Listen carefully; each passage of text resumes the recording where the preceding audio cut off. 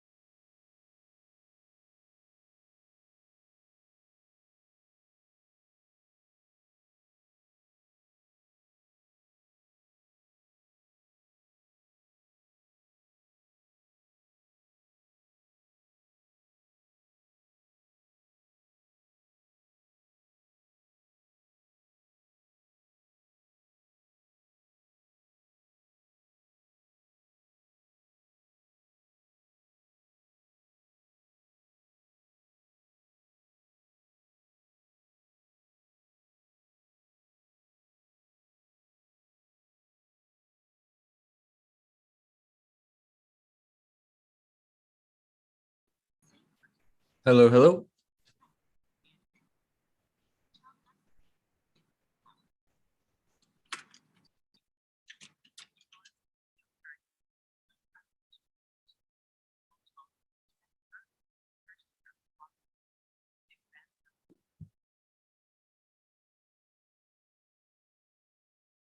Good morning.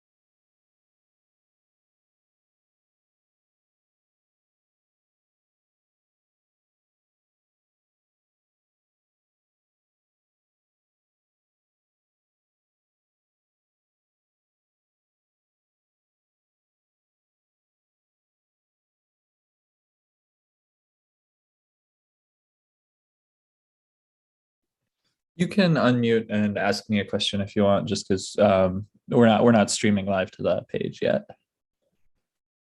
The stream is set up, but it's not actually on the page, so nobody sees us.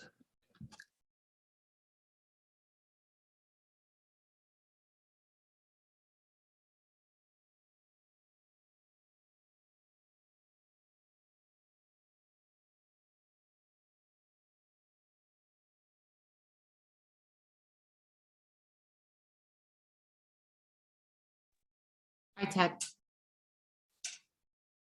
Hello, are you able to hear me? I am. I had I started my music because I was trying to be proactive, but then I'm like, what do Sure. I need to do? I wanted to ask him a quick question. So Sure. totally unrelated, and it's probably annoying to you at this point, but we did get a question from our Portuguese translation. Okay. And she had said like she's having like below or like she's seeing some inconsistency. And I think it's like when she goes from line 10 or row 10 to 11, are they like the equivalent of one single row on the English transcript? And I was going to suggest to just go ahead and make the translations, don't hold up, and then we'll see how it plays out in the video.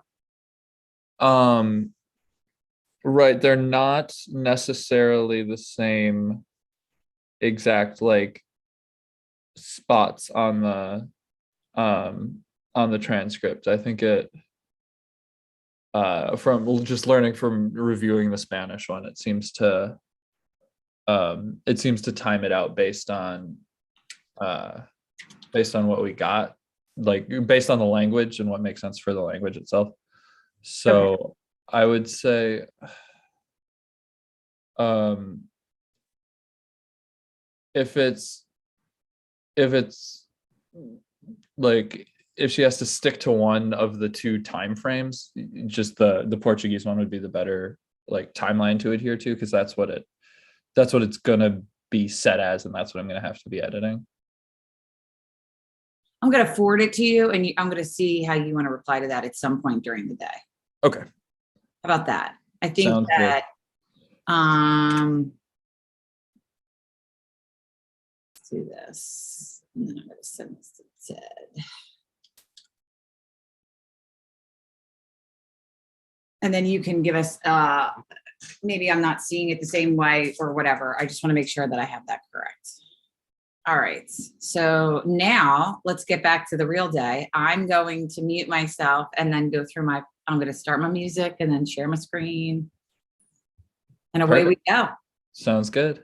All right, Ted, let's do this. Let's have a great day. Sounds good. Thanks, I'll Ted. I'll let you know if everything's going smoothly, just through the chat. Okay, cool. Thank you. No problem.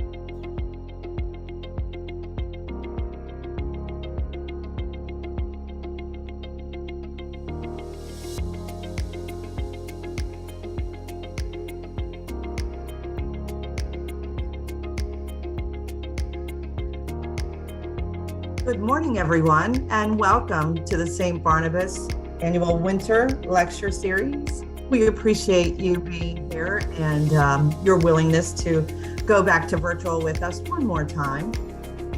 The first lecture will begin soon at 8 a.m. Eastern. Please make sure that under the stage window, you enter your email address that you registered with so that we can that helps us verify your attendance for continuing ed. You should do this in the morning and also again in the afternoon after the break. That is very helpful in tracking actual attendees. What you can do then is maximize the screen to watch the presentations in a larger format to make it easier. Please engage our vendors and sponsors below in the expo hall. They have a lot of resources there for us. And also, please be sure to engage our speakers and presenters today. They have some fantastic information for us, and we want to hear your questions. So please use the chat box, and we will be in there and make sure that the nature of the talk is that we will ask your question of the speaker for the audience. So thank you very much, and we look forward to having a great day with you today. Thank you so much for joining us.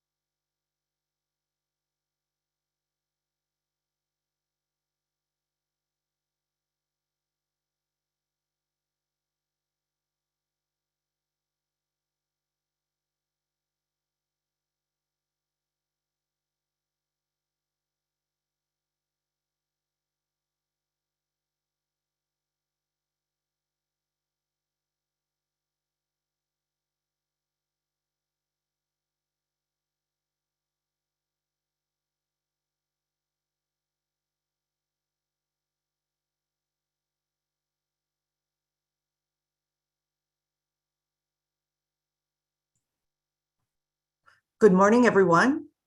Our first speaker will begin in a few minutes at 8 a.m. Eastern. We thank you all for joining us this morning. We have a lot of people who are needing a little assistance getting in, so bear with us for a few minutes. Our first speaker is getting ready, preparing to share his slides and begin his talk with our introduction. In the meantime, we wanted to tell you a little more about managing your way through the online event. Obviously, you see the stage that is streamed in the center of the top of the page. You can maximize that in the bottom right. That screen will then pop into a larger window so that the slides will be easier to see with the presenter. To the right of the screen of the stage is the chat box. This is where you will ask questions of the Barnabas team, of the speakers. At any point during the speaker's talk, you can enter your question there. And then when there is a break or at the conclusion of the speaker's talk, they do have time scheduled in to answer your questions. Then again, further down from that, you can see that there is a box to enter your email address. Please use the email address that you registered with, and that is your check-in for the morning session, and we pair that with your attendance. That helps us with CE. You can also then click on the button to view the schedule or view the expo hall. That moves you right down there. If you have other concerns or with a technical issue, you have the appropriate tips and tricks. Usually it's a refresh of the screen, refresh of the stage feed, and that usually does the trick. You can refresh that up in your toolbar, and usually it's in the top left of your browser. Sometimes it gets stuck because you navigate away, and that's okay, but then just hit refresh. In the schedule, you will see the times and the speakers, and most have a downloadable handout, which is a PDF version of their slides. Below that, of course, you have the expo hall. Please, this event is simply not possible without our vendors in that expo hall. So please contact them, thank them, ask them questions, download their materials, view their videos. We thank them immensely for making us able to really offer this program. With all everyone has been through, they have stood there all along trying to support education for medical professionals all along, and we are deeply grateful of their presence here and their willingness to support this program. Thank you so much. And again, if you have any questions, use the chat box, and stay tuned for a great day.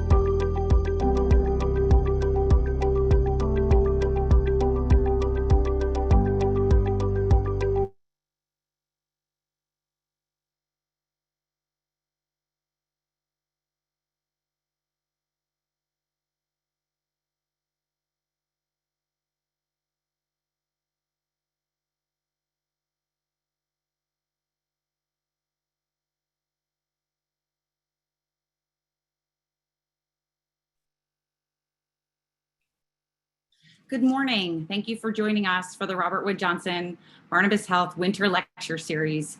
Many, many thanks this morning to Maria Dimmy, Linda Melkor, and Tanja Walker for their expertise in facilitating of this program.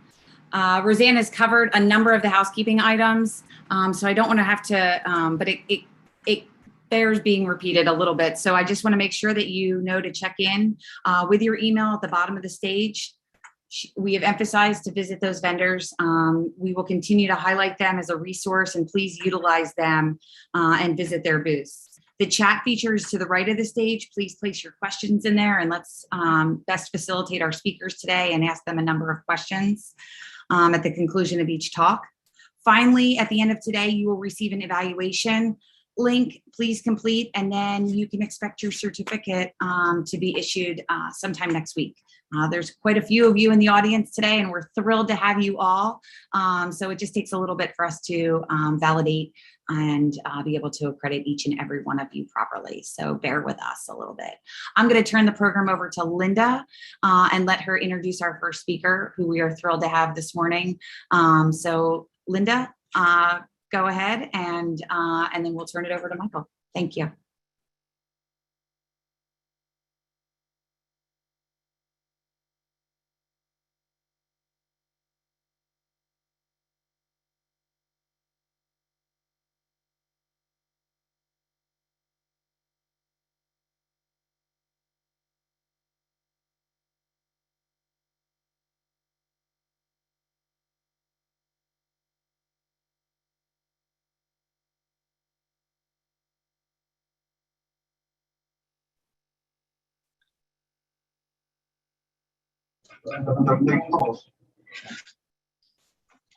You got.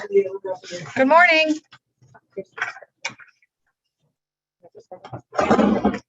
What's the schedule? Thank you.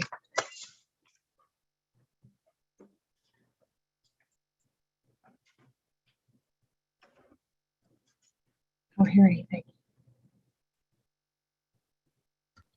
Hi, Linda. We're able to hear you. You can you feel free to jump in and go ahead.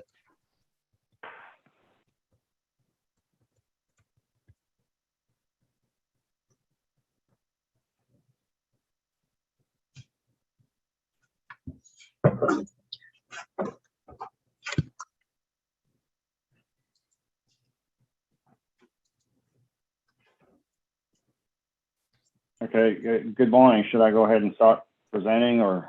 I'm going to go ahead and introduce you, Michael, and then Okay. we'll figure out the technical issues with Linda going forward. So we are thrilled to have you this morning, Michael. Michael Madison is the Senior Global Manager for Vyaire. He's a dynamic, innovative leader with extensive experience directing all aspects of product portfolio management, including informing and executing product strategy, overseeing all activities around product launch, and providing sales support. Overall, driving transformation and launching new medical devices to improve patient outcomes. Collaborate with R&D and technical teams to provide strategy and thought leadership around the creation and implementation of marketing initiatives. We are thrilled to have Michael educate us on all things respiratory filters, and we thank you so much for being here today. So I will turn the program over to you, and we will look forward to asking you questions at the conclusion. Thanks so much. Great, thank you. And thank you to Maria Demi and her team for inviting me to attend and present this information to you this morning. And hopefully it will be educational and we'll answer some questions for you. And please do plan on asking questions at the end. Happy to try and answer them. So if you can see my screen, okay, I'll go ahead and get started. There we go. So disclosure, I do work for Vyaire Medical in the consumables franchise, and the consumables franchise does contain respiratory filters, although I'll stay away from branding.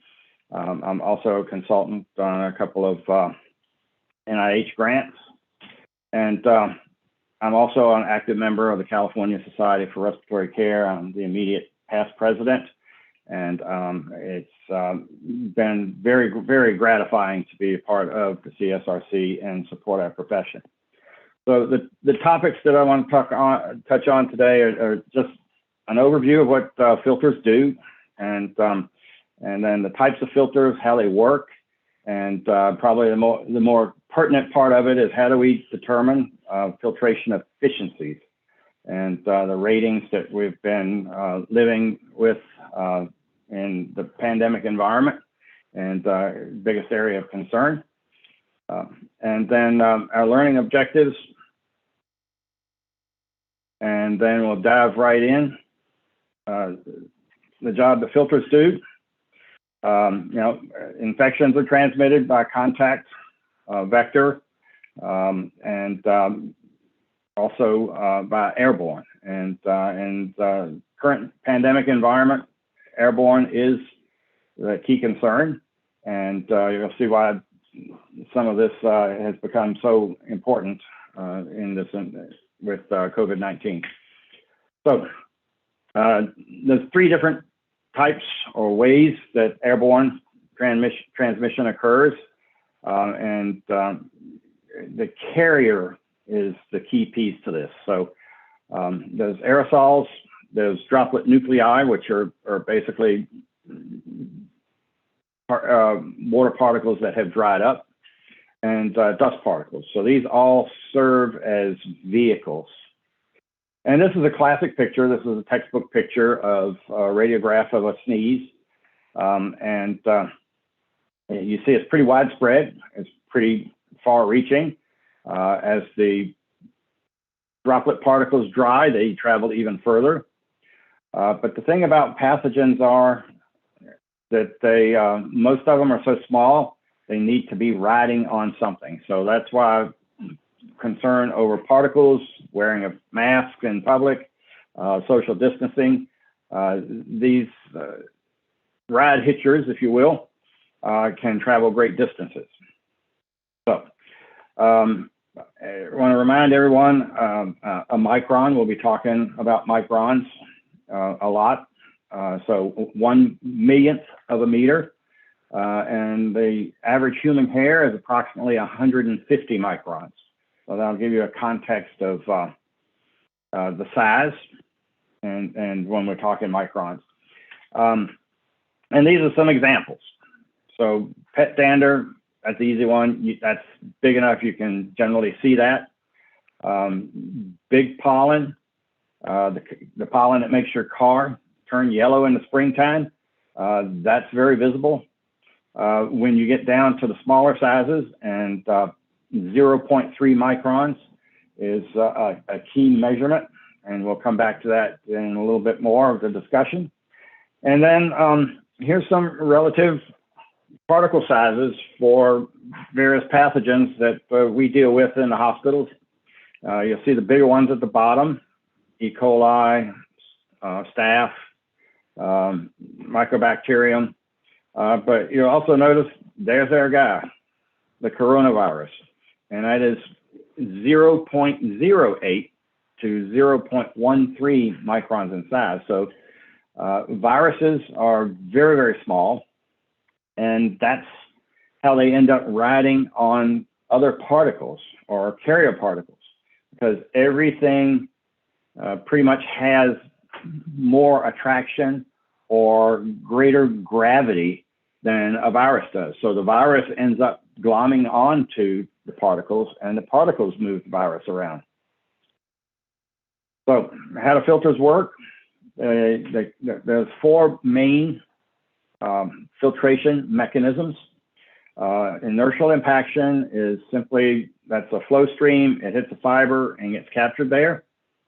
Diffusion is more random. The gas path goes around, but because of turbulent flow, it randomly hits the fiber and gets captured.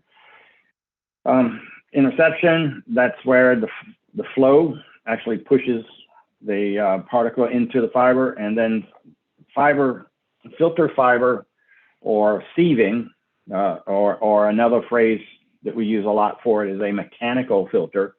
The fibers are actually close enough together that they keep the particle from going through.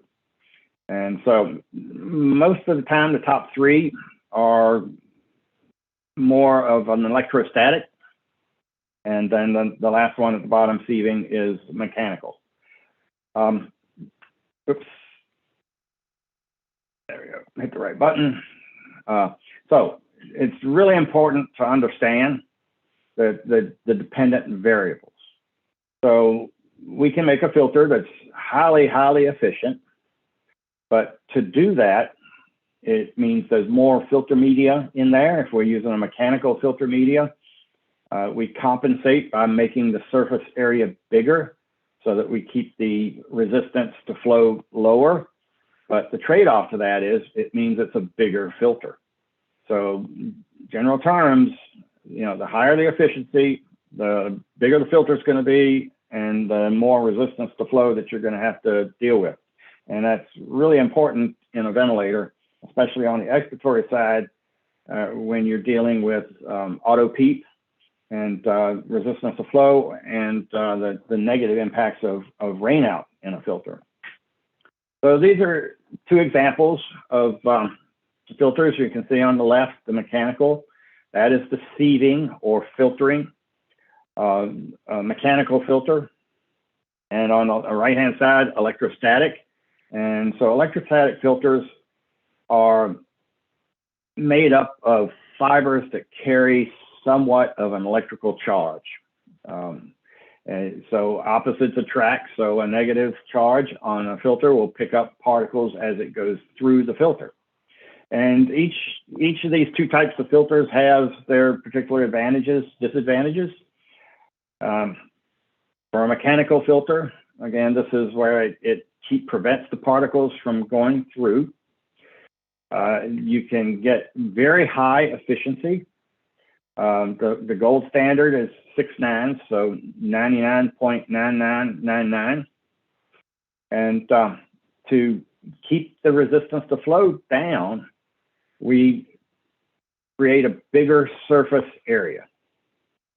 Well, the bigger surface area, and it could be the size of paper, an 8.5 by 11 piece of paper, will fold up and pleat it into a smaller size filter, but it's still going to be a bigger filter. And I'll show you some more examples of this in a few minutes. It's hard to find filter media these days that is not hydrophobic. You know, most of it's a polymer, a plastic. There's some glass fibers, and the old paper fibers. Even those filter media are treated to be water resistant, and that does make a big difference. Electrostatic filters are generally thinner. They generally have somewhat lower because it's a thinner filter media. But as you can see in the picture above the filter, that pad or that filter media pad is fairly thick. So we compensate with the electrostatic filters by making them thicker and multi-layer to get the efficiency higher. One of the downsides to electrostatic filters, they tend to lose their charge in a wet environment. It's just like any other electrical environment. If it's wet, then you're going to short out the electricals or electrostatic attraction or charge. The other part to it is with just 10 or 10 to 12 centimeters of water pressure, you can blow water particles through the filter. So we call that breakthrough pressure, and filters are rated on breakthrough pressure as well. So a better example of electrostatic versus mechanical. In these images, these two filters have similar filtration efficiency, although the mechanical one has the higher efficiency, and it will tend to last longer or maintain efficiency because it's a mechanical process. It doesn't rely on an electrical charge that wears off. And this is just a cutaway to give you the concept. The filter media on the left, as you can see, is very thin, and the filter media on the right is very pleated. to get that big surface area to keep resistance low, but it also takes up space. The same is true for HMEFs, which are filters and HME combined together. And in these images, the HME material, the heat moisture exchanger, the sponge, if you will, is the green. And then on the left side, you see a very thin layer of filter media, electrostatic, and then on the right, the much larger pleated. And in this case, the two upper halves of these two filters are exactly the same part. We changed the base to create space for the pleating. The other thing for HMEs and HMEFs, it's very common to find the gas flow offset. And the reason for doing that is to allow more contact time of the gas to drop off moisture and pick up the moisture and heat on the next inhalation. So the cross flow allows more contact time as gas goes through the media. And then I won't spend much time on this, but there's also bypass HMEs or HMEFs. And it's flipping the lever, changes the gas path to go past the media, both the filter media and the HME media. And that's very convenient and very helpful when you're nebulizing medications and be able to flip a lever and get the medication to the patient without clogging up the HME or the filter. And places that we use filters and things that we need to consider. There's 5 locations on this diagram. One of the primary places is the inspiratory port of the ventilator or the patient port of the ventilator.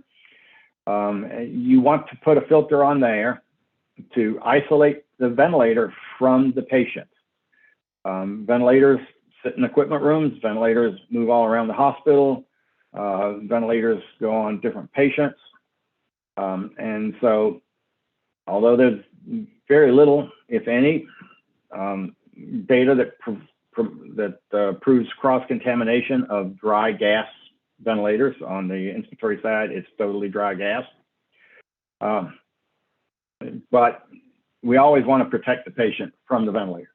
And in this day and age, when you're in the middle of a pandemic, you've got lots of isolation rooms, you're using blower-based ventilators. That means they're entraining air, ambient air from the room. And all ventilators have a gross dust filter on the air intake for the blower-based. And that's just a rough particle filter. You really need to have a rated filter on the end of the ventilator, or as I like to sometimes call it, the snout of the ventilator, and protect the patient from whatever gets pulled into that ventilator. And HMEs, HMEFs need to be between the patient, between the Y and the patient, so that the gas flow, you have the tidal gas flow in, out, picks up the heat and moisture on the exhalation, returns it on inhalation. Your HMEs should be rated at a minimum of 30 milligrams of water exchange, gas exchange per liter. That is highly tidal volume dependent. And so almost every HMEF has some level of tidal volume range where it hits that efficiency of 30 milligrams or better.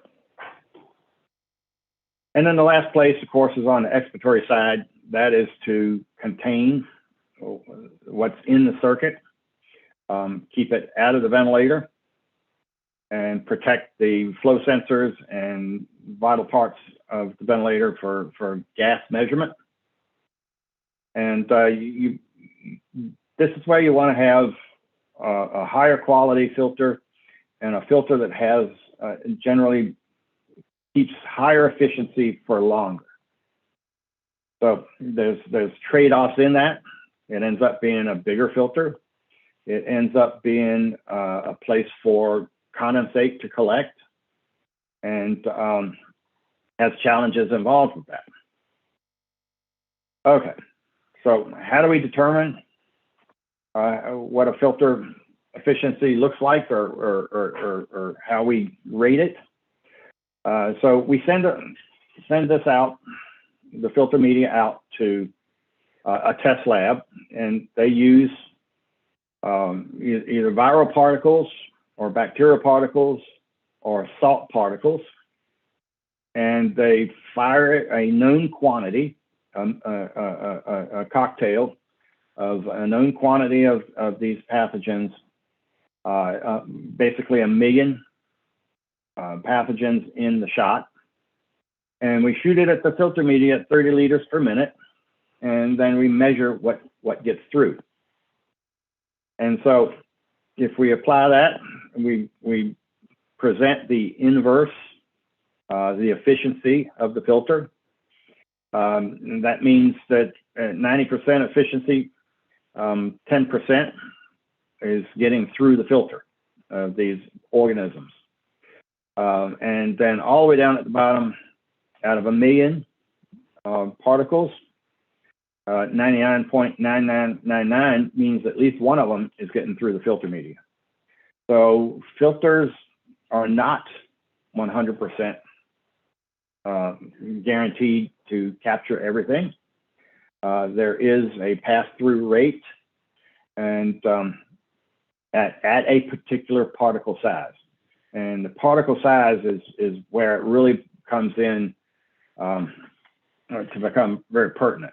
So it's important to remember these sizes. Staph for the bacterial is somewhere in the range of 3 to 5 microns, and I'll come back to 3 to 5 in a minute. And then the leftovers or phi of E. coli is 1 to 3 microns. And then the salt test, that's using salt crystals at 0.3 microns.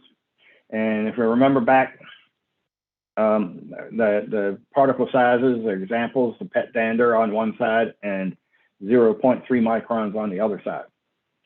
That gives you the relative size.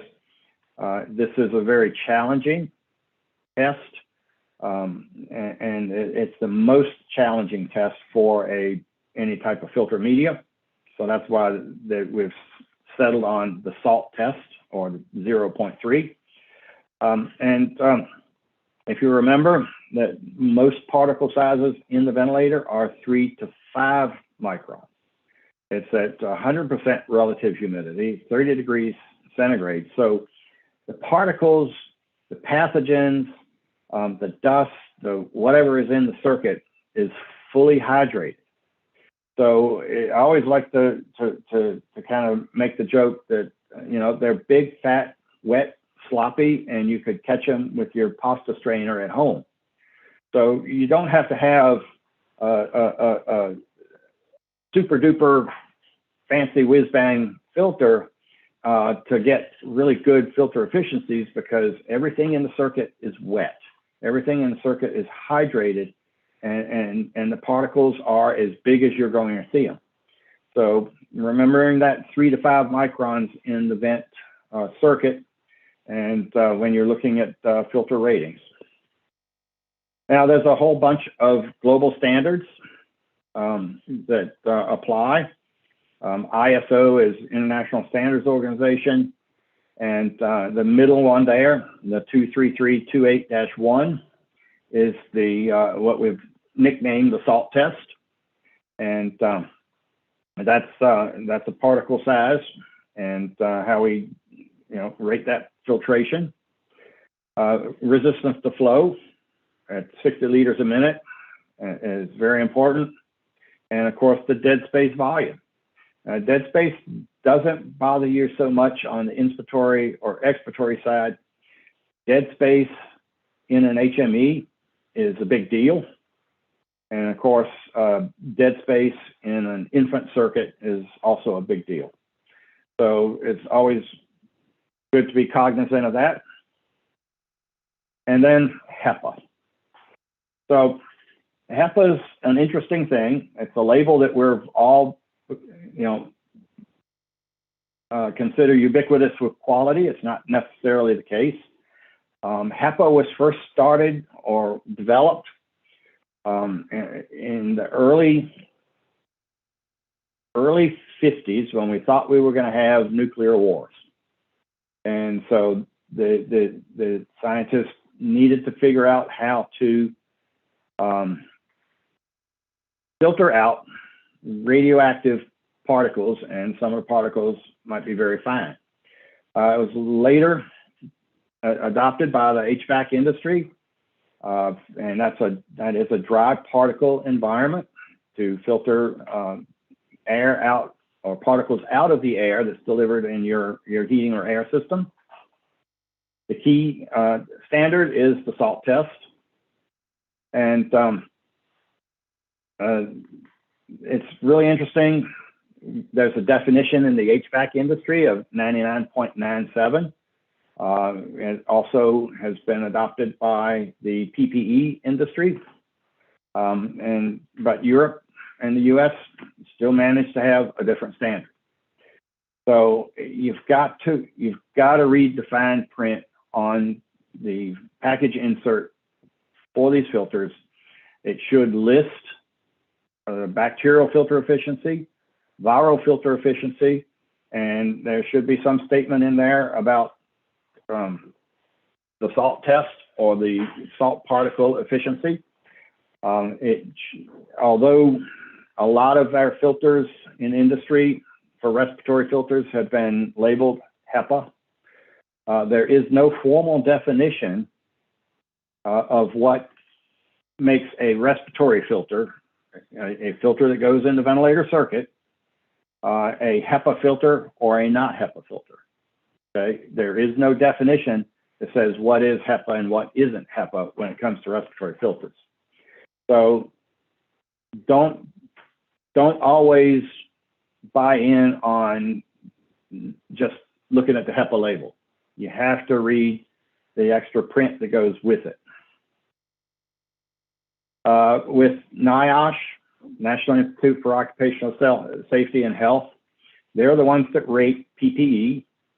And so an N95 mask is probably the high rated mask. Now you can get 100, not quite 100, it's 99.97. But at 95%, that means that 5% of those salt particles are getting through the filter media. Now that's salt particles at 0.3 microns. Bearing in mind that viruses and pathogens travel on carriers or particles, dust and droplets. So they're much bigger than that. So then an N95 mask on your face is a highly efficient mask. Key considerations, and where are you going to be using the filter? Is it going to be on a wet environment, dry environment? Will you be nebulizing medications? And then what's your desired efficiency? And then how much is it going to cost? So all of these need to balance out.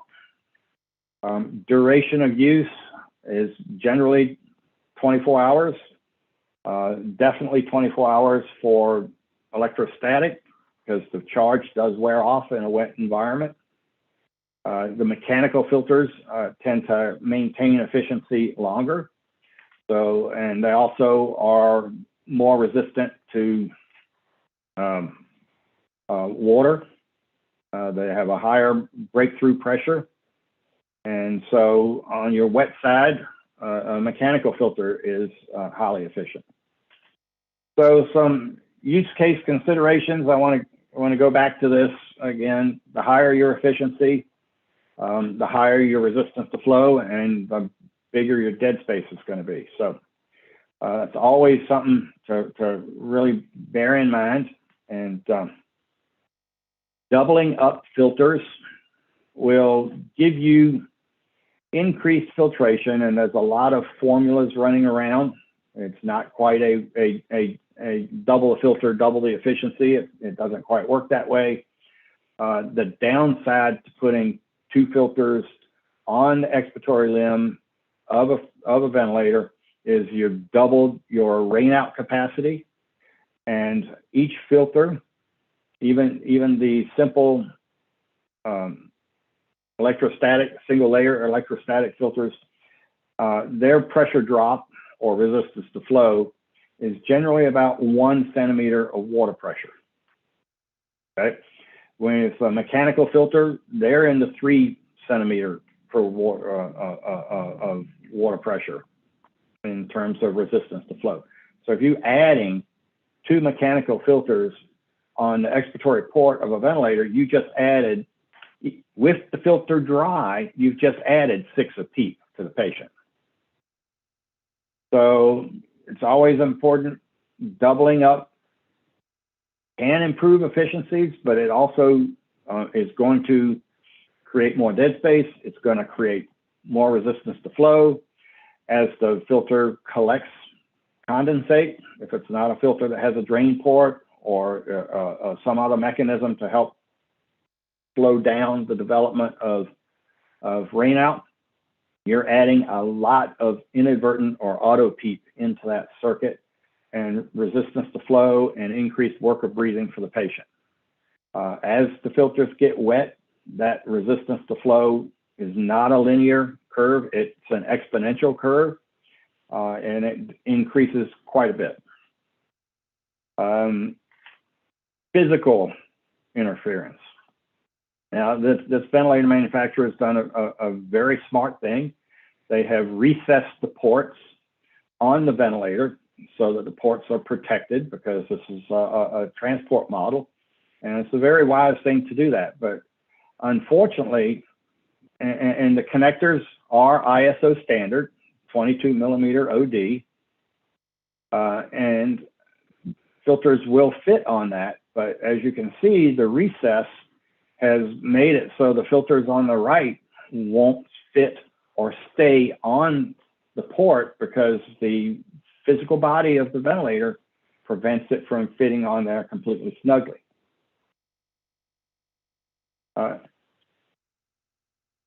And then this one, I left the brand name on this one because it's one of our filters, and it has 60 mLs of dead space. So that's the spec on that filter. And so on this particular image, that's the end of an infant resuscitator. And this came through to me early on in the pandemic, where everybody was scrambling, and they wanted to protect the newborn, but they had to put several connectors in place on the right-hand side to adapt an adult-sized filter with 60 mLs of dead space, and then flex tubing on the other end. And so just doing a rough calculation, there's about 100 mLs of dead space in that situation. So, you know, if you've got a little one, an infant, that's down to 2 mLs per kilo, they're getting nothing. So dead space sneaks up on you, and don't do this at home. This is bad stuff for resuscitating a wee one. So in general terms, ventilator port, the dry side, basic filter efficiency is really what you need. Key issue is definitely low resistance to flow, especially with blower-based devices that are high performance, high volume, but they're also very sensitive to resistance to flow. They're on the dry side. You don't have the negative impact of water short-circuiting the electrostatic capabilities. So that makes good sense on the patient port. On the expiratory side, or the wet side, you're dealing with all of the negatives. 24 hours is pretty much when you're going to need to change it. Like I said, the mechanical filters do tend to last a little bit longer in this environment. Again, whatever you put in line, especially when heated wire circuits are in use, the first cool thing that the gas touches, that's where you're going to get condensation. And so most of the time that ends up being that filter or the metal port of the ventilator.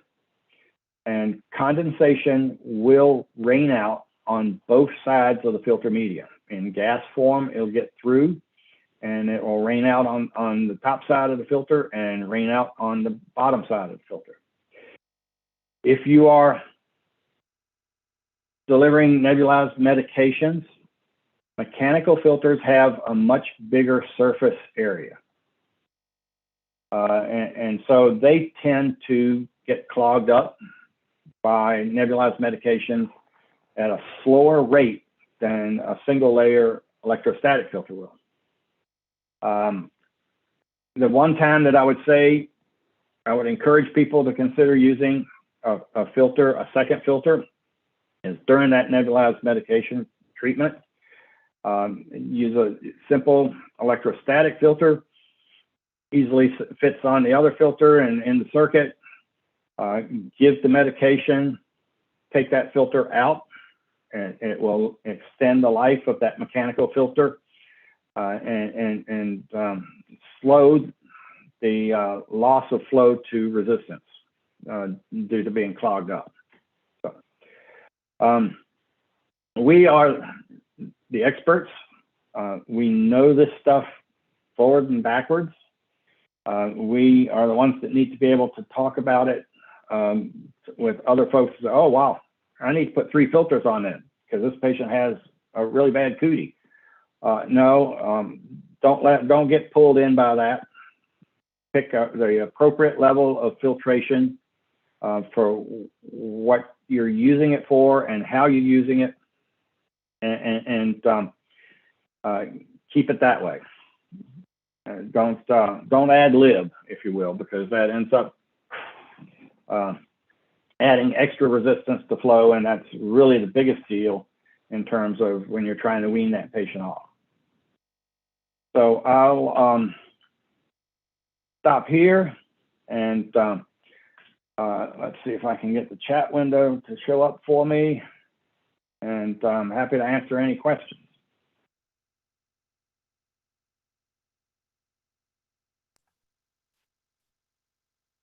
Hi, yes, we actually do have a question for you, Mike. When a filter becomes saturated with pathogens, how do we know? How do you, yeah, you cut off on that last part.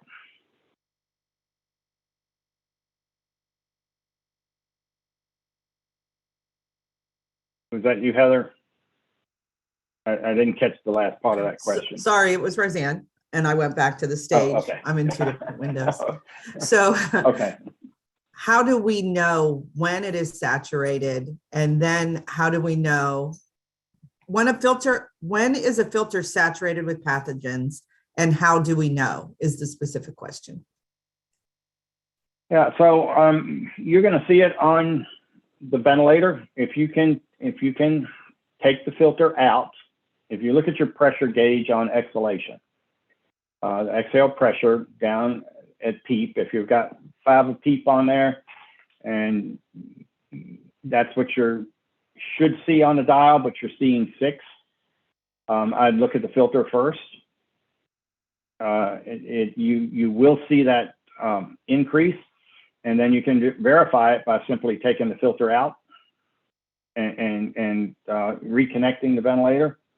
And if you can detect a pressure change, then it's probably time to replace that filter.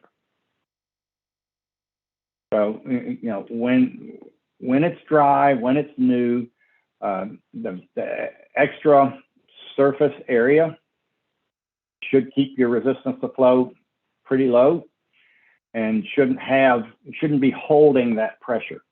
When it gets waterlogged, it's going to hold the pressure, and just by replacing the filter, if you see a change on the dial, then that filter needs to go. Does that make sense? That's worth repeating. Yes, great. And then, but the stipulation is not just water and flow resistance, but pathogens, Yes. even dry. Nebulized particles are infamous for clogging up filters. Pathogens, as you're probably going to get more particles from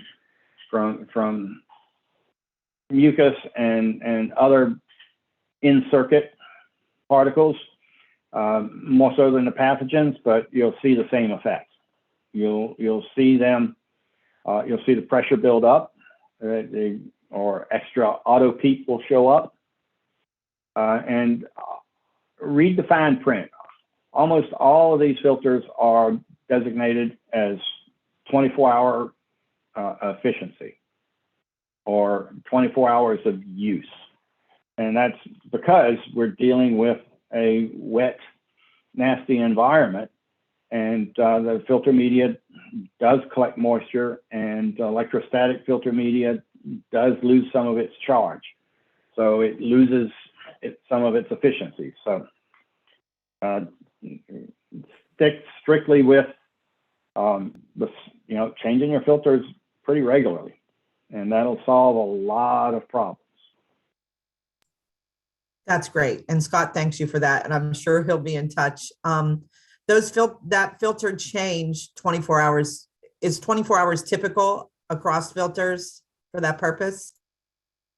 Yeah, so there are some filters and ventilator manufacturers that use a heated filter or a big expiratory filter. They're double the size of a Coke can, if you will.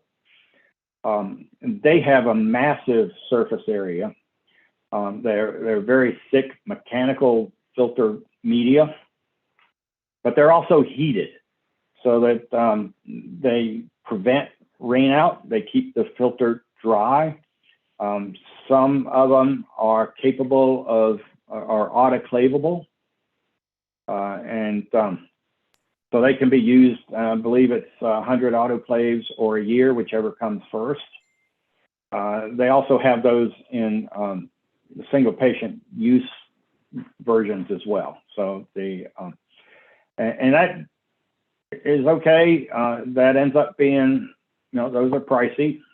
And you also have to deal with the whole process of sending it down to central sterile and hoping it comes back.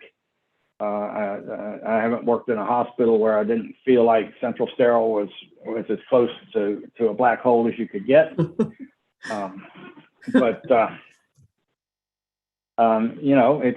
It's the downside, and there's trade-offs.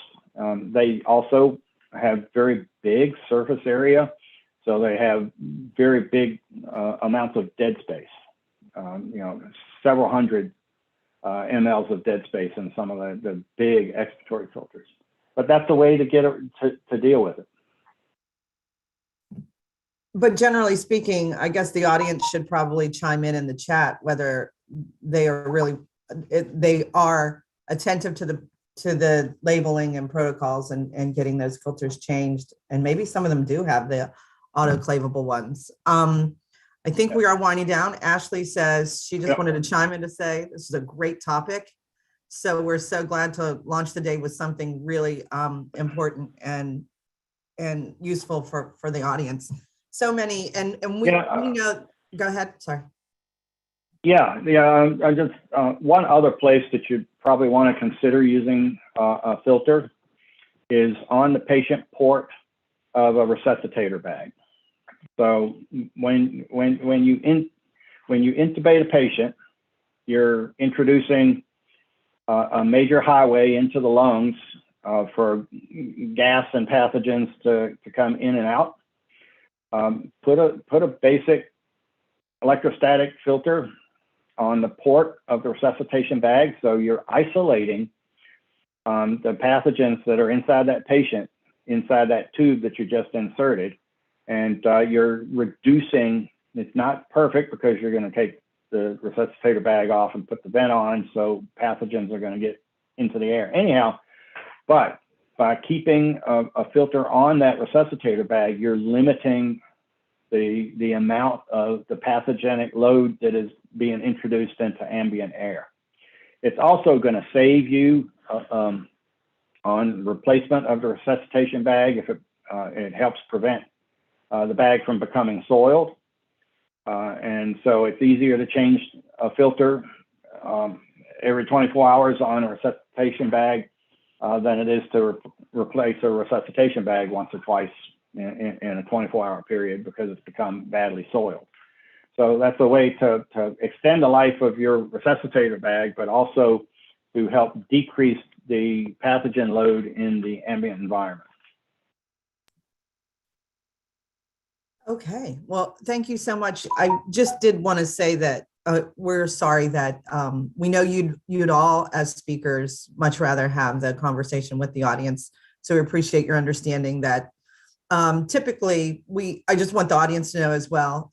And we use this platform this way because it is not blocked by, so many hospitals have some protections there, and certain apps are just not going to stream as well. So we have a lot of folks at work on their breaks and tuning in. So it's awesome for this national audience to be able to have this topic, and we appreciate your understanding. Oh, is it okay? We got another question, Mike. Is it okay to put a basic filter on the end of a nebulizer?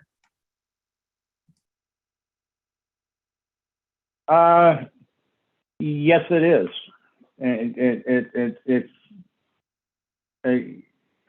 Yeah. I think a single layer electrostatic, so that you're not creating resistance for that patient to breathe. That will help capture particles. That will help keep the load down, the pathogen count down in the room. The patient's going to breathe out through their nose and just as well as through their mouth.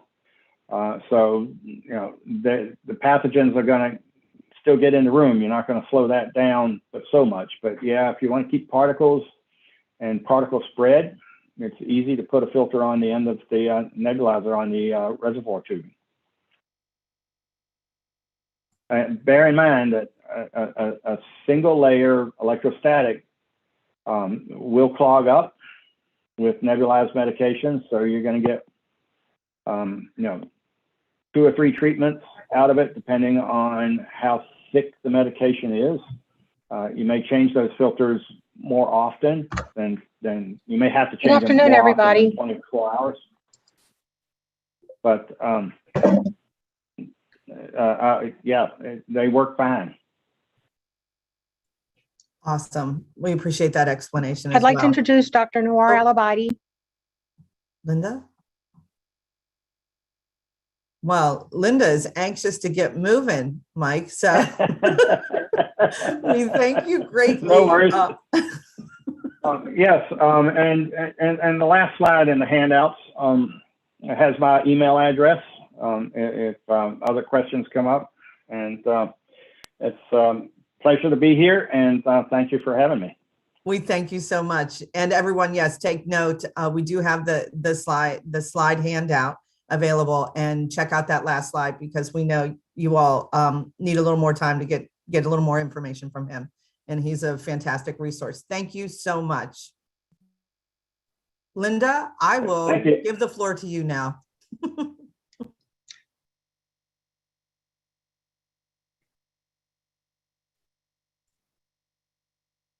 It looks like you can start. Good morning, now. everyone. This is Linda coming to you from St. Barnabas Medical Center. I would like to introduce Dr. Noor Al-Abadi. He is from Hudson Regional Hospital. He's been with Hudson Regional for about 2.5 years, and he comes to us originally from Iraq. He has been a physician where he studied there anesthesia. He and his wife have both been physicians in Iraq for several years, and he has 2 sons. He is now practicing at, once again, at Hudson Regional. He did his residency at Newark Beth Israel. So he knows a lot of the Robert Wood Johnson Barnabas Health System physicians. He is the hospitalist at Hudson Regional. He has helped the hospital there grow and has taught us a lot of things there at the hospital. So let's all welcome Dr. Noor Al-Abaidi. Please feel free to ask him any questions about his experience while he was in Baghdad. He has some interesting stories to tell you. So let's give Dr. Al-Abaidi a nice warm welcome. Good morning, everybody. I hope everybody is well in this era of the global pandemic, which is new to all of us. I hope my voice is clear and my video is on. So everything is okay? You sound wonderful. Yes, you sound great. Go ahead and you can go ahead and share your screen so we can see your presentation, and the stage is yours. Okay, let's see how we do that. Share the screen. So it's new to all of us. Okay, I think that works, right? Okay, so of course, like we're all like living this in the last 2 years, we're living in a new era of like global pandemic, COVID, all of that is new to us. And we're all like wondering like when it's going to end, how it's going to end, and why did it start in the first place? Nobody knows. I don't know myself, like what happened. But here we are in this after 2 years, and we changed our way of living.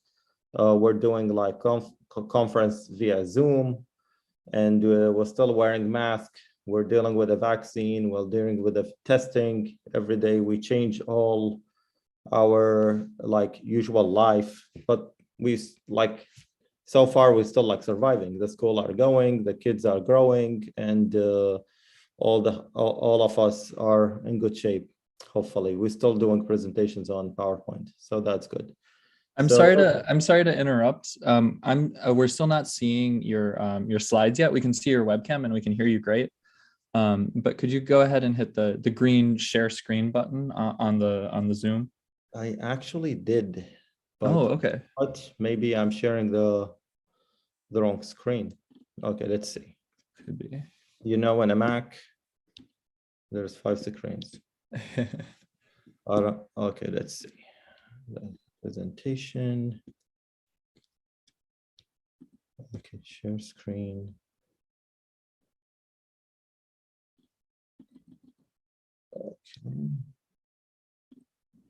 Okay, so it's about allowing Zoom to share my screen, I guess, something like this. Okay. I think our best move is maybe to have one of us moderators share our screen with your slides, since it may take a minute here to like get in and change the permissions to allow Zoom. We did that. Let's see. That's not mine. It looks like Heather is opening up her slide, so she may be taking that over. If you do go to the permissions on the Mac, it may be a simple change for you. If you just, in the Mac Spotlight search, type in permissions. Actually, I went into it, but it didn't show me anything useful. Permission. No. Well, the screen is shared, so if you'll just let me know when to hit, I'll try and follow right along. But if you just want to tell me next, okay. So I can do it that way. You have the screen shared now? Ted, it looks okay? Okay, that's the first slide. Good. Yep, that looks great to me. Okay, great. So a little bit introduction. What is the problem now? So this is the problem that we have the COVID-19 virus came in. We don't know how it came in. Is it a mutation? Is it like, was it there, but it's not transferred to humans? It's here now. And this virus consists about like 28,000 kilo nucleotides, a little bit big. So it transferred to humans. It's very easy to transfer, and it spread all over the world in a month or two. That's crazy. which give us like an idea like what we're dealing with. And after 2 years, we're still dealing with like mutations and new variants, and we definitely could not stop it yet. So that's it's crazy, but that's the way it is. Can we go to the next slide, please? Okay, so I was working in several hospitals when this started last year. My main, actually, it wasn't my main campus, but I made it my main campus because it's very close to my home. It's a small hospital. We used to get like four to maybe 4 to 6 admissions a day. When this happens, our census is like 12 to 20 max in the hospital. And suddenly COVID hits, and we have like a lot of neighboring hospitals to us. They fill up before us. However, within a week, all the hospitals filled up, including our hospital. Our hospital jumps from a census of 12 to 80 in 2 weeks. Of course, it created a lot of like problems from like bedding issues, staffing issue, the ED disposition, the system, the EMR system, the lab get congested, everything. I also was working at the same time in New York, Beth Israel, and St. Barnabas Medical System. However, and I receiving emails from all of them, Englewood to Hackensack, all of these hospitals, receiving emails from them. And you know, like in April 2020, March and April, it was crazy. We don't know what's going on. The patients come in, they're hypoxic. We use the previous guidelines of hypoxia. We intubated everybody. Now we're out of vents. We're looking at the patient's characteristics and vitals and IV lines, and we need pressors here, we need pressors there. It was crazy. I hope everybody, I mean, it's a big experience for me and everybody who were in the middle of it. Some people didn't see the first few days or weeks of this pandemic, but it gave me a big insight of like what's going on and how we deal with it. So first thing I want to speak about is like the chain of command, the long chain of command versus the short chain of commands. So in our small center, we have a very short chain of command. We used to, we modified our routine to do rounds between internal medicine, intensive care, and anesthesiology. Anesthesiology, we're a big surgery center, so the anesthesiology basically were like not doing elective surgeries. So we repurposed anesthesiology to help us in intubation, extubation of the and managing of the vent, which was great actually. And we also were meeting with the higher management in the hospital on a daily basis. So as opposed to other hospitals where like St. Barnabas and Beth Israel, where they're like about maybe 10 to 20 times the size of the small hospital. The chain of command was really long.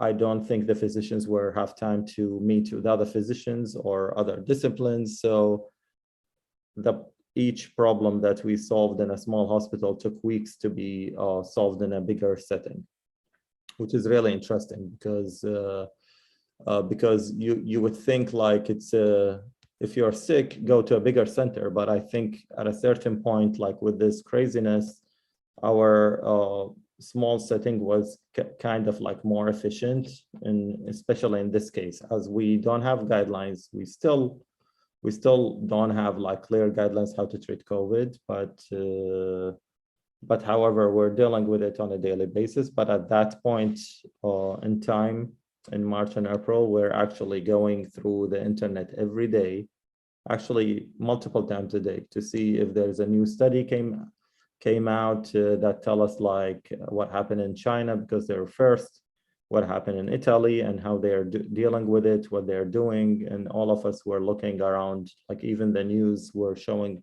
like some new studies as we go day by day. And our small hospital gave us a lot of benefit because everybody there works in other places. So we were basically going to other places and see what they're doing. So we're asking like Hackensack, what are you doing? We call them every day, like, how are you dealing with this? Are you using steroid? You're not using steroids.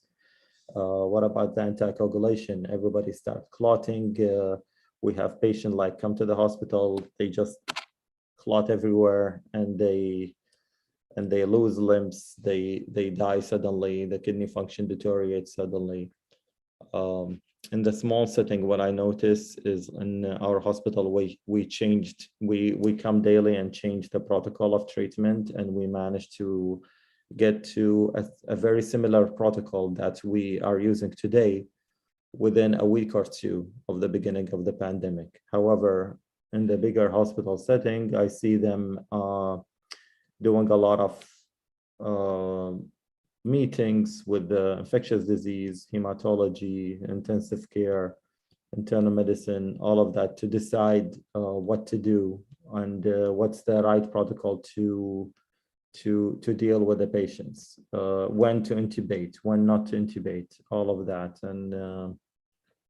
And I see them like actually some of the systems like publish their protocol after 3 to 4 months of the beginning of the pandemic. And I was like surprised, like, because we did that like on the second week of the beginning of the pandemic. That's why I guess a lot of us were excited to stay and help people in our setting, especially we're neighboring a lot of like very poor communities in Bergen, in North Bergen, Bergentown, and all of these, Union City, all of these areas come to us. So it was actually interesting. So second point I want to speak about is decision making for management. So an allocation of resources. Of course, as we all know, how much people get scared in the beginning of the pandemic, and they just simply stopped working. We have like a lot of nursing staff, they're scared, they have kids at home, comorbidities, or their parents are there, and they simply didn't want to come. Like this, like, I don't want to deal with this, I don't want to come to the hospital. The hospitals are actually like the source of spread of the disease. And interestingly enough, like I have a very nice observation, like everybody who was coming to the hospital every day there, they didn't actually get like severe, like at least they didn't get severe disease. Okay, whoever was coming like sporadically to the hospital once a week, twice a week, they actually got sick and they got admitted to the hospital. I don't know, like I think it's kind of immune modulation, or if you get infected with small doses of the disease, you develop like immunity more than the others, maybe. Still not proving, but that's I think that's my observation. In the smaller setting, of course, we have a better control of the resources. We know who gets the mask, who gets the N95, how we're gonna clean them, how we're gonna, save like masks, because like, as everybody knows, in the first few months, like there was a supply chain issue globally, and everybody was like, doesn't have mask, you don't have ventilators, you don't have the PPEs and everything, including the staff. And as I said, like in the small hospital setting, like we allocated the thing. Every single person get a mask every day. It was easier to allocate. In the bigger system, what I notice is like when I go make a shift there, it's like, okay, like they ask me, bring your mask with you. We don't have masks. So imagine like bigger systems with more resources, they can't control the supply chain there because there's so many employees, and we don't know who's coming, who's going, and what to do. So it was a bigger issue, and I don't know if they solved it yet, but it was it was a great experience because I have to like make sure I have my PPE and mask when I go to work in bigger places.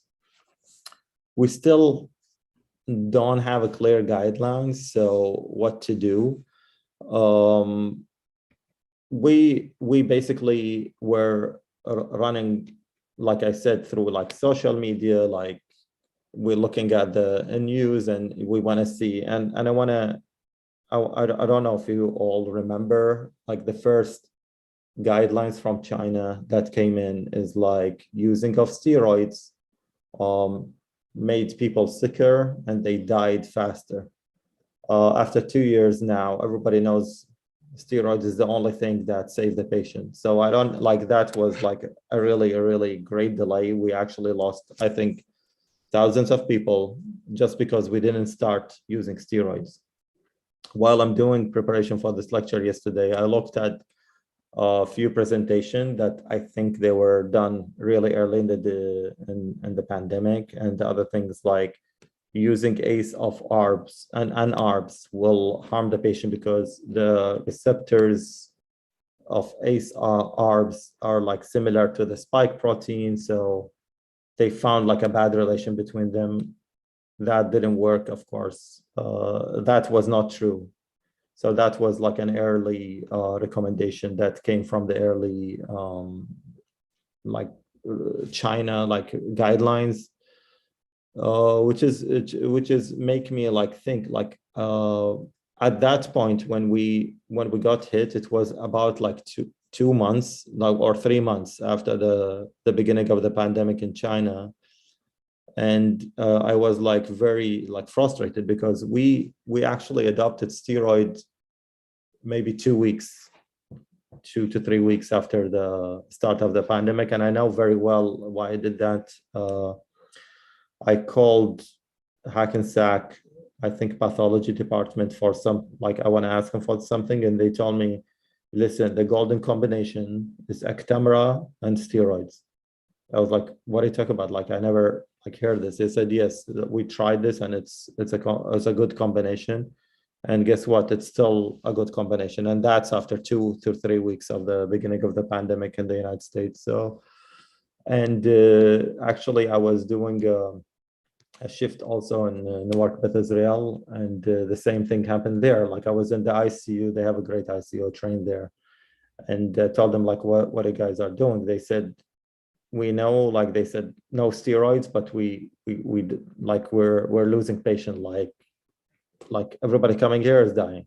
So we start doing steroids and they're doing better. So we were like exchanging information based on like observations, day-to-day observation, which was very helpful. Of course, like I said, in a short chain of command hospital, like in my hospital, where there are very few consultants, or they weren't coming at the time because there's no point, right? Like everybody's COVID, every single patient is COVID, so, and nobody have the guidelines. So why do you consult anybody anyway? So we adopted that, and it worked.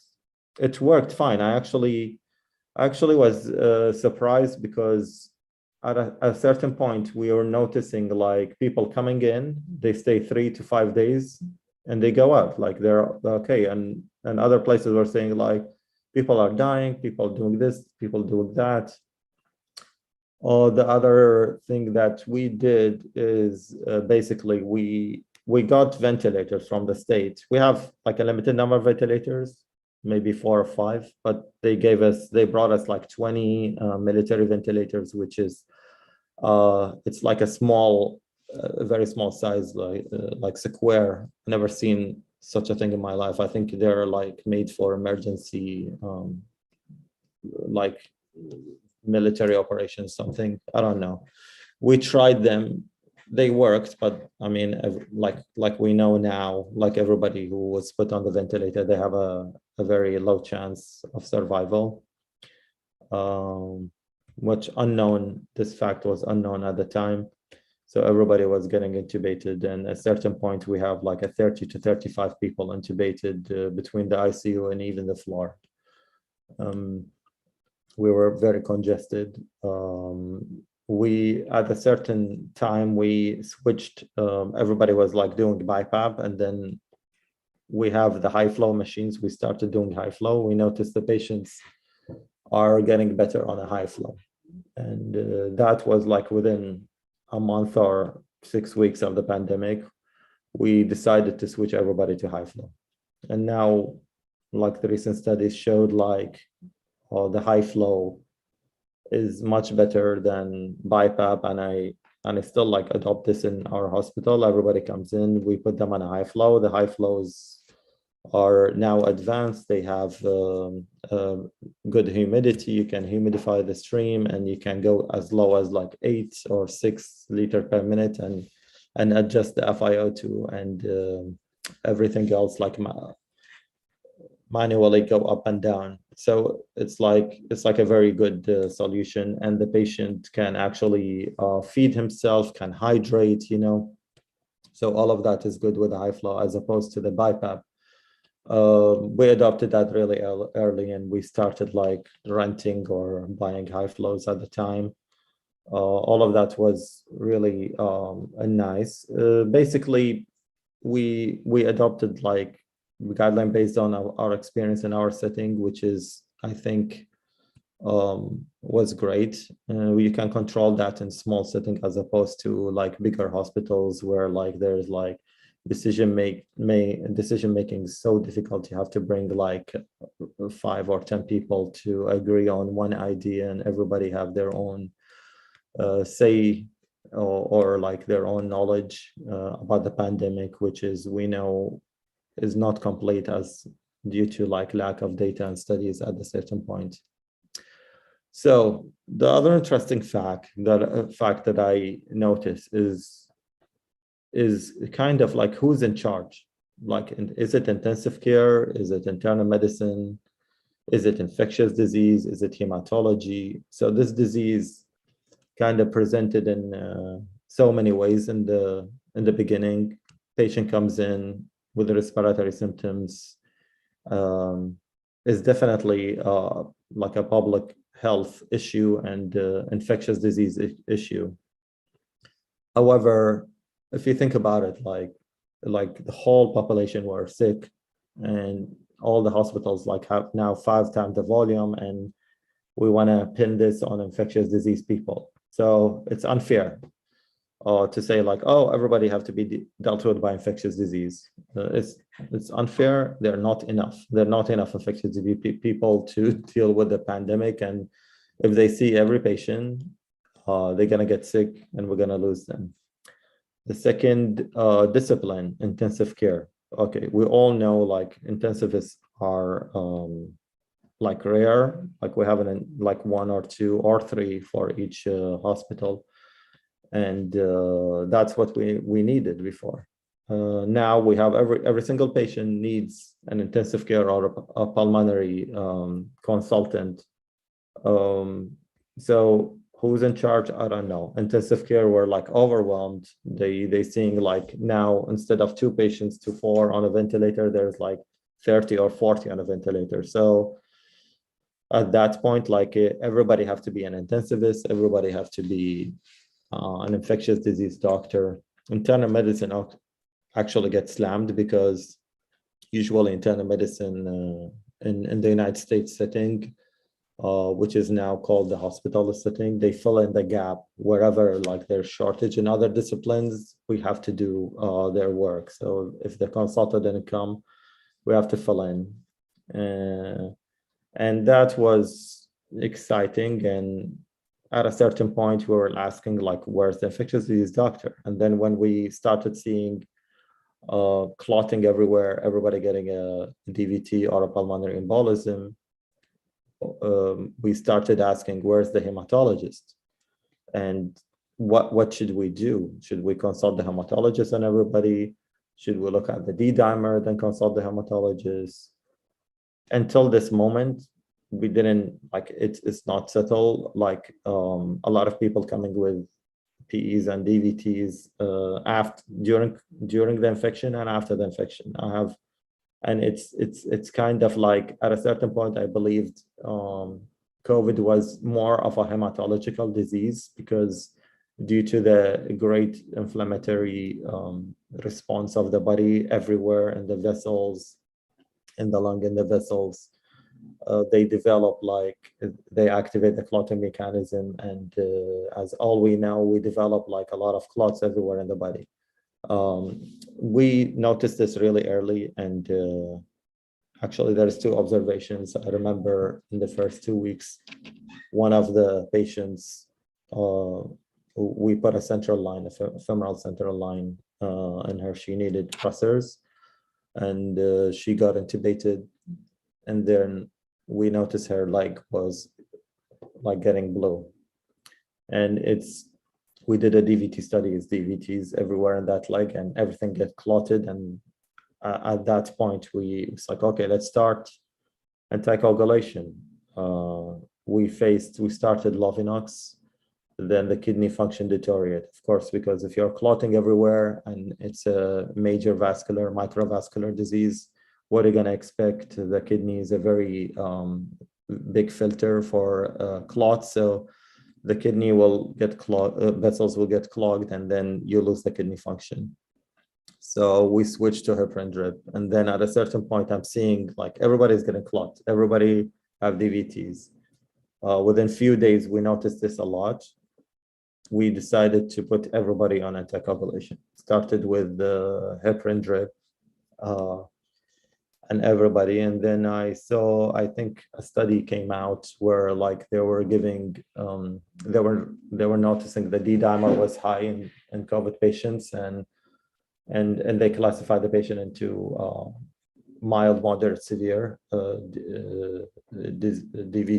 disease based on the D dimer, and they started full anticoagulation if the D dimer is above 3. It's still one of the best recommendation I've seen.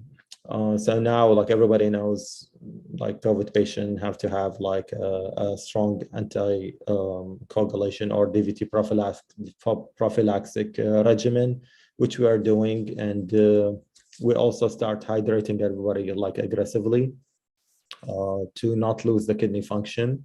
And I remember like maybe on the second or third week, our nephrologist came to me and it's like, what happened? You're not consulting me on anybody. I was like, yeah, nobody's developing renal failure anymore. He's like, how? Like in the first 2 weeks, you were like calling me every 5 minutes, like I need dialysis.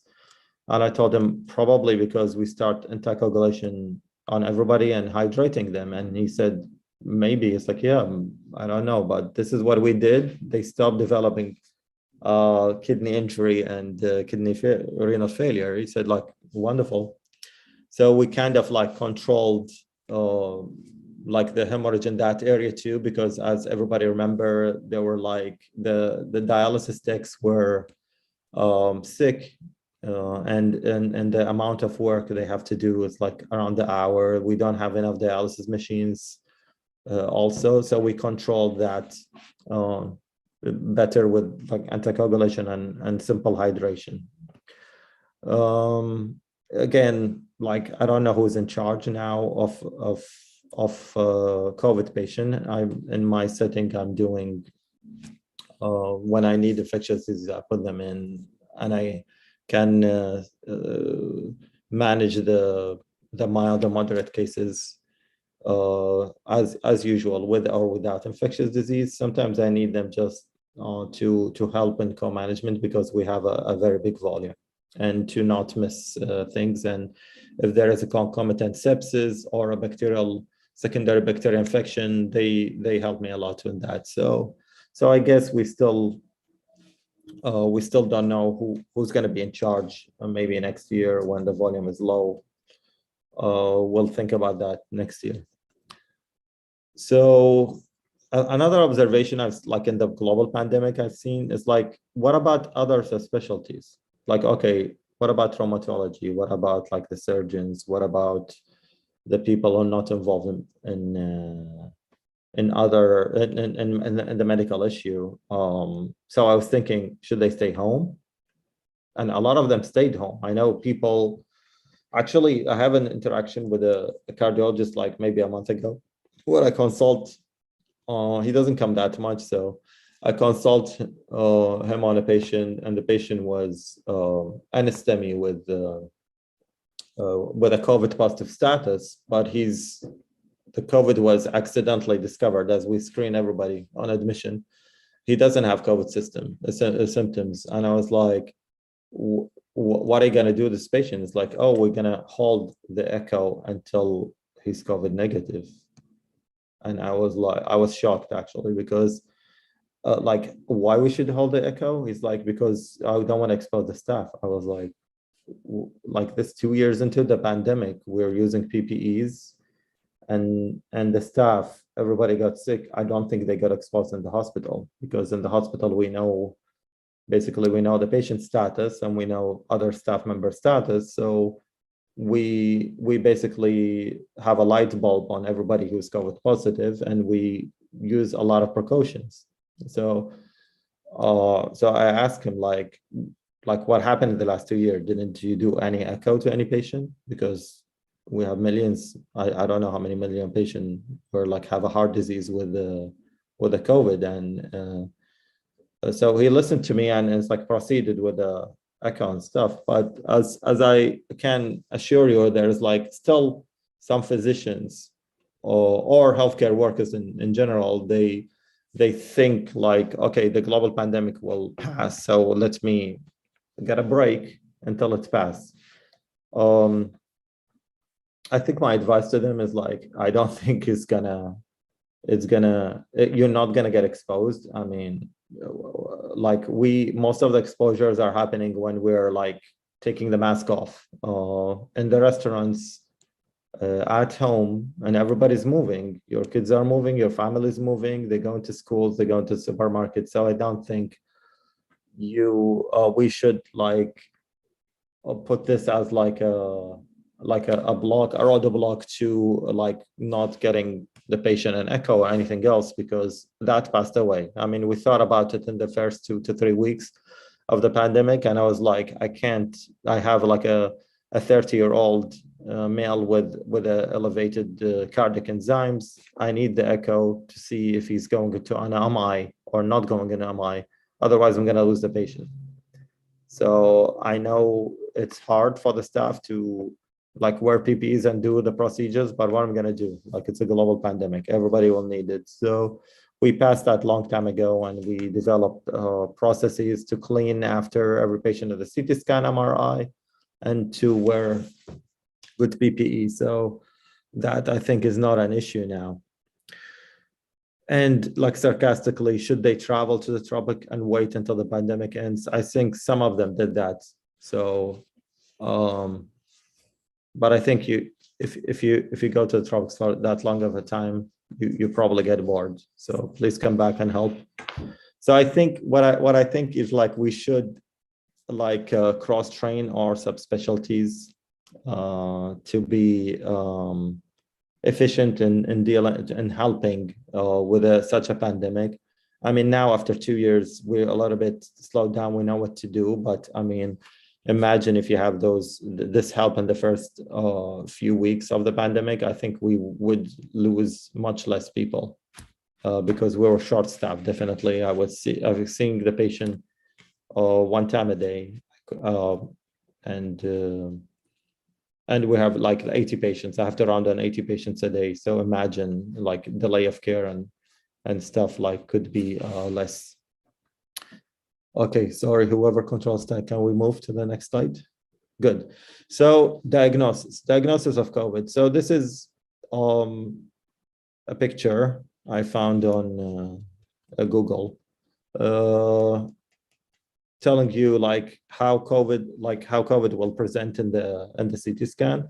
And again, like to my point, like in the beginning, the first 3 cases of COVID I had, I sent a PCR test. It went to California, and it took 10 days to come back. So we have to deal with like isolation, staff issues, because nobody want to see these patients. Only 3 patients. Why should I see them? Why should I expose myself and the family? Which is in the beginning is like scary, you know. We waited for the PCR for 10 days. However, after like all of these patients I see, I can assure you, if I CT scan everybody, CT scan of the chest takes like about 2 minutes, less than 2 minutes, but 2 minutes in total, and you can get the results of that no, it's COVID in those 2 minutes. So even if it's affecting, of course, your lungs, there's like some very early disease that you don't see anything, but however, this is like a highlight, like you can do a CT scan, although it's an expensive study, but it's fast and you can classify the patients to COVID, no COVID, especially in such a case where we don't have a PCR test readily available at that time.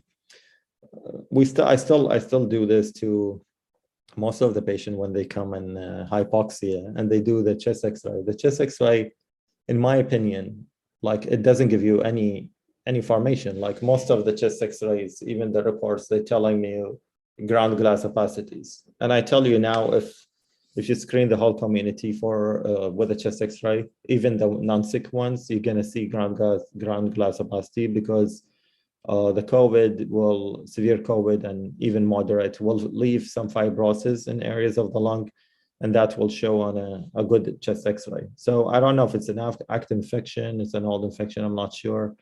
For me, I like to do the CT scan, especially, and if the D-dimer is high, we'll do a CT with NGO to rule out pulmonary embolism from the beginning, because the patient present exactly as he has a pulmonary embolism, and COVID is a very high risk factor for clotting in general with PEs. So it's better to start full anticoagulation as opposed to regular DVT prophylaxis if you have like a real problem. And the other issue is when the patient comes in walking through the door to your emergency room, he's still not severe enough to be intubated or on a high flow or on a BiPAP. And like when you transfer the patient later, if like some people will get sick within hours of the admission, and it creates a logistic problem when transferring the patient to the CT scan, because you can't transfer on high flow, as I know, and the BiPAP is kind of like, some of them can support transfer, some of them cannot, and if the patient is intubated, it's very hard to put the ventilator, transfer ventilator. And if the patient is a little bit heavyweight or big, some transport ventilators do not handle the transport well. And some of the modes that we use for severe COVID disease are not compatible with small ventilators. So all of that, I advise usually when the emergency room call me about a COVID patient, it's like, okay, you did a chest X-ray, can we do a CT scan before you take him to the floor? Because then it's going to be a logistic issue. I can't do the CT scan. The CT scan will give me two things: the extent of the disease. If I see like a lot of damage, I would treat him as severe from the beginning, even if the patient was on like minimum oxygen, because I know they're going to deteriorate. Sometimes the CT is more sensitive. It gives you like an early understanding of the severity of the disease. And if there's a pulmonary embolism, I will do anticoagulation, full anticoagulation, as opposed to the regular DVT prophylaxis one. PCR test, we know there's like we have a 1 hour test. Some centers have a half an hour test. Theoretically, it should be fast enough now to give you the diagnosis. However, as anything else, like when you do the PCR test, of course, the sampling is a key. Sometimes the way we do it, we don't sample well, and it's going to give me a false negative or a false, sometimes rarely false positive, but it all depends on the sampling and the lab processing. You could have some errors, and I have some errors where the CT scan is definitely COVID and the PCR comes negative, and I was like, okay, repeat it, and it comes back positive. So that's definitely the clinical judgment is key. And I think the most sensitive test now for the COVID, as that is useful for the management, is the CT scan, not the PCR. Because a lot of people, if you scan everybody, even the people who are like watching this presentation, you're gonna have 25 to 50% of us come back positive. Without symptoms, with symptoms, with minor symptoms, I don't know. But I know in our test center, we reached about 55% 2 weeks ago of positivity with the population. So that's like really scary. Now it's going down to 20 and 10% in the last few days. So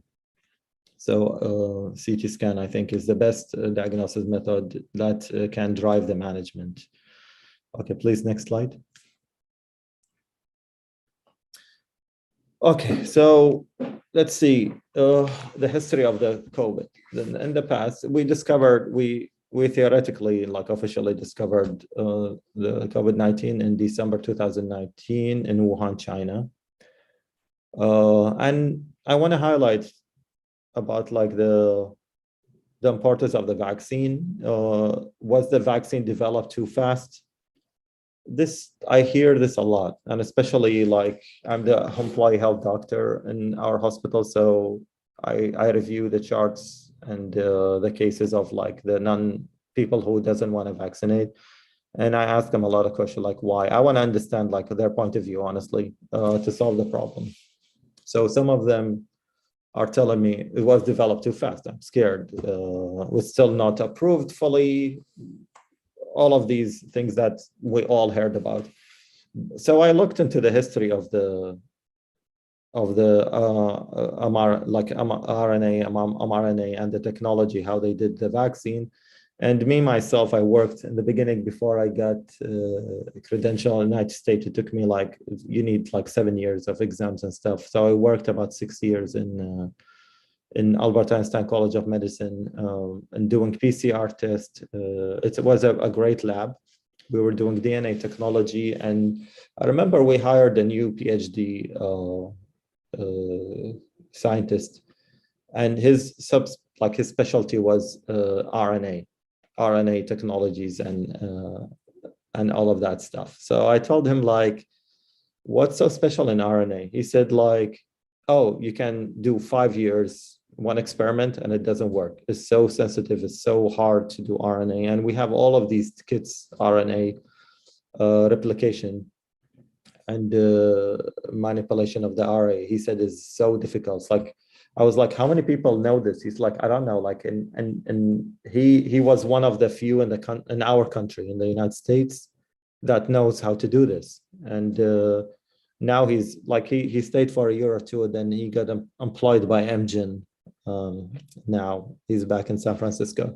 So before that, I didn't know anything about the RNA technology and what are we doing with it.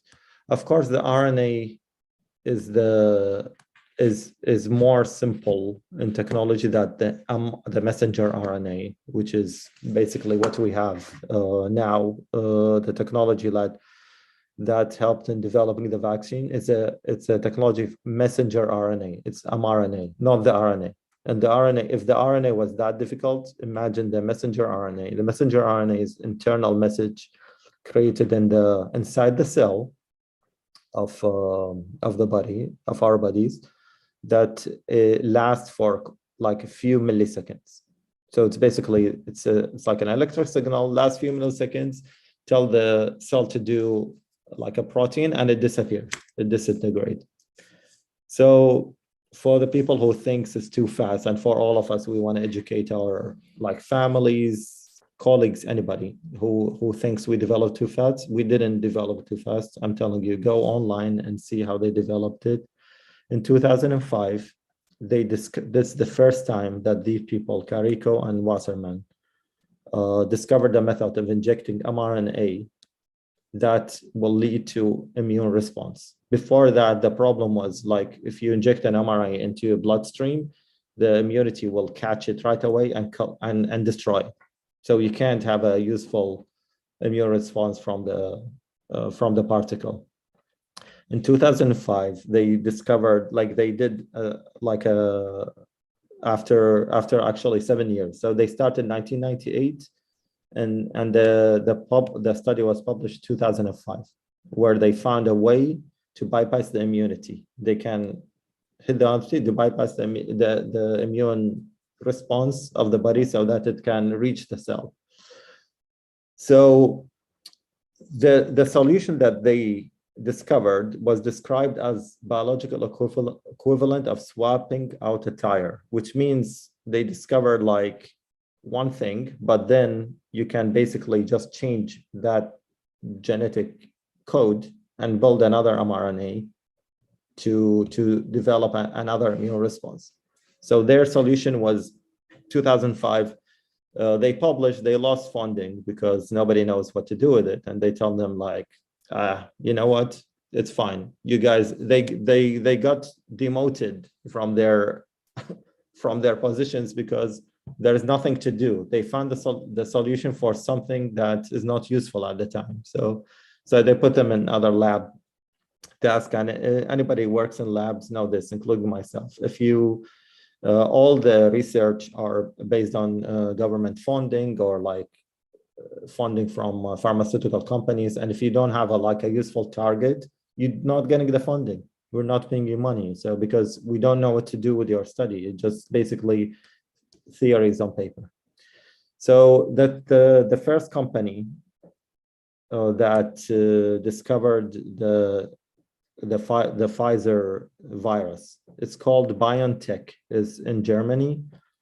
In 2008, they looked at that study. It interests them, and they used the same technology that was described in that study to do RNA vaccine. And they were targeting to fight cancers. They want to do the vaccine to fight cancer. So they start 2008 developing the technology based on the paper that was published 2005. So in 2020, when this virus came out, they used the same technology. BioNTech actually is a small company, or they needed help from Pfizer. So they coordinate with Pfizer because Pfizer have the equipment, and the technology. They coordinate with them to make the vaccine. So that's kind of like how many years? Like these are 12 years here, 3 years, they're 15, and there's 7. So it's 22 years from the beginning of like starting the technology until we can make the COVID vaccine, the Pfizer vaccine. Moderna used the same technology after, and they did it. Okay. So if somebody said we developed it too fast, no, we didn't. It took 22 years of study and hard work from these people to make the technology like develop the vaccine. Can I get the next slide, please?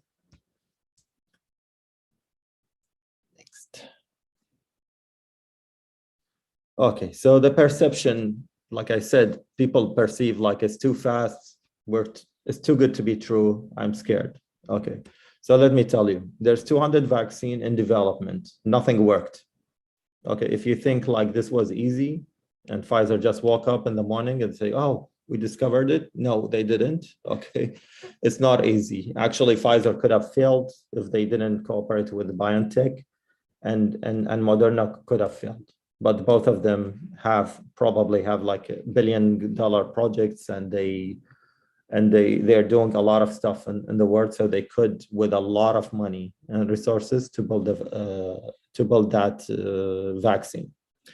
I'm mentioning in BioNTech the two scientists.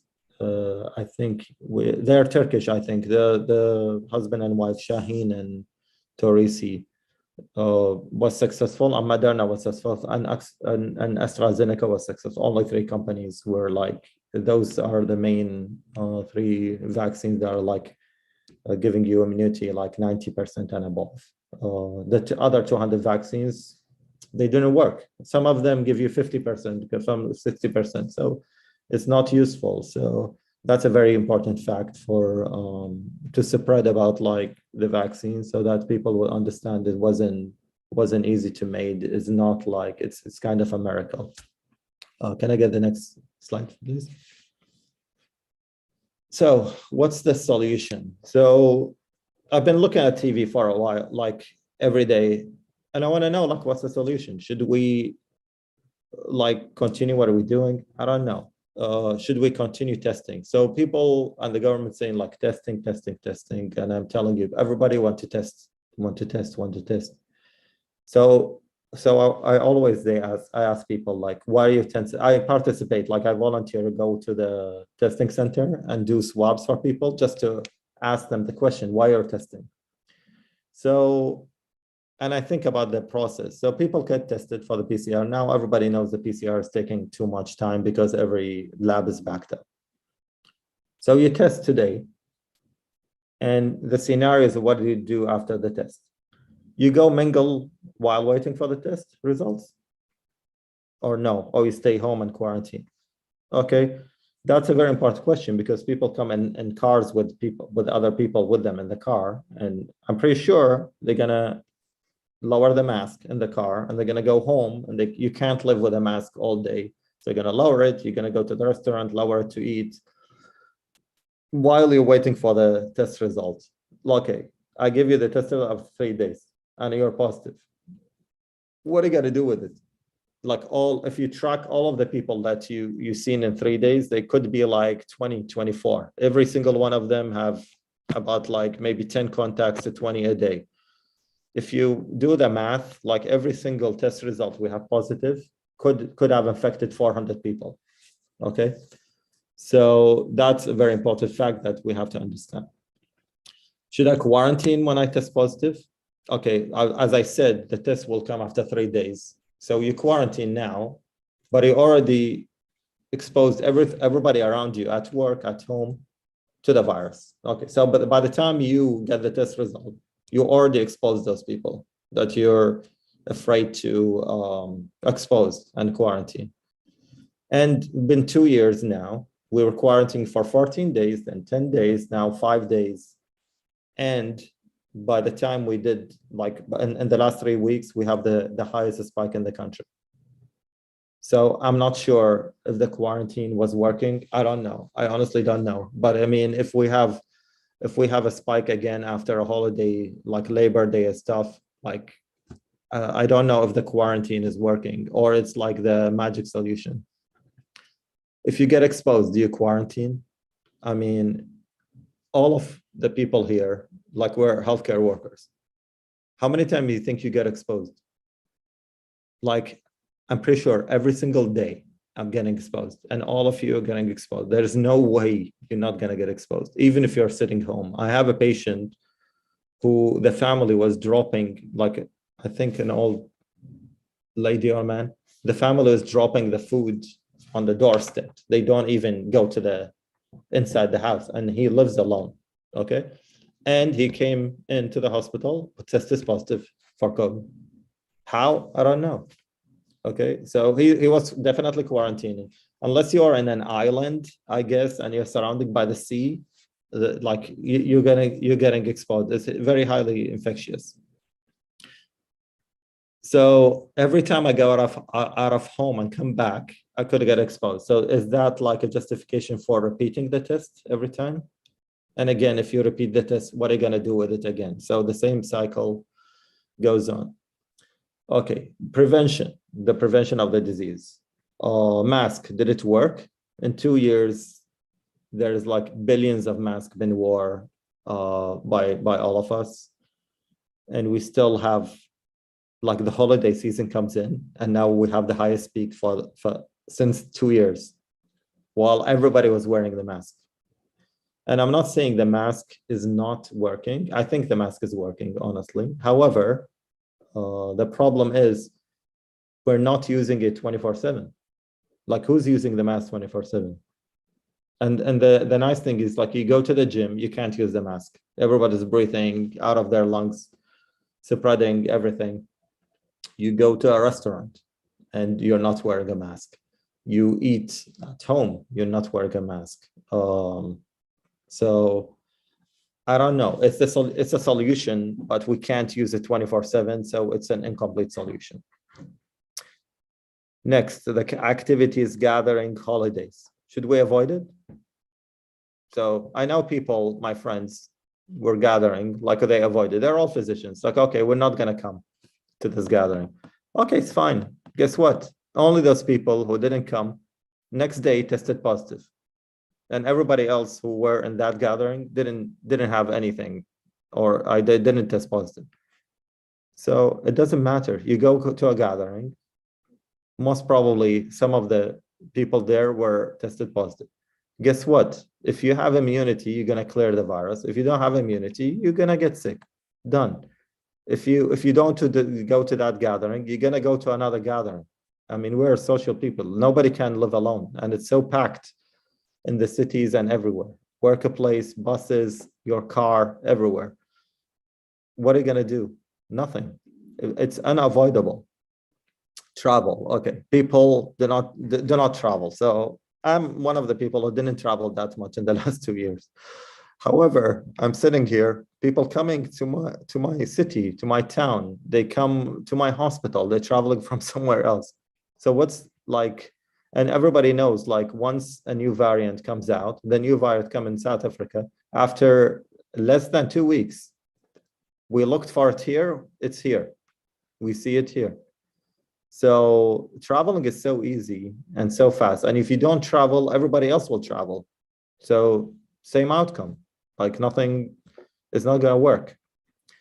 Okay, the last point I see, of course, this point I got from the CDC. Like I'm like, when I see like what the CDC targeting. So the last point is the vaccine.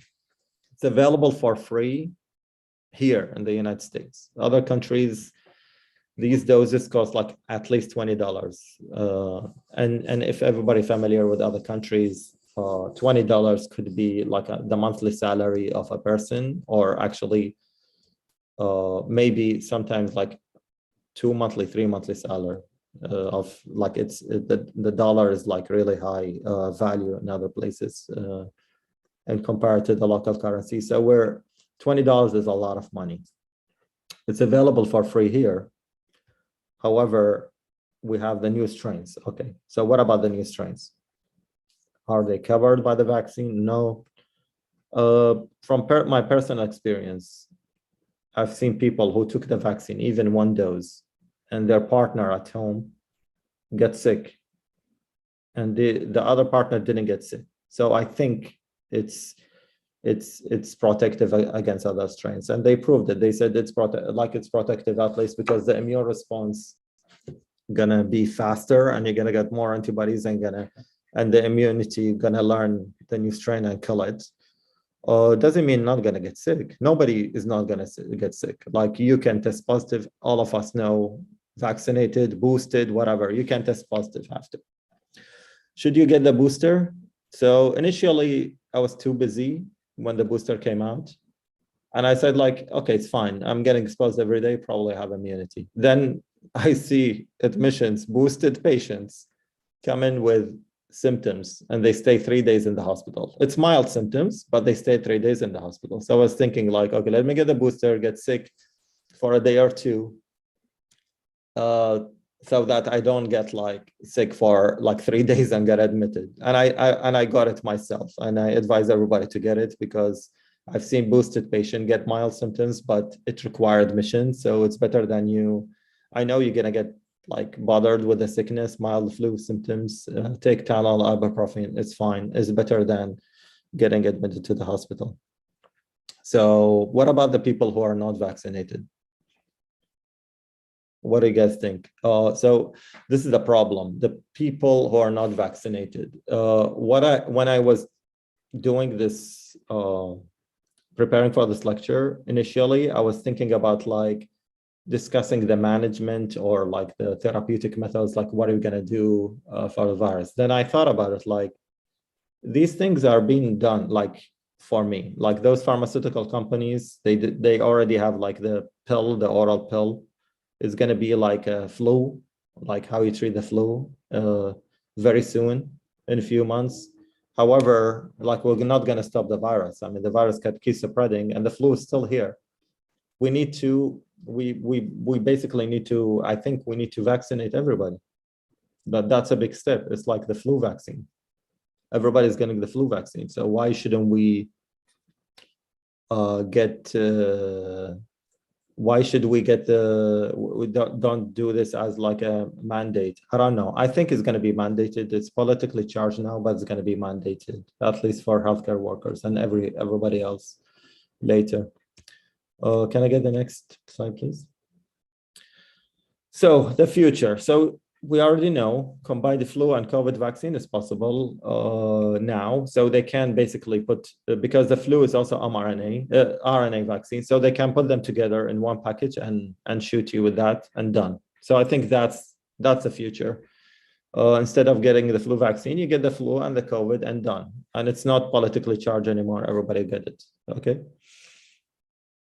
Vaccine mandate for all workers. I think it should be mandated like the flu vaccine. And within 1 year, we're gonna get the therapeutics available. So I think I'm hopeful, like within 1 year, we're gonna at least get in control and we have therapeutics for everything. And I think that's the last slide, right? Yep. So I'm open to questions from everybody. We have a few minutes left. So please go ahead. Okay, thank you. Thank you so very much. So we do have some questions, of course. How would you compare your experience here in the US to your colleagues in Baghdad? Okay, so that's a very important question, because when I started, of course, I have extended family, and I lived in a few countries like Baghdad, Jordan, Egypt. So all of these like still consider third world countries, and we have a very, like, I'm not, if you compare the health systems, like until today, I'm telling you, it's kind of like the comparison is so sad. I will tell you. So when the pandemic starts, I get questions from family. What should we do? We get infected. There's nothing. Nobody knows what Exterma. Nobody knows what Lovinox is. All of that was a mystery. And we were using hydroxychloroquine. So all of that in place. I have my main like social media was Facebook, because I'm kind of like an older generation. So when Facebook started, I was cut in the 20s. So my biggest like contacts are on Facebook, and all my medical colleagues are on Facebook. So I started updating my page on Facebook to tell them what we found here. And surprisingly, even that small action made a big impact. Like everybody was like doing, and after a few months, they were doing the same thing exactly. The pharmacies got Lovinox for anticoagulation. Everybody was getting anticoagulation. Everybody was getting hydroxychloroquine, and we exchanged it to steroids after, and GI prophylaxis, all of that. So it was actually wonderful. But I'm telling you, I was following some of the family and friends over like WhatsApp. They call me, they show me the patient on video. It was very sad. The hospitals were like, the hospital, like everybody was on the floor there. There's no beds available. Yeah, there's no beds. The family brings the oxygen. They found oxygen from industrial places, the oxygen that you use in welding and stuff. And the masks nothing is available. And by the way, in comparison, that's why I have like another perspective. Like we're talking about isolation stuff. In other cultures, if your father or loved one sick, they stick with them side to side. They don't there's no quarantine, because they're so attached. They will not okay, it's fine. Even if I'm sick, I don't care. So I've seen such like different perspective of the disease, and basically like people just I think the outcome was the same. I'm not sure, but I mean the path through the disease is much better here. I mean, here you find a patient comes in, you have a separate room, you have his own bathroom, okay, and then when he's fine, he's on room air, you want to discharge him, it's like, no, I'm not going home. I don't want to expose my family. So, and you keep in the hospital. There, the patient is on the floor, and the family is bringing oxygen, bringing the medication from outside, because the hospital doesn't have anything. So it's kind of like a very different perspective. So that's why it's like we have to be grateful what we have, even in the worst case scenario, you don't want to live somewhere else. Trust me. In the worst case scenario, in the worst hospital here is better than a lot of other places. Maybe 90%, it's better than 90% of the places outside that state. So, and still I encourage people, if you can prevent the disease, take the vaccine. It's free for you. Right. It's not free somewhere else. Yeah. Well, I would think that it is a different perspective that if we had to leave our father or our mother on the floor, maybe we would stay by their side when we do have the luxury of hospitals like yours that we can leave our loved ones in and go home for the night or Exactly. quarantine from them. There's no staff to feed them. You have to feed. Oh, Yes, it's a different perspective. I would encourage everybody to look like online, see like what's going on in other countries, because you're gonna be really grateful. and someone just commented as they had served in Iraq and they really appreciated you just adding that incredible insight about how things work in other cultures and countries compared to what we have here, which isn't perfect, but it is an eye opener. It's an eye opener, and I'm telling you that I remember my father's he's my father's actually friend, and he's my friend's father too, and he's an orthopedic surgeon, and he was the director of the Red Cross hospital. He's the CEO of Red Cross. And this guy, when he got sick, he was on the floor in a hospital, and his family was bringing his medication. So it's not like, I'm not talking about somebody who doesn't have the knowledge or power, or he's like, a layman. No, I'm talking about like doctors, surgeons. It's not available. It's not available to anybody. Oof. Healthcare, yes. Healthcare is not available to everybody, because when you have half of the country sick, you're done. I mean, we saw what happened here. We didn't have masks like here. So it's difficult, yes. Okay. We do have a few more. Is the combination vaccine a good idea in medically fragile populations? Honestly, I don't see a problem. Like, everybody's like telling me like, oh, should I? So one of the questions, it's weird, like, because when we work in hospitals, we think everybody like of the staff will have at least like contact with physicians and stuff. So they have the knowledge, but I don't think they have the knowledge. So one of the cases came to me, it's like, oh, I don't want to take the vaccine. It's like, why? Because it's contraindicated. It's like, okay, why it's contraindicated? Tell me, did you have an allergy? He said, no, I had a heart surgery when I was an infant, like an ASD closure. And I was like, okay. And what happened? Did you get sick after? Did you stay in the hospital? It's like, no. It's like, okay, so what are you afraid of? Like, what are you afraid of? You actually, if you have a heart surgery and you have a previous ASD, you're kind of like one of the like ones that you want to take the vaccine, because you have a defect, and the anatomical defect in the heart it's kind of a problem, right? You don't want to get sick with that. So he's like, oh, but I was afraid of myocarditis. Like, okay, so the only myocarditis I've seen, like probably in my life, is from a flu or from COVID. So so this is the problem. The misperception is like, if you get one myocarditis 1 in a million in with the vaccine, with COVID, it's 1 in 10. So the people do not understand. It's like a math problem. Like, you don't get the vaccine to not get sick. Like, everybody get exposed now. 100% of the population, as I said, unless you're in an island surrounded by the sea, you got exposed by the virus. So do you have to wait after a vaccine, after you've had symptomatic COVID? Do you have to wait to get a vaccine? I don't think you should wait. Okay.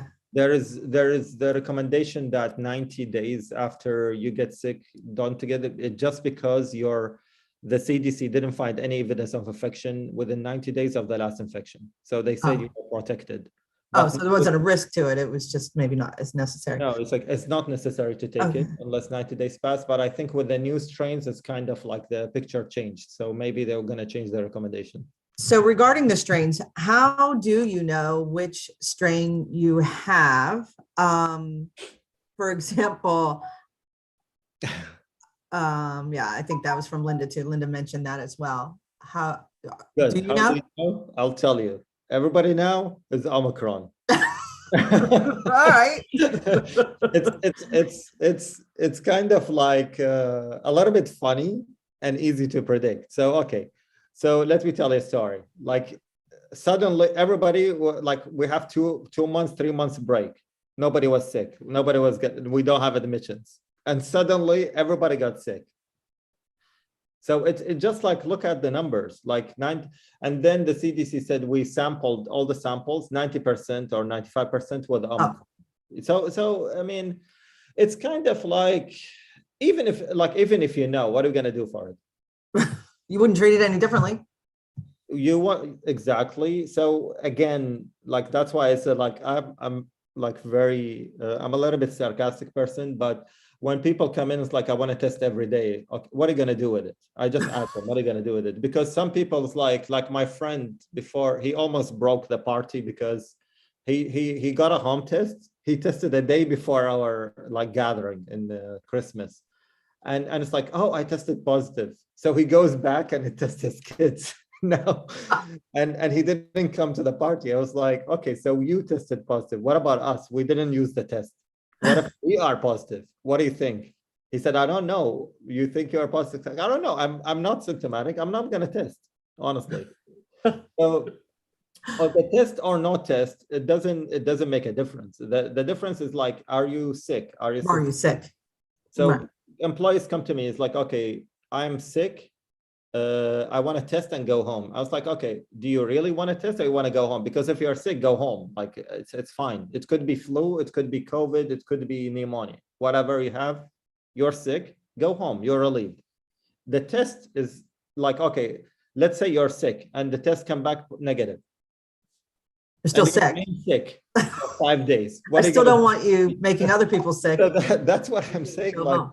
okay, the sickness doesn't mean, like whatever. So everybody comes to me, is like, okay, I'm sick, but I'm tested for COVID negative. It's like, okay, how many people sick at home? It's like everybody, and all of them positive, but I'm negative. It's like, do you really think you are negative? Right. So we have a couple hospital related your processes and things like that. So one of them is you had, I believe you said that there was that they are admitted, patients are just admitted Yeah, for 3 days regardless. That did it's kind of like that. Why I'm you talk about like now or I think you said boosted patients. I don't know if I heard you right. yeah, boosted patient. Yeah, they got admitted. I mean, just listen. So I was thinking like there's no guidelines Oh, yet okay. about everything. So okay, so patient get 2 vaccine and then he got boosted, but the booster was like recent, a week. He got sick. He's an old age. He needed probably, he was a smoker. He has COPD before, so he needed a little bit of oxygen. It depends on the patient. Like if you're like 30 years old and you boosted, you got sick, you're not gonna need oxygen. But if you're a smoker and you're 60, 70-year-old, you already like the virus is hitting you on abnormal like anatomy. You're already not normal. So he stayed for 3 days. Basically, I was thinking like, should I give him remdesivir? Should we use monoclonal antibody? Should we use steroid? So it's all like we have to understand the disease. So why I'm using steroid is just to reduce the amount of inflammation. So this guy definitely have sickness. So I used steroid with him. Should I use the remdesivir? Well, he had a viral load in the body. It's debatable, should I use or no, but I used it for 2 days.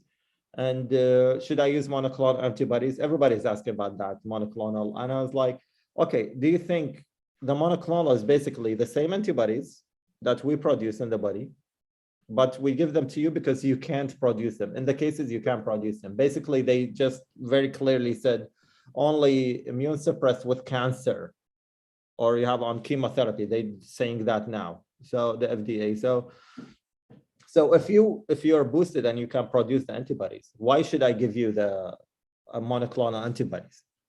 Like, should I? It's rare to have a reaction, but if you have a reaction to this disease, to this monoclonal antibody, you're gonna get anaphylaxis and you could die. So if you don't need it, why should I give it to you? You know what I mean? It's like, Right. You, it's all based on the patient. I mean, I look at it this way.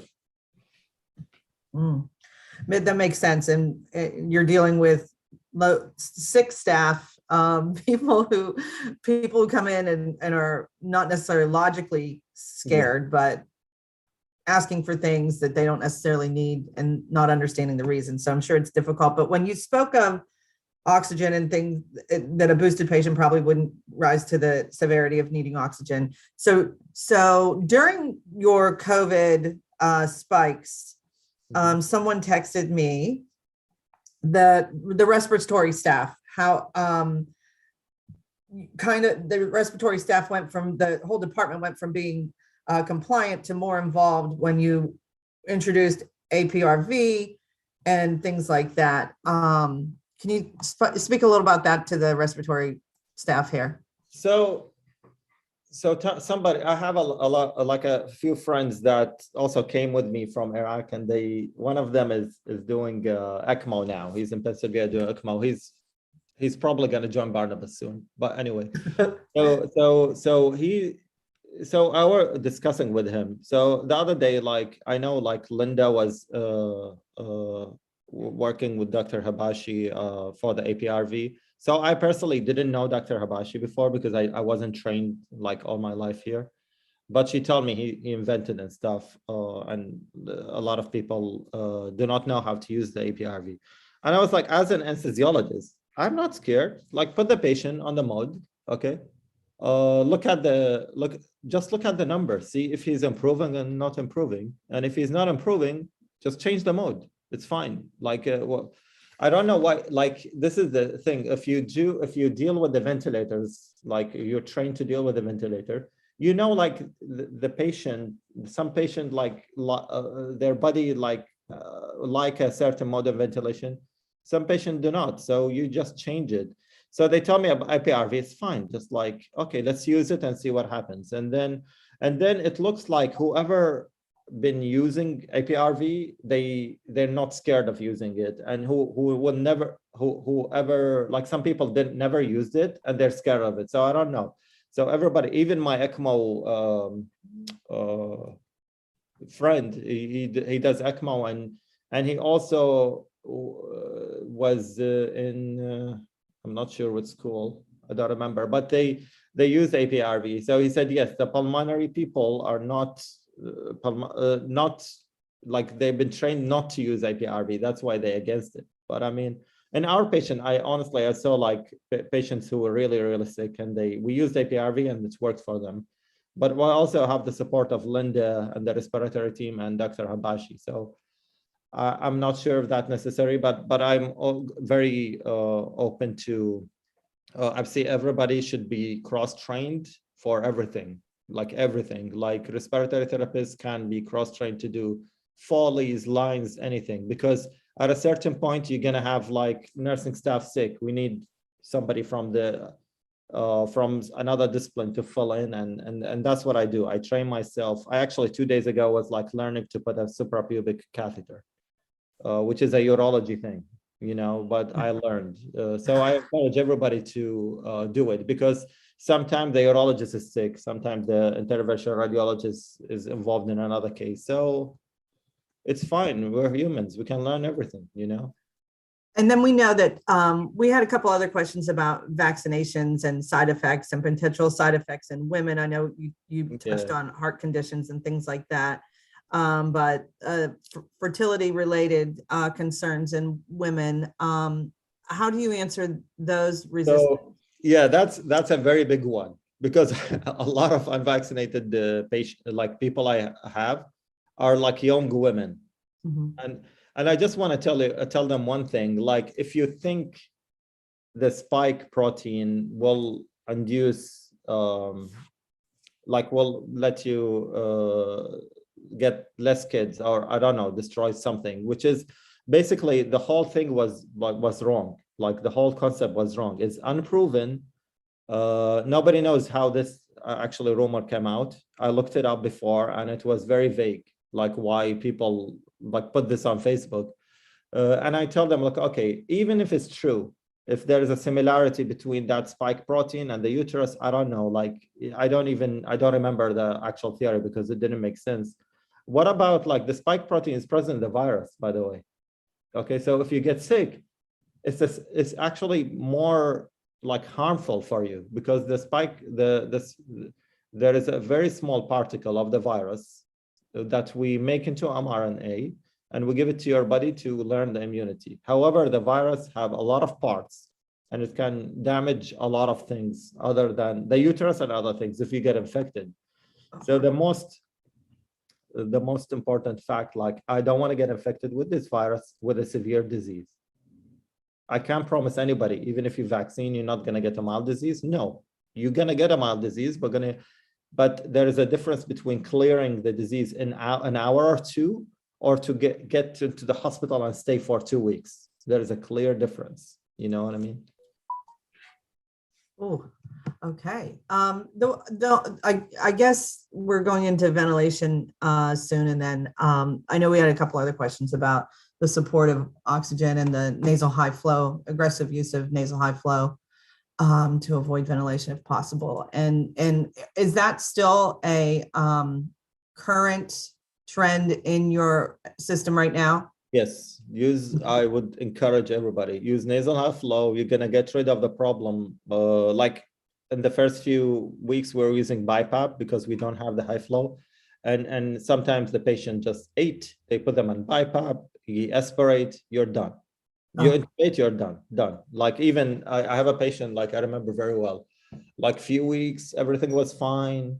Okay, we downgraded him from the ICU. He was on BiPAP. He ate, he vomited, he aspirated, and then he got intubated again. So, I mean, the high flow, just like a lot of problems it takes off. And I really feel, I don't know if you guys saw this or I'm biased with the high flow, but I mean, everybody with COVID, when you put them on the high flow, rarely they like it. They rarely feel comfortable on it. So like 1 in 10 patient likes the BiPAP.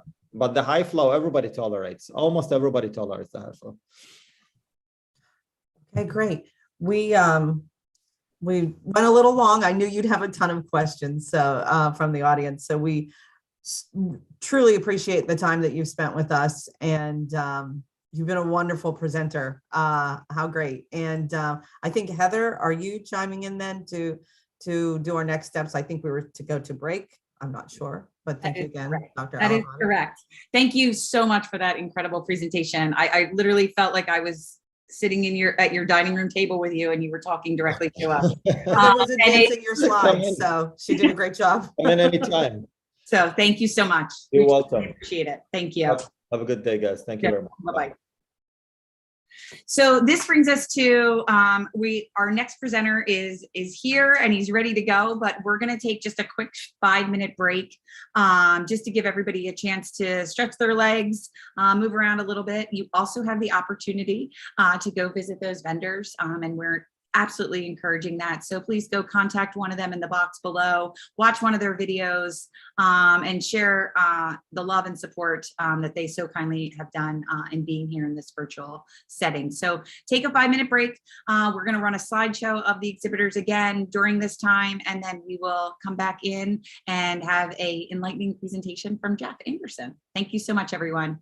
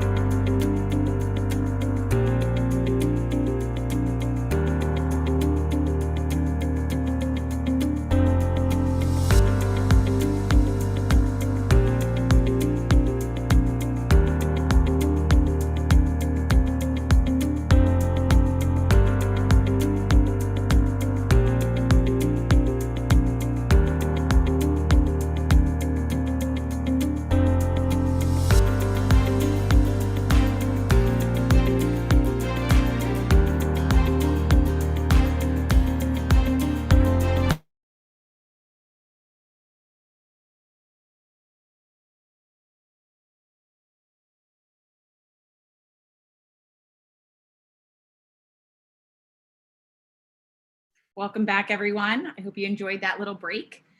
I am going to just go over a couple quick things. If you have not already checked in, I'm sure you have. You don't need to do it again, but if you have not taken the time to check in, please do so under the stage. And that's where you'll put your email address in, so we just verify your accreditation. Additionally, just a friendly reminder, you'll receive an email at the conclusion of the day with an evaluation link. We ask that you complete that. That is a required element of the course. And then you will look for, this will give us an opportunity to then verify each and every one of you in attendance today to be able to provide a certificate to you next week. I'm going to turn my microphone now to Linda and allow her to introduce our next speaker. And thank you so much, everyone, for all being here and engaging with us today. Linda, when you're ready.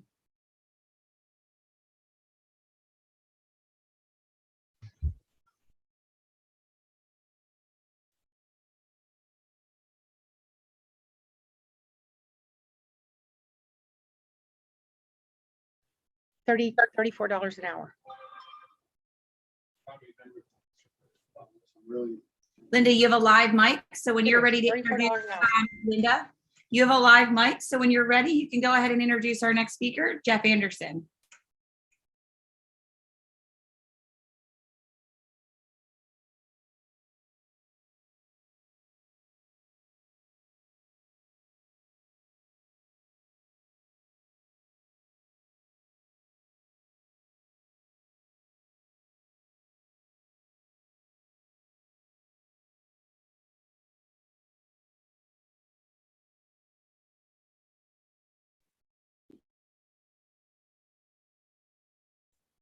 Okay. Everyone could step back in and refresh their stream. Linda will do the next introduction so we can stay on time for today. Linda, we are ready for you. You are muted. So you can go ahead and unmute.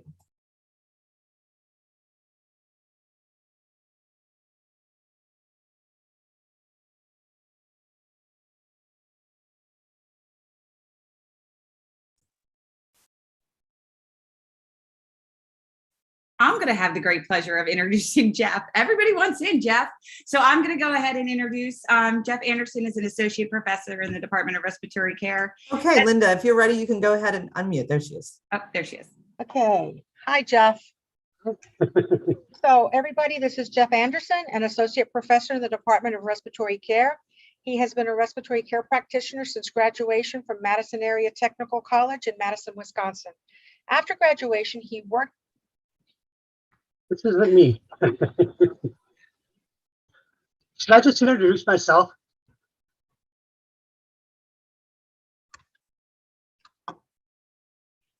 Okay. Should I just introduce myself? I can do that.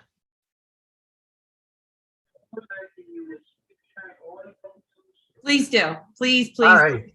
My name is Jeff Anderson. I'm a respiratory therapist, senior clinical education specialist with Hill-Rom Respiratory Health, which is now a part of Baxter. Okay, I'm going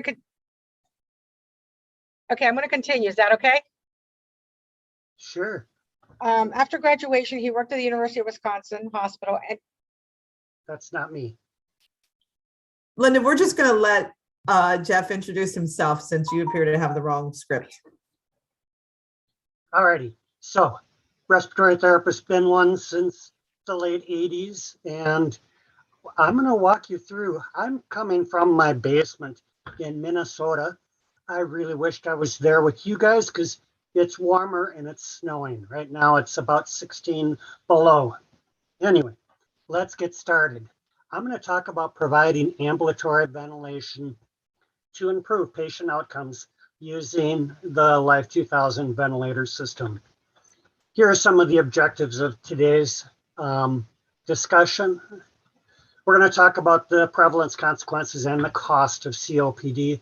I'm also going to talk about some of the goals and strategies, how we can improve that functional status and quality of life for those with COPD.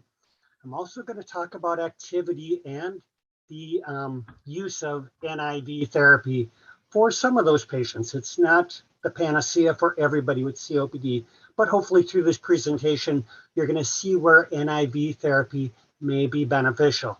Also going to then just talk about how this particular system works, and then where that might be applied for therapy across the continuum of care, whether that's in the hospital setting all the way out into the home care setting, and then some literature about it and ways to, again, improve outcomes for those patients with COPD.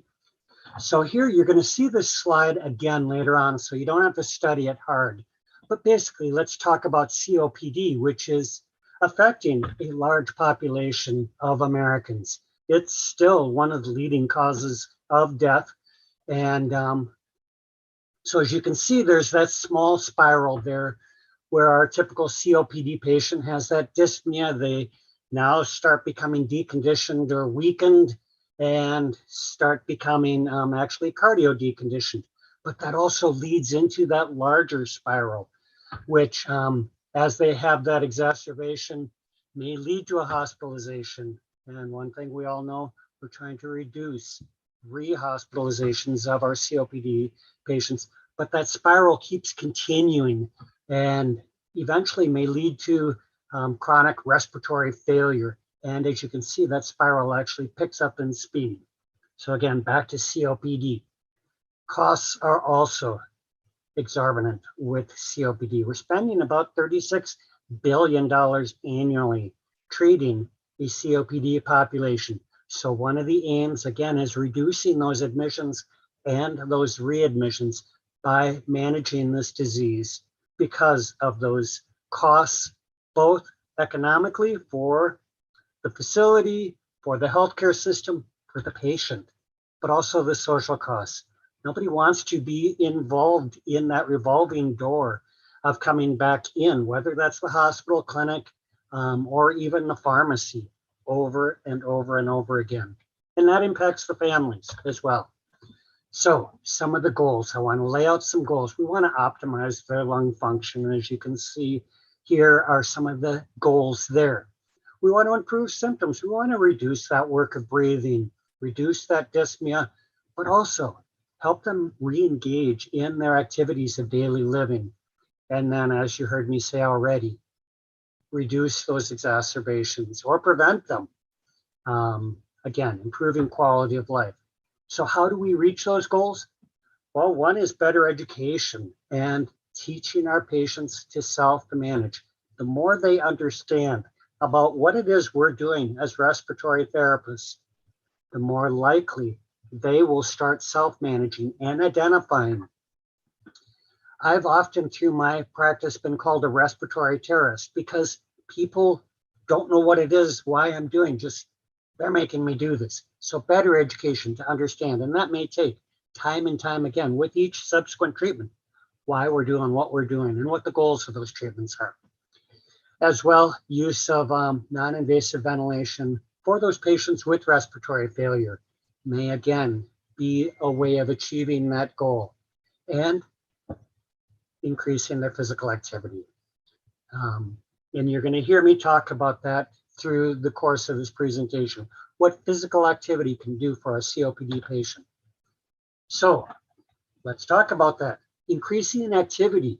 It's been found, studies are out there showing that just even low, moderate, or high physical activity lowered their likelihood of a hospital admission. Aggressive study with almost 2,400 subjects who had COPD, that if they just did a couple of hours a week, just in a week, I know some of us have a difficult time getting that much activity in a week because of our schedules, but it's been shown to reduce that risk of hospital admission due to COPD by 30 to 40%. So just even doing low intensity can lower that risk of a COPD hospitalization. And then non-invasive ventilation therapy, again, shown for that patient that is receiving this readmission over 30, 90, and 100 days out was significantly reduced. As well, use of non-invasive positive pressure ventilation in the home reduced that acute exacerbation of COPD. So patients who use non-invasive positive pressure ventilation after being discharged saw a reduction in their admissions to the ICU. So they may have even presented to the emergency department. They may have been admitted to the floor, but not to the ICU, which again, in an economic and a social cost, is significant for our patient population. So what are some of the challenges of NIV therapy for our COPD patients? Well, put that mask on. Sometimes it's harder for them to communicate, harder for us to understand. And there may also be that dyssynchrony because, again, it's not an ET tube, it's a mask over nose and mouth. They may not be able to synchronize as readily with that device. Then there's mask discomfort. We are all taught, I'm sure, had repeated courses on or in-services on how to put that mask on, how to reduce the likelihood of skin breakdown. And people's faces are all different. Skin integrity can be different. And as well, having that mask on may also be something that that patient just is not willing or tolerating doing. And then there's just the limitations of being able to go around with that 10, 15 pound device. It's not necessarily practical for mobility or activity, which, as I started laying the groundwork, activity, physical activity makes a difference with this population. So let's keep moving. We've got a lot of material. So I'm not going to quiz you on what this sheet shows, but I want to pull out that pullout there, which talks about the use of non-invasive ventilation, unloading those respiratory muscles, whether during exercise, but it also improved exercise tolerance. So there, and I'm going to plant that seed now, pulmonary rehab. If I'm using this type of therapy, I may actually increase that patient's duration in pulmonary rehab. So typical NIV therapy, though, is that 10, 15 pound box and not necessarily portable. So let's talk about using NIV in symphony with physical activity or ambulation. Here is the Life 2000 ventilator. Basically, the ventilator is that 1 pound device you see in the forefront. What you see in the background is the compressor to drive the ventilator, which doesn't have to be immediately adjacent to the ventilator. So a 1 pound wearable ventilator, they can strap it to their belt loop. If at home, they can put it on an IV pole in the hospital setting. Again, affording more mobility, even if that's just getting out of the hospital bed to the bedside chair. So how does it work? Well, I hope you all remember the Venturi effect. For someone like me who's been out of school for a long time, Venturi or the Bernoulli effect. Basically, it's the entrainment of air, room air. As you can see, the green arrow is the machine delivered breath. The blue arrow in that left picture is the entrained air. So I'm actually increasing volume and flow to that patient. With that, my patient is now actually able to synchronize better with the ventilator, which I'm going to show you on the next slide.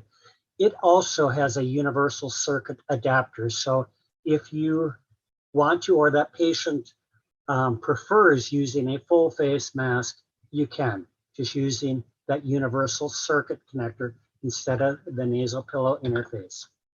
So here are 3 basic configurations for this type of system. There's the bedside, or when that patient is stationary or resting.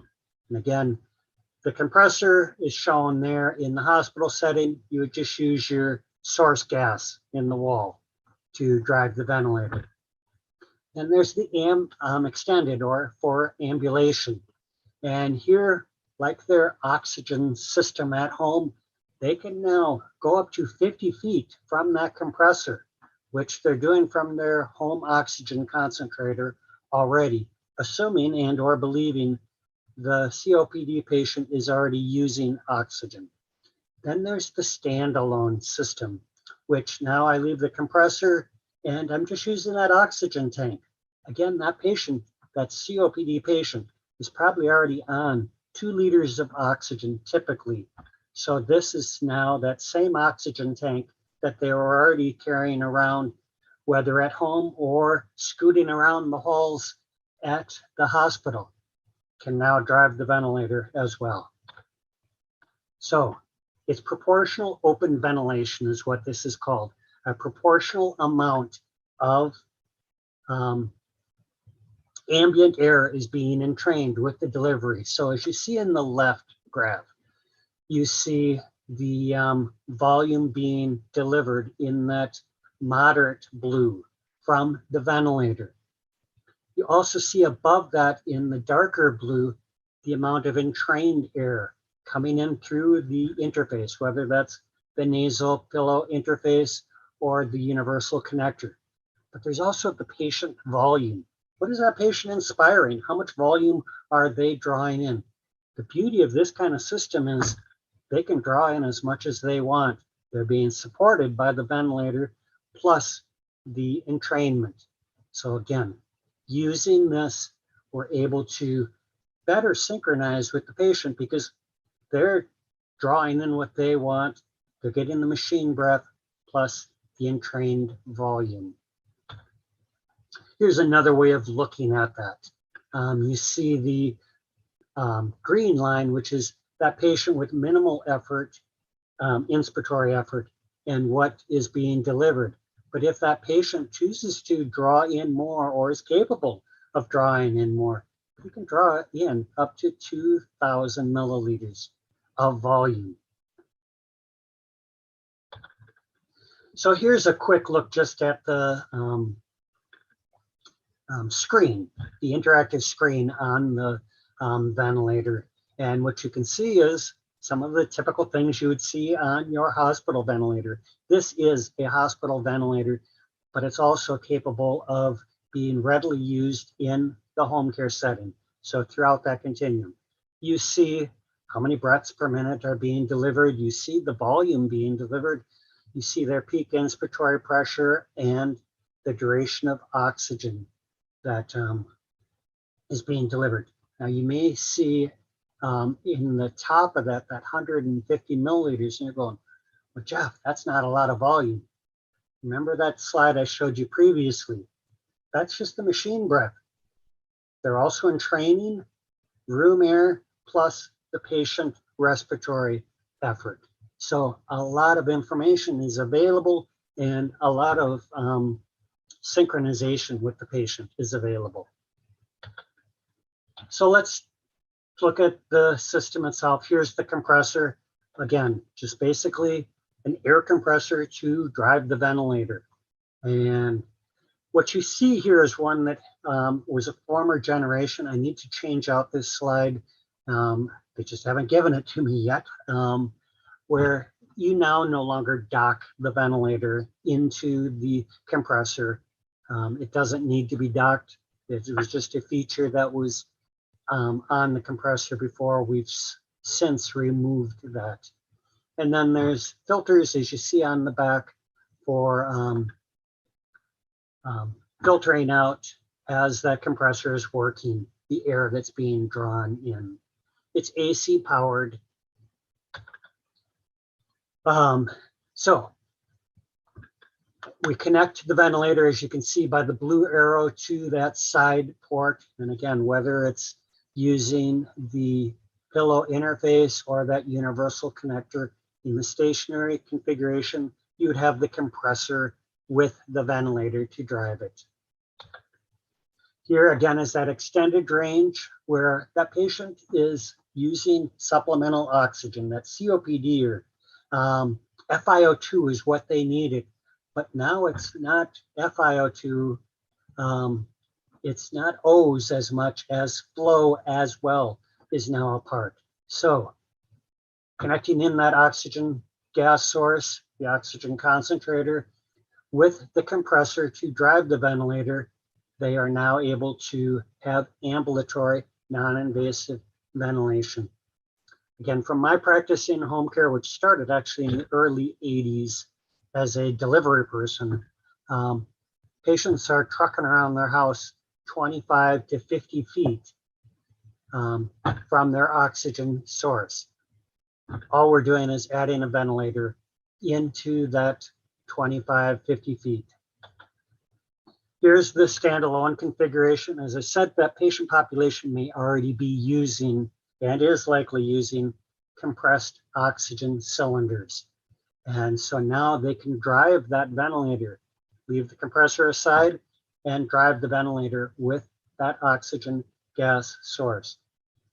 Again, typically more 6 foot, I don't need that 25 foot or 50 foot connection, just need about 6 feet.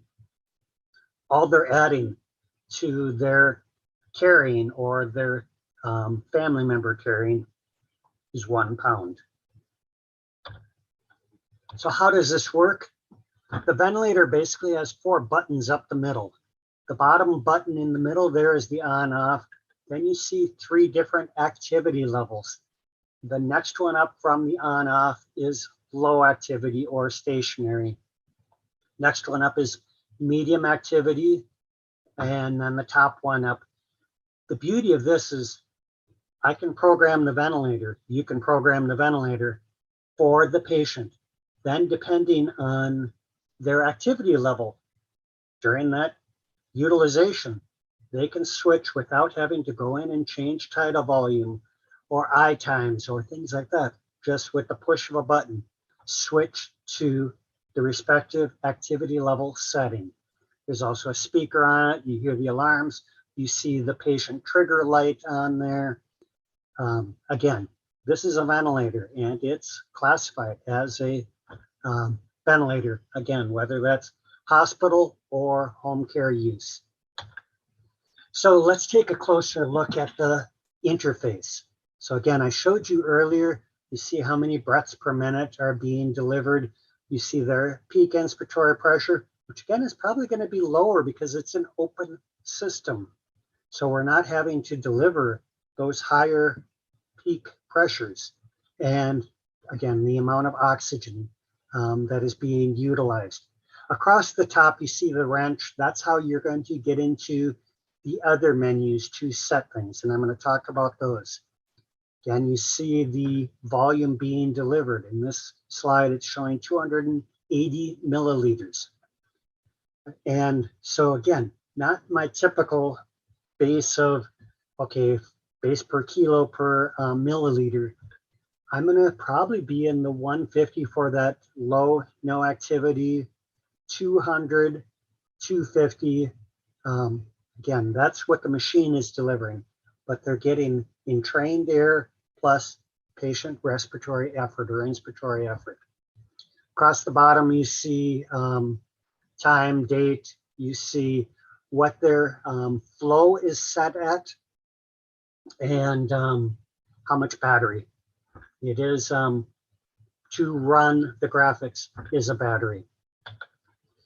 So let's take a look closer at pushing that wrench button. I now come to that screen on the right where I have a home screen, what are my settings, and looking at information.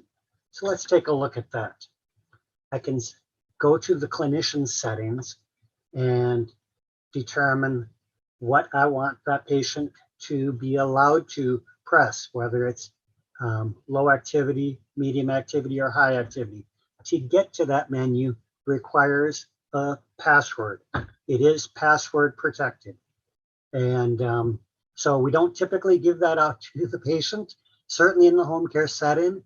And with that, again, I can set my ventilator. So in that lower right picture, you see I can set what the ventilator is set at, what the alarm limits are set at, what my breath timeout is, and what my source gas is. So let's take a look at each of those. For my vent settings, I can set, again, what activity levels. The upper left screen is just showing that low activity is the only one that will be active. I'd have a check mark underneath each of the other ones for if I wanted those available. Again, whether in the hospital setting all the way out into the home care setting. I can also then set on the far right what my volume, machine delivered volume is, what my eye time is, what my PIP is, what my sensitivity, and what my breath rate is. Volume can be anywhere from 50 to 750 milliliters in increments of 10. Again, they can receive up to 2,000 milliliters because of the Venturi. Eye time, again, you can see the various settings that can be delivered there. PEEP, I can deliver PEEP with this ventilator. As well, set my sensitivity, the trigger sensitivity, and that's a relative number, 0 being the most sensitive to 9 being the least sensitive. And then I can set my machined breaths. It comes factory set with alarm limits. Again, as a clinician, you can go in and change these. You can see the high breath limit is defaulted. You can see the low breath rate alarm is defaulted, and then high PIP and low PIP. Again, these are modifiable. It comes factory set. If these are acceptable, great. If you want to, as a facility, change them, go ahead, you can. All right, breath timeout. You have a couple options here. You can either set it to trigger the alarm at 20 seconds or 60 seconds, and then have a backup ventilation of either 3 liters continuous or 12 breaths per minute at the current volume setting. So again, some safety features. It's a ventilator. I also would set my gas source. That compressor is room air.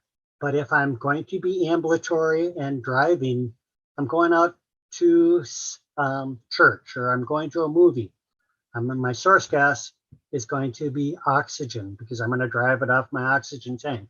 So I would check that. All right, so let's talk about mobility and or the application within the hospital setting.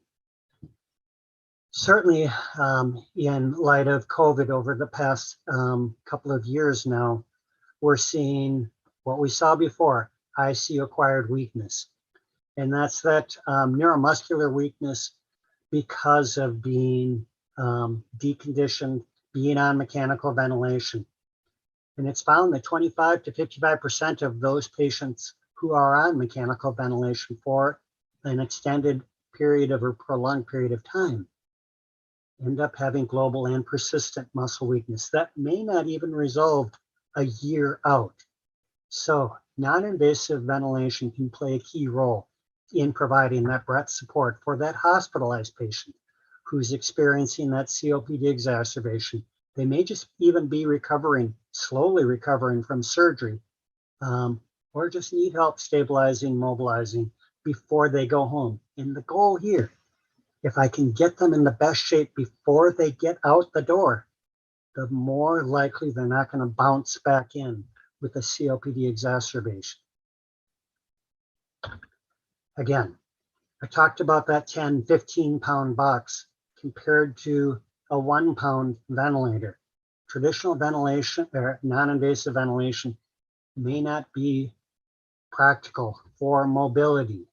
Again, because that patient or their family member outside of the hospital, even inside the hospital, may not be able to truck that around. I think of transports or even just getting my patient up and moving.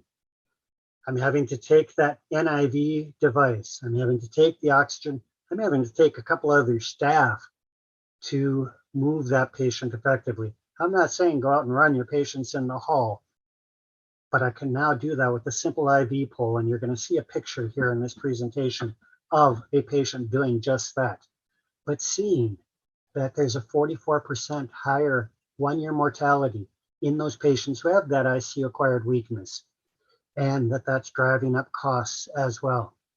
And as I discussed earlier, non-invasive ventilation is typically provided with a full face mask, which again, patient may not tolerate that. They may not be able to communicate as well. We have the likelihood of skin breakdown, and that skin breakdown can happen in as little as an hour and a half.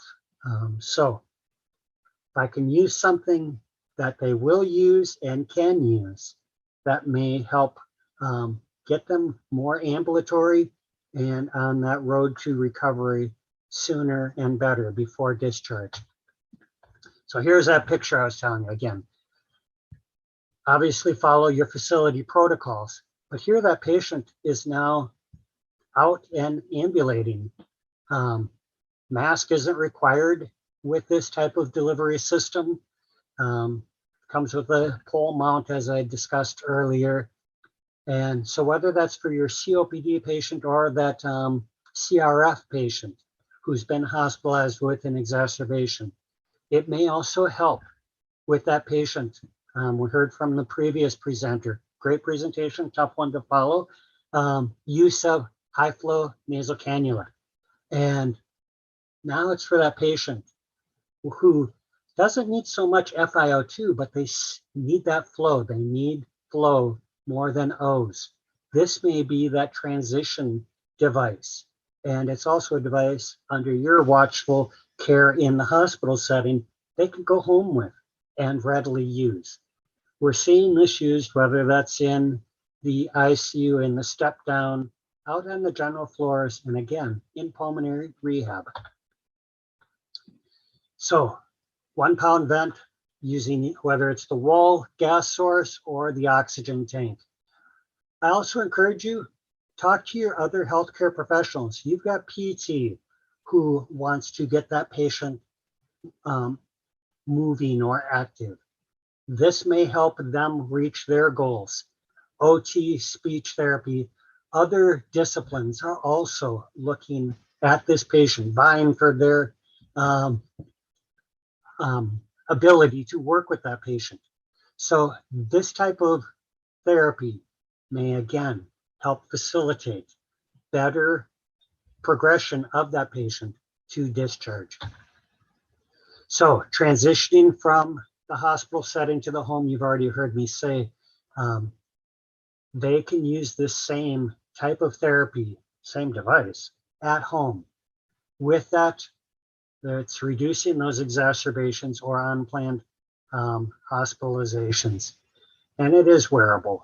Again, allowing that patient mobility, allowing them to, again, embrace the therapy while they're in your care in the hospital setting. They also now can communicate more readily, whether it's with you as a healthcare professional or with their family members versus a full face mask over. And finally, just improving quality of life for that patient. Again, if I can get that patient up and moving, even just sitting up in the bedside chair, it's going to improve outlook for that patient. So here's that COPD spiral that I showed you earlier. Again, what I want to focus on is with this, that patient, as they get into this spiral, that spiral starts happening more frequently, more rapidly. And so our aim as respiratory therapy is to break that cycle so that they don't go into further exacerbation. And with those exacerbations, they actually start seeing more and more damage to their lungs as a result, which increases the severity. So one of my other aims is breaking the cycle earlier in that patient's course. Maybe that's mild COPD versus introducing this type of therapy later in their progression. I can hopefully start reducing that spiraling sooner and more frequent exacerbations. So here's a continuum, and this is looking basically at a Medicare population and looking at that COPD staging and where we see things being introduced. Usually in that moderate or mild stage, we see meds being introduced. That patient may have a chronic cough, they may have some sputum production. As they start progressing in their COPD, they may be introduced to pulmonary rehab and may even start seeing oxygen being delivered. What I want you to notice is it's kind of like a ski slope. And I know you guys are getting snow out that way. Maybe you're going to get out and do some skiing if you've got time. It progresses and it gets faster. We're no longer on that bunny hill. We're starting to get to that black diamond. Again, for those skiers at heart, you know what I'm talking about. I want to slow down that slope. We see non-invasive ventilation being introduced in that moderate stage, again, where that FEV1 is probably in that 30 to 50%. And you see the population represented in there. Now that patient is starting to have that more severe shortness of breath with activity or with exertion. And it isn't typically seen, and this is again a Medicare look back. Nocturnal home ventilation isn't typically being introduced till much later in that patient's course. So I want to suggest, let's reduce those symptoms. Let's reduce that exacerbation risk by introducing non-invasive ventilation earlier, and one that they can be mobile with. So here's a picture of actually being used in pulmonary rehab, where that patient may become short of breath with activity. One of the goals, in my understanding and with working with pulmonary rehab patients, is getting them reacclimated to activity and reducing that fear that, oh, I can't, I'm going to get fatigued. We want that patient to remain active. We want them to actually regain their activities of daily living. For that patient who's using 3 liters or greater, it now becomes harder and harder to find that portable oxygen system for them to meet their needs. Even using a portable oxygen concentrator has worked, and I've done numerous titrations on patients. But as they start declining or progressing in their COPD stage, that POC may not even meet their needs. And so now we're going with a continuous flow. That patient may not tolerate that full face mask. So I'm seeing this being used more and more to re-engage patients while in pulmonary rehab.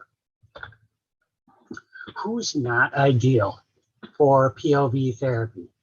Well, that patient who's not on oxygen. Again, the ventilator needs to be driven by a high pressure gas source.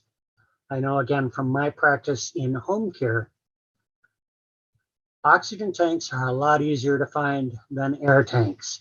So all we're adding is a 1-pound ventilator to their already existing oxygen therapy. That patient who is already tolerating with exertion or just stationary their POC, I wouldn't introduce this type of therapy. They're not going to gain any better benefit. It's certainly for that patient who can't cognitively understand how to operate the device, even though it's a very simple device to operate. If they can't operate it, and or the caregiver who is with them in the home setting, then this probably isn't the type of therapy for them. And or that patient who has high FiO2 needs, again, greater than 60%. And this is not to replace nocturnal ventilation. For that patient with obstructive sleep apnea, whether obstructive and or central, this is not designed for that. This is designed for that COPD patient who needs that respiratory support. So here are some screening tools that may help you in deciding. This one is, again, using CAT score. It's using how much oxygen are they on, what are their PFTs or their spirometries, and what is their dyspnea based on a Borg score. If they're scoring 2 or more of these questions affirmative, they may be a good candidate for this type of therapy. These are actual real pictures, and the one on the right is a lady who, COPDer, couldn't even go out to her mailbox. And one of her goals in regaining her ADLs was, I want to be able to just even go out to my mailbox. Instead of taking off the oxygen system, running out, or not running, but scooting out to the mailbox, she can now with confidence go out. She actually goes and does gardening. The idea here, back to the beginning of this presentation, we want to reduce work of breathing and dyspnea. We want to improve their oxygenation status and ultimately improve quality of life for the patient and their families. So there is research about this type of therapy. Again, reduction in costs, whether that's for the facility, whether that's for the healthcare system, whether that's for the patients, seeing a reduction in emergency department visits as a result of this type of therapy being used. Looking at CAT scores and MMRC scores and seeing a reduction. And as you can see on the slide, a 2 to 4% reduction in the CAT score is clinically significant. Studies are showing that it's far going past 2 to 4 point reduction. And on MMRC, it's doubling the variation as well. So reduction of work of breathing and now developing better efficiency with their ventilation are all documented studies about this type of therapy.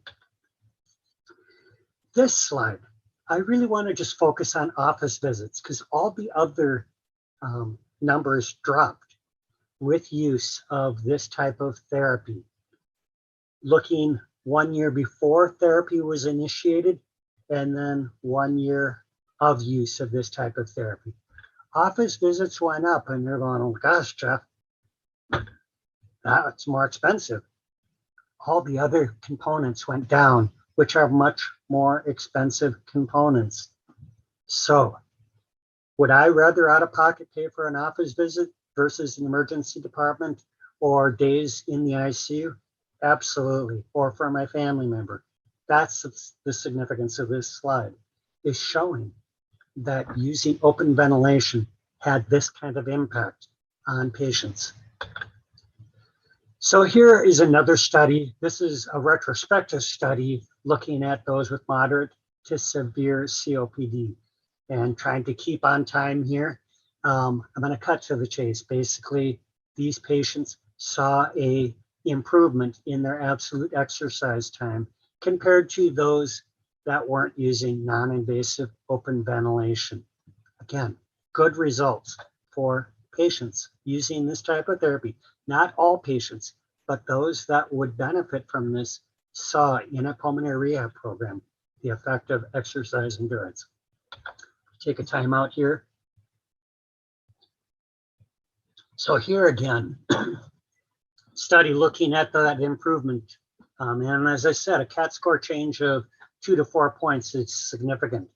Here we see before using this type of therapy, proportional open ventilation therapy, that their scores were in the medium mid-20s.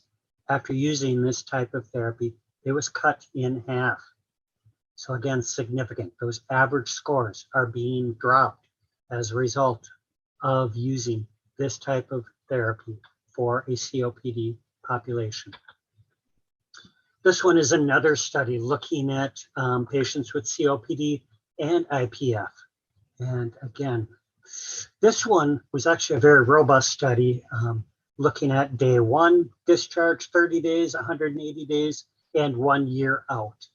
And again, using this type of therapy, they saw significant reductions. And under results, that bottom bullet, 91% of the patients, even after a year, were still using this therapy. I'm going to challenge you here. In my hospital practice, and somebody comes back in and they say, okay, when you were discharged, you were encouraged to do this, do this, do this, do this. Are you doing that? And many patients will say, yeah, Jeff, I'm doing that. Oh, why are your PFs? Why are you looking this bad? Well, okay, I guess I really wasn't doing everything that I should have been doing.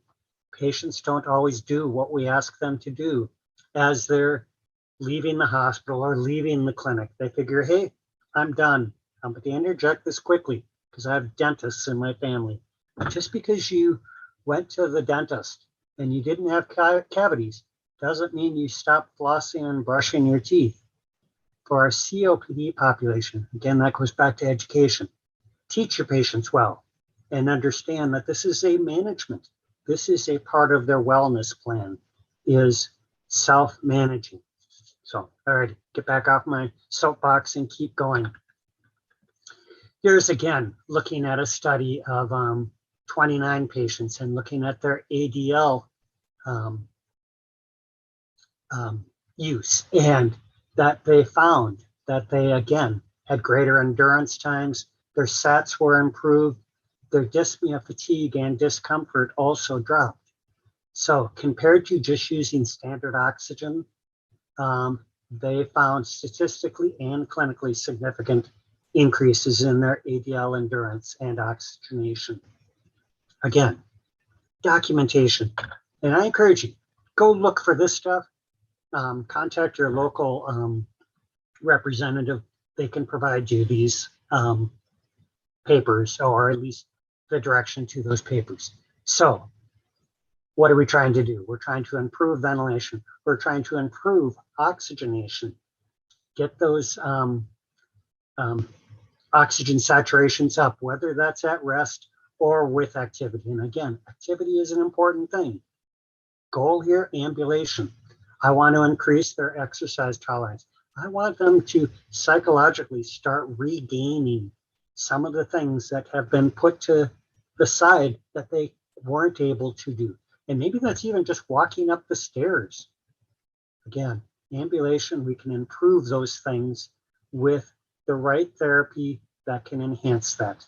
And then just improved quality of life. And as I showed you on some of these studies, reduction in cost, reduction in utilization, and improvement in their CAT and MMRC scores. So in the hospital setting, it may be getting that patient just out of the hospital bed to the bedside chair. It may be actually getting them up and start weight bearing, which again can help towards their overall picture on discharge. Outside of the hospital setting, and rehab actually should be starting in the hospital, but even outside as an outpatient, with ambulation, they can reduce that risk of exacerbation or that unplanned hospitalization. So improving their outcomes, we can, as I described with that spiral, the COPD spiral, I want to slow down that disease process. I believe this is one way, by breaking that cycle, we can slow down that disease process. Sometimes patients don't have the ability to bring a device with them. As you can see here in the picture, the lady is washing her dishes, and there are actually YouTube videos out there now showing patients who using their oxygen system and trying to do their dishes, and then using non-invasive ventilation with a mask, trying to do the dishes, and then using this type of system, an open ventilation system, and having greater endurance, being able to obtain some of those goals. Has that patient been non-ambulatory for a while? Do they require reconditioning? This type of therapy may be a type of therapy you'd want to use. And what is their current oxygen demand? Are they on 1 liter or 2 liter? I can typically provide that well with a portable tank. But as I start getting up to 3 liters, 4 liters to meet their oxygen demand, that becomes much, much more difficult. So again, helping that patient to improve outcomes is the goal here. And I'm beginning to repeat myself. So the goal, as I started out earlier, improve functional status, improve quality of life, optimize their lung function, reduce those symptoms, work of breathing, and dyspnea, and prevent exacerbations. Again, that revolving door. whether that's for the patient themselves or the patient's family. That revolving door back into the hospital, into the clinic, into the pharmacy. I tell my patients, I love seeing you. I'd rather see you at the grocery store. I'd rather see you out at social functions than seeing you present to the facility because of an exacerbation. That's my presentation.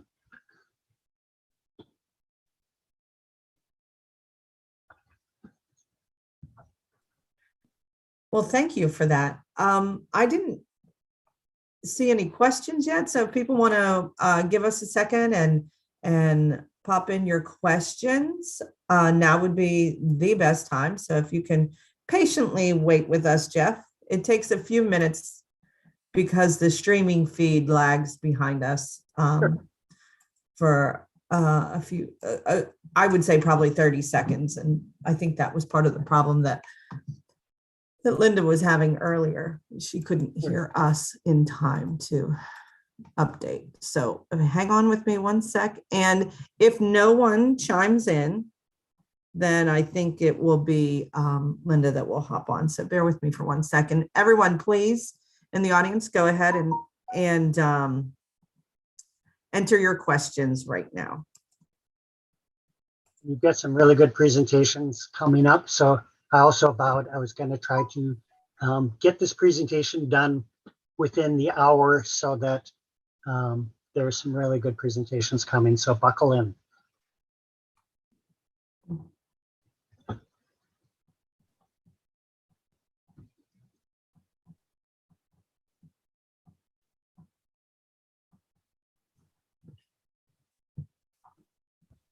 I think I have one. Hold on 1 sec. Sure. Okay. Patients have asked me, not me, that it is an inconvenience to take a tank with them when they go out. Are they going to come out with a way for them not to have to take an e-tank with them? The patients prefer a small carry concentrator. And that is, I'm sworn to secrecy on a next generation in this type of device. But yes, that is, as I talked in this presentation, the patient that's typically a good candidate for this is already using supplemental oxygen.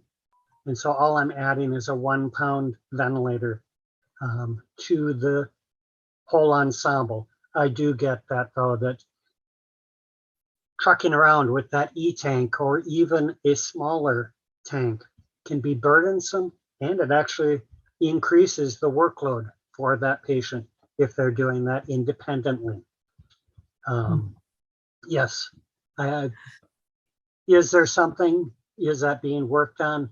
I believe so. Again, I'm not a part of our research and development, so I can't speak to that.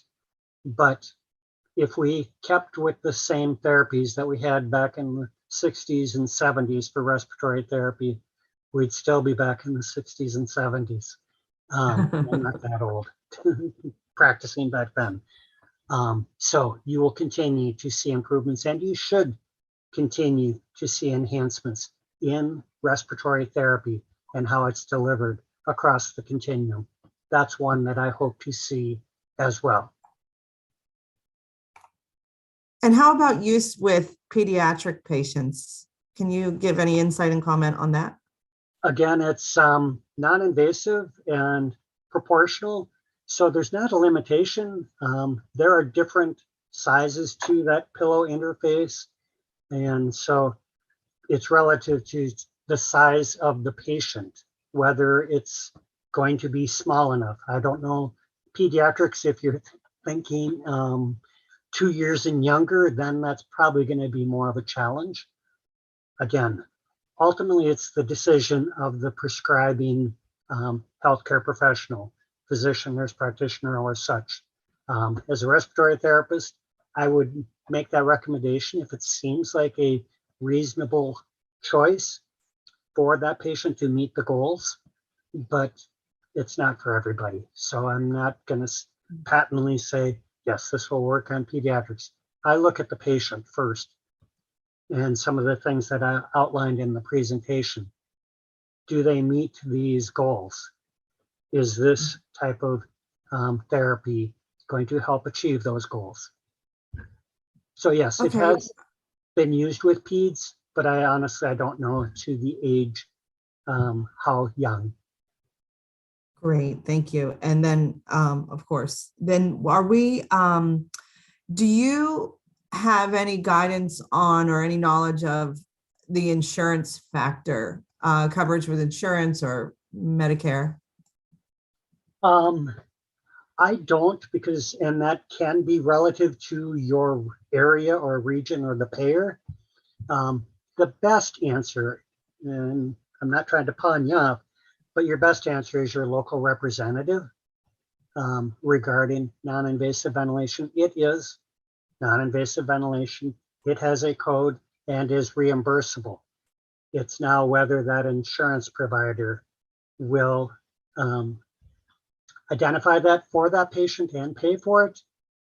There's relative confidence that with the diagnosis, with the support of a written order, that it would, but I can't speak to specific areas because different regions of the country have different, whether it's Medicare or medical assistance, have different guidelines with regard to their coverage. So better to talk to your local representative.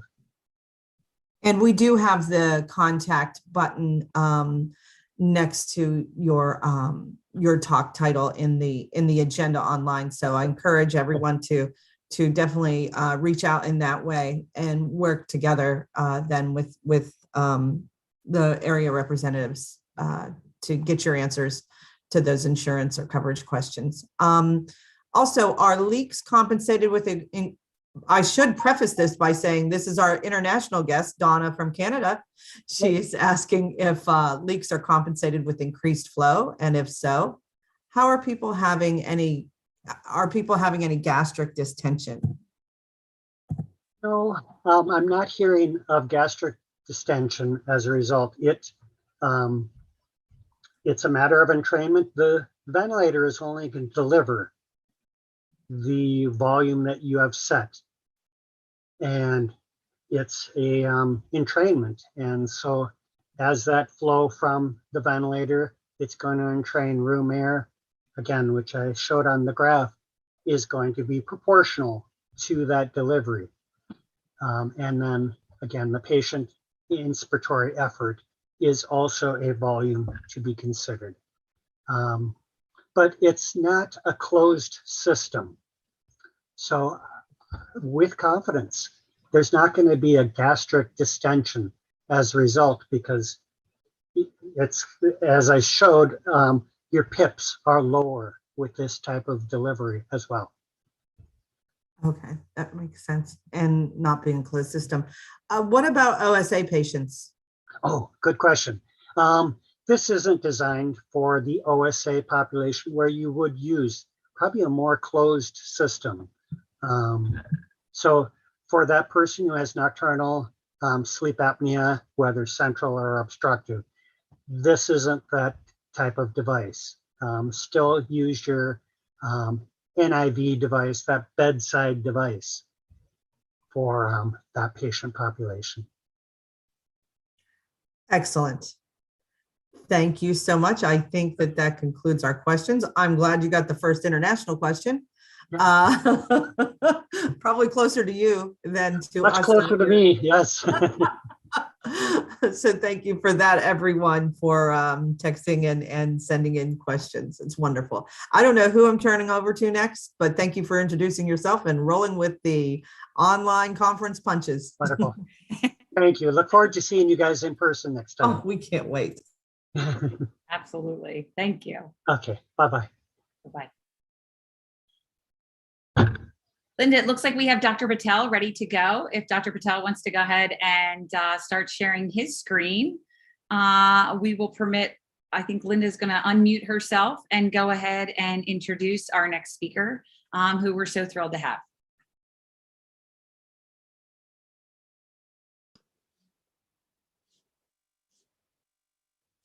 Okay. We want to formally introduce you, Dr. Patel. So just bear with us a minute as Linda unmutes herself. So you're just getting an extra little second just to collect yourself, be ready to go. But hopefully Linda does. If not, I will have the great pleasure of introducing you. So let's see what she does. Oh, here she is. There she is. Welcome, Dr. Patel. Dr. Patel is an experienced fellow. He trained here at North Beth as a pulmonary critical care medicine. He joined the department.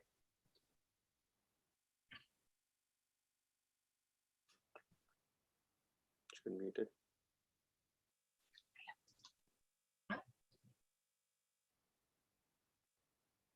Linda, it seems that your mic dropped off.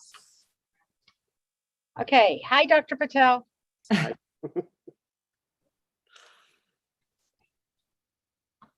It's delayed.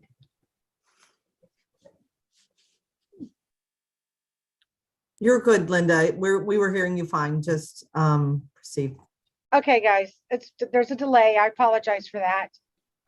Dr. Patel, I apologize for the delay. So he joined the Department of Medicine. There's a delay. Would you like us to take over? Let's try to continue this. He joined the Department of Medicine at St. Barnabas Medical Center. He specializes in diagnosis and treatment of various airway disorders, as well as providing modalities in diagnosis and management of lung cancer. As a pulmonologist, Dr. Patel strives to develop a comprehensive lung nodule clinic at St. Barnabas Center, which would provide a multiple disciplinary evidence-based fashion. Prior to joining St. Barnabas, Dr. Patel was director of interventional pulmonary at Englewood Hospital and helped develop their lung cancer and advanced airway hypertension program over there. He studied medicine in India and later joined North Beth, Israel to finish his residency and his fellowship. I would like to welcome Dr. Patel to our St. Barnabas team. Thank you. Thank you, Linda. So hi guys, I'm Kilol Patel. I'm one of the pulmonary physicians at St. Barnabas. I do mainly interventional pulmonary at St. Barnabas, and I'm in charge of the lung nodule program, which we are developing. So I was asked by Maria Dimi to give a talk about introduction to interventional pulmonary. We'll try to touch base on most of it if we can, or as much as we can, and we'll go from there. One second. So we'll go over the history. The objectives for my talk are we'll go over the history of interventional pulmonary briefly. What do you actually mean by interventional pulmonary? And how interventional pulmonary is applied to a few topics like emphysema, asthma, pleural diseases in general, lung cancer, airway obstructions. There's a whole lot more to it, but we'll try to cover this much in an hour if we can. So the history is the endoscope was first developed in 1853 and used for the inspection of the GI tract.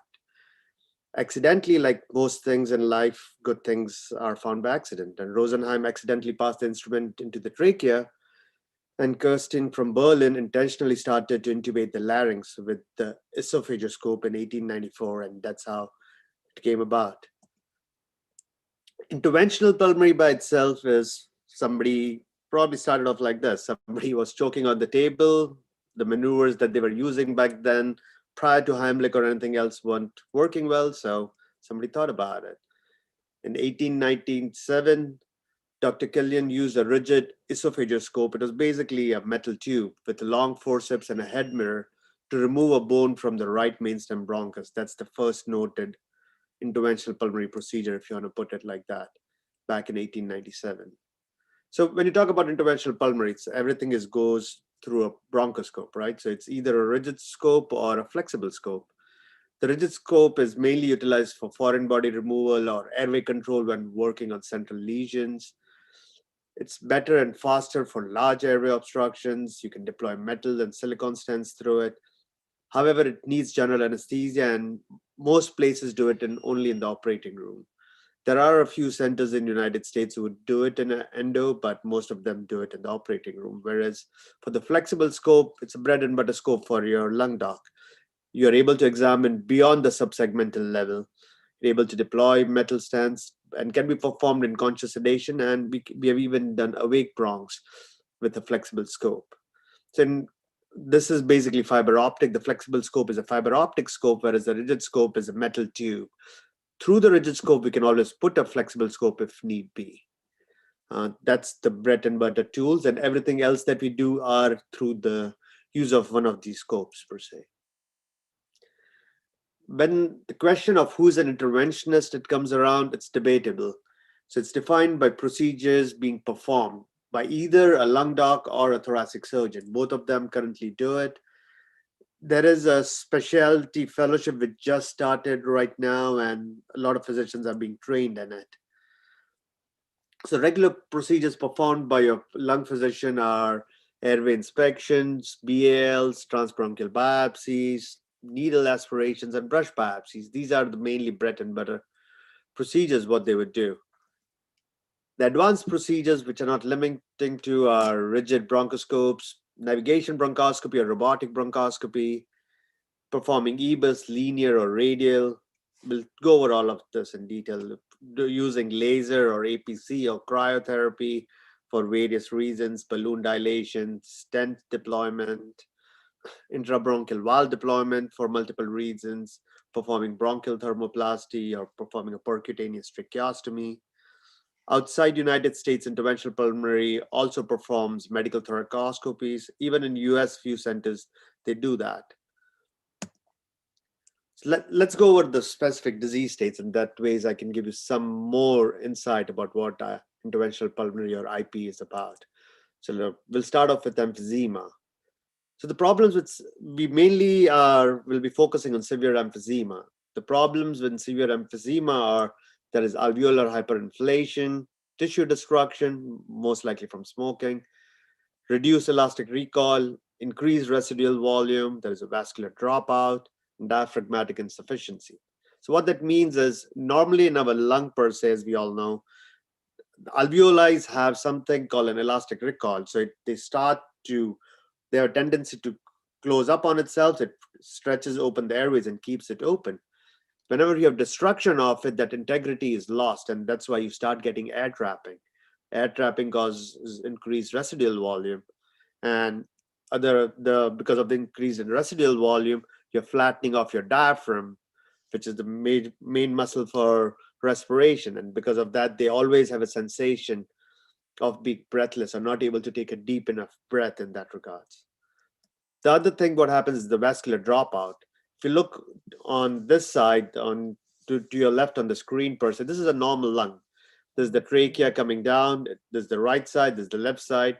I don't know if you guys can make it out, but this is the right fissure. So on above it is the right upper lobe, this is the right middle, and this is the right lower lobe. Below, when you look at it, this has the pulmonary vessels. As you can see, they're fairly distributed evenly throughout both lungs per se. There's the right side and the left side. Now, when you look at on the left side per se, same thing. The trachea coming down, there's the right lung, there's the left lung. There's severe emphysema in both upper lobes per se. So this is hyperinflated. If you can see over here, the fissure was ending here. And on this side, it's all the way down here. The middle lobe is squished. Even the lower lobe is squished per se. On the left side, it's even worse. The upper lobe goes all the way from there till down here. And then the lower lobe is squished. What happens when you have destruction because of emphysema, the blood vessels also going over there are destroyed. So if you look over here, there's no blood vessels going in the upper lobes, in the right upper as well as the left upper. There is blood vessels, however, in the lower part, and that's how the patient can actually get the oxygenation and get rid of the carbon dioxide, what they want. But however, there is a big VQ mismatch, if you think about it, because now the majority of the portion that's occupied in your chest is by non-functional, kind of a very little functioning lung per se. So that doesn't help out. So now, because of all of these problems, it causes reduced exercise tolerance and hypoxemia. So the treatment options currently, what we have for them is we start off with non-invasive. You do medical management. Normally, you're treating them with a combination inhaler of a LAMA-LABA, or sometimes even triple therapy with an ICS, LAMA, and LABA. If they keep on progressing, you send them to pulmonary rehab. If that doesn't work, then there is lung volume reduction surgery. We'll speak about it and how that came about, and eventually lung transplant.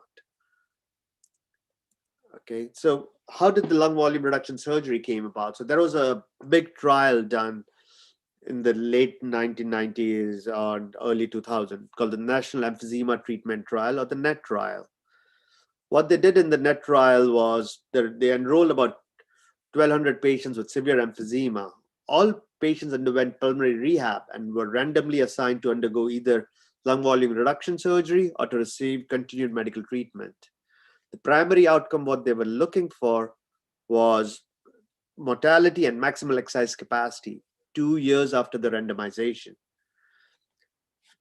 The results were overall LVRS improved exercise capacity, however, did not confer a survival advantage over medical therapy. Survival benefit was seen, but only patients with both predominantly upper lobe emphysema and low baseline exercise capacity, meaning they did not have that great capacity to begin with. And it was fairly significant. As you can see, the p-value was pretty good. There was a quite good probability of them surviving. However, the state of the affairs right now are, there are less than 15 procedures done per month in the United States for lung volume reduction surgery. Roughly about 1,800 procedures are done in the last 10 years as per the Medicare database. However, on the flip side, there are about 27,000 articles in PubMed regarding lung volume reduction surgery, basically. So it's for every patient that was done, there's close to 1,000 articles based on it, which is not great. The main reason being it's very invasive. There is a mortality and morbidity attached to it. And there are very few centers in the United States who perform it. You need to do a lot of a thing to be an expert in it, right? And have better outcomes. So as he said, yes, the invasive options were LVRS or lung transplant. However, right now in the last few years, there are two things on the market called endobronchial valves made by two different companies. Spiration is from Olympus and Zephyr from Pulmonx. They both make endobronchial valves, which can achieve the same thing as LVRS.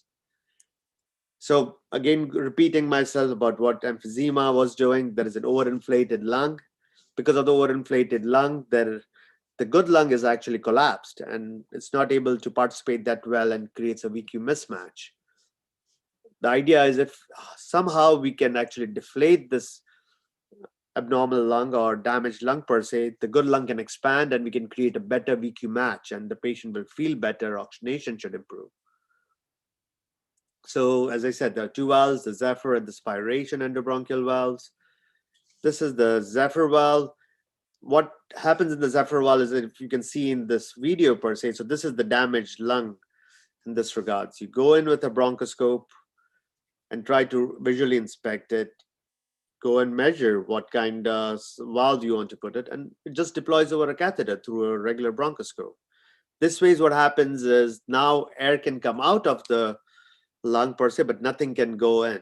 It is a duckbill shaped of a valve, which you can look at. And what this does is now it will deflate the lung because now air can come out, but nothing can go in. As it slowly deflates, the rest of the lung, or which was atelectatic, can expand. And now you're creating more of a VQ match. Patients can breathe a whole lot better, and that improves your diaphragmatic function and everything. And patients feel better. The quality of living goes up. So as I said, the Zephyr valve is a duckbill valve. It prevents distal airflow. It's made of a nitinol frame surrounded by a polymer membrane. Only permits one-way airflow, as we saw in the video. And it's approved both for homogeneous and heterogeneous disease. It's very important because sometimes what we mean by this is some people only have upper lobe disease, whereas some people have emphysema throughout all the lungs, both lobes both lobes on the left side and all three lobes on the right side, but it might be in different severity in each lobe. So that would become a homogeneous disease if all the lobes are involved. However, if it's only one or two lobes involved, then it becomes a heterogeneous disease. The spiration valve is an umbrella-shaped valve, does exactly the same thing per se. The secretions can come out around it, but no air can go in. This valve is held by anchors, as you can see over here into the wall. It's deployed in the same manner. The Zephyr valve is not, it's held by the structure of the valve itself. So to take it out, it's a little bit easier, but both of them are fairly easy to take out. This is also made of a nitinol frame surrounded by a polymer membrane. It only permits one-way airflow. However, this valve is only approved for heterogeneous disease, meaning only one or two lobes are involved. If you have homogeneous disease, this valve is not FDA approved. So how they came about is, so initially in 2001, you had the NET trial, what we just spoke about.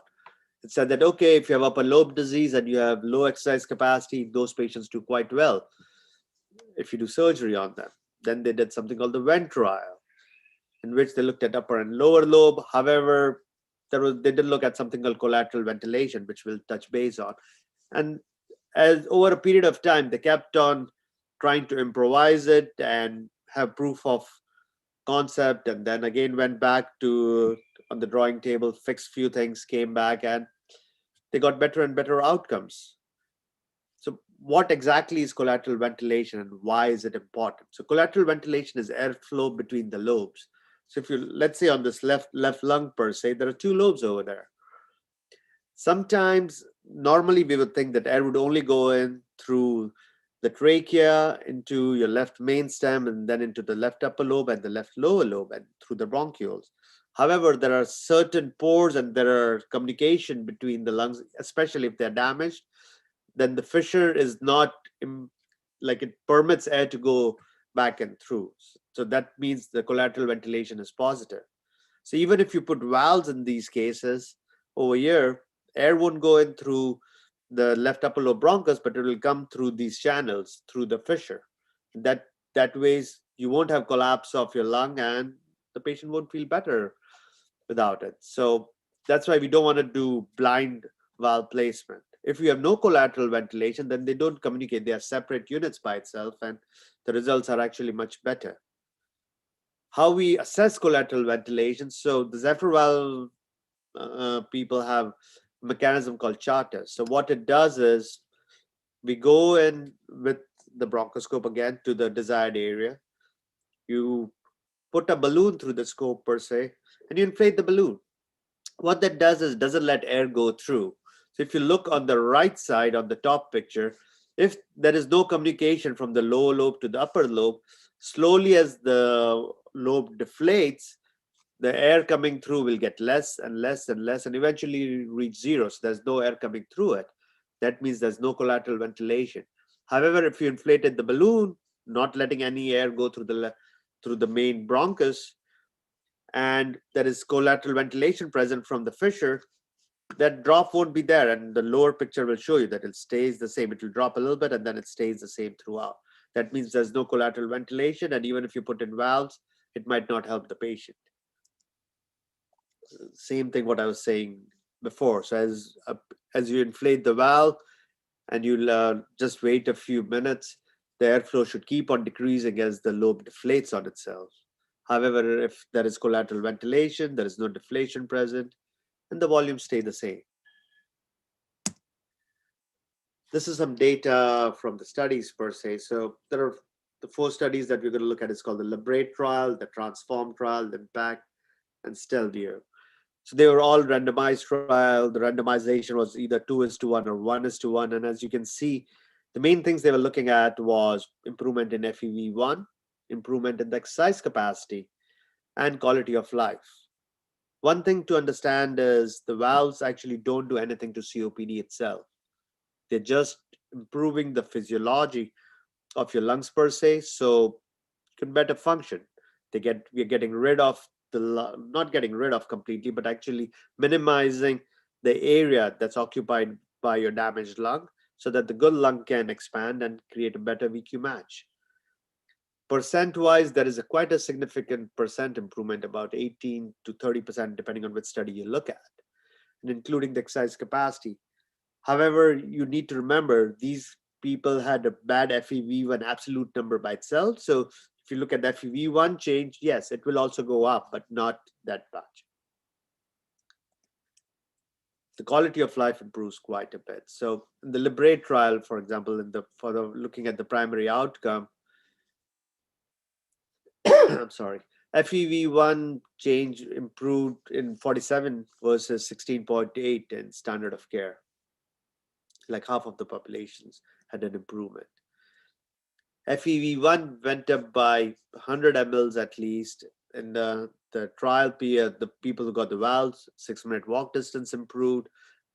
This is not a surprise that people who are on standard therapy kept on progressing and they had worsening 6-minute walk. And quality of questionnaire also improved. SGRQ questionnaire improved on that. And these are the certain other things, FEV 1%, residual volume, everything keeps on improving in the valve patients. And that was expected as we saw in the previous slides. However, the one thing to watch out for in these patients, so what happens in these trials they saw is the rate of pneumothorax was very high in patients who got the valves. But this rate was very high in the first 2 days. If you look at it, the light blue one is in which the pneumothorax happened, but they did not have to do anything about it. A little bit darker blue is only chest tube, they required it, and then it was resolved and the chest tube was taken out. The dark blue is in which the chest tube was placed, however, the patient kept on being symptomatic or being unstable, and hence the valve had to be removed. In the earlier trials, what they had seen, they would do the procedure and send the patients home. So it's not good to have a pneumothorax when you're home per se, especially if you have severe emphysema to begin with. So because of that, when they saw that the incidence was higher, now the protocol is they get admitted. After they have the procedure done, you keep the patient inpatient for at least 3 to 5 days, because that's when majority of the pneumothoraxes are happening. So you can catch it, and if it happens, you put in a chest tube and it usually resolves. The question becomes on why are the pneumothoraxes happening? So there are a couple of reasons behind it. It is basically because of the lung collapsing, right? So whenever you put the valves in, you're having one of the lobes collapse on itself. Because of the diseased lung state, sometimes what happens is the lung itself is adhered to the chest wall, and as it is collapsing, it rips up and some air can escape out. On the flip side, if the good lung, which was compressed, even when it is expanding, it can also rip and cause you to have a pneumothorax. The third reason is there's something called pneumothorax ex vacuum, meaning the lung collapse, but there's actually not a pneumothorax, it's just an empty space because the other lung is still taking time to reinflate itself.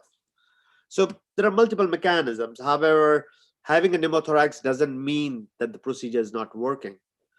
It actually means that it worked, and that's why you have a pneumothorax, because the lobe collapsed. That's what we are trying to achieve to begin with. So that's where we are. So the serious adverse events, as we said, was the pneumothorax rate. However, in the long-term period, there were less exacerbations in the group which got the valves, and the incidence of respiratory failure was only 0.8% compared to 3.2% in the standard of care group. So what's a diagnostic workup for lung volume reduction? So basically you do PFTs.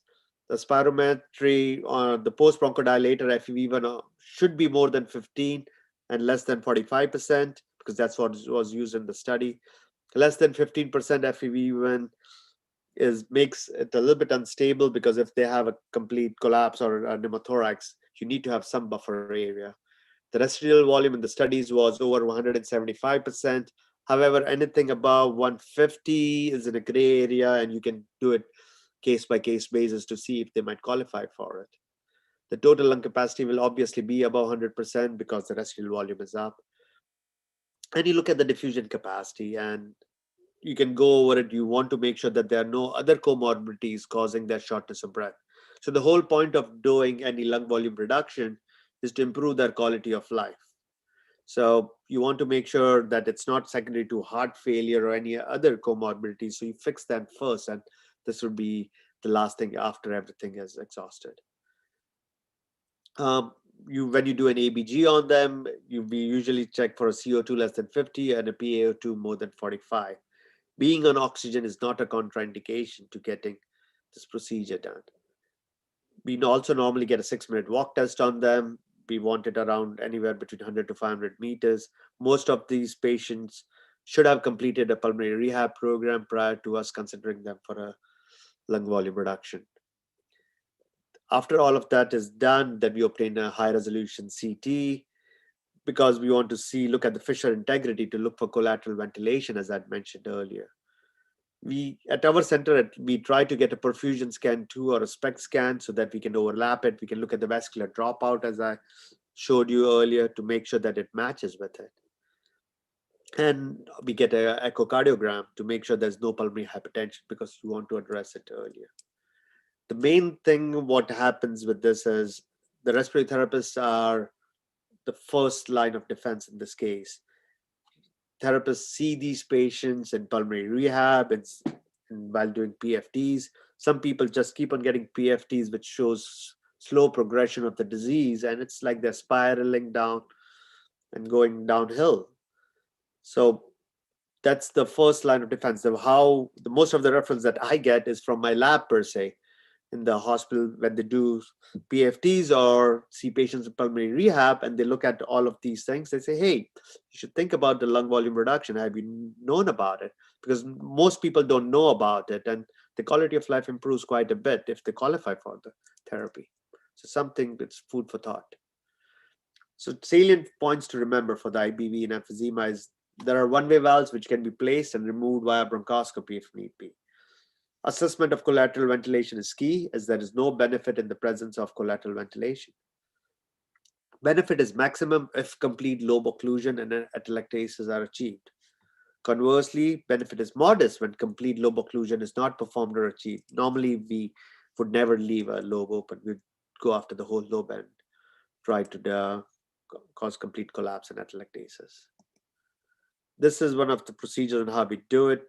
Not an animation, so you go in, that's one of the valves you can see open, and the catheter goes in through the scope, and then we just push it out, push the valve. There's a sizing device which is put in earlier, which tells us what size of valve to put in. And this is like the duckbill valve what we are speaking about. So this lets air come out, but nothing can go in. You can see these metal studs over here. That's what holds the valve in place. We don't stitch it in place or glue it or anything like that. So that's what it was. Some things in the pipeline which they are looking to achieve the same thing is bronchoscopic thermal vapor ablation. Steam is administered under controlled settings to disease segment, causing acute tissue injury, scarring, and contraction of the disease segment. Same principle. Trying to collapse the diseased lung per se, so that the normal lung can expand and you can have more VQ match. There is a pilot study involving 44 patients with upper lobe predominant heterogeneous emphysema, which were treated with this. There are more studies done about it, and which showed same results. As you can see, this is the baseline. There is hyperinflation in the upper lobe per se over here. After 3 months after therapy, there is collapse of the upper lobe. The middle and lower lobes are expanded, and 6 months it expands more, and it keeps on improving. So they're able to breathe better. The quality of life improves. At 6 months, mean FEV1 improved by 140 mLs. The treated lobe shrunk on an average of 48%. There was a significant improvement in dyspnea scores. There are currently multi-center randomized trials evaluating safety and efficacy following segmental, bilateral thermal vapor ablation in patients with severe emphysema in Europe and Australia, and in the United States also now. The other modality to achieve this is through coils. Nitinol coils behave as springs, so they can actually collapse on itself. They're introduced to the bronchoscope in a straight configuration into the desired subsegmental airway and extended to the parenchyma. After deployment, they resume their shape, causing collapse of the segment because it pulls on itself. And that way, it works in the same principle. Moving on to asthma. So asthma, airways undergo remodeling in poorly uncontrolled asthma. This is a normal airway on your left. As we move towards the right side, So your airway is made up of three things. One is the mucosa, which stays on the inside. Out of it, this light pink area is the smooth muscle, and all the way outside is the cartilage, per se.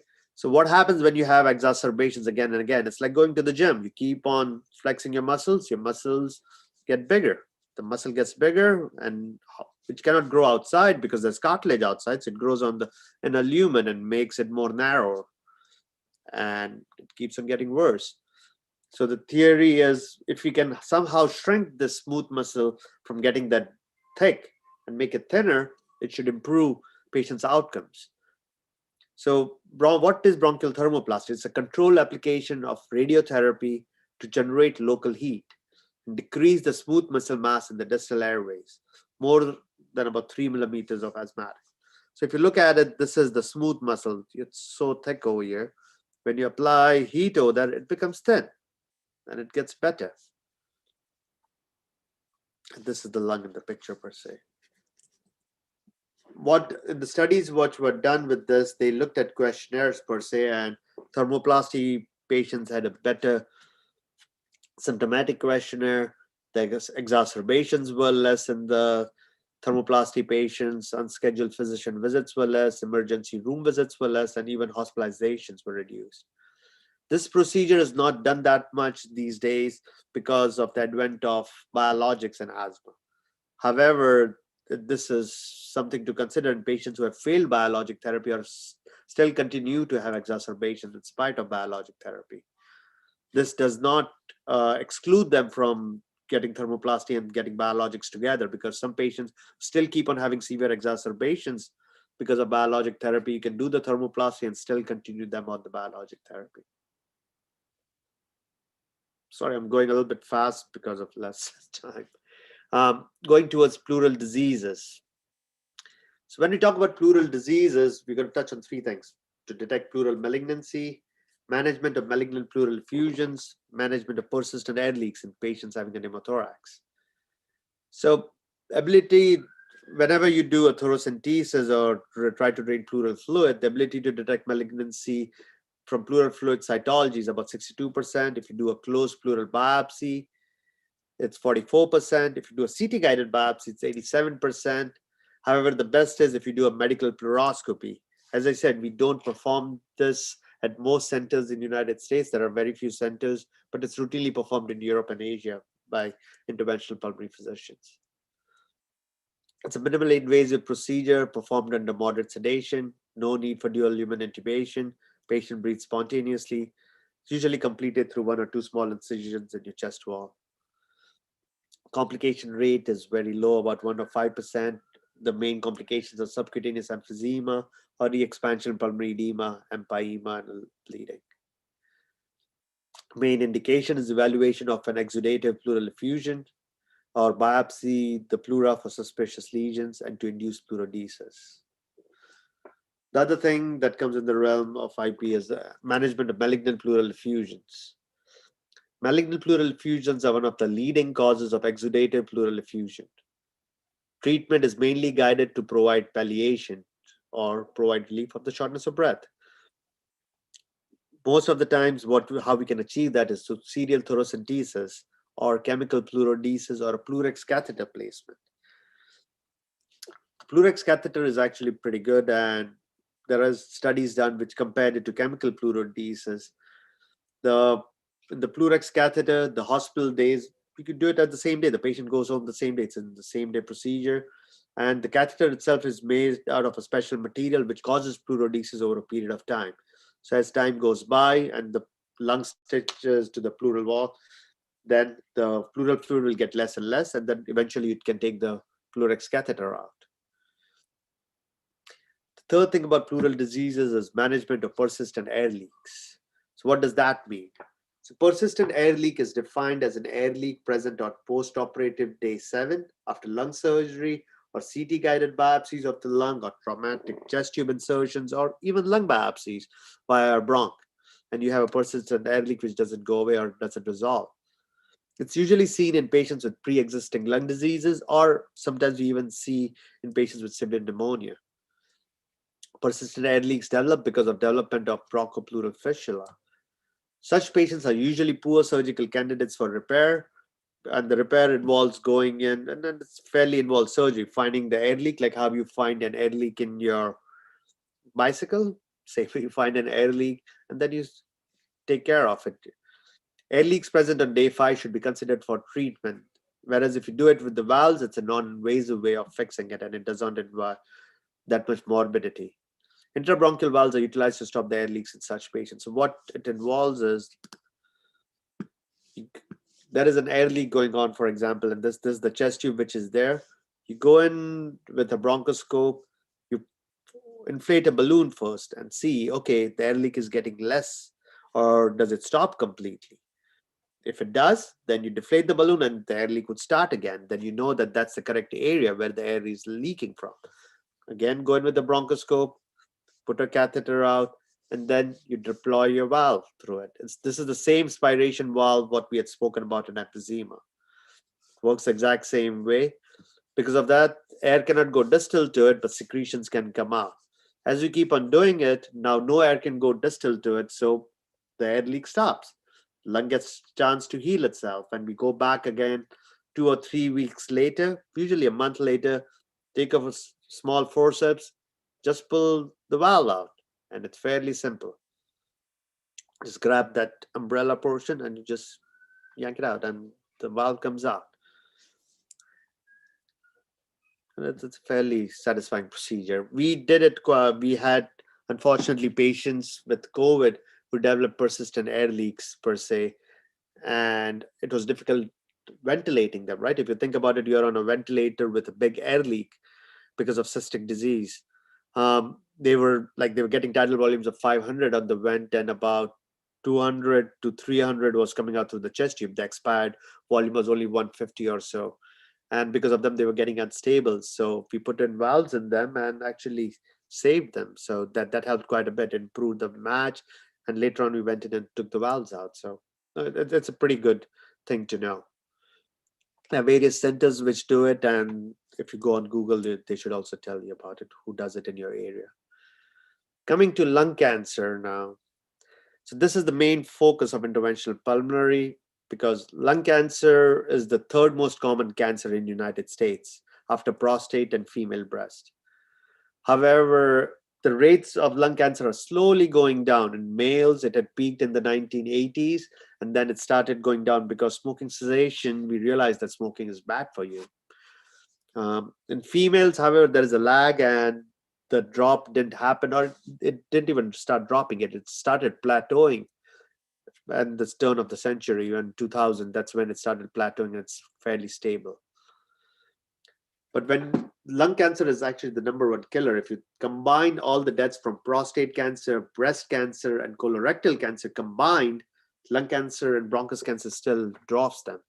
Why is that so? Because the survival of lung cancer is dependent on what stage you find lung cancer in. The blue is localized cancer.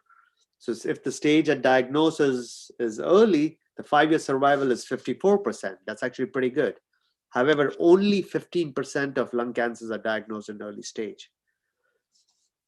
If at all there is regional spread, meaning to just the local lymph nodes, that 22% of patients are found like that, and they have about a 27% 5-year survival. However, if you have distant metastatic disease, that's majority of our patients, when you find them, it's 57%, and there's only 4% who survive 5 years. These numbers have improved slightly because of targeted therapies. However, the concept stays the same. If you find it early on, you have better outcomes per se. Just because of this problem per se, there was a study done which looked at how can we reduce mortality in lung cancer. They looked at low-dose CT screening. What they did, this was a fairly big study. They looked at about almost 53,000, 54,000 high-risk patients. How they defined high risk is patients, adults between ages of 55 to 74 who have 30-pack smoking history, who are currently smoking or have quit within the last 15 years. That's a lot of smoking. They were randomly assigned to undergo 3 annual screenings with either low-dose CT or single-view chest X-ray. What they found was 25% of patients receiving the CAT scan had a solitary pulmonary nodule, which was defined as a nodule more than 4 millimeters in size. 96% of these nodules were nothing. They were false positive, meaning it wasn't cancer. And how they found out is by doing biopsies and procedures. There was a 1% mortality with surgery associated with the screenings because they had a procedure from it. However, what they found is there's a reduction in lung cancer mortality by 20%. That's a fairly big number. We don't have anything other than that. Prior to the CAT scans, what they were doing was they were doing chest x-rays, and the efficacy of it was about 48%. So you're better off flipping a coin than doing a chest x-ray to screen for lung cancer. The number needed to screen, meaning how many people you need to perform the scans on to prevent lung cancer death, is 323 over 6.5 years follow-up. Meaning if you screen 323 patients, you will save one person from dying from cancer. That number might seem a lot, but we'll compare it to other cancers. Then there was another study which came out, and when they said, okay, if you keep on screening for 10 years and you look at the data, you only need to screen 130 patients. And when you do that, you'll save one person from dying from lung cancer. So now the current recommendations are anybody between the age of 50 to 80 years who has smoked at least 20 pack year smoking history, meaning smoked a pack for at least 20 years, or 2 packs for 10 years also counts. Who are current smokers or quit less than 15 years ago, they should get this low dose screening. When do you stop it? If they've stopped smoking for more than 15 years, or they develop a health condition which severely limits their life expectancy. If they're gonna, for something else, if they're gonna die within 6 months to a year, there's no point in just continuing with the screening part. The number needed to screen, what we had spoken about earlier, just to give you an idea about it, everybody is focused about breast cancer, which is good. You want to, and because it's all on the news and everything, you need to screen 1,900 patients between the ages of 40 or 49, or about 1,300 patients between 50 and 59, and about 377 between 60 and 69 to save one person from dying from breast cancer. Same thing for colon cancer. You need to do 817 flexible sigmoidoscopies to save one person from dying from colon cancer. On the flip side, for lung cancer, you only need to screen 130 patients and you will save one life. It's fairly impressive. However, I think people are not that much aware about it because smoking is a taboo in our society when it should be. However, it's something that's there in society and we have to deal with it. We cannot just shrug it under the carpet, but we need to talk about it and at least get the screening out there. Lung cancer staging is basically based on the tumor size, the lymph node involvement, and if there is any distant spread or not. How do we know what lymph nodes are involved? So there are multiple lymph nodes which we know where the location is. Like in this schematic, there are lymph nodes present on both sides of the trachea, or one right below the carina, right over here, and we call it a station. There are numbers attached to it.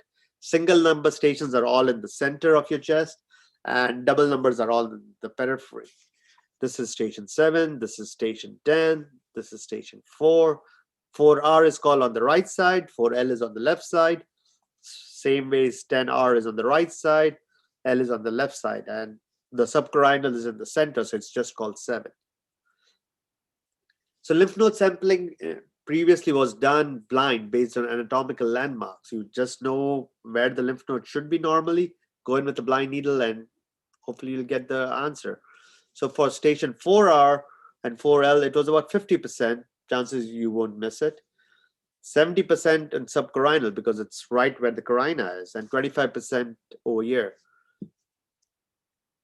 Hence, the new scope that was developed was something called an endobronchial ultrasound. What it is it's an ultrasound attached to the tip of the scope per se, through which you can even do a biopsy. There's a linear curved transducer attached to it, and images are obtained in real time by attaching a balloon and inflating with normal saline. Doppler mode can be used prior to the biopsy to detect any overlying vessels. So for example, this is the scope, and now this is an ultrasound at the tip of it, and that's the balloon. So when you put in you're doing the ultrasound on it, you can actually see this lymph node. Because you're seeing the lymph node and visualizing it, this dot is where the needle comes out through, and there you go. You can see the needle going through the lymph node and doing the biopsy in real time. if you put in a Doppler, if there was a blood vessel in it, you can actually visualize the blood vessel and try to avoid it when you're trying to do the biopsy. That way, its complication rate can be less. Also, lymph nodes don't all look the same. Sometimes you have central calcification. Whenever there is any calcification, it is dead tissue. So there is no point in biopsying it. You would like to avoid it and get to the other areas. This way is because it's done under direct visualization. You try to biopsy multiple areas of the lymph node. You can get some answers with that. So benefits of it, it allows diagnosis and staging of cancer with one procedure. This direct visualization of aspiration of lymph nodes or mass, and ability to detect overlying blood vessels, as I said. The sensitivity, specificity, and negative predictive values are at least as good as mediastinoscopies. So when you look at EBUS versus CAT scans versus PET scans to detect cancer, CAT scans are sensitive about 77%, specific about half the time, and the accuracy is about 61%. PET scans, on the other hand, are very sensitive, about 80%. Specific, maybe, maybe not, because it even lights up if you have an infection, about 70%, and the accuracy is about 72%. If you do look at EBUS, it's sensitive about 92%, specific 100%, meaning if you have cancer, you have cancer. The accuracy is up to 98%. When you compare it to mediastinoscopy, for those of you who don't know about it, what happens in mediastinoscopy, a surgeon usually makes a neck out your sternal notch, and then they go in with the camera with blunt dissection and then get biopsies of the lymph nodes.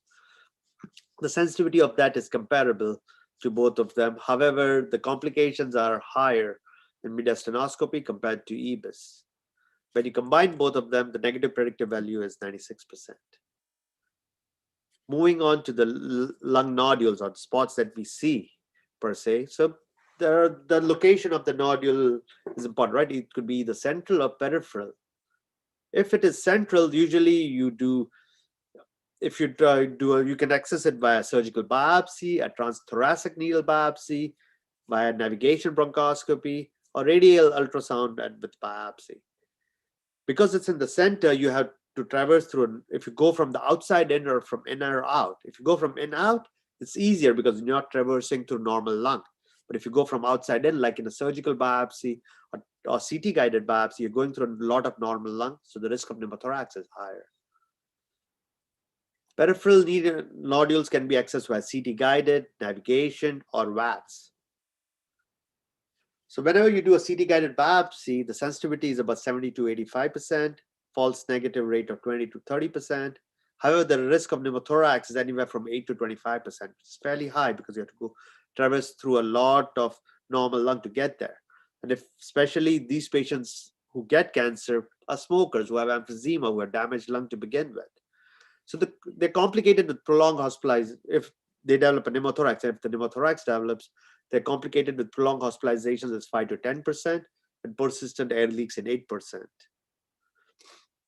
Navigation bronchoscopy, when we talk about it, it's just basically telling us on where the nodule is, because these nodules, what we're talking about are about sub-centimeter in size. They're about 8 millimeters to 1.1 centimeter. So there are older modalities with the super dimension system or the wear and spin system, and the newer modalities are the robotics with the Monarch and the Ion robot, as well as Illumicide by Medtronic. All of them do most of the same stuff. So it's basically what we do is we get a CAT scan, load it into the system, it creates a map. It's like GPS for the lungs. There's a virtual airway reconstruction. When you load the patient's CAT scan into the software, it makes a 3-dimensional tree, as you can see over here.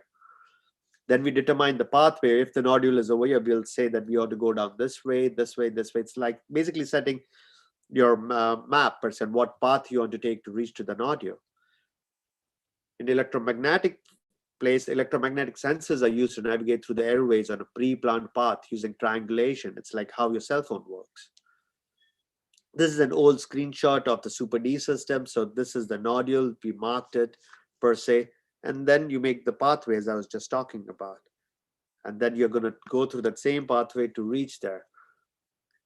This is a small, which tells, so whenever you're doing the video looks a little bit, it's older, but this is the regenerated or the virtual airway per se, and this is the real-time image. So it actually keeps on telling us, don't go in this one, you go in this one, or go in that one, whichever airway you have to take. So eventually you reach there, and then you can do a biopsy of it. The problem, what was happening with these is it's operator dependent. So there is a physician who's holding the bronchoscope.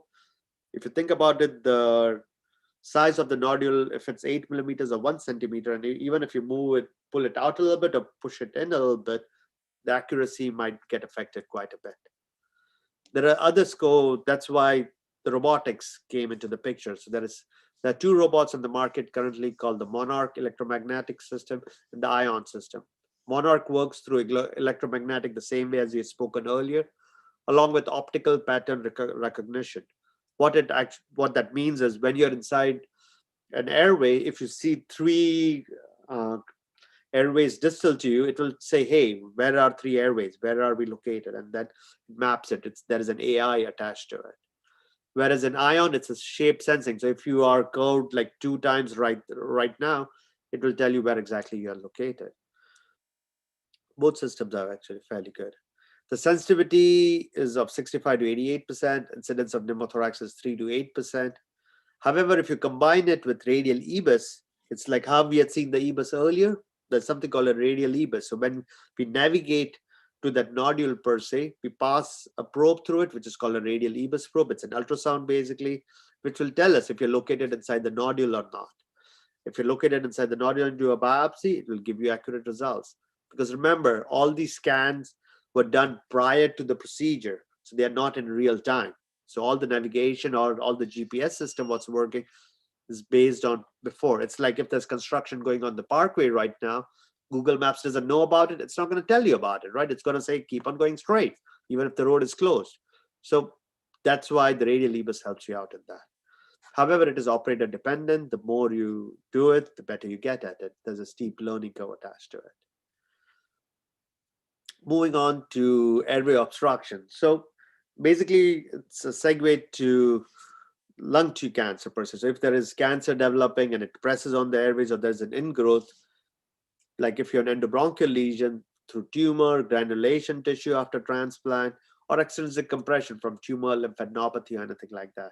There are various modalities we can use to open it. So if there is a big tumor in the center of the airway, you can do manual debulking. You go in and you just take bites on it, go in with your rigid scope or score it out, and you can control it like that. Sometimes you can go in, and if it's a smaller lesion in a distal airway, you can go and use something called electrocautery. So it's basically burning it up. So you'll see it in this video per se. They're just burning up and the tumor per se, and that way we relieve the obstruction. Go there.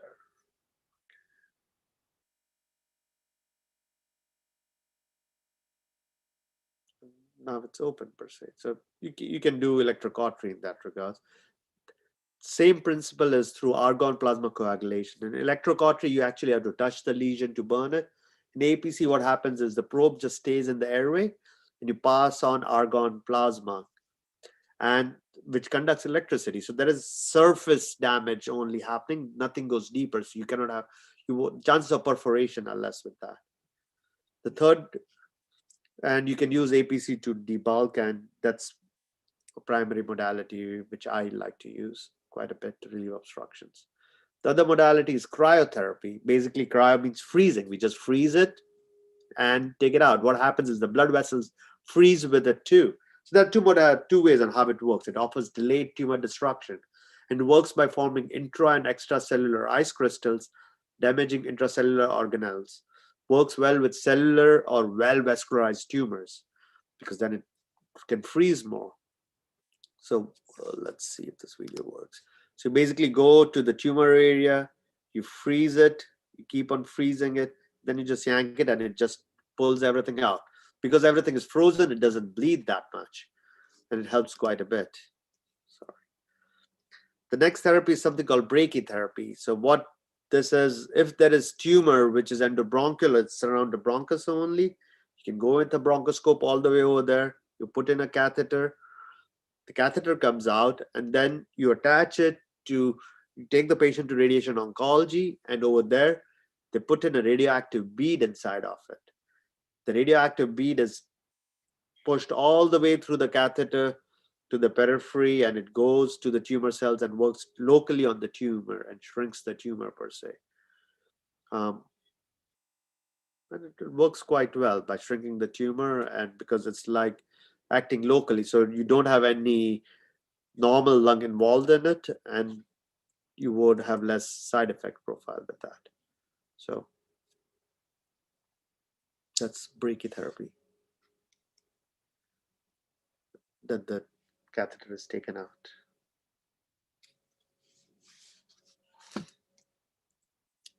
The other one is balloon dilation. So sometimes if you have a growth of, it's all of these modalities are used in a combination of each other, not usually by itself. So you just put in the catheter, you open up the balloon, and everything is shrunk, and then you can just yank it out with a forceps.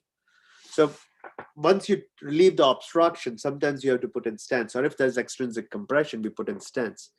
Basically, stents are hollow tubular devices designed to provide a barrier effect by protecting the airway lumen from tumor or granulation tissue in growth, or for splinting effect by counterbalancing the extrinsic pressure exerted on the airway, or for both. There are three major stents: metallic, silicon, and hybrid. Metallic stents are covered or uncovered. They're only approved for use in malignancy, though, can be deployed either through flexible or rigid bronchoscope. Over a period of time, epithelialization of stent occurs, meaning epithelium grows on top of it, and it's harder to take it out at that time. All the devices or everything that I showed you, they all stay in place by itself. We don't sew it in place. There is lesser incidence of mucus plugging or stent migration, but they're harder to remove after epithelium has grown on it. The other kind of stent is called a Dumont or a silicon stent. These stents are made of silicon, as the name suggests. They have studs present on the outside, which preserves the mucociliary function. However, they require a rigid bronchoscope for deployment. There is higher incidence of mucus plugging and stent migration, but they're easy to remove because epithelium doesn't grow on it because of those studs. The last one is the hybrid stent. They're metallic stents with outside coating made from silicon, can be used in non-neoplastic conditions. Outside coating prevents epithelialization of the stent. They're fairly easy to remove. You just grab at the tip.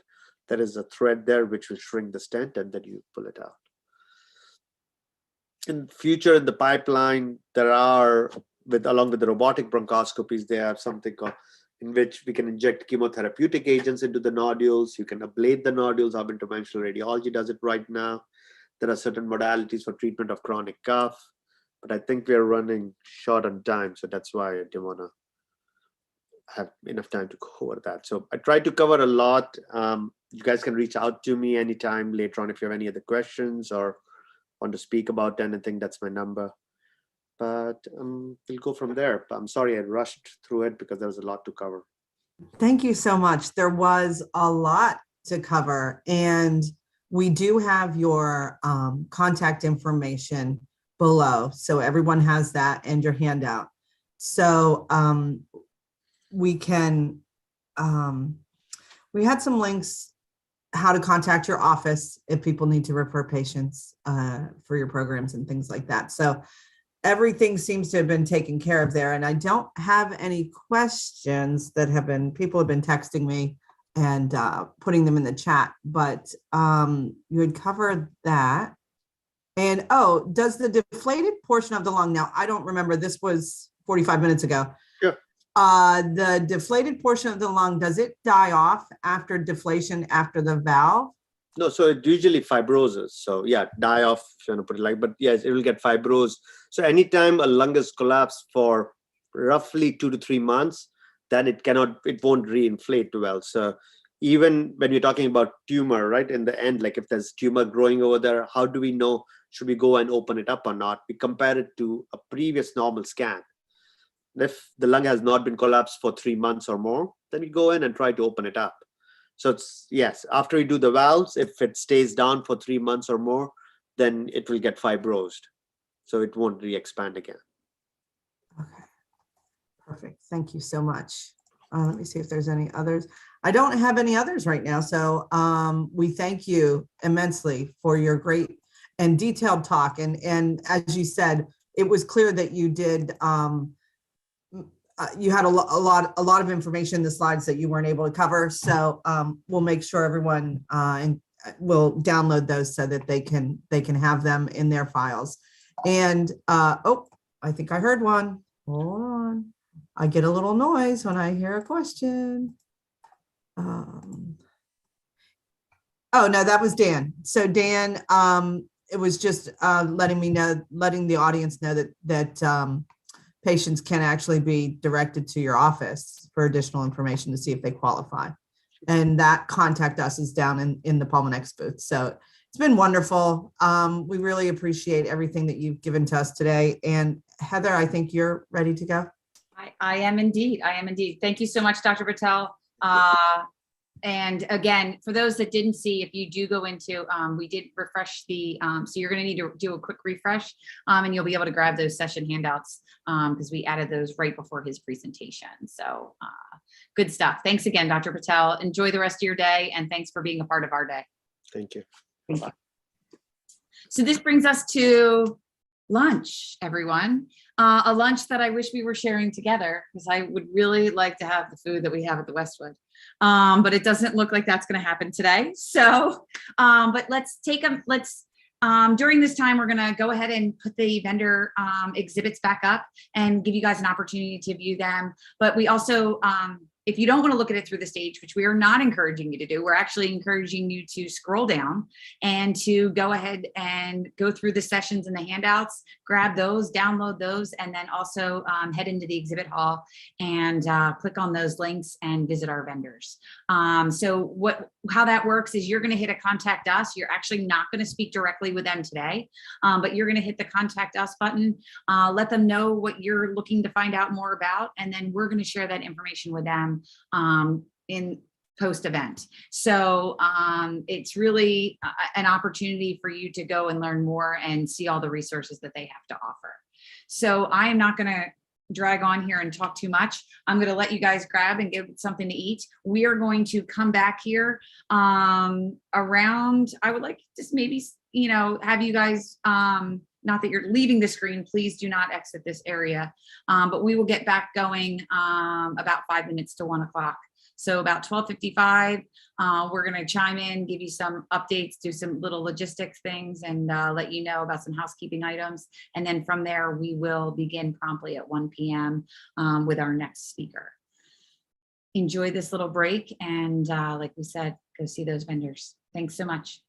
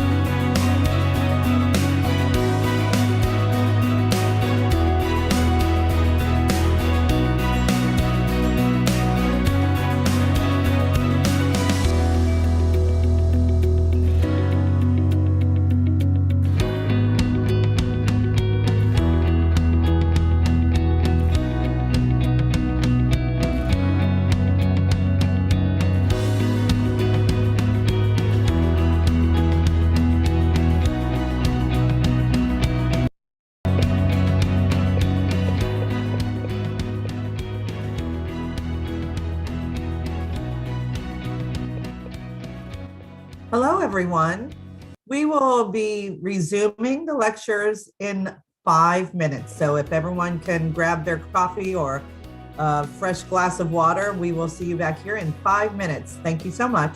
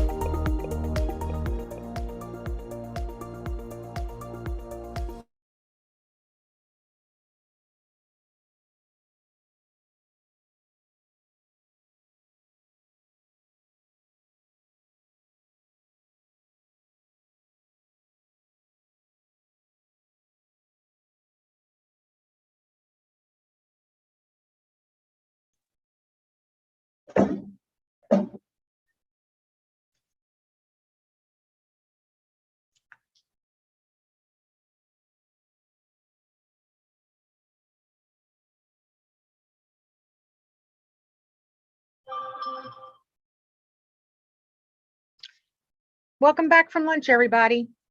So my next speaker is Tom Petty. Unfortunately, Mike Hewitt couldn't be with us because he had something come up at his main job, but he's going to miss us. He's going to be very well missed. So Tom was being nice enough to take over for Mike, and I was supposed to introduce Mike as short, bald, and fat. So I'm going to introduce Tom Petty instead. Tom has been with Vyaire for several years now. Tom is responsible for planning and training and patient application aspects of clinical trials. He provides bedside and classroom instructions of respiratory care practitioners, physicians, and nurses in the art and science of mechanical ventilation. At Vyaire, we know that each patient has different goals, and every breath counts to achieve them. They are a company on the move, relentless, innovating, challenging the status quo, and keeping patients' needs to the forefront of everything that they do, enabling, enhancing, and extending the lives. So let's give Tom a very warm welcome, even though he doesn't hear our applaud. But Tom, welcome and thank you very much. Linda, thank you very much. Thank you to everybody for attending. Yes, Mike is short. I have more hair on top, but he's got a much better mustache than I do. So if you can tell us apart, just always look for the mustache. Mike's presentation is going to be on adult lung protective ventilation. I know we all know this term. I know that we've all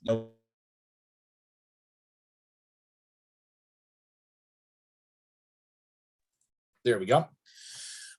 So lung protective strategy is synonymous with lung protective ventilation. The terms are interchangeable, and they are terms that every respiratory therapist should be very familiar with. Lung protective strategies describes the application of mechanical ventilation to minimize or prevent ventilator-induced lung injury. I feel as a respiratory therapist that the very first breath that I put into a patient causes lung damage, and it's incumbent upon me to minimize that damage by making the breaths that go in safe and also getting the patient off as quickly as possible. Making the breath safe entails optimizing lung volume and minimizing regional overdistension.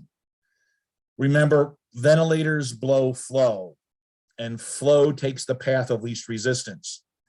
So the parts of the lungs that are open, more of that flow is going to go there. The parts of the lungs that are closed, less of that flow is going to go there. So it's incumbent upon us to make sure that we keep the open parts of the lungs safe, and that we open up the other parts of the lungs so the flow is more homogenously distributed.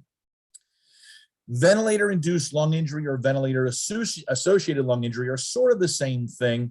Ventilator-associated lung injury is the damage that occurs while a patient is on the ventilator. If it can be proven that that damage was caused by the ventilator as opposed to another disease state, then it becomes ventilator-induced lung injury. To me, that's just splitting hairs. Just recognize as a respiratory therapist, you damage lungs with our ventilators. So your job as a respiratory therapist is to minimize that damage as much as possible. This is the cycle of lung damage, and you notice that it cascades down, and then as soon as you get down to this increased protein leak and atelectasis, it goes right back up to my endothelial and epithelial damage. So if I damage my patient's lungs with my ventilator, it's a spiral of continuing damage unless I try to fix it. And for those of you who are familiar with ARDS, you'll notice that this mimics ARDS. So even though you have a patient who may not be diagnosed with ARDS, if I damage their lungs enough, I can basically put them into ARDS. So what's the lung damage that occurs? We always think of like atelectasis as, sort of the thing we always think about, and we're always concerned. I love when I talk to the respiratory therapists, they're always concerned with barotrauma, and they're always concerned with IE ratios, but it's a much more complex damage than that. The first part of acute lung injury or ARDS is the damage to the alveolar epithelial and endothelial barrier between the capillaries. what I try to remind respiratory therapists is, when we think back to what we saw in school with that Frank Netter picture of alveoli that look like grapes on the end of the straw, that is not what alveoli look like. Alveoli look more like a sponge where they all share walls. And if you think about it, think of those walls being made up just of capillaries. So if I damage the wall of one alveoli, I damage the walls of its surrounding neighbors, and I damage the capillaries that are in there. So if I damage the walls of a capillary through whatever mechanism happens, I then create leaks from the capillaries that will then let fluid to flow in through the interstitium into my alveoli. This epithelial injury leads to a decrease of capacity for the alveoli to allow for air transport, but it also hurts the mechanism that alveoli have to remove fluid. So not only have I caused an increase in fluid, I've damaged basically the pumps that would have moved fluid out of my alveoli. There's also an inflammatory response that happens. And boy, I'll tell you, with COVID, that's all we've been hearing about, the inflammatory response in the lungs. Ventilator-induced lung injury or ventilator-associated lung injury, there's a huge inflammatory response to that. And it's basically the same process. The lung overreacts to the damage and causes a great deal of damage to the lungs, which can then, through the broken capillary walls, spread those inflammatory mediators throughout the rest of the body. And you can put patients into systemic organ failure just by running your ventilator poorly, just by causing a lot of damage to their lungs. So this is a little bit more of that inflammatory response. I'm not going to sit here and read it to you, but it's more than just stretching the lung and I'm going to pop a pneumothorax. It's far more complex than that. It is a reaction by the body to the damage that we have caused to the alveoli with our ventilators, a response by the body to the edema that is caused by the leakage of this fluid into there. And there's a great deal of inflammatory mediators that participate in this increased damage. And the body tries to rebuild or fix some of the damage, repair some of the damage, and even that causes alveolar thickening, alveolar fibrosis, and that kind of stuff. Going back to, when I say that, think of the alveoli's walls consist of the capillaries. As I stretch out my alveoli through non-homogeneous flow, I also squish my capillaries. Now, with our COVID patients, not only do we have this problem, we also have the problem of microthrombosis in my capillaries. But just normal ventilator-induced lung injury causes damage to the capillaries too, where I squish the capillaries closed. And if I do it bad enough, I can actually close those capillaries off so they don't function at all. And this is a great picture. It's from Fu. It's a great picture. I understand that you'll be able to get the slide decks after the lecture, and it shows what happens to the alveoli or the capillaries that line the alveoli as you damage them. You see this thing's rupturing and then flowing into the alveoli, all the proteinaceous fluids, all the red blood cells, all the edema that will happen from that. And of course, we always worry about overdistension, right? We always, think that when we talk to a brand new respiratory therapist, their first thought about lung damage is blown in pneumothorax. I've been a respiratory therapist for 42 years. I can probably count on one hand the number of pneumothoraces I've actually caused with a ventilator.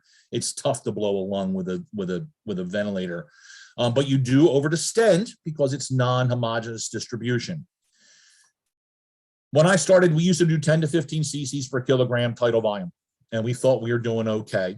ARDSNet came out and sort of lowered that down to ARDS patients, maybe 4 to 6 cc's per kilogram. And a normal tidal volume for healthy lungs is about 6 to 8 cc's per kilogram. So we want to lower our tidal volumes, and we've done a pretty good job with doing that. Just a nice little x-ray of lung overdistension. Gosh, you don't want to see this on your patient because you're doing something wrong. And this lung is just a mess. So you want to keep an eye on it on that. Atelectic trauma. So we here in the Northeast are very PEEP phobic. were afraid to use PEEP in a lot of cases. I would dare say that most of the attendees have a PEEP of 5 as their starting PEEP. The rest of the world is like, yeah, we got done with 5 a long time ago. Don't just think that atelectasis is just sort of this benign, oh, well, there's parts of the lungs that are closed down. We'll try to pop them open a little bit later. More and more research is being brought to the fore that the opening up of a closed alveoli causes an incredible amount of stress, especially at the corner of the duct that goes into that alveoli, and that's called shear stress. And one of the best articles I ever read about atelectic trauma talks about when alveoli re-expand, how they abrade against each other. They don't just pop open like a balloon, they sort of rub against each other and abrade against each other, and then they finally pop open and close back down if you don't have the proper recruitment. It's almost like every time you open up an alveoli, you skin a knee again. And that's what causes some of the damage. I think atelectic trauma is one of the things that we overlook in ventilator-induced lung injury. And I think it's one of the primary causes of ventilator-induced lung injury. So ARDSNet came out. ARDSNet was published back in 2000. It was an attempt to figure out why mortality rates for patients with ARDS were so high. Back in the 80s and 90s, mortality rates for patients with ARDS were about 80 to 90%. So the ARDSNet study was done, and they came out that they said, hey, it looks like this is associated with too much of a volume, not too much of a pressure, but too much of a volume. So they said for ARDS patients, a tidal volume of 6 to 8 cc's is probably good.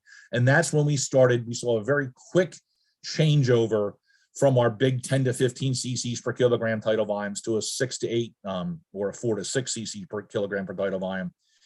The problem was it was applied to everybody, not just ARDS patients. You got to remember the ARDSNet guidelines. Think of the very first 4 letters, ARDS. These apply to ARDS patients. Patients without ARDS may not be ventilated well with 4 to 6 cc's per kilogram. Patients with lungs that don't have, maybe one lung hasn't gone into ARDS yet, that lung may not be better ventilated with a 4 to 6 cc per kilogram either. So you have to keep in mind the pathology that's going on with the patient. So these seem to be the commonly accepted guidelines. Initially start off with about 8 cc's per kilogram, reduced by about 1 cc in intervals till you get down to about 6 cc's per kilogram. And plateau pressure comes into play very importantly. Back when I started as a therapist, plateau pressure was only that thing that you got to do your compliance calculation, and we completely forgot about it after that. It's very important. We think that we want to keep our plateau pressure below 30. Now be careful, and we'll talk about this a little bit later.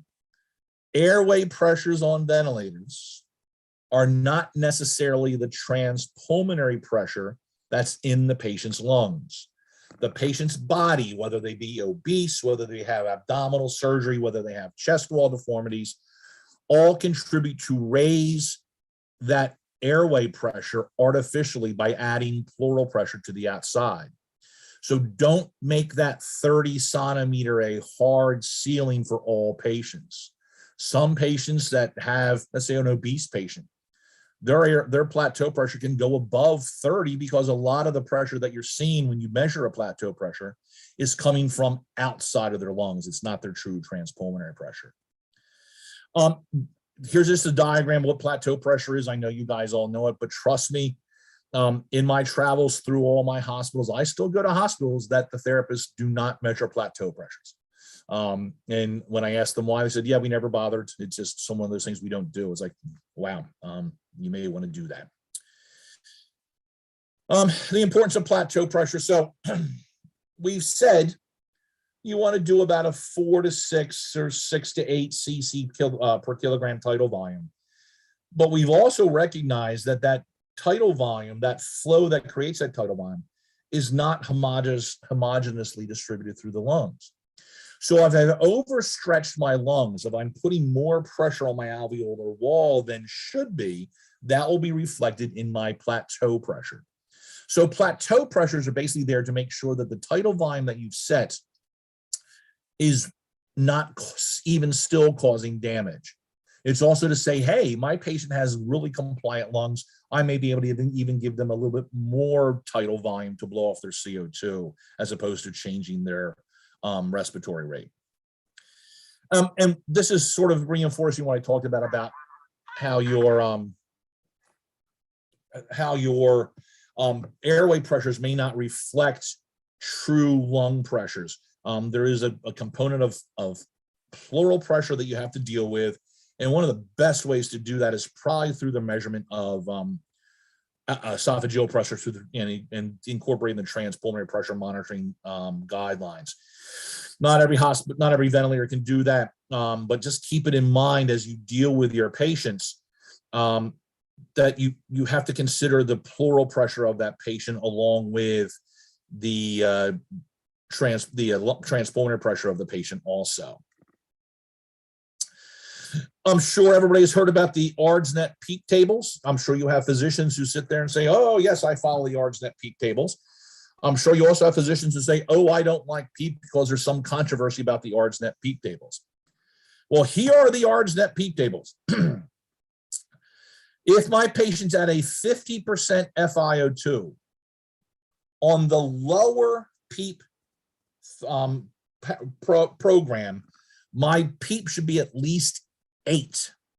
I dare say most of your patients at 50% are starting at 5. On the higher PEEP program, an FiO2 of 50%, my patient should be at a PEEP of 16. That's the controversy about the PEEPs, is whether the high PEEP or the low PEEP is better for your patient.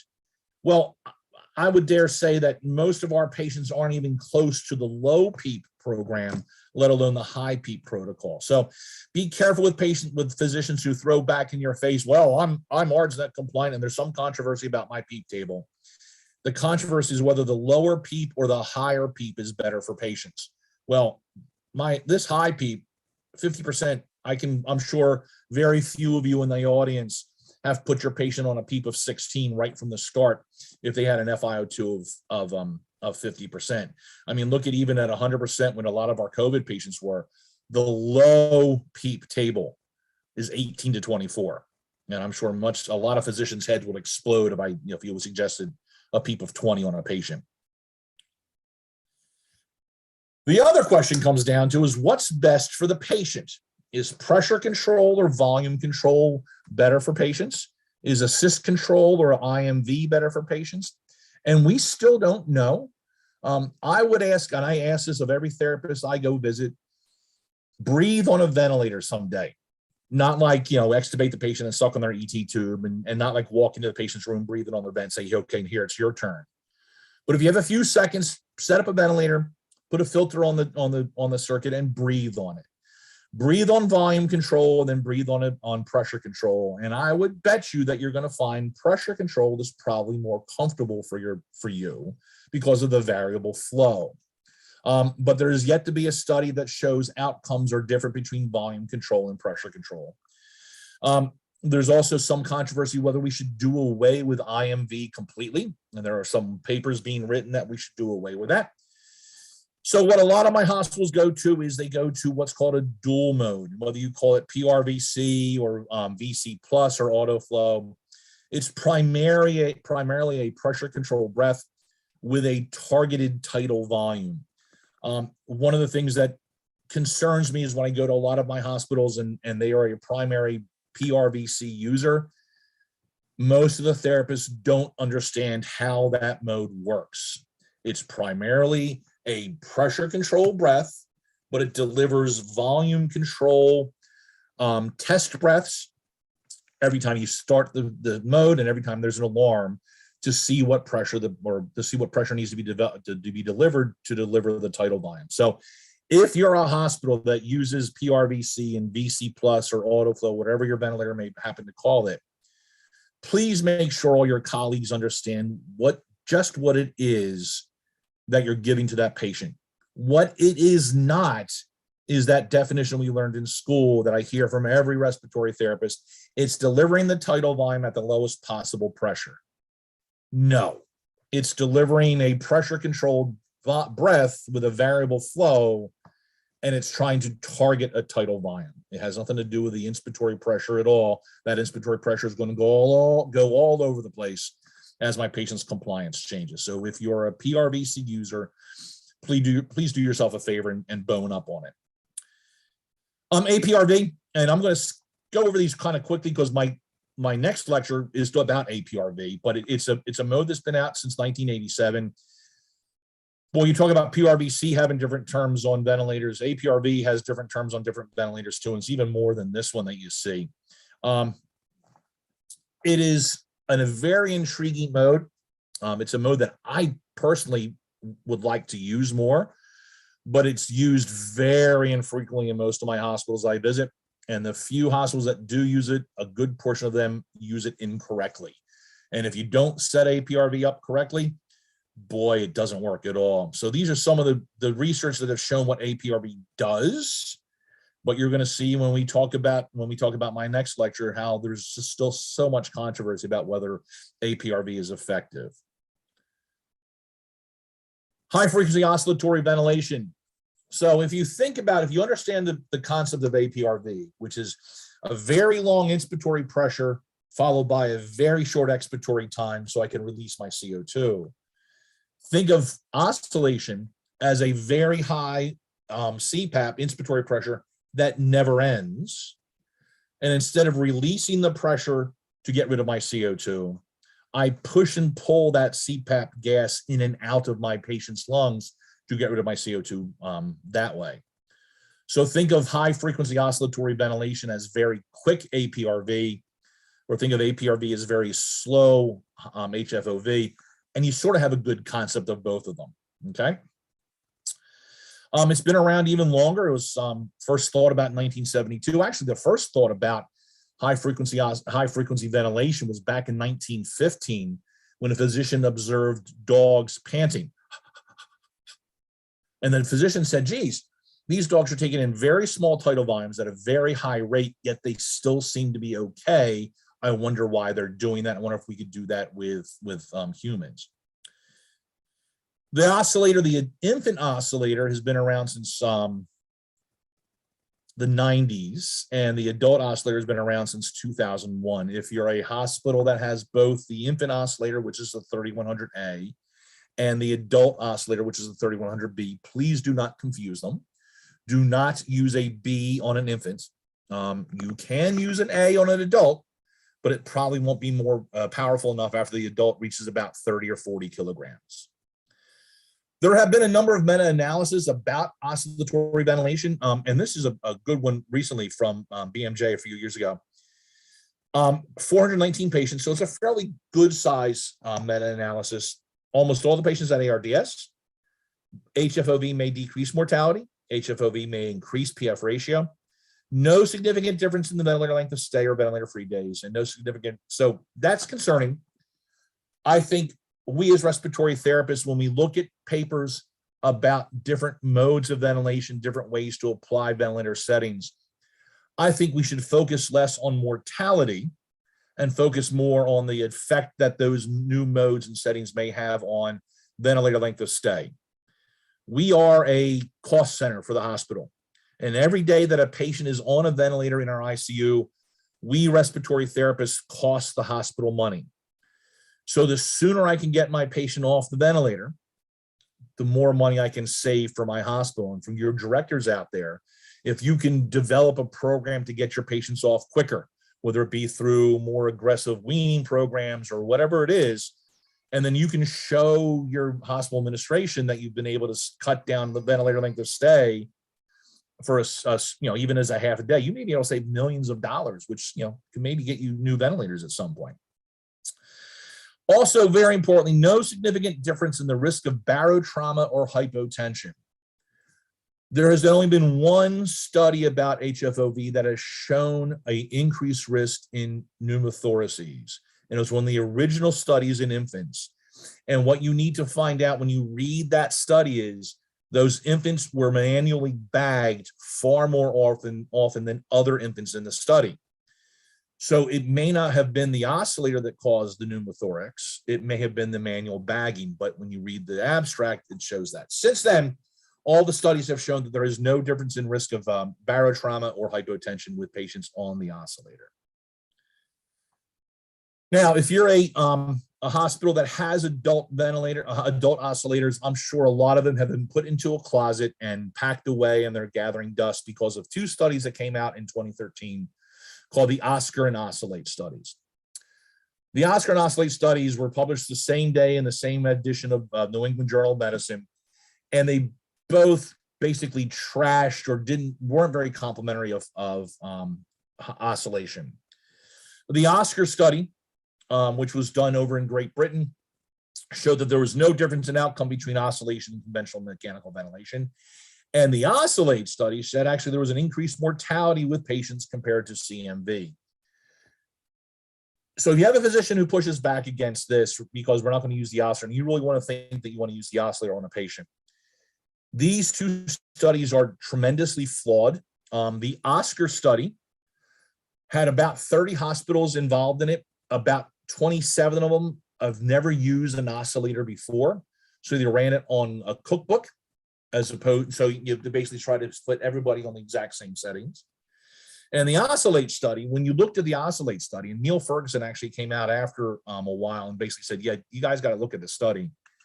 It wasn't that more oscillator patients died. It was that less patients on conventional ventilation didn't die than expected. And it was because they had an incredibly aggressive lung protective strategy, low tidal volumes, high PEEPs. They did a lot of really good things to be lung protective. So that's why it wasn't that, a lot of people died on the oscillator, is that the less people died on conventional mechanical ventilation. So there's some pushback that you can give to docs if you really want to try to, diffuse this Oscar and Oscillate study problem. If you want to do an oscillator, PEEPs are higher. FiO2 is high, PEEP is high, and I just can't get my patient ventilated any other way. I need to open those lungs. I need to let respiration take place. It may be a good time to put the oscillator on then. Oxygenation index greater than 24. If you guys don't know how to calculate an oxygenation index, and you're going to see it in my lecture next, is a very good tool to see just how sick your patient is. It involves division and it has parentheses. So if you can get a little app for your phone and figure out your patient's oxygenation index, it's a far better way to see how sick your patient is, more over a PF ratio. Dual modes, I see them on a lot of hospitals. It's nice that we're trying to put your patient into a pressure control mode with that variable flow. There are some patients, however, that don't do well, and they're primarily patients with a very strong but irregular spontaneous breathing pattern. And most patients, or most hospitals that I go to, that they tell me they use PRVC, when I talk to the therapist and tell them what some of the problems that can occur with it, say, yeah, I had a patient just like that last week who was a neuro patient, had a strong spontaneous effort. It was irregular, and they just never seemed comfortable with the ventilator.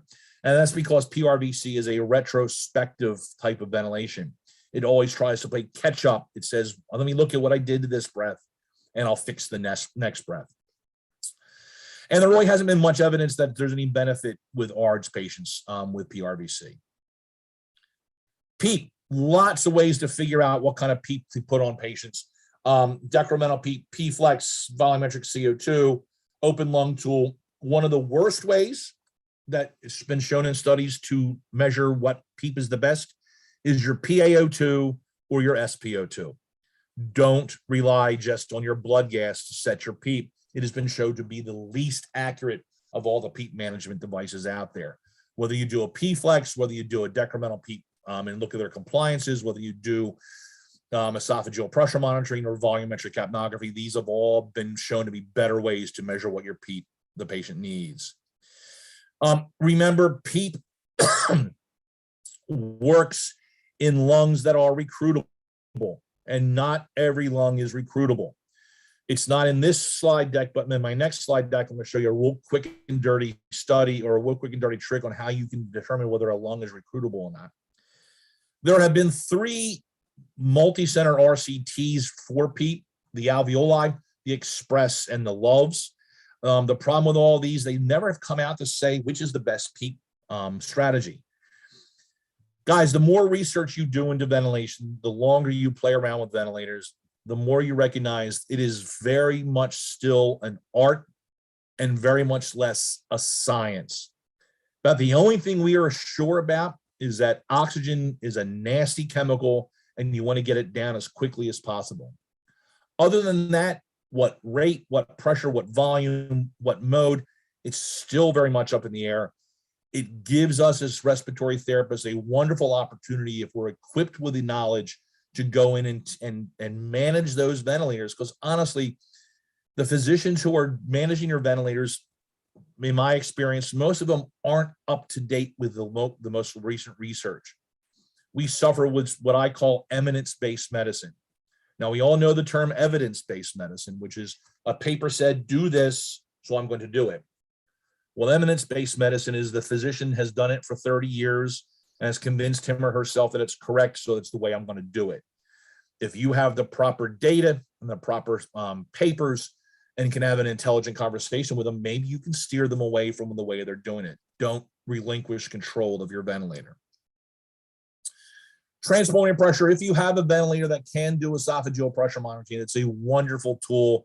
Both of my ventilators with my company can do them.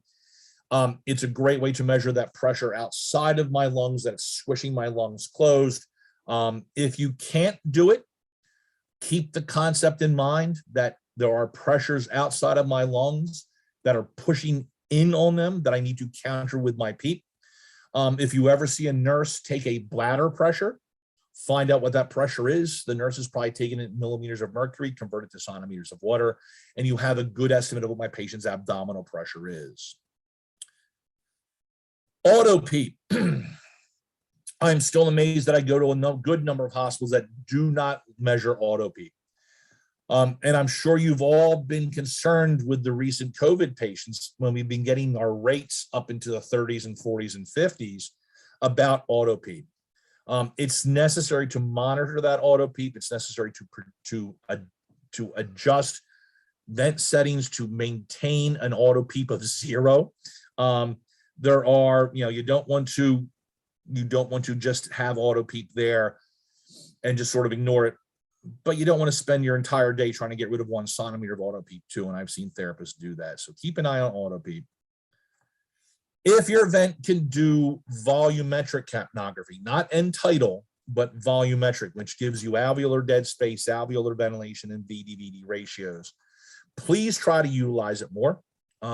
Knowing how much of the minute ventilation that's coming out of the ventilator is actually hitting your alveoli is a tremendous tool, tremendous piece of information that you can use to help manage your patient's ventilator. And the VD-VT ratio, remember we studied that in school, and you had the test with the equation on it that said figure out the patient's VD-VT ratio as PECO minus pico divided by PECO, and you completely forgot about it after that. More and more research is coming out that knowing what your patient's VD-VT ratio is at the start of ventilation and right when you're ready to do weaning is extraordinarily important. So keep an eye on your patient's VD-VT ratio. And if your ventilators do have the ability to do volumetric capnography, not just end tidal CO2, agitate your directors to start using it because it's a tremendous tool that you can run the ventilator better with. Recruitment maneuvers. I'm starting to see more and more hospitals do what they think are recruitment maneuvers, but just putting the patient up to a PEEP of 40 or a inspiratory pressure for 40 and 40 seconds and putting them back down to their previous setting is not really a recruitment maneuver. It's just sort of trying to open up lungs and go from there. There's been some evidence that shows that it's a great way to recruit some lung, but there is some controversy about how best to do it. Best thing you want to keep in mind is when you do a recruitment maneuver, do not return to the previous PEEP.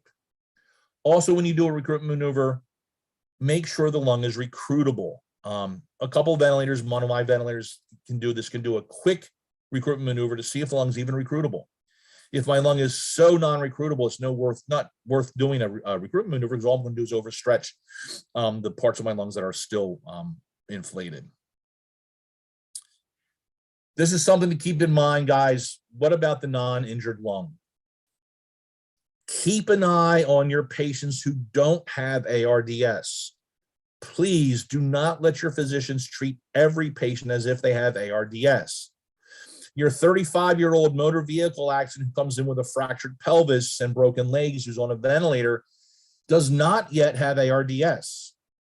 If you vent them as if they do, you can cause enough lung damage with your big PEEPs and small volumes that you can put them into a ventilator-induced lung injury, which mimics ARDS.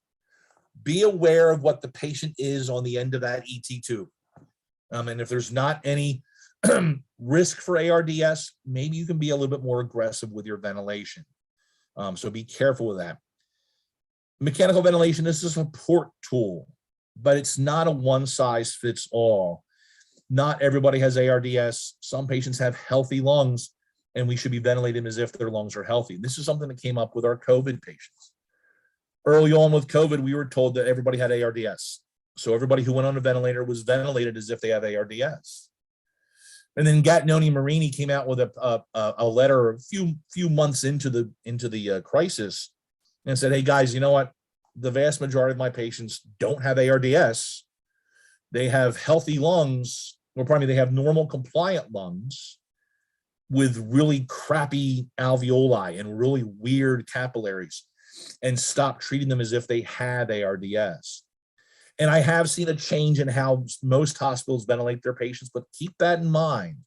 If we start getting back into lots of COVID patients back on ventilators, and I hope that we don't, not every COVID patient has ARDS. So they came up with those two phenotypes. You have your H phenotype and your L phenotype. The L phenotype stands for low elastance, which means high compliance. And the H phenotype stands for high elastance, which means low compliance. So measure your patient's compliance regularly. Keep an eye on what's going on with their lungs. So you're going to go back to your hospital tomorrow or sometime later this week, and you're going to take a look at your patients on ventilators. And these are some of the things that you want to take a look at. Do your physicians who run your ventilators, are they fairly compliant with ARDSNet recommendations? Okay. Static pressures, plateau and PEEP. Keep them safe, but make sure that we're not just talking about just ARDS patients or applying ARDS patients to every patient. Some patients don't have ARDS. Keep in mind that the job, or pardon me, the machine that you're driving at the patient's bedside, that ventilator, the reason that we respiratory therapists exist, causes damage to your patient's lungs. Your job as a respiratory therapist is not to simply do what the physician told you to do. Your job is to provide to the physician the data that you think is necessary to best drive that machine, to best manage that machine. Mechanical ventilation is not a science. It is still very much an art, and it's still very much individualized. And there's been a lot of papers come out recently with COVID saying ventilation should be individualized. It's not a one-size-fits-all type of deal. And unfortunately, a lot of physicians and a lot of hospitals I go to, it seems to be a one-size-fits-all. Everybody's on the exact same settings to begin with. And be careful. You have the data from your ventilator that you can do an intelligent conversation with your physicians and steer that ventilator better. So in summary, a low tidal volume strategy has significant changes in the outcomes of ARDS patients. A low tidal volume strategy, but maybe not as low, seems to make sense with my non-ARDS patients too.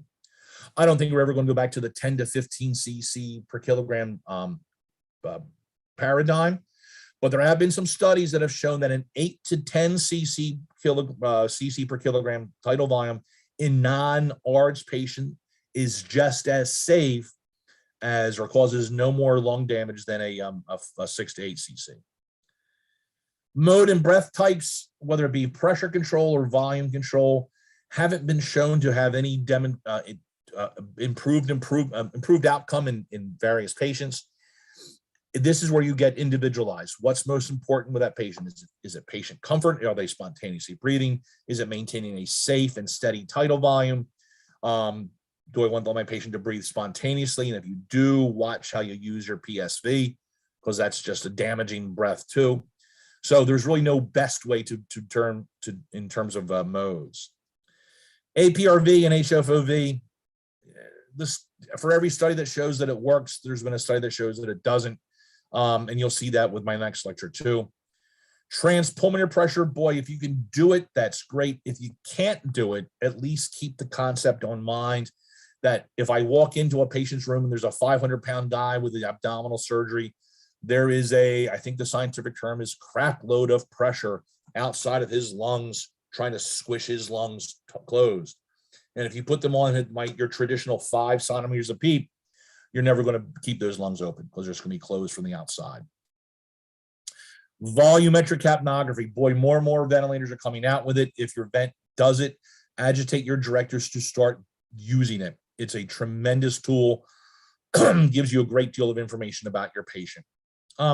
Plateau pressure and PEEPs, make sure if you're not doing plateau pressures, guys, at your hospital, do them. It's very easy to do. Some ventilators will now give you a breath-by-breath static compliance and a breath-by-breath inspiratory resistance, but a plateau pressure still has to be something done by you unless you put a pause at the end of your patient's breath. And of course, you always have this down the bottom. Further research is needed on how these methods affect outcomes. I don't think we're ever going to get to a perfect form of ventilation. I think it's always going to be an art because it's just, everybody's lung is just so different. And shoving flow into a tissue, an organ that wants to suck flow into it is just so unnatural to that lung. It's always going to cause some problems. And with that, I'm done Mike's portion of it. And I'm going to open up to any questions or I guess whoever's running the show, can we have time for questions?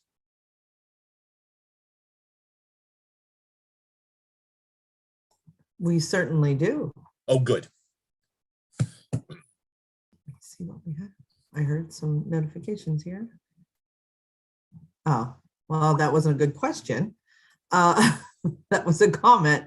I don't have any questions yet, so please enter your questions and we will await a few minutes. There is a little lag in the stream, so it takes about 30 seconds for them to be okay and ready.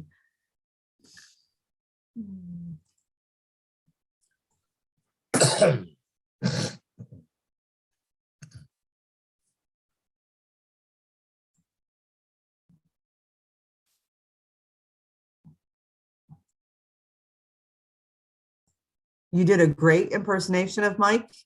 So we do appreciate you stepping in to present for him. Not a problem. And just wonderful information. And as Linda says, Mike definitely owes you one for this. So I'm sure you collect on it. Yeah, we'll do something. Yeah.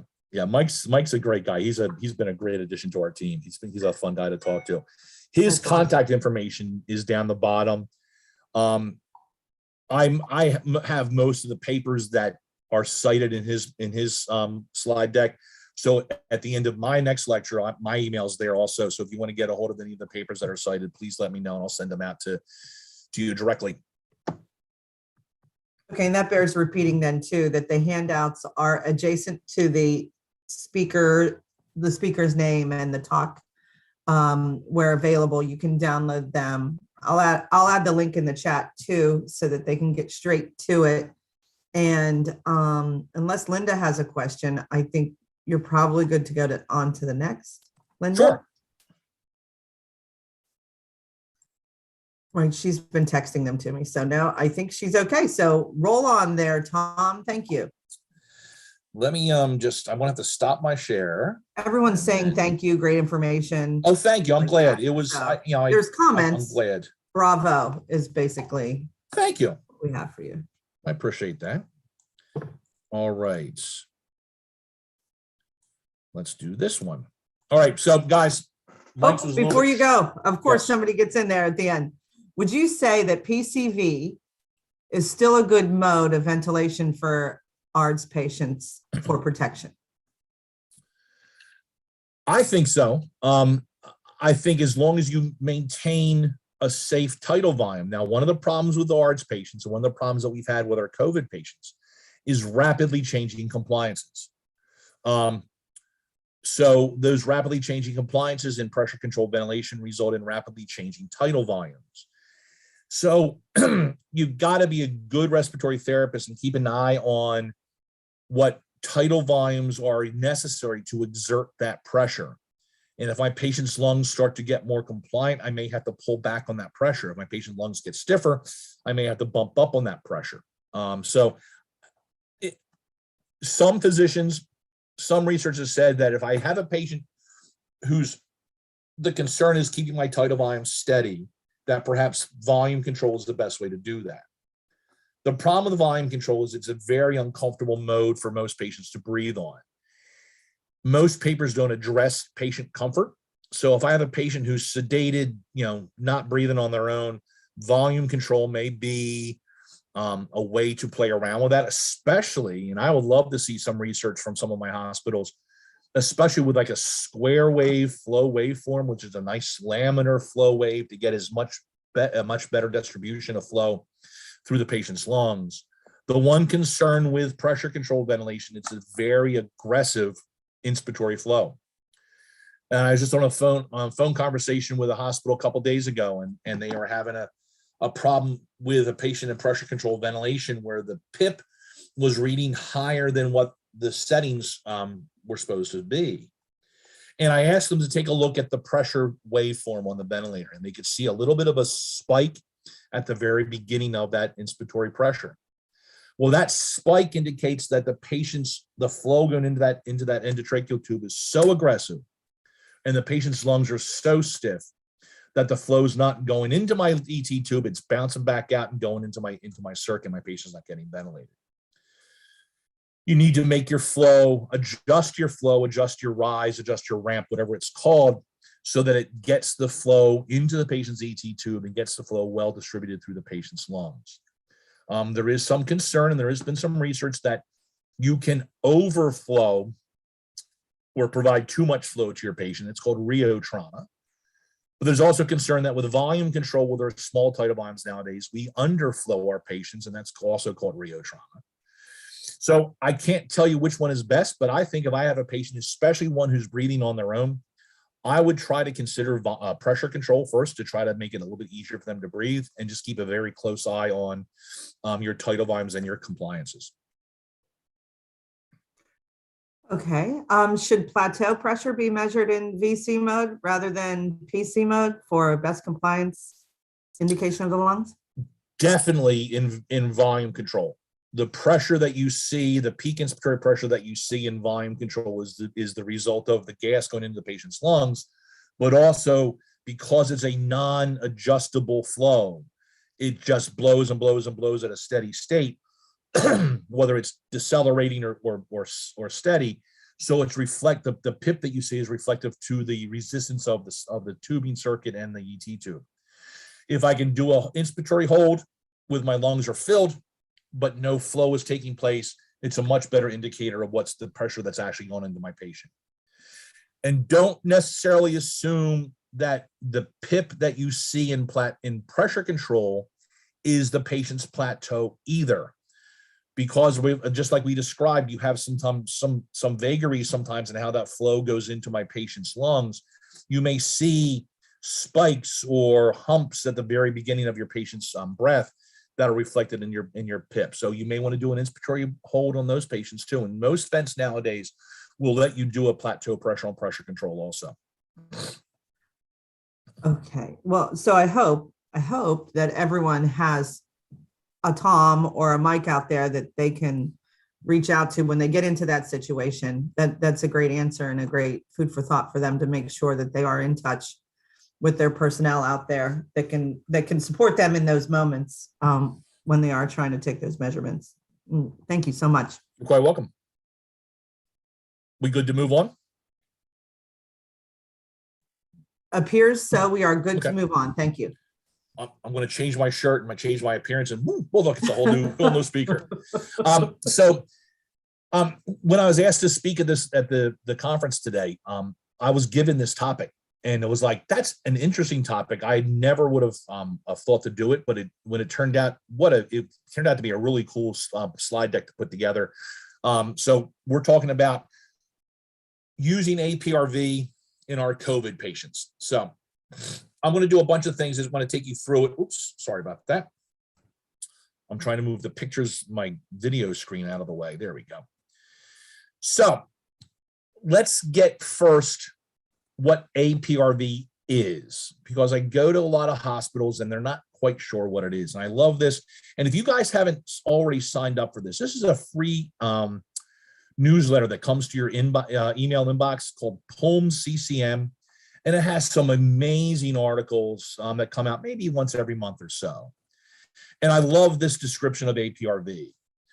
Imagine applying 30 centimeters of CPAP to a spontaneously breathing patient for about 5 seconds.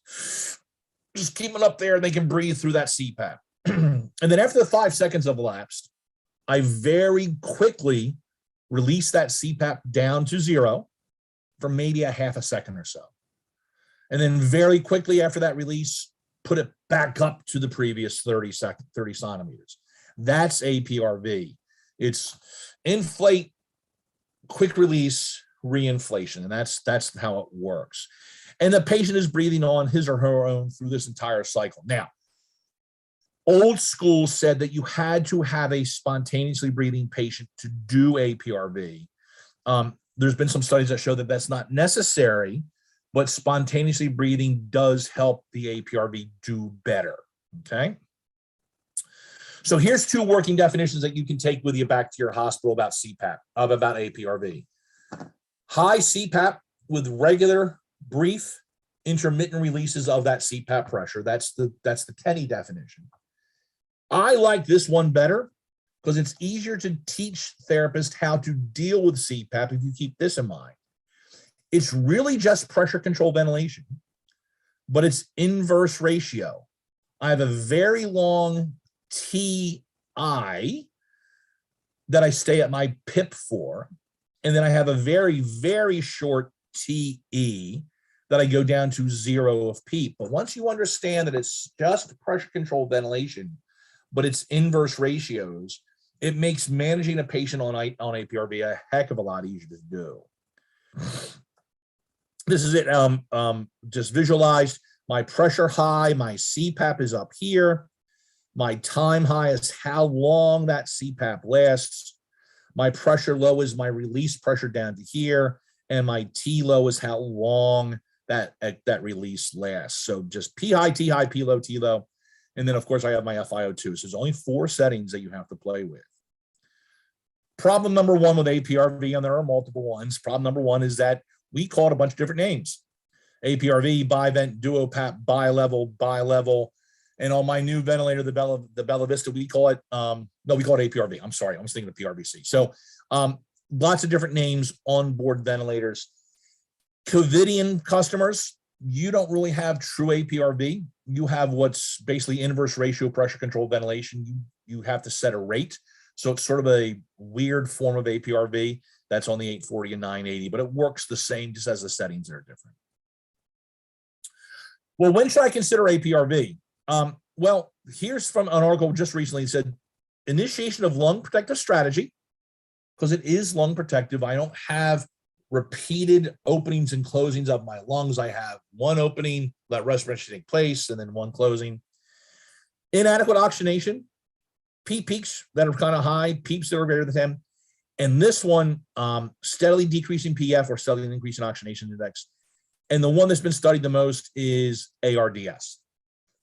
Now, we throw the word ARDS around a lot, and you think it's been around forever, but honestly, it's only been 10 years since we've gotten a really good definition of ARDS. Something has to happen to the patient in the past week to cause this syndrome to go into effect. You don't catch ARDS. You don't wake up one morning and say, oh, I feel a little bit of ARDS coming on.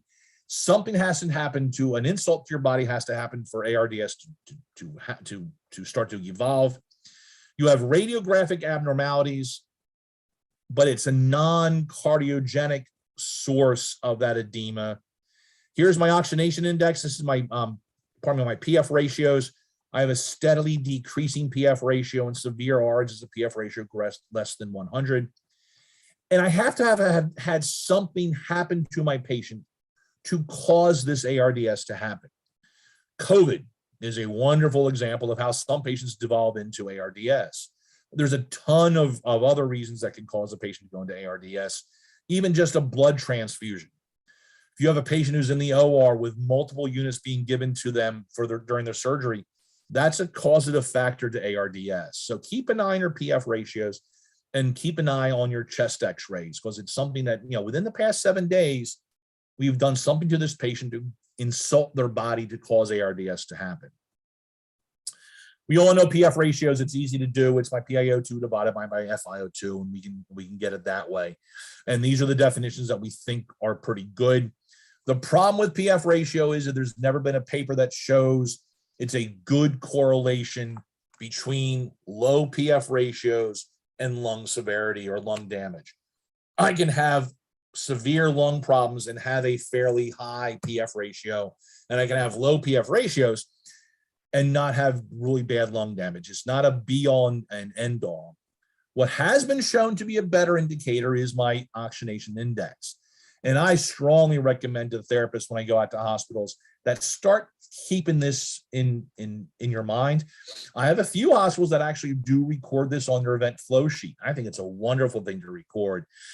If you look at the formula, it's got parentheses and a slanty line, and it just makes my eyes hurt. So get an app on your phone and do it. And basically what an OI ratio is, it shows how hard the ventilator has to work to achieve the PF ratio. It takes in consideration the mean airway pressure that's on the ventilator. And there have been studies that have shown that it's a very good indicator for lung damage.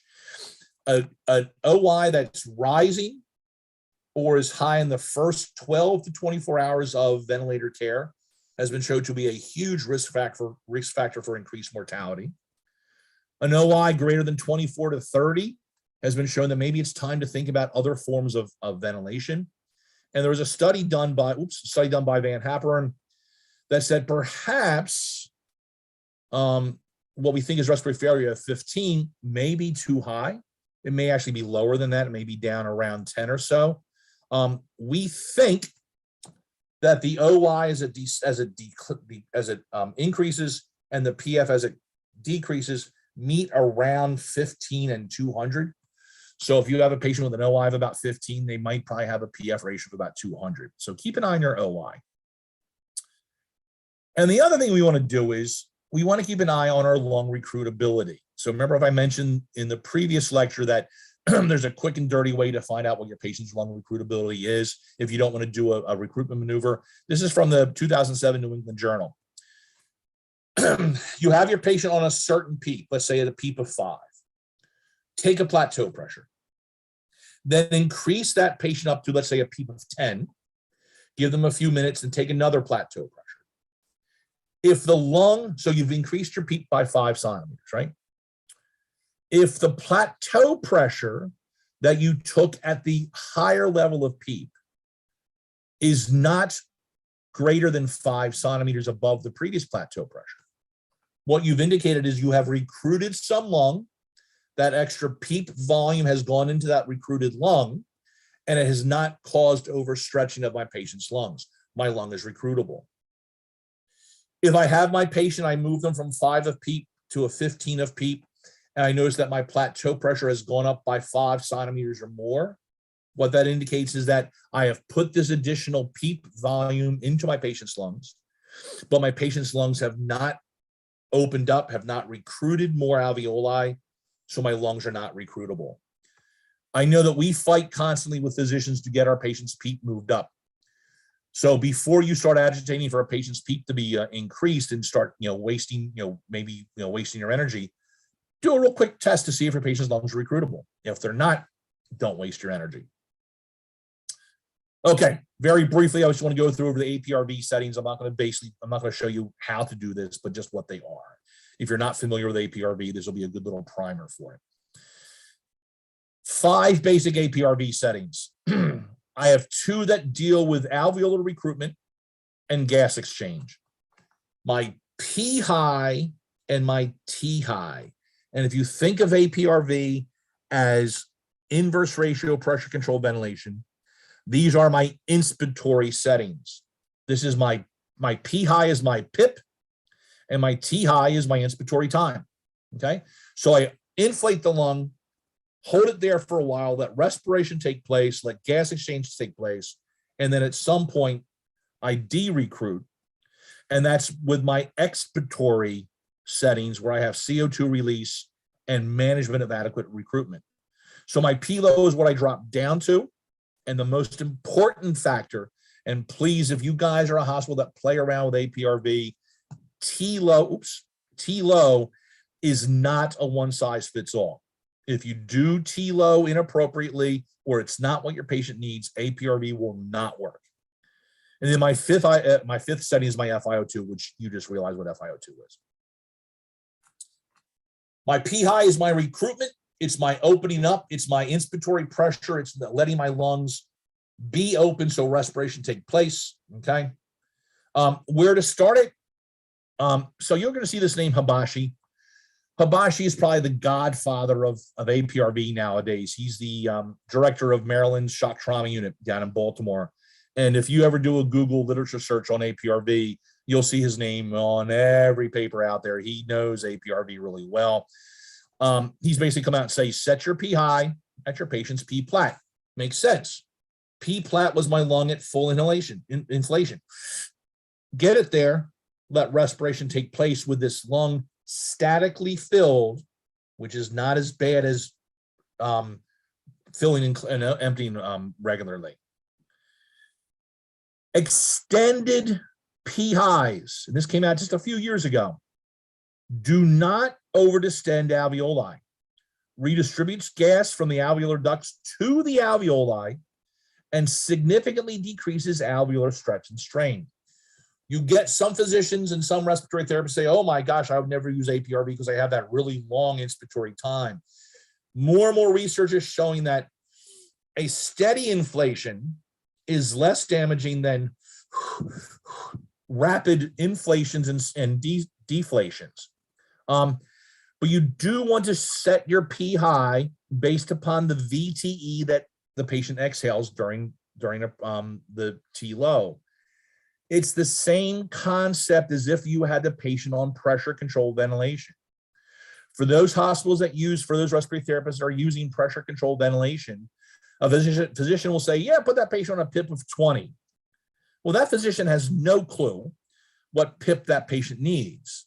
What you then do is monitor the tidal volume that's required to achieve that PIP of 20 and go back to the physician and say, hey, you know what? We're doing 10 cc's per kilogram to get you a PIP of 20. Can we move it down?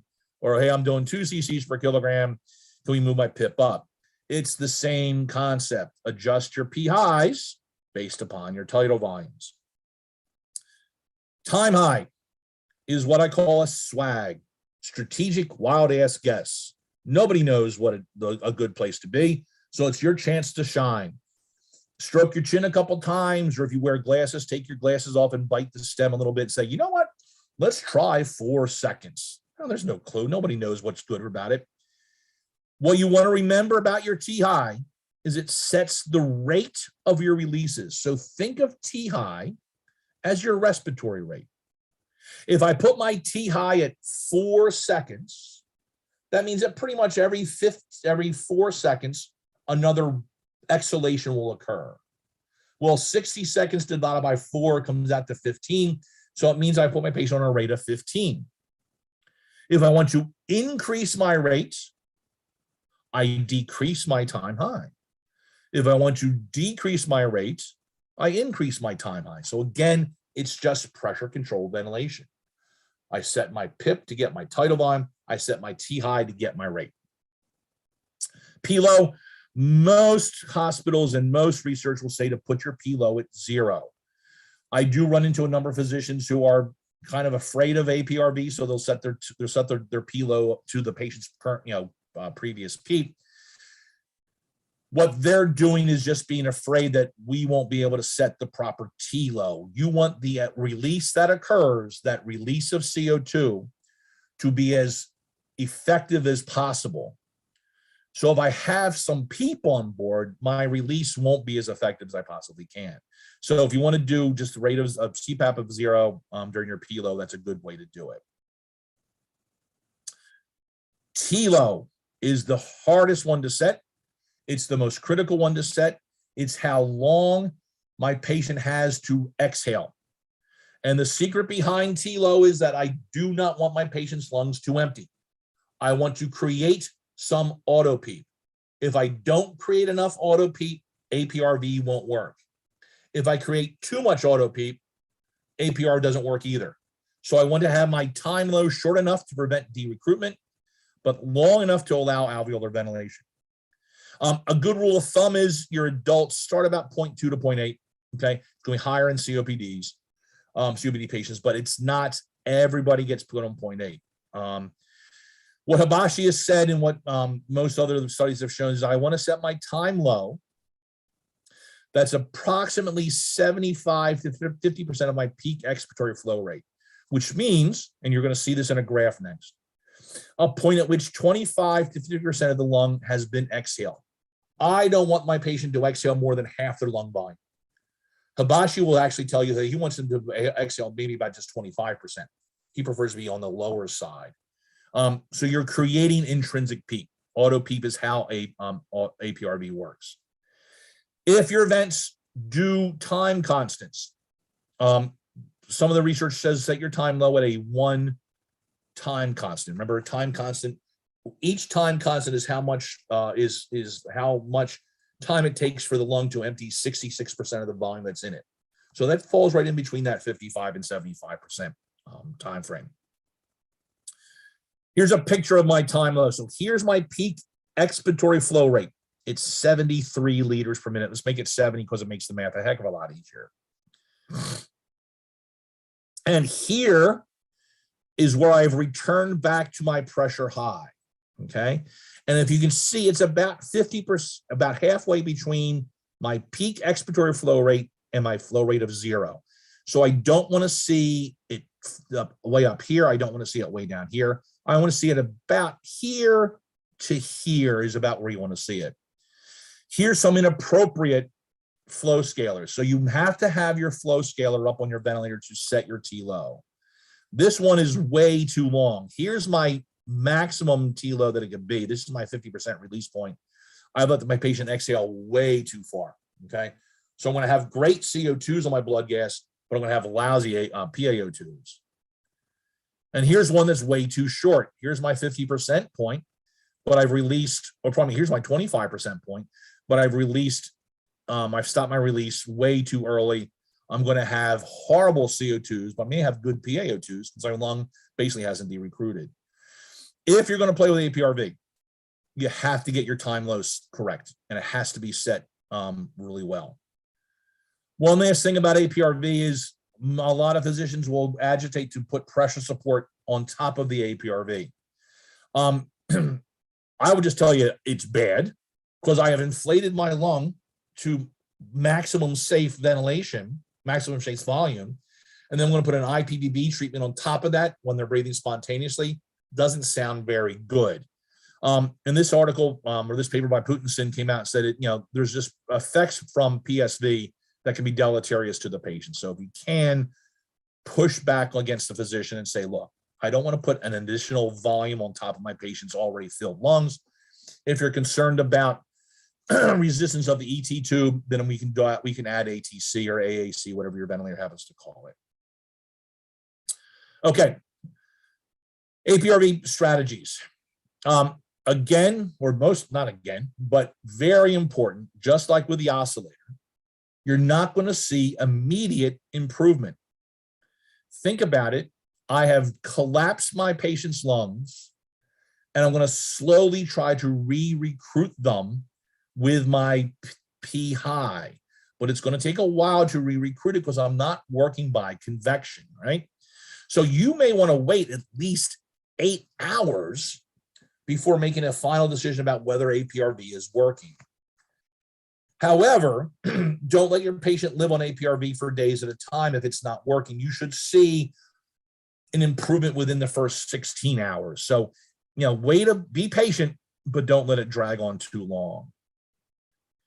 Manage your oxygenation with your P high and T high settings. And I'm not going to waste your time going through all these little steps here, but it just makes sense, right? If my patient's PaO2 is lousy, I may have to open up my lung a little bit more, recruit more of my alveoli with my increased P high so that respiration can take place. And then it improves my tidal volume. If you were doing pressure control ventilation, you had a patient with bad PaO2s, you say, maybe I should recruit more lung and put a higher PIP on. And you also may want to increase your time high. Increase the time that your patient's lungs spend at full inhalation so that you increase the time that respiration can take place. However, keep in mind that as you increase your time high, you're going to decrease your respiratory rate. So you may adversely affect your CO2s. Pardon me. And for ventilation for my CO2s, again, bump up your P high. You would do this on conventional ventilation. Hey, respiratory therapy, my patient's CO2 is really high. Let's increase my tidal volume. That's what the P high does. You may also want to decrease your time high, which increases your rate. But it also then affects negatively your oxygenation because my patient's spending less time with a fully inflated lung. So for the most part, whether it's oxygenation or it's ventilation, your best first bet is to increase your P high, okay? And then keep an eye on your tidal volumes to make sure you don't get too crazy with it. So a lot of hospitals, I run into a lot of therapists who would like to do APRV more. They understand the benefit of APRV, but there's a lot of pushback from physicians. So the best way to push back against a physician pushback, to push back against that eminence-based medicine, I haven't used APRV for 30 years, why should I start doing it now, is to waive some papers under the doc's nose. So here's some articles that are in the APRV. And I did some mostly recent stuff. First thing to keep in mind, there are basically two eras of APRV research. The first era was called the fixed APRV, where the time low never changed. Remember I said time low is the most important setting on APRV, but early on, it was thought that everybody could be on the same time low. So back then with the early fixed APRV settings with the fixed time low, most of the research into APRV said, yeah, not so good. Maybe it doesn't kill anybody, but it's not any better. Recently, and this is Hibashi, and this is what Hibashi did to APRV, it's called personalized APRV, where the time low is adjusted according to the patient's lung mechanics and analysis of the expiratory flow curve. You'll see in the description here, this is the fixed era, where I have these really long time lows that you see these papers that came out and said, yeah, APRV is not so good. But I de-recruited my lungs completely. This is Hibashi, and this is one paper from Roy with very, very short time lows. So if you have a physician who says, oh, I don't like APRV, I didn't like it back in medical school, and the paper said it was lousy, ask them when's the last time they saw a paper, whether it was fixed APRV or personalized APRV. Remember, personalized APRV came out with Hibashi. It was probably about 10 to 11 years ago. Some benefits: improved alveolar recruitment. Remember the pores of Kahn? We took the test in respiratory school. It said pores of blank, and we filled in Kahn, and we thought we were all done with that. The way that APRV works is it uses all those collateral channels, and that's why it takes so long, but you do get much more homogeneous distribution because it's creeping through all those collateral channels that go through there. It's causing this allows slow lung units, not non-homogeneous lung fields to inflate. It allows true spontaneous breathing, not just spontaneously triggered positive pressure breathing, but spontaneous negative pressure breathing. You let your patient breathe as if they were regularly breathing. That spontaneous breathing has some beneficial effects on the chest cavity. And what the studies have shown is that because it helps, because of that negative pressure the patient is creating with their spontaneous breaths, it helps the heart. And if it helps the heart, what you do is you have a lower need for vasopressors, you have increased cardiac output, you have decreased ventricular workload, and increased tissue oxygenation. It also helps the kidneys. And you know that patients in the hospital and in ARDS and in really sick patients, you run into this, whether I should keep my ARDS patients dry or wet. Well, if the kidneys are working okay, it becomes less of a problem. And if I can improve my cardiac output, I improve the output to my kidneys. This is a great study with pigs. This is APRV with no spontaneous breathing. And you notice down here, it looks kind of schmutzy. Same pig, but now breathing spontaneously. You see how my P high is much more evenly distributed. So APRV works very well with spontaneously breathing patients. It's not contraindicated in non-spontaneously breathing patients, but you want to get them breathing spontaneously as quickly as possible because it does help with the distribution of your P high. Oh, here we go. Cardiac improvement. Sorry about that. I jumped ahead of myself. Studies have shown that you need to sedate your patients less often. Now, there is some thought that perhaps we should be sedating all patients, at least for maybe the first 48 hours that are on a ventilator. But after that, the less I can sedate my patient, the quicker they're going to come off the ventilator because it's more often I can do my spontaneous breathing trial. So there's been a good deal of studies that show that APRV, a 70% decrease in neuromuscular blockade, 30% decrease in sedative use. And here's that big one, decrease ventilator length of stay and decrease ICU days. So there seems to be some benefit to having a patient who's more comfortable with that true spontaneous effort. So this is where it started. And in my APRV lecture, I have a bunch of papers here, but I took a couple of them out. It came out in 1987 by Dr. Downs. It was the first description of APRV. Lung protective mode, which may be useful in situations which, due to ARDS, the lungs need to be recruited and held open. So this is a study with dogs. There's been a number of animal studies. I took them out. Here's a recent human study. It's a randomized control test with 138 patients, so not terribly huge, but not bad. And they looked at low volume versus APRV. Early application. So not like, oh, well, patient's dying. What should we try? Let's try APRV. It can't hurt. This was like, as soon as patient goes on, let's get them on APRV. Improved oxygenation, improved compliance, decreased P-plat, decreased ventilator length of stay, decreased ICU length of stay. This is a great study. It's well done. One of the best things to look at when you want to talk to a physician or talk to other therapists is look at meta-analysis, because meta-analysis take all these little studies and shove them all together and see if there's a consensus that can be reached. So you always want to look more at your meta-analysis. This is from 2018, comes out of the CADTH, which is basically like the Canadian ECRI. And it was two RCTs and 3 other papers. 3 studies favored use of APRV in patients with ARDS. 1 study said that use APRV before the patient even gets ARDS, who are at risk for ARDS. And one study showed that APRV was a useful ventilation strategy in critically ill, morbidly obese surgical patients. Well, why is that? Well, because it goes back to that pleural pressure concept. Morbidly obese surgical patients, lots of pressure outside the lung, squishing the lung closed. My conventional ventilation of 5 centimeters is not going to keep that lung open. But my APRV of a very high CPAP will keep that lung open, hopefully, allow respiration to take place.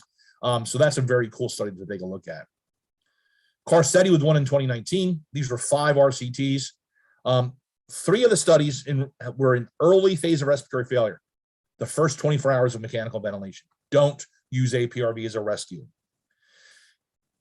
Increased number of ventilator-free days, decreased mortality, no negative hemodynamic impact, and no higher risk of barotrauma. So that's a great meta-analysis. Okay, so we've talked about ARDS and we've talked about APRV. Well, the purpose of this lecture is to talk about APRV in COVID patients. And as you've seen, I'm sure in your patients and you read in the journals, there is a slight difference between ARDS and COVID ARDS or CARDS. So this is a great paper to have in your pocket when you talk to a physician about COVID patients. It's from March of 2021. So and I've included the months with these papers because you guys recognize as COVID continued to be in the population, a lot of strategies change. So you're going to see how things may have changed as time goes by. This is a consensus statement. Okay. COVID-19 differs from other causes of ARDS. Patients may present with profound hypoxemia with a wide range of lung compliances. If you remember early on, there was no such thing as your happy hypoxemic patient. Patients who showed up into the ERs in New York City with saturations of 70% were tubed. We didn't let them be happy. We just let them, oh my God, 70%, you got to be tubed. Patients with COVID, because of what COVID does to the capillary bed, may have very low PaO2s and SpO2s, but may have normal lung compliance. This expert consensus statement, no uniform agreement on the optimal management of respiratory failure, including the most appropriate oxygenation and ventilatory strategies. So this is a great paper to have in your library, but it's not going to help you much with, hey, how's the best way to do your patient on a ventilator? This one came out in March of 2021. It's a retrospective cohort study at 3 hospital sites, just comparing some qualities about ARDS pre-COVID and post-COVID. Okay, you'll notice a much lower PF ratio, much higher increase in hospital mortality, but no difference in ICU length of stay and ventilator length of stay. So interesting little comparison there that, it had a much lower PF ratio. July of last year, again, some comparisons about CARDS patients versus regular ARDS patients. This was a study, inner city hospital. Black Americans or residents of the skilled nursing facilities were far more prevalent with CARDS than with ARDS. We all know this one, this increased body mass index. Obese patients are a big risk for CARDS. Increased ventilator length of stay, average was almost 2 weeks.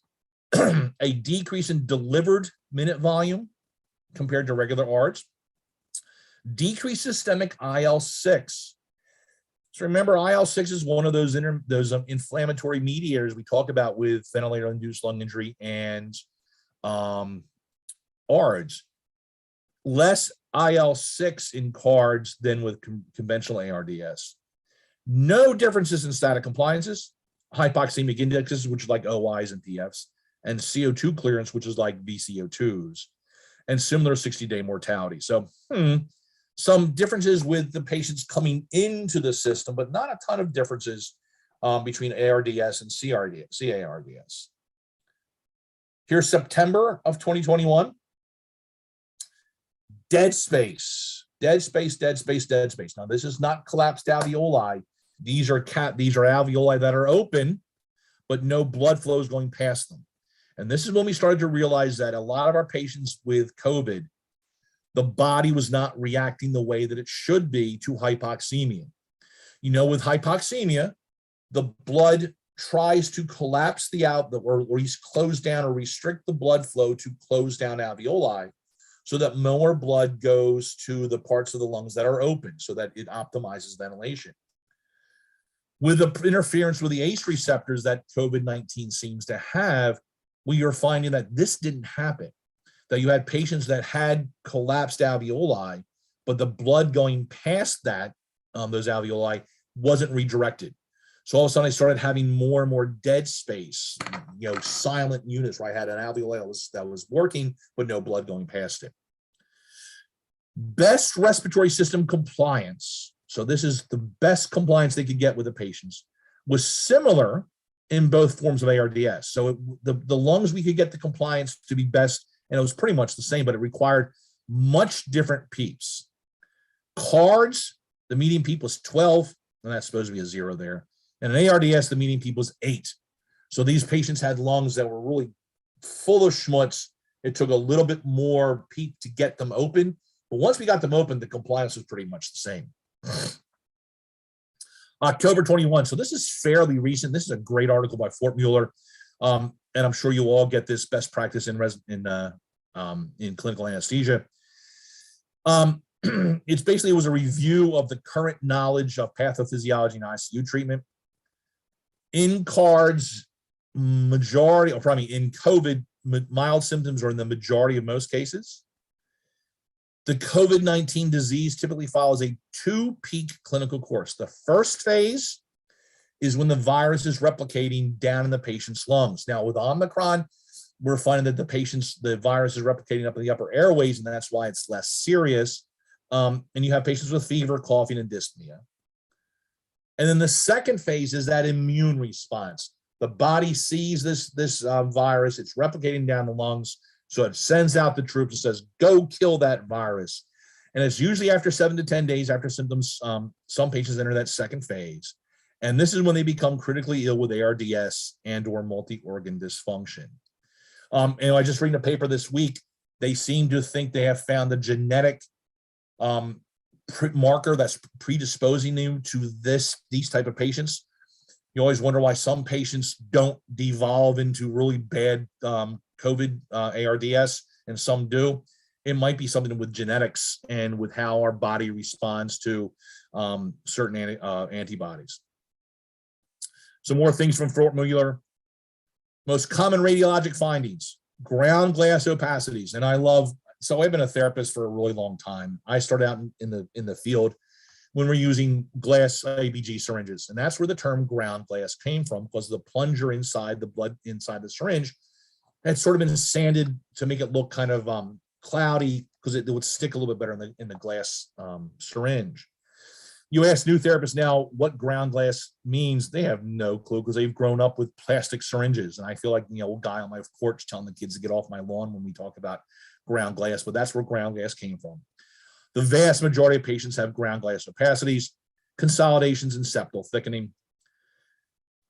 Distinct changes in the chest X-ray over the course of the diseases, increasing opacities, spreading, and then consolidation and fibrosis. Remember, once you get that immune response and the body responds to the damage that's been caused to the alveoli, it fixes the damage, but it fixes it kind of rudimentary, and it's very fibrotic what it fixes it with. It says it's going to take a ripped curtain and put a piece of cardboard up there instead. So you have that fibrosis.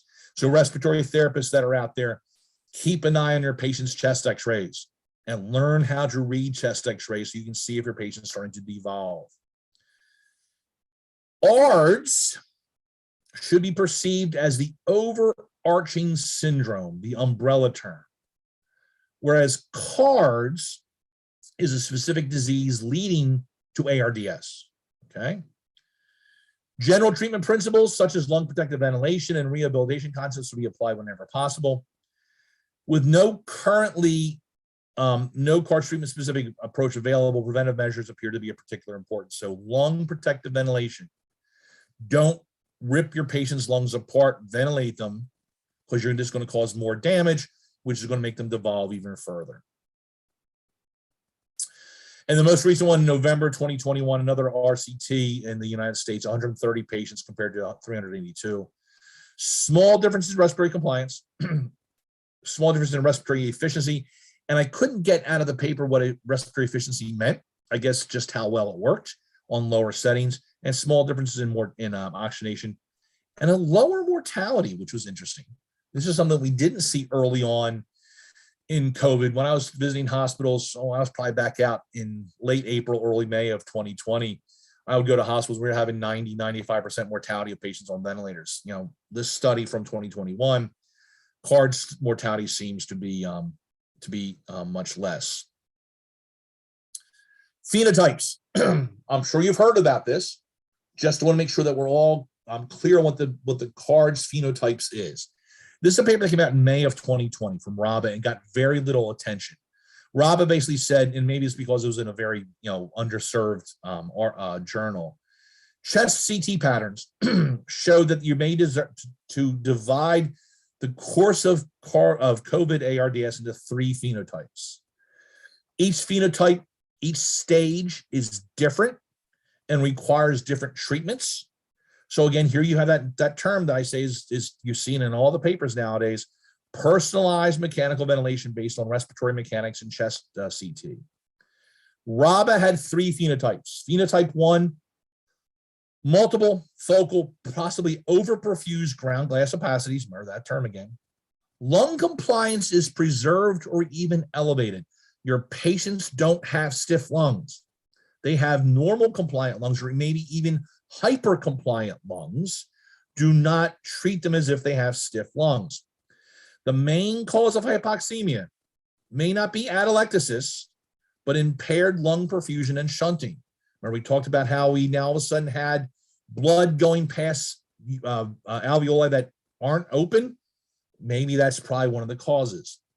Moderate PEEP levels may be able to redistribute pulmonary blood flow from damaged to non-damaged lung areas, and tidal volumes greater than 6 cc's per kilogram should be considered.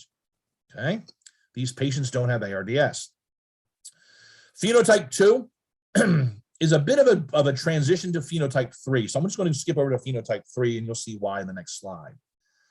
Phenotype 3 is the patient has evolved in traditional ARDS. You have a patchy ARDS looking like pattern on the chest x-ray, and you should treat your patient as if they have conventional ARDS. Low tidal volumes, PEEP titration, and Rob in his paper said use that PEEP table. Remember that PEEP table? Low PEEP, 50% FiO2, PEEP of 8. High PEEP, 50% FiO2, PEEP I think of 16. So that's the PEEP tables. No one paid much attention to RABA. And I don't know if you guys, if many of you saw this, there's actually a doctor who put out a YouTube video early on in Corona.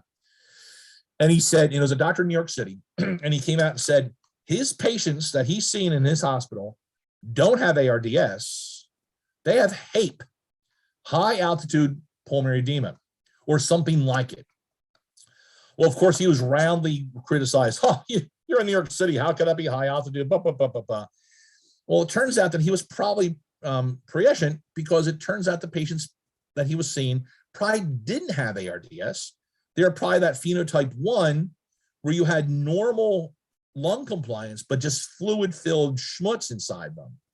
And no one paid much attention to it until this paper, until Gattinoni's paper came out. I'm just going to skip over this real quick. You'll see it on the slide deck. This is RABA's 3 phases.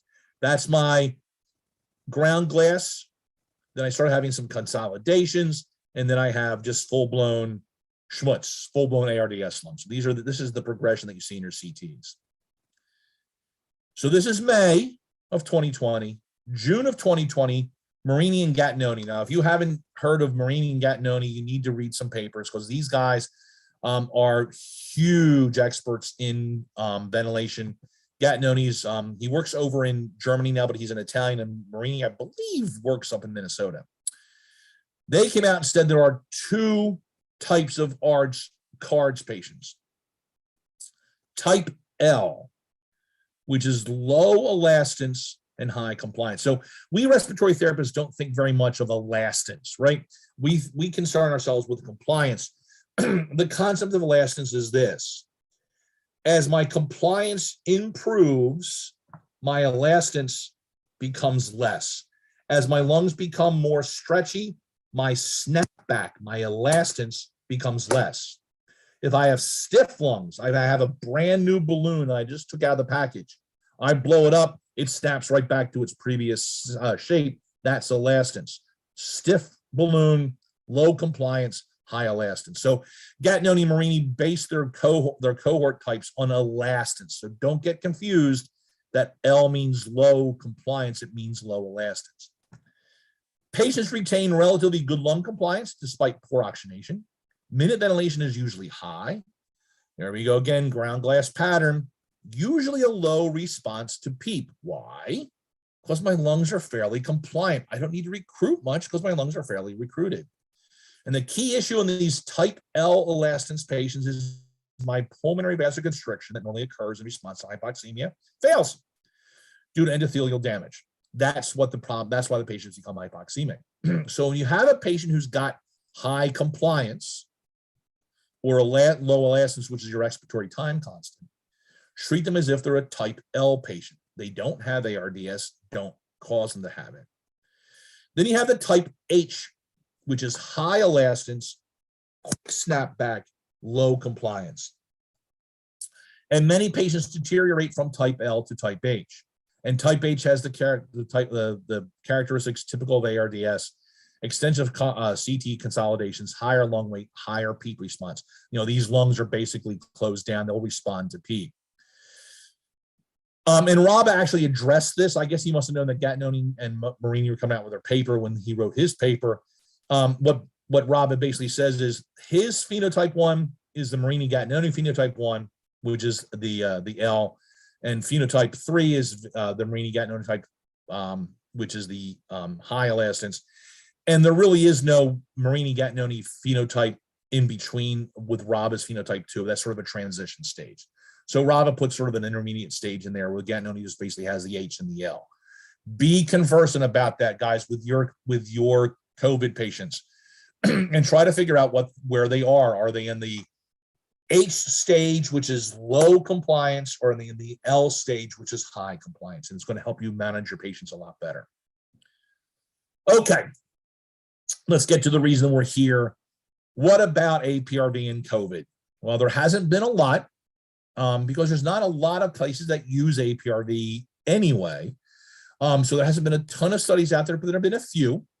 And as frustrated as you may be right now about APRV and COVID, I will tell you right now, I'm not going to resolve your frustration, because for every paper that says it works, you'll have another paper that says it didn't work. First one I could find was July 2020. So this is about 4 months into the COVID.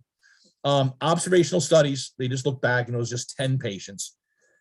APRV significantly increased PF ratio. Well, improved oxygenation seems to make sense. Reduced FiO2. Well, if my PF ratio goes up, I can turn my FiO2 down, and that's always a good thing. And I have a reduction in the use of vasopressors and analgesics in the APRV cohort. Well, that makes sense.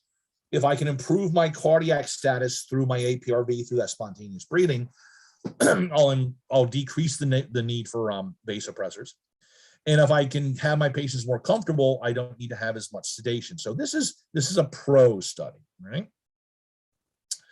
And their summary was APRV provided an opportunity to safely oxygenate patients while allowing for spontaneous breathing and a decreased need for sedation or paralysis, which may be harmful when used liberally.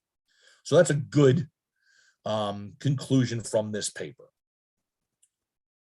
A couple months later, January 2021, the Jane paper. This is again a retrospective paper. 18 COVID patients versus 160 COVID patients with low tidal volume ventilation. No difference in ventilator-free days. No difference in in-hospital mortality. No difference in ICU length of stay. So that's not what I want to see. There was a trend for a decreased need of vasopressors, makes sense. And a significantly decreased need for sedation, makes sense again, but they didn't get their patients off any sooner with APRV versus low tidal volume ventilation. Their summary was APRV was not associated with a reduced number of ventilator-free days or a reduction in in-hospital mortality. So boo on APRV with the Jane study. May of 2021, the Zorbis study from Australia. 11 COVID patients received APRV versus 14 COVID patients. So these are very small studies. Primary outcome for this study was 90-day survival. Oof.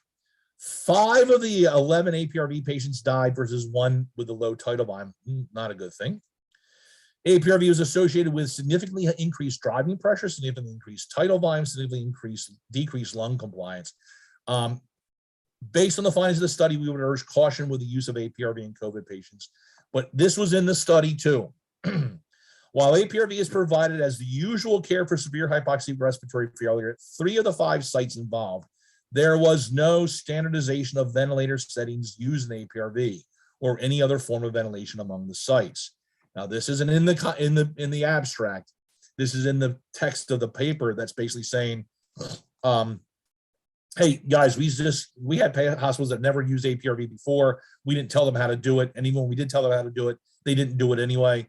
So maybe that's why it didn't work.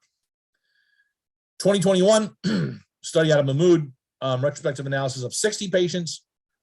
Mean duration of the APRV trial was 40 hours, significantly improved PFs. PaCO2 and ventilatory ratios were improved.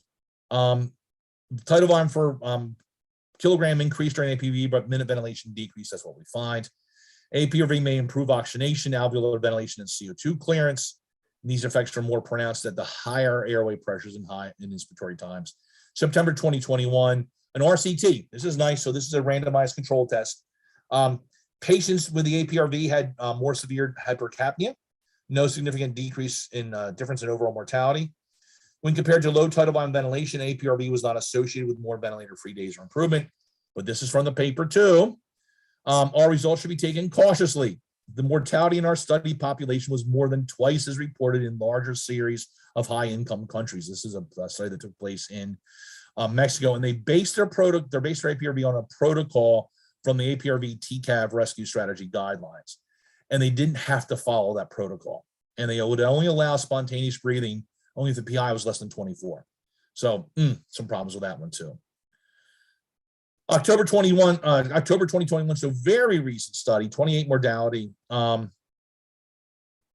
higher mortality in the APRV, significantly improved PF ratio, mean tidal volume was about 9 cc's per kilogram, decreased use of vasopressors, and 3 patients developed PTX pneumothorax during APRV. Concerns with APRV: air leaks, don't use it.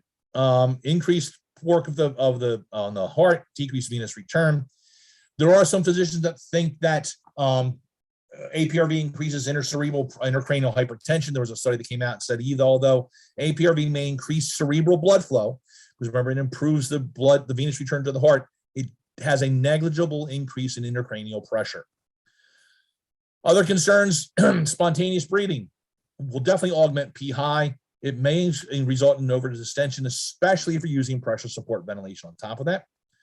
Changes in lung compliance and air resistance will alter tidal volumes. You got to keep an eye on your tidal volumes, just like any other pressure controlled ventilation. Dysynchrony, and there's been limited research and clinical experience. Weaning, just been a couple studies about weaning.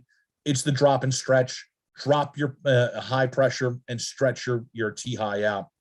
And just from there, and we'll skip there. Good, because my computer's battery is running low. And I'm sitting in my son's bedroom. I didn't bring my charger up with me because my grandkids are visiting my house today. So I didn't want them to be part of this in service. So I'm going to skip those last 2 things. And we're done. Any questions on this lecture or my previous lecture?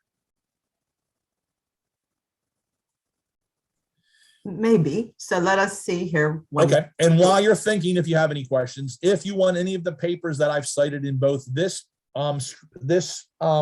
lecture or the previous lecture, here's my email address. Drop me an email, say, hey, Tom, could you send me thus and such paper? Be happy to do so. Actually, that's what you caught me doing that as I was Googling some of them, the Marini. And the Marini, yep, I wanted to share them in the chat for folks, but then you said, I'm done. And I can't. So here I am. Sorry about that. It's very sudden. So, Tom does a deceleration. When was this from? Okay, this was Tom does a decelerating waveform result in better distribution of ventilation, alveolar recruitment in ARDS patients.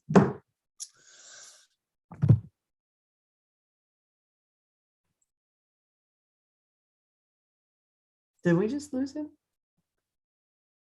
I think that battery was really low. He may rejoin us, perhaps, but I think that battery was lower than we thought.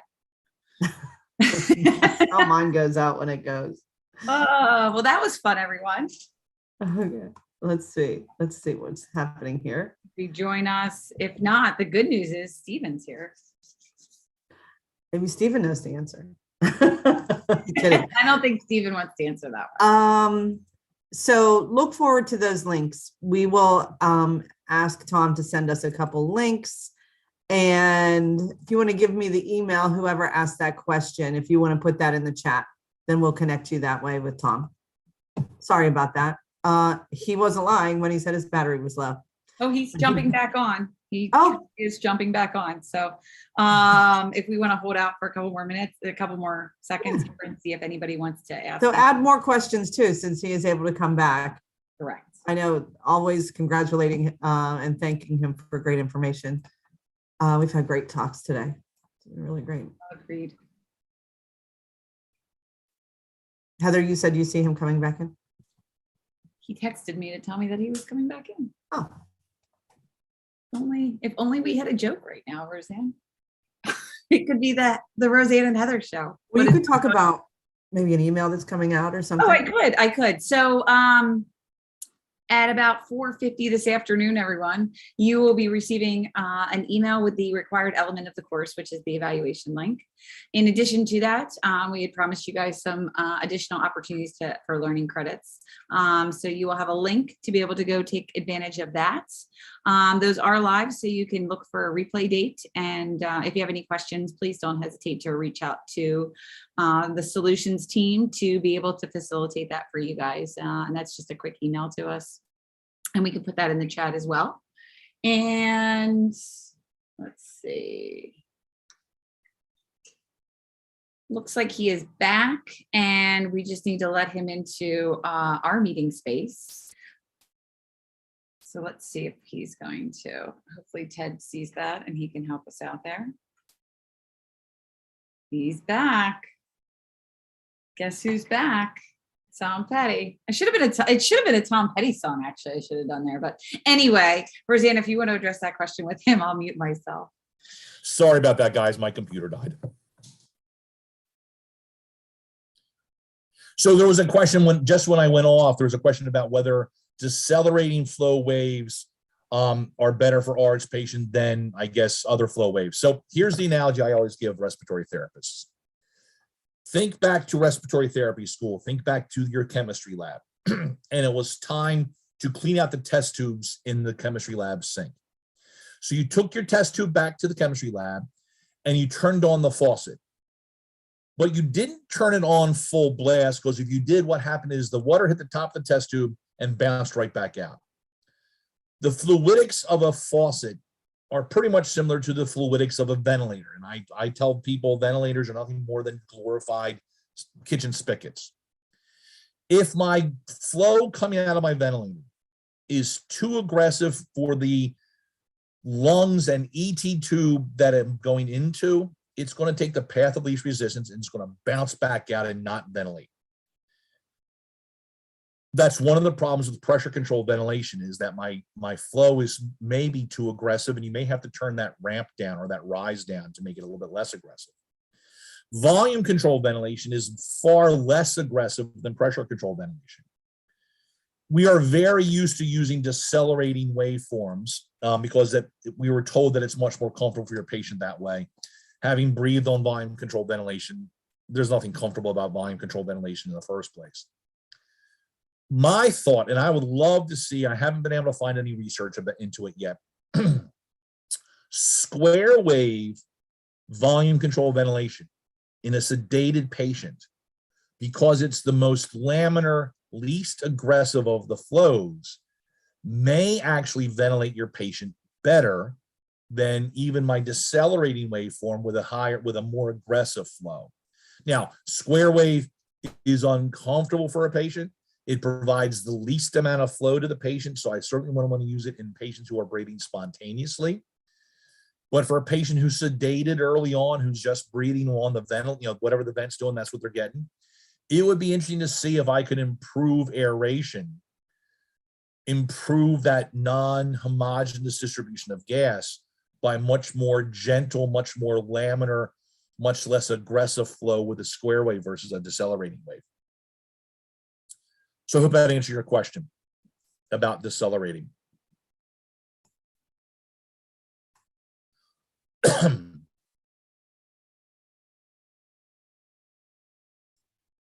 That's fantastic. And if Jim Good. needed more information, he will reach back out to you Okay.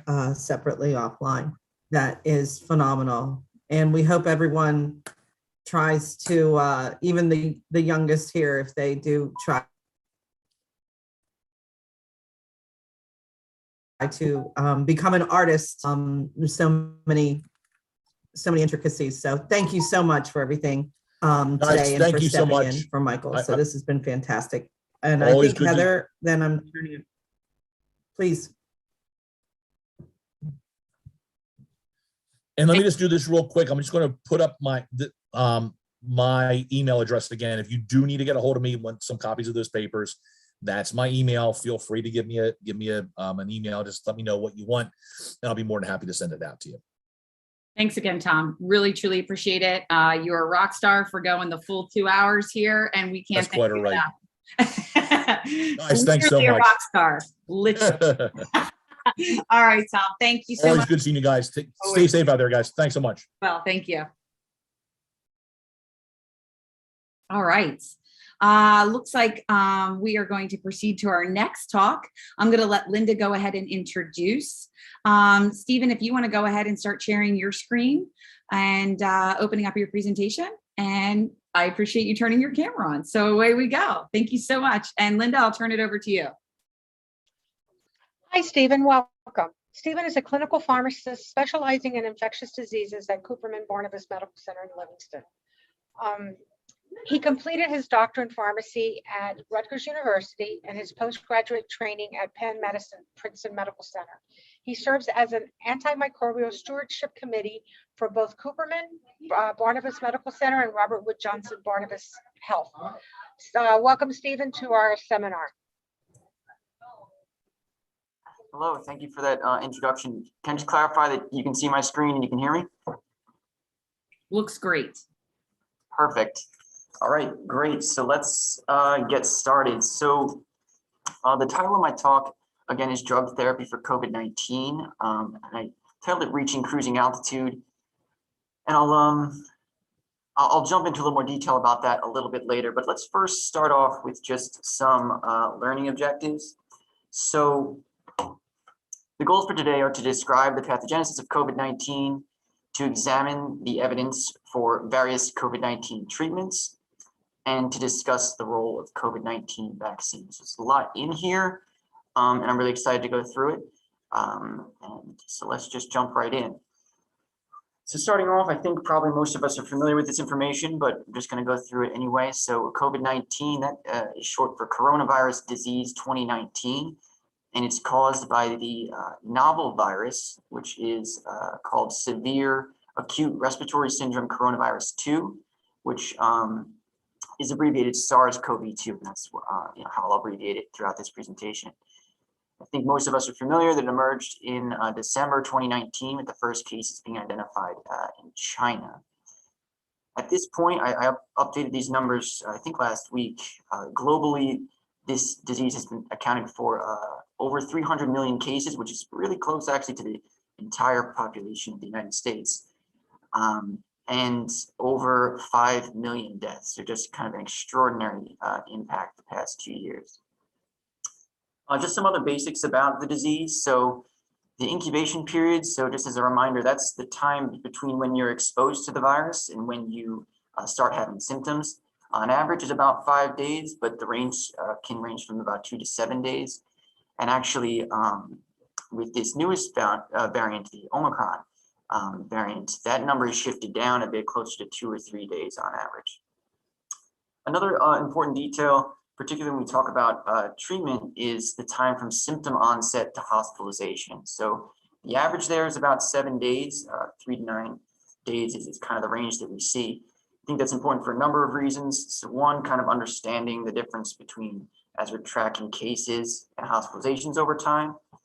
And also specifically when we talk about treatments, there are certain treatments that work earlier on in therapy. And I know personally, I've spoken once with people who are infected about, they'll talk about how, at day 4, they're feeling okay, it's not so bad.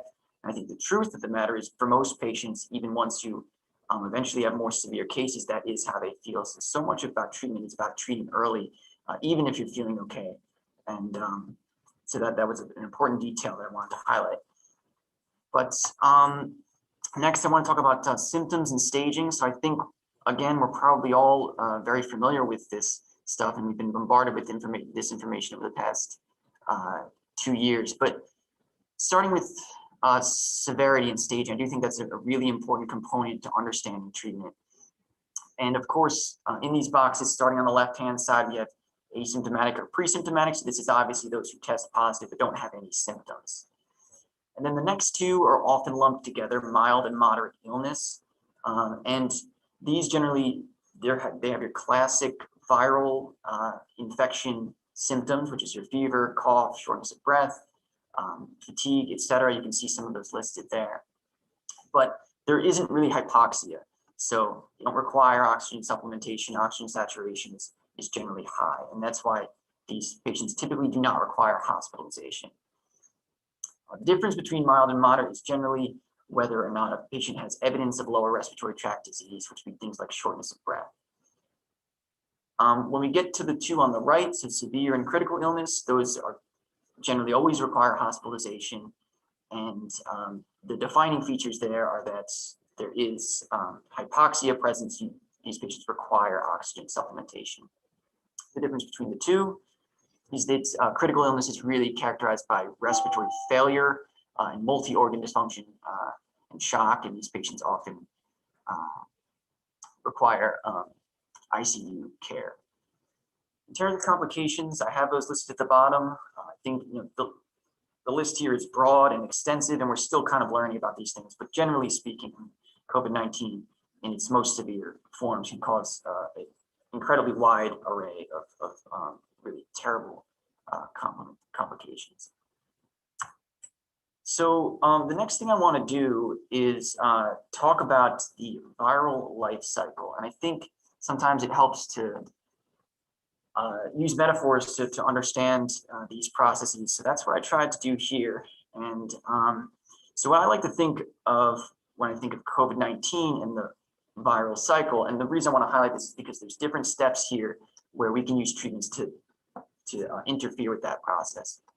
So I like to think of COVID-19 as this criminal, and what he does is he tries to break into your house, and he goes through the front door.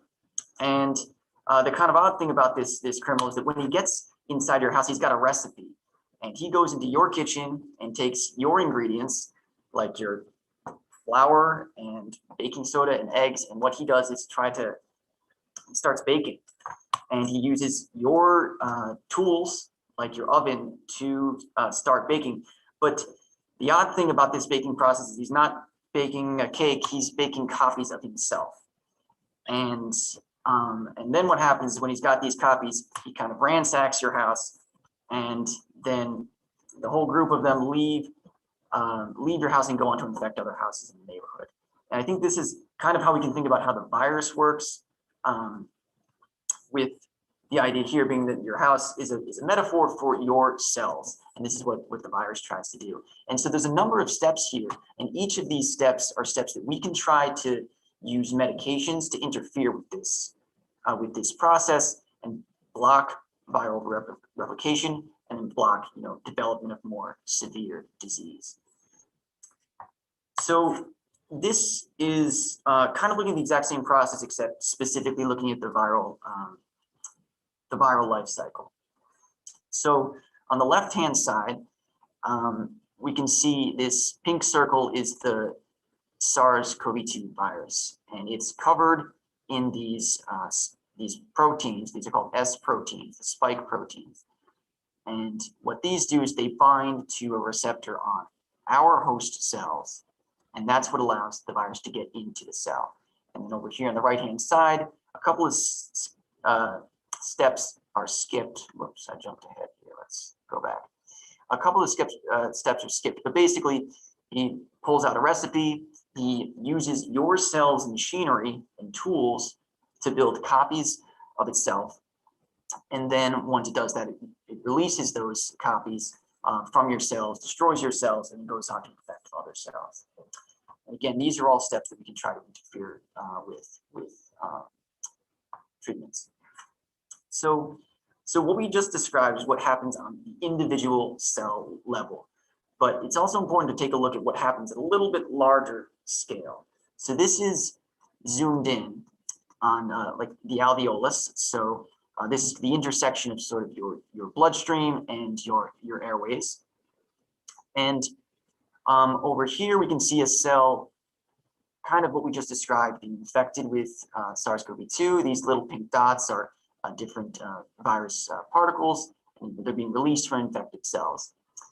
And early on in disease, what we see is immune cells responding to this. So that's what these light colored cells are here. They're typically coming from your bloodstream. We've got a variety of different cells involved: T lymphocytes, monocytes, neutrophils. The specifics is not so important, but it's a complicated series of steps and players who are involved. And there's a variety of different signals they're releasing, which is kind of what is being alluded to here. It leads to a more complicated immune response where your body tries to respond to this infection and eliminate it. So what this picture represents is what happens in those who experience late stage COVID-19. So really the complications of COVID-19. And what's important here is that a lot of this is actually driven by our own immune system and our own excessive immune response. So a lot of those immune signals that I alluded to in the previous slide, they lead to things like increased vascular permeability, which is where fluid in our blood is leaking out into the airways. It leads to inflammation of the interstitium, which is the barrier between the blood and the airways. And both of those processes, the problem is that's what leads to hypoxia. We can't get oxygen from our lungs into the blood.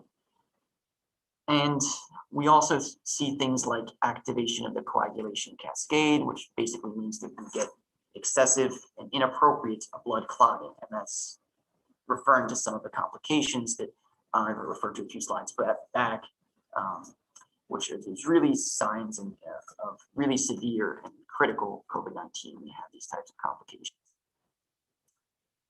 So I think to summarize what I've discussed so far, and really to lay the groundwork for how we're going to approach treatment options throughout the rest of this presentation, it's important to really consider COVID-19 as a biphasic disease. I mean, there's two separate phases: the viral response phase and the host inflammatory response phase. So this diagram is really showing that right on the y-axis, we have the higher we go, we've got more severe illness, and on the x-axis, we have time course. So this is over time. So initially, when you're infected, it's really the symptoms you're feeling, any complications at that point are really due to the virus itself. And typically, it's not as severe at that point, which is represented by this black line here. But the point is, the therapies that make sense there are those that are focused on the viral phase, and that's criminal who's kind of breaking into your house and making copies of himself. So those work at this stage. For many people, that's the only stage they experience. Their immune system controls the disease, they get better, and that's the end of it. However, for those who experience severe COVID-19, what really happens is it's the host inflammatory response. It's their own immune system that's building this excessive immune response that actually leads to a greater severity of illness. And this is what's happening 2 or 3 weeks after the initial infection. And that's how we can see this black line becoming, representing more severe illness further along in the disease course. And the key point is that later on, it's really not the virus that's causing these complications, it's really the inflammatory response. So therapies that we use later on are really not going to be the antivirals, it's going to be those agents that modulate or modify our immune response and then try to keep that under control. So before we jump into the specific therapies, I want to make a few comments on just about how we learn about therapies and how they work, particularly for a new disease like COVID-19. So I did a presentation like this, and I copied some of the slides from about a year ago. And that one, instead of calling it reaching cruising altitude like I called this one, I called it, throwing the kitchen sink, because that's what it was in 2020. And I'm sure that's what it felt like for a lot of people, that we didn't know what worked. And we heard lots of information about different therapies that worked. And depending on where you we're getting information, it worked or it didn't work, and contradictory information and things like that. And I want to reflect on some of why that happened.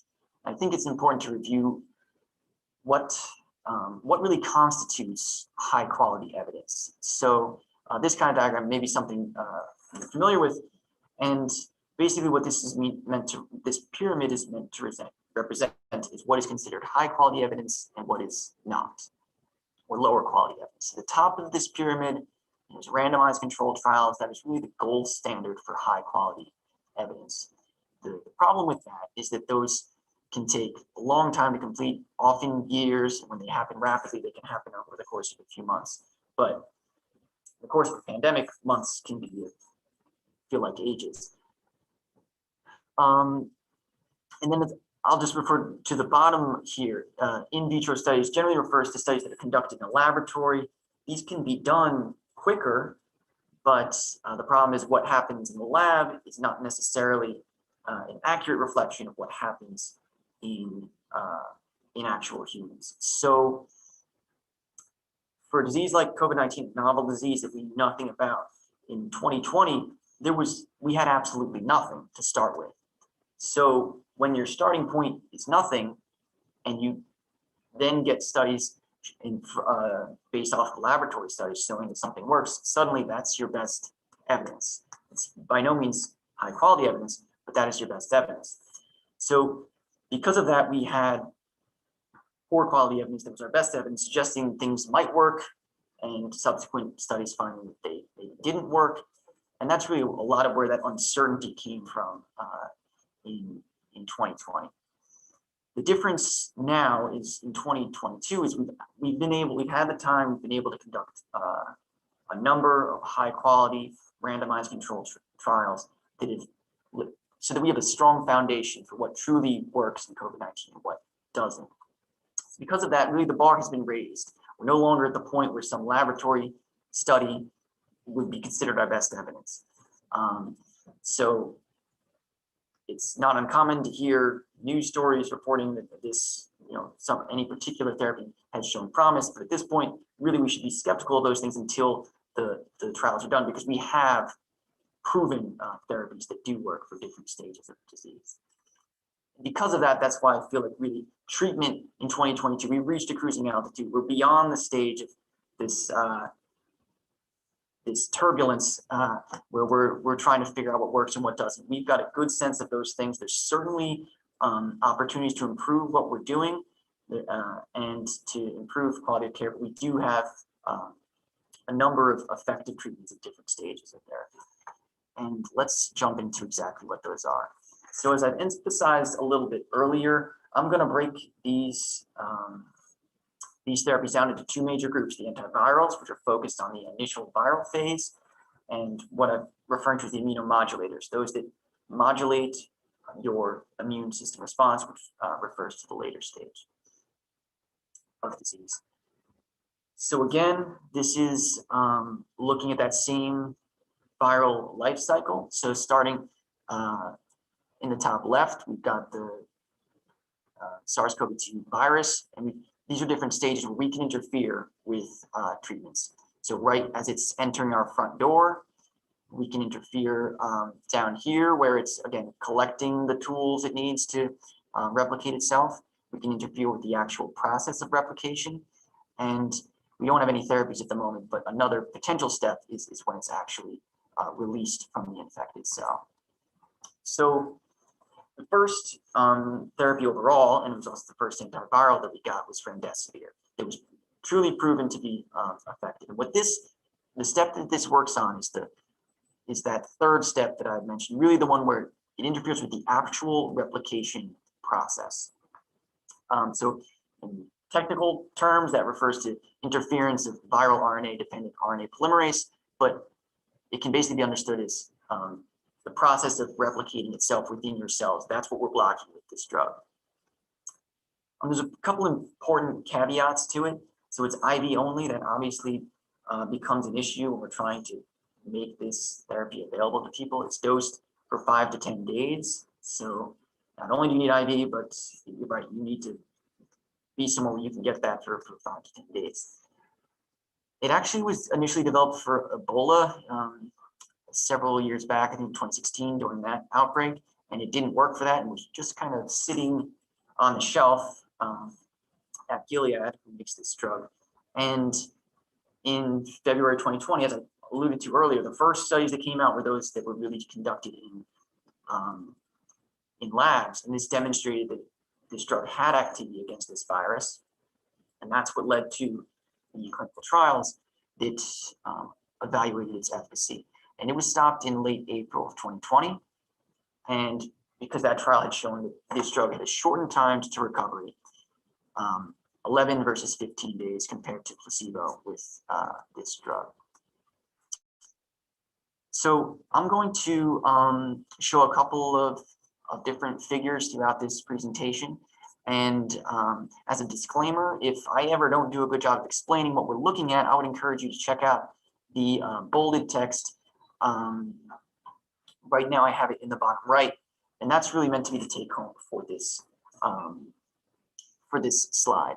But in this specific slide, this slide is looking at the subgroups of the trial looking at remdesivir. So on the left-hand side, we have the different subgroups. So we have patients of different ages, different male and female, with a breakdown looking at how long their symptom duration was. And we also have the breakdown by severity. So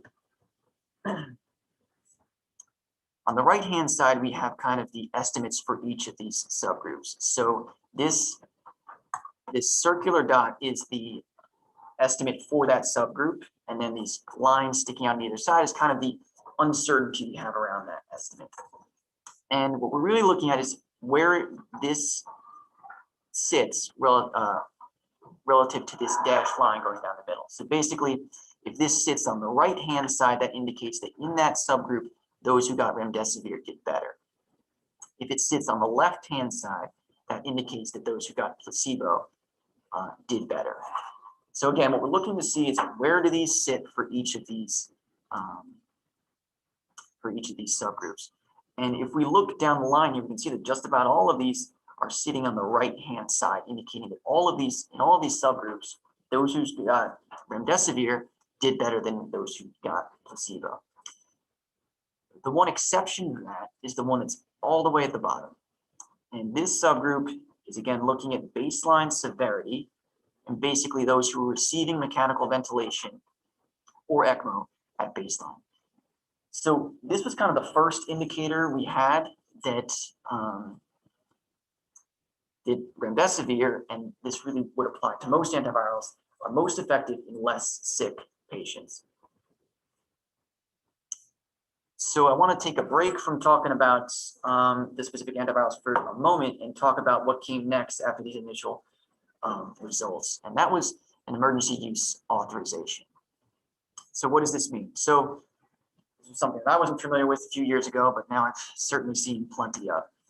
So basically, in a state of emergency, which is the government makes the decision whether that exists or not, the FDA has the ability to basically lower the bar for what they allow patients, what medications they allow patients to access. So the idea here being that there's a pandemic going on, we don't have time or the luxury to wait until multiple high quality trials are conducted to have complete certainty of efficacy and safety before we allow people to access these drugs. So in COVID-19, we've seen plenty of this. I put some examples on the slides there. I think, there's clear examples of this, as in some cases, this has worked very well to ensure that drugs that proved to be effective were available to patients, at the height of the pandemic when we needed it. There's also examples like hydroxychloroquine where the EUA was revoked.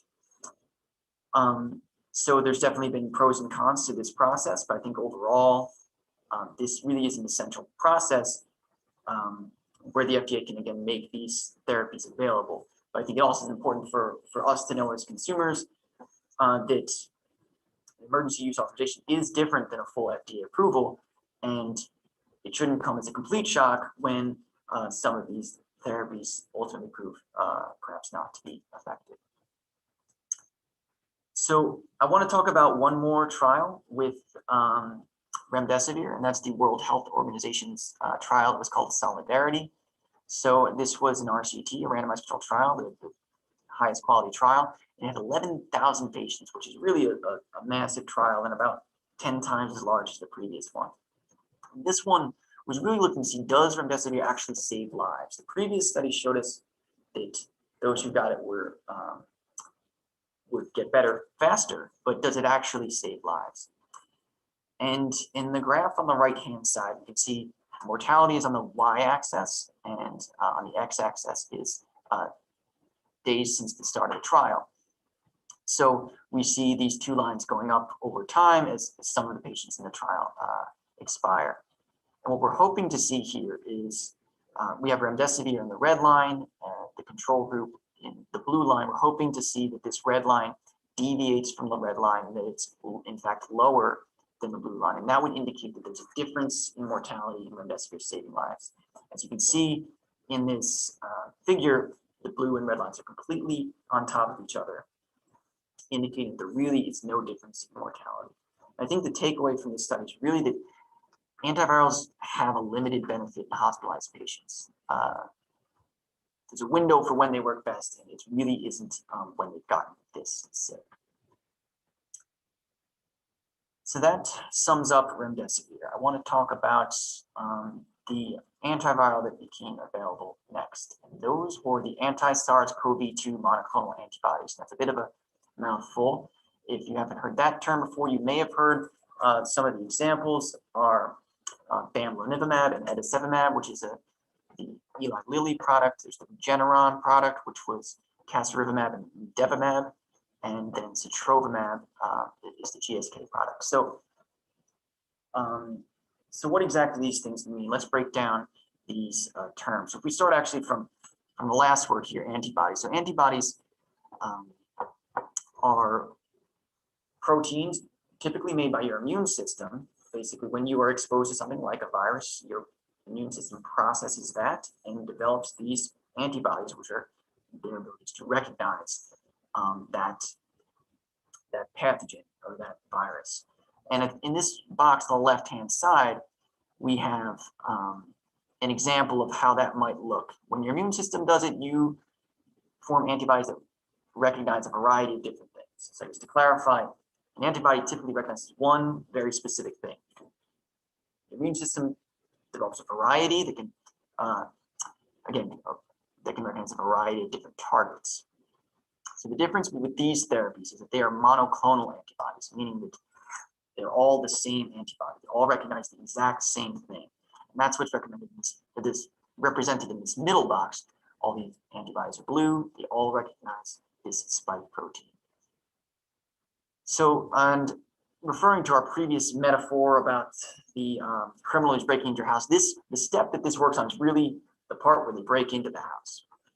So this is a little bit like having a security guard who's working outside your house. He recognizes one specific person, and that's the spike protein of the coronavirus, and they block it from entering your house. That's how these work.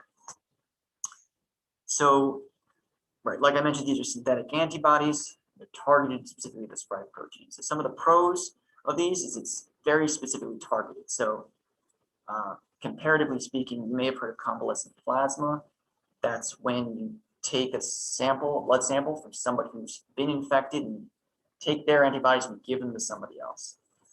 The problem with that is kind of a mix of antibodies, and any person's immune response may be different than someone else's. So when you're giving someone else's antibodies to one patient, the sample you get to the next patient may be a different, may have different antibodies, different concentrations. So it's not really a consistent product. This is a very consistent product. They're all targeted the same thing. They're given the same amount each time. Additionally, it has a long half-life. So that means that it sticks around in your body for a long time. One dose covers you for a full course. So unlike remdesivir, that requires you have to give it every single day. This, you give it once and you're done. Some cons to this is it, again, requires IV or subcutaneous or IM administration, all a little bit more complicated than just going to your local pharmacy and picking up some tablets. So how do these work? Where are they used? So there's been a lot of studies on these. I try to summarize it in this slide. So they were initially studied as outpatient treatment. So basically they identified people who weren't very sick, had mild to moderate COVID-19, but they had risk factors to end up in the hospital and have severe disease. And gave this therapy early on, and they found that those who received it were 70 to 80% less likely to end up in the hospital or dead due to COVID-19. So this was really highly effective compared to placebo. And it's really an important treatment that we can offer patients early on to prevent them ending up in the hospital. So that was really a slam dunk use for these drugs. Post-exposure prophylaxis, so that refers to prophylaxis means to prevent disease. These patients are not actually infected. And post-exposure means that they have been exposed to someone who had disease and are therefore at risk for it. So these generally are effective for this use. However, with widespread vaccination, there's been less use for this specific reason. Pre-exposure prophylaxis, again, is preventing infection, but pre-exposure before you're exposed. So this is really intended for a very select population. So for most people, vaccination is the best way to do pre-exposure prophylaxis. However, for some people, because particularly those who are immunocompromised, vaccination isn't an option or isn't an effective option. This is a really important alternative. So there is one additional therapy, which I did not mention earlier, that just became available within the last month. It's called Evusheld, it's the brand name. It's a combination of two monoclonal antibodies. What's unique about these compared to the others is they have a super long half-life. So they're effective for 6 months. So this is really important for those who, again, can't respond to vaccination, who have had to be incredibly cautious the past 2 years because they're not able to protect themselves in any way. This new therapy offers them the ability to basically get antibodies that stick around for a long period of time, and hopefully they can continue to receive every 6 months and protect themselves for the duration of the pandemic. So that's a really exciting new therapy that's just become available recently. The last one I've listed here is inpatient treatment. So these therapies have been studied inpatient. They really weren't shown to work, which again is consistent with our understanding of antivirals in inpatient setting. Severe patients really does not make a whole lot of sense and just isn't terribly effective. I would say there is some subset of patients there who maybe early on there might be a role. So that's something that's still being investigated at this time, but currently there really isn't a role for that. This is a bit of a complicated slide, but I do think it's really important. So we've all heard about COVID-19 variants, and they're actually really important when it comes to monoclonal antibodies. So as I mentioned earlier, the analogy for monoclonal antibodies is they're like security working at your front door. If that's the case for the monoclonal antibodies, then variants are like criminals who are wearing disguises. So if the security guard is designed to find one person and that person is wearing a disguise, they may or may not be effective to stop that criminal or that virus, that variant. So in the table on the left, I put an example, and this is bamlanivimab and etesevimab, but this exists for all of the monoclonal antibodies. What they do with each of these variants is test them in the lab to see do these antibodies still recognize this variant? And what I've highlighted here is you can look at Delta, the Delta variant, and on the right-hand side it says no change. That indicates that these antibodies were able to recognize Delta. However, at the bottom, we have Omicron, and then on the right-hand side it says about 3,000. And what that means is it requires 3,000 times as much drug to neutralize this variant. So essentially, that means it's simply ineffective for that variant. And that's what happened with Omicron. We had 3 effective monoclonal antibodies prior that worked for Delta. And with Omicron, it really got knocked down to just having one. It still had efficacy against that variant. So on the right-hand side, this is a slide from the CDC, and each bar here represents a different week. And for each week, they estimate what percentage of infections were caused by which variant. So you can see, or you can't see, it's a little bit small. You can see in September, October, November, these are totally orange bars, which means that it's basically totally Delta that was causing infection. And then in mid to late December, we see purple shoot up out of nowhere and almost completely overtake it. And that's Omicron. And this is updated as of the end of last year. At this point, Omicron is up to 98, 99%. So monoclonal antibodies are highly effective, but it is essential that we keep track of what variants are in the community and which monoclonal antibodies are effective against those variants. So basically, as Omicron took over, we had to start using different monoclonal antibodies. The only one left that still works for it. Okay, so next, let's talk about oral antivirals. So first I want to emphasize why is this important? So there's a couple of, I think these are probably obvious, but I really just want to highlight them because they are so important. So oral antivirals, they increase access to treatment. Right now, the treatments are, prior to the arrival of oral antivirals, treatments were really just available within hospital setting. That's not always available for all patients. So this immediately makes things available in pharmacies, which are closer and easier to access. We also know with antivirals that the sooner you treat, the more likely they are to do better. So this, again, when they're easier access, it's easier to treat people sooner after a positive test. Again, allows us to, that allows us to get better outcomes with these agents. And then, as I just mentioned, or I alluded to, when we only have one monoclonal antibody that works, we've been having a supply issue across the country. So it's really limited our ability to use that in as many patients as we like. So having another therapy is just incredibly important. And the last part of it is there's a new mechanism of action, meaning a new step in that process that we can interfere with. And what that means is that, right, while a variant can eliminate some of our therapies, the more we have treatments that work on different steps, different mechanisms of action, the more likely that one of them will work for a variant. So it's important to kind of diversify our portfolio of treatments. And all of those things can lead to improved outcomes. And certainly patient satisfaction is another important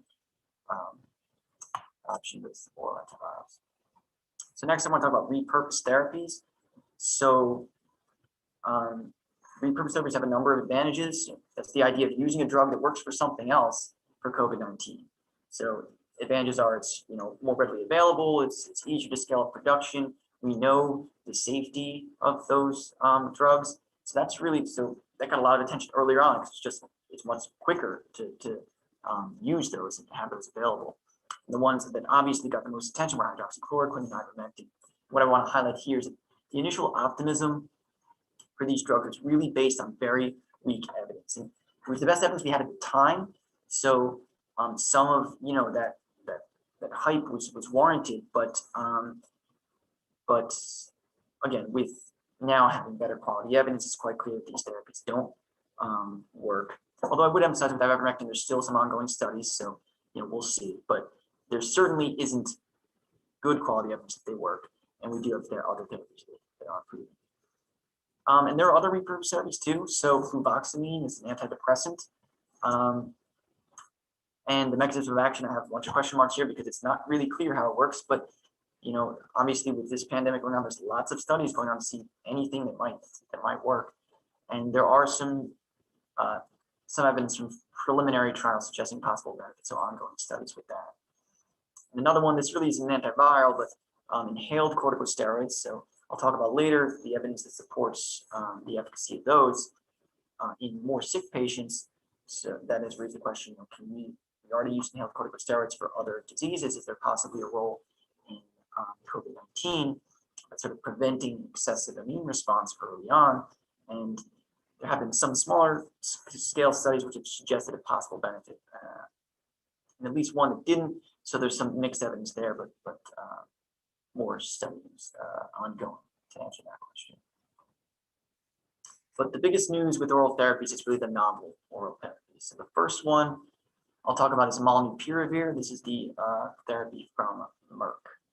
So in terms of the mechanism, it acts on the same step as remdesivir. It's a slightly different, the actual mechanism is slightly different, but it does work on that same RNA polymerase, which is we could think of as the baking in the oven step. It's the idea of, turning off the oven in the middle of the bake. And what it does is it messes up the process where we create those clones. So it's actually a mutagen, so it creates non-functional mutated versions of the virus. And that's how we prevent the viral replication. A couple of key points with this drug. So it's 4 pills twice daily for 5 days. So 5 days isn't super long treatment, but 4 pills twice daily is a pretty lengthy, pretty considerable amount of pills that you need to take. But that's currently the dosing for that. It doesn't even start within 5 days of symptom onset, so emphasizing the importance of early treatment. In the studies, they found a 30% reduction in hospitalization. So if we remember the monoclonal antibodies, they found a reduction of 70 to 80%, so quite a bit more. In terms of adverse events, there's not anything too substantial here. Headache, insomnia, a little bit of increase in liver function tests, but I would say the key takeaways here is that there's kind of mixed results from molnupiravir. I think it's better than nothing, but it's certainly not our best option. And then again, like other antivirals, treatment really must be early, so it's a key component. So the next one, which is the last novel oral therapy we have, at least at the moment, is Paxlovid. So this is the antiviral from Pfizer. And the generic name is nirmatrelvir ritonavir, so it's a combination of 2 medications. And this interferes with kind of the early baking steps, getting the ingredients together.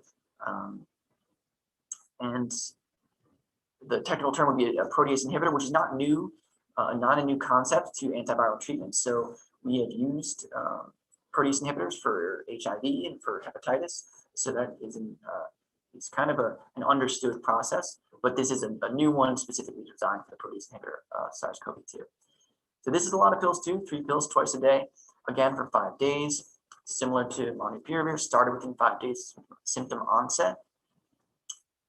In terms of efficacy, so it had a 90% reduction in hospitalization. So again, it was studied just like molnupiravir, just like the MABs, these high-risk patients, early in disease, who had mild to moderate disease, preventing them from getting hospitalized. And this is just as good results as the monoclonal antibodies. This is really a promising therapy. And I would emphasize that they also did another study in patients who were standard risk, and not quite just the highest risk patients, so people who were vaccinated, who typically weren't in the other studies. And even among those patients, there was a benefit, 70%. So yeah, overall, very good looking results for Paxlovid. I would point out that in this combination of therapies, the second drug, ritonavir, the purpose of this drug, and this is a strategy borrowed again from its use in treating other viral infections, is solely actually to boost levels of the other drug. So what that does is it inhibits your body's metabolism of nirmatrelvir, increasing levels of nirmatrelvir, allowing it to be more effective.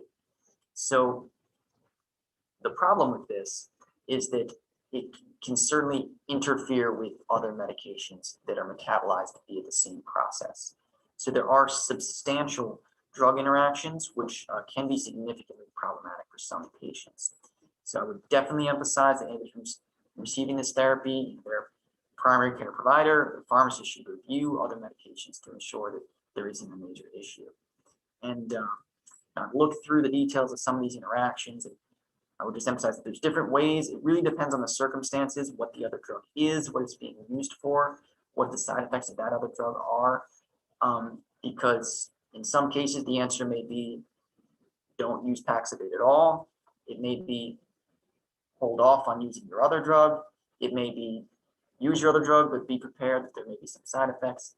It's only 5 days, so for some patients that could be an okay solution, but it really depends on the specific circumstances of any given patient.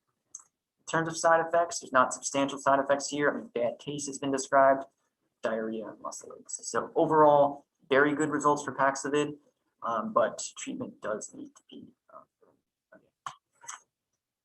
And that sums up our antivirals. So I'm going to move on to immunomodulators.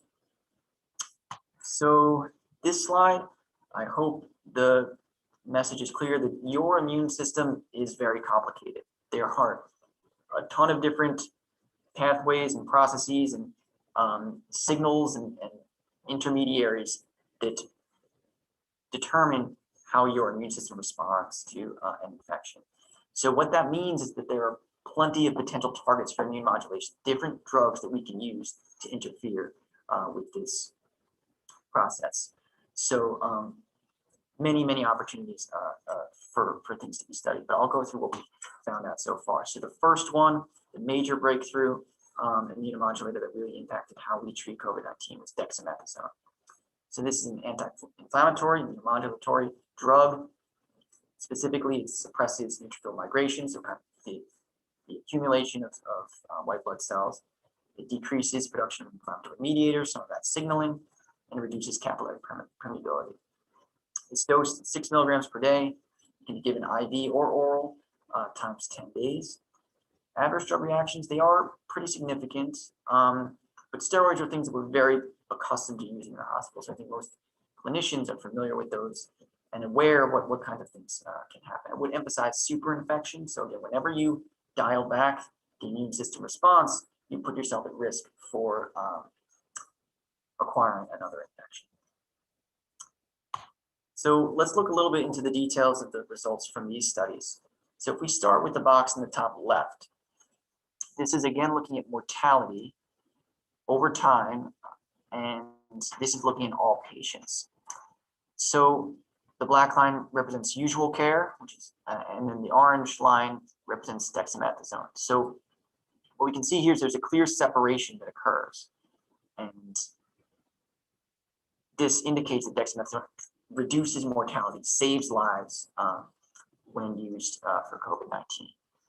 These other three boxes look at different subgroups. So the first one is looking at invasive mechanical ventilation. These are sickest patients. What we can see here is that the gap between these is even larger than what we saw originally. So really it's most effective in the sickest patients, again, because that's when the excessive immune response is happening. So giving dexamethasone dials that back and can really save people's lives. In patients who are just on oxygen, there's still a clear benefit, but it's not quite as substantial. So these are less sick patients. There's a benefit, but yeah, not as substantial. Those who are not on oxygen, so these are the less, the patients who are least sick, you can actually see that the orange line is above the black line, indicating there might actually be harm to interfering with the immune response early on in the disease process. So that's an important aspect of using this drug. Really, its role is later on when patients are most sick. So in terms of other immunomodulators, it's kind of a lot on this slide. As I alluded to earlier, there's lots of different steps to try to tweak the immune response and find the right Goldilocks amount of modulation that results in the best outcome. The areas that have been studied the most are the interleukin-6 inhibitors, which are tocilizumab and sarilumab. Tocilizumab is Actemra, in case anyone's heard that brand name before. And the other is the JAK or Janus kinase inhibitors, baricitinib and tofacitinib. So we start on the right-hand side. This figure is a representation of how we try and look at when we've had lots of studies done. So tocilizumab has had lots of studies done. And each one of these rows represents a different study. So this is us trying to summarize that evidence. And it looks like the plot that we looked at earlier, where the blocks represent the point estimate, and we're trying to see where they are relative to this line going down the center. In this case, the left-hand side is favoring the treatment, the right-hand side is favoring no treatment. You can see when we sum up all these studies, it does look like there is a benefit in favor of treatment.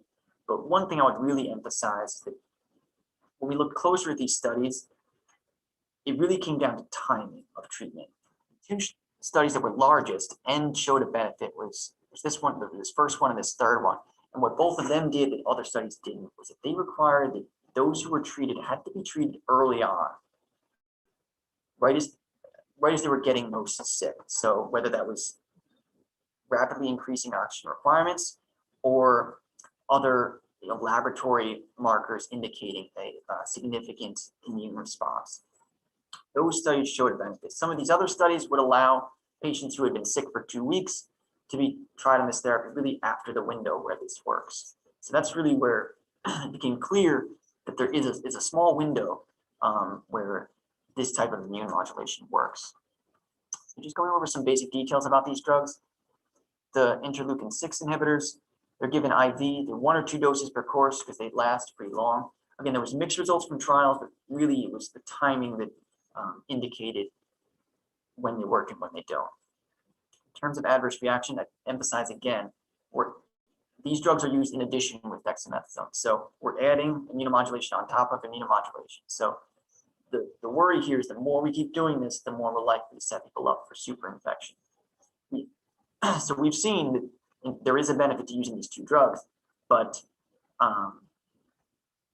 one key component is that these 2, the IL-6 inhibitors, have not been combined with JAK inhibitors, and I would caution against that because again, the more you stack up the immunomodulation, the more you potentially run into problems.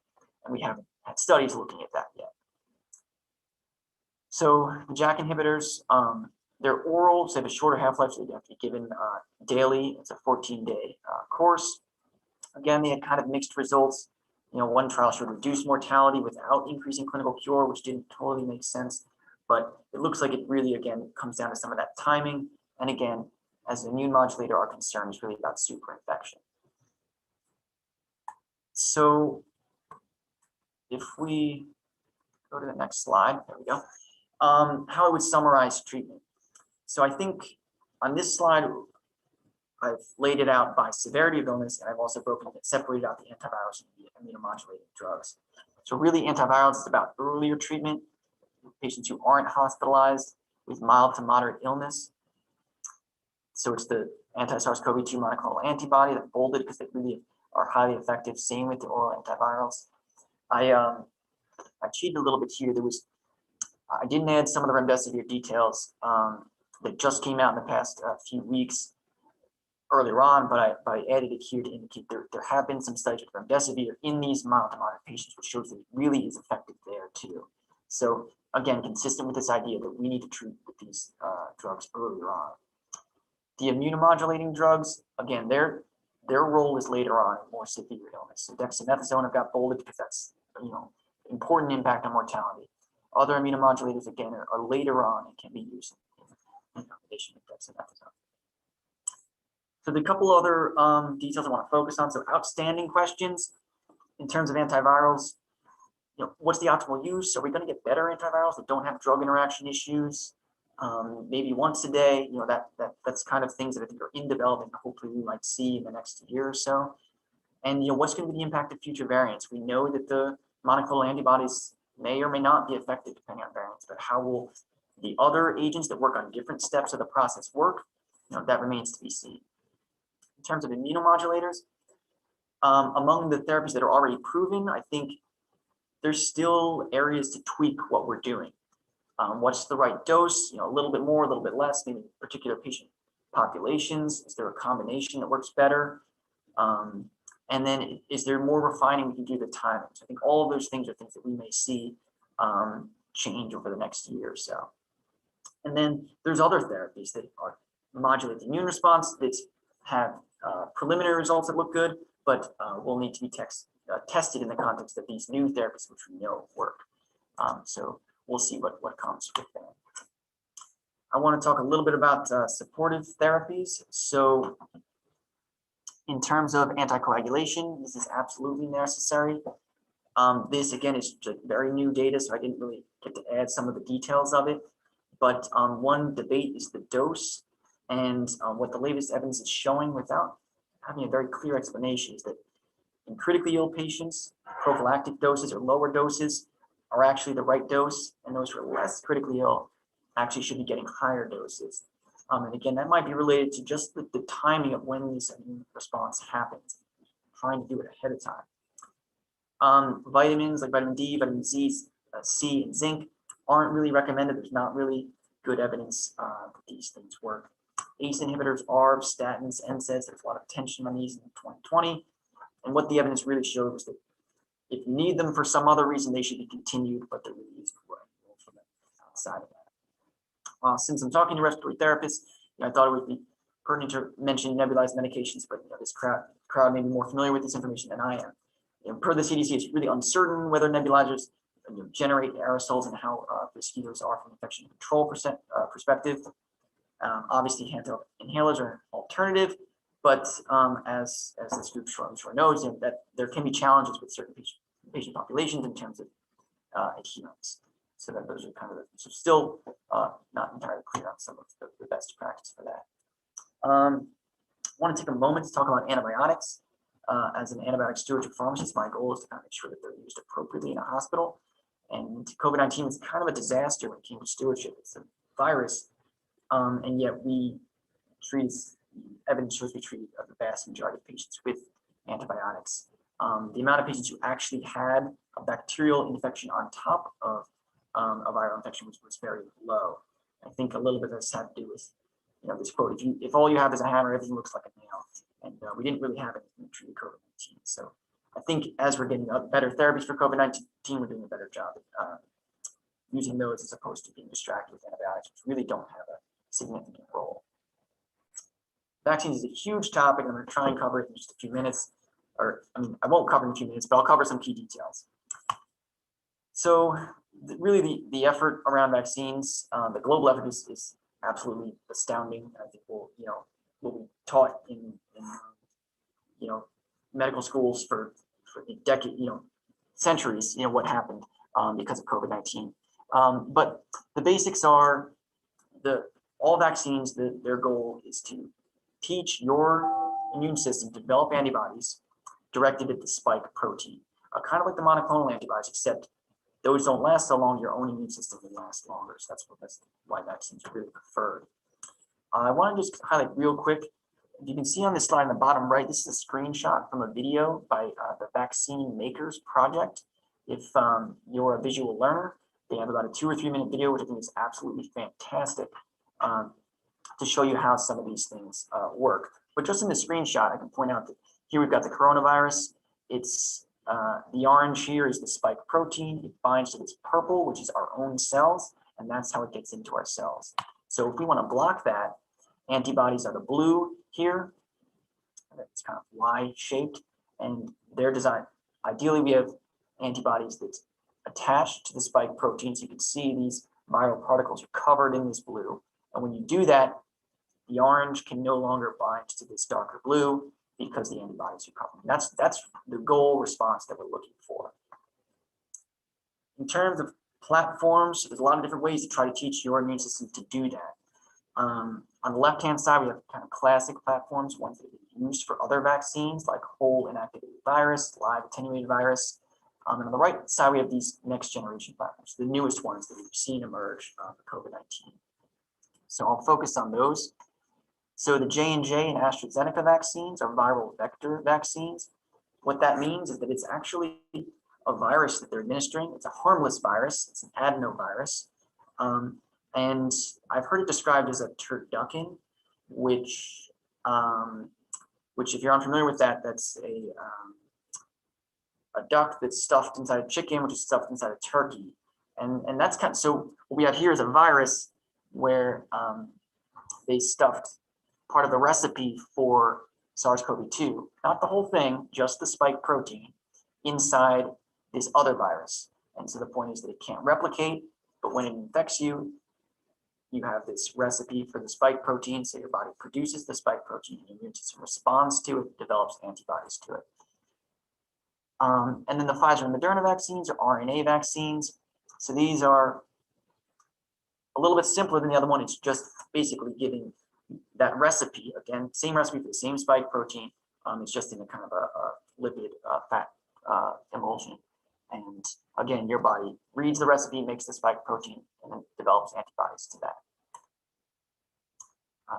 Okay, so this was New York Times had this vaccine tracker, tells you how many vaccines are in development. This is the screenshot I used from last year, and this is this year. So I think it's just absolutely incredible globally how many vaccines are in development. Just incredible global effort.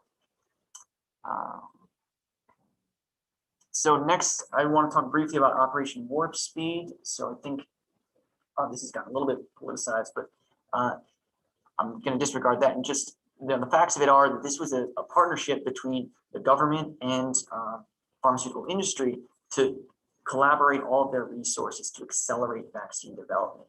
And it really was an incredible success. So this is a kind of a detailed slide, but I want to just go through it briefly. In this top box, rectangular box, we have different steps here. So this first one here is research and development, and then this next one is phase 1, phase 2, phase 3, then manufacturing and distribution. They're saying that typically a vaccine will require about 60 years to develop. So how do you cut that down in a pandemic when you desperately need a vaccine? So what they did, and how do you do it without cutting out steps? What they did was they stacked steps on top of each other. Instead of doing them sequentially, they did them at the same time. So R&D and phase 1 were at the same time, phase 2 and phase 3 were at the same time. In manufacturing, typically companies wait until a product's proven to work before you start manufacturing on a massive scale. They knew we couldn't wait for that. So the moment we got out of phase 1, they started manufacturing those, and that's why we were able to start administering shortly after they were proven to be effective. So I'm going to talk briefly about efficacy, or some details about the vaccine. I'm going to focus on efficacy and break it down by preventing infection, preventing severe disease, and preventing transmission. Then we'll talk about safety, and then just briefly address variants. So looking at symptomatic infection and efficacy. So on the left-hand side, this graph shows the blue line is those who got placebo, and this is infection over time. As you can see, there's a steady increase in infections over time, and those who didn't get the vaccine. And the red line is those who got the vaccine. And basically, after 2 weeks after vaccine, basically there were very few infections. So the gap between these lines represents just a dramatic infection. Dramatic impact. So these were highly effective at preventing symptomatic infection. But what we saw was when we looked at this over time, we looked months out, that's on the right-hand side, that efficacy waned over time. So when we're talking about symptomatic infection, it's effective initially, but it wanes over time. In terms of severe disease, the efficacy, the estimates for all these vaccines, 70 to 90%, highly effective. On the right-hand side, we see over time, looking months out, that really has held up.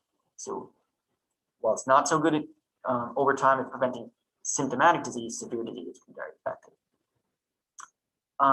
There's a lot on here, and I want to wrap up soon, but this is data from the CDC, and they look at outcomes by those who are vaccinated and those who are unvaccinated.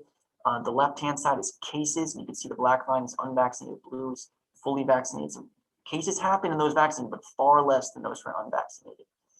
Bottom left is looking at deaths. Again, some deaths happen in those fully vaccinated, but it's far, far less than those that are unvaccinated. And if you were thinking, well, that's probably just the elderly population. The bottom right is those who are 18 to 29. And the y-axis is different here. So this is much lower overall incidence, but you can see there's still a substantial difference between those who are unvaccinated and fully vaccinated. These are deaths that can be prevented with the vaccine. So in conclusion, it's not perfect, but it's highly effective. In terms of transmission, there's a number of reasons why it's a little bit complicated trying to measure that. I'm going to move through this quickly, but basically the attack rate was about 30% if you're unvaccinated, and if you're vaccinated, that drops down to about 10%. So it looks like it's modestly effective. It's not enough to stop the pandemic, but there is an impact there. And then the last thing I want to spend a little bit of time talking about is safety. So in terms of vaccine safety, we know that there's high rates of mild adverse reactions. I think anyone who's gotten the vaccine knows that, or knows anybody that those are not uncommon by any means. In terms of rare serious side effects, so a couple have been identified when we start giving these to millions and billions of people. So with mRNA vaccines, myocarditis is the primary issue. The highest incidence is in adolescent males, which is 1 in 10,000, which isn't super common. Most of these are mild and resolve on their own. The viral vector vaccines, which is J&J and AstraZeneca, A couple of serious complications, thrombosis with thrombocytopenia.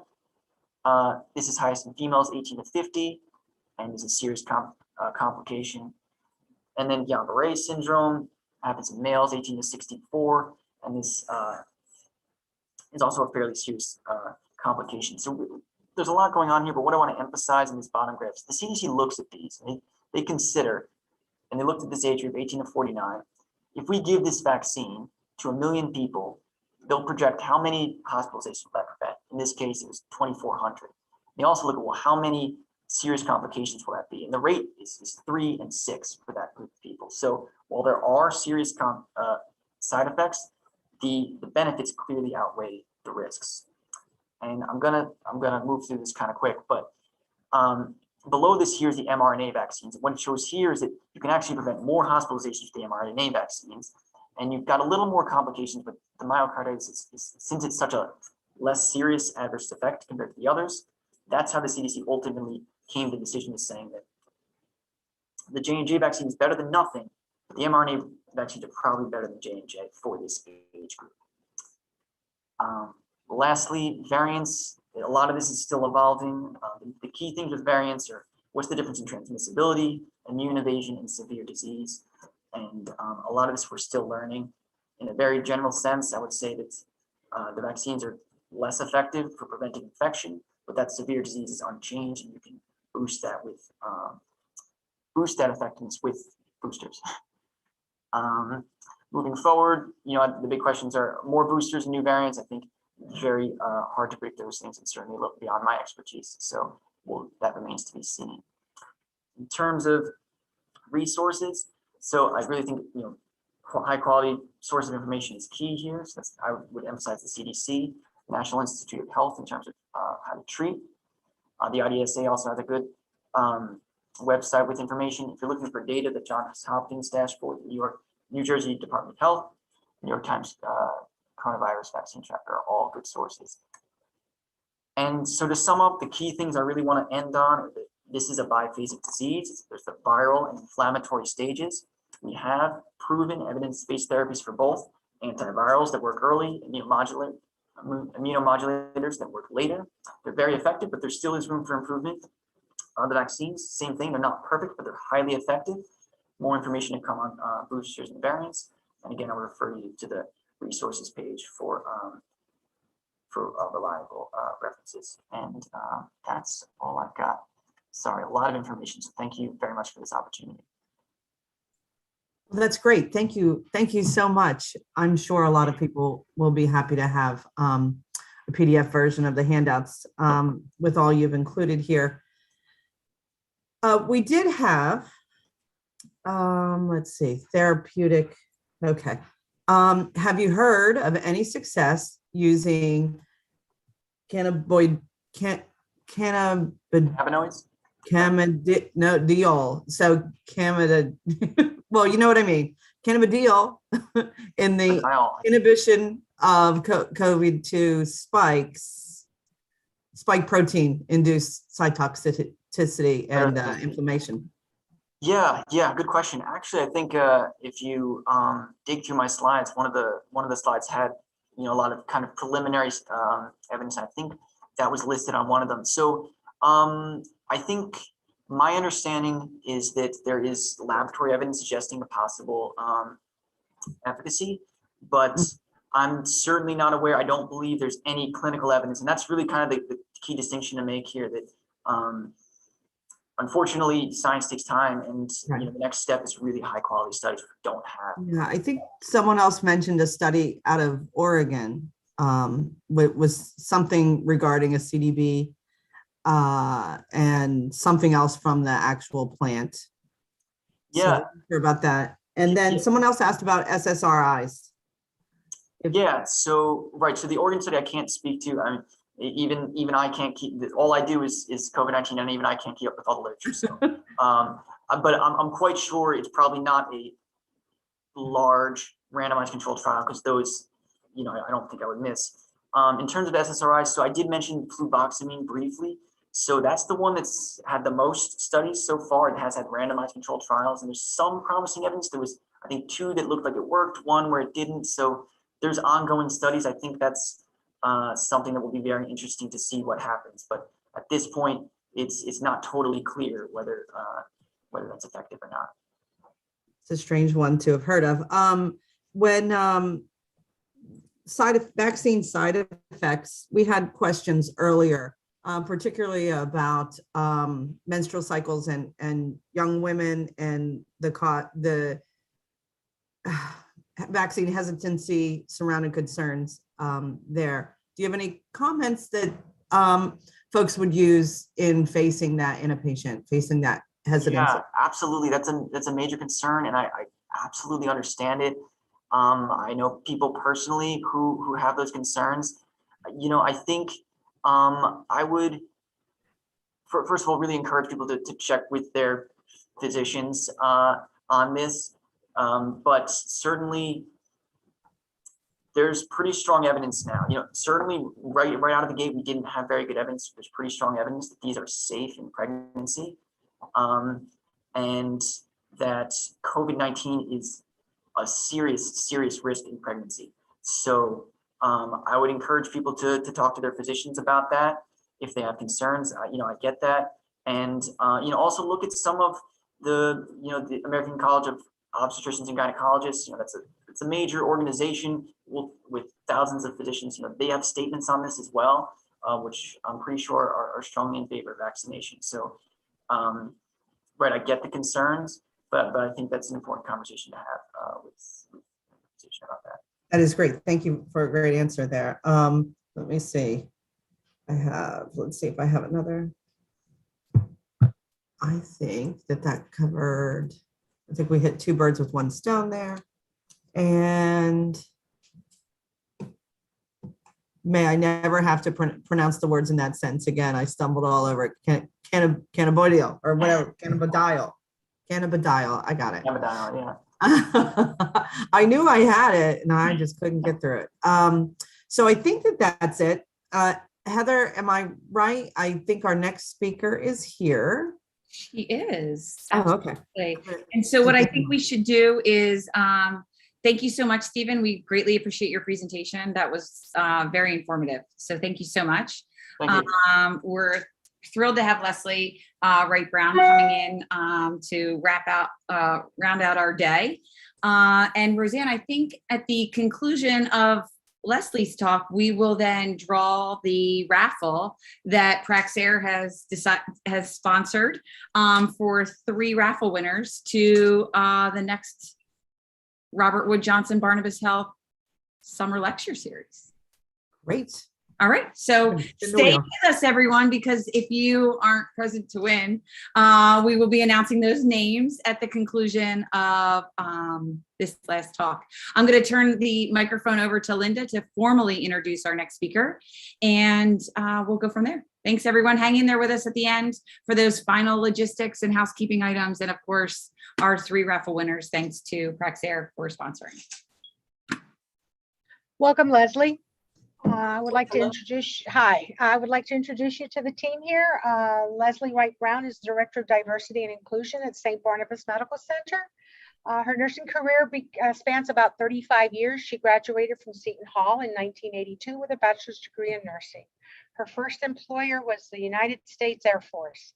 Upon completion of 6 months internship at Malcolm Grove Medical Center in Washington, D.C., she practiced adult medical, surgical, and pediatric nursing at Shepherd's Air Force Base in Wichita Falls, Kansas. During this time, she was appointed to the role of staff development officer for the unit for her unit. In 1985, she was honorably discharged from the Air Force at the rank of captain. Subsequently, she began her career as a civilian and with a job at Newark Beth Israel. There, she gained her adult cardiac critical care experience along with her med surg. She was lucky to get her nurses assigned to care for the first heart transplants recipient in New Jersey.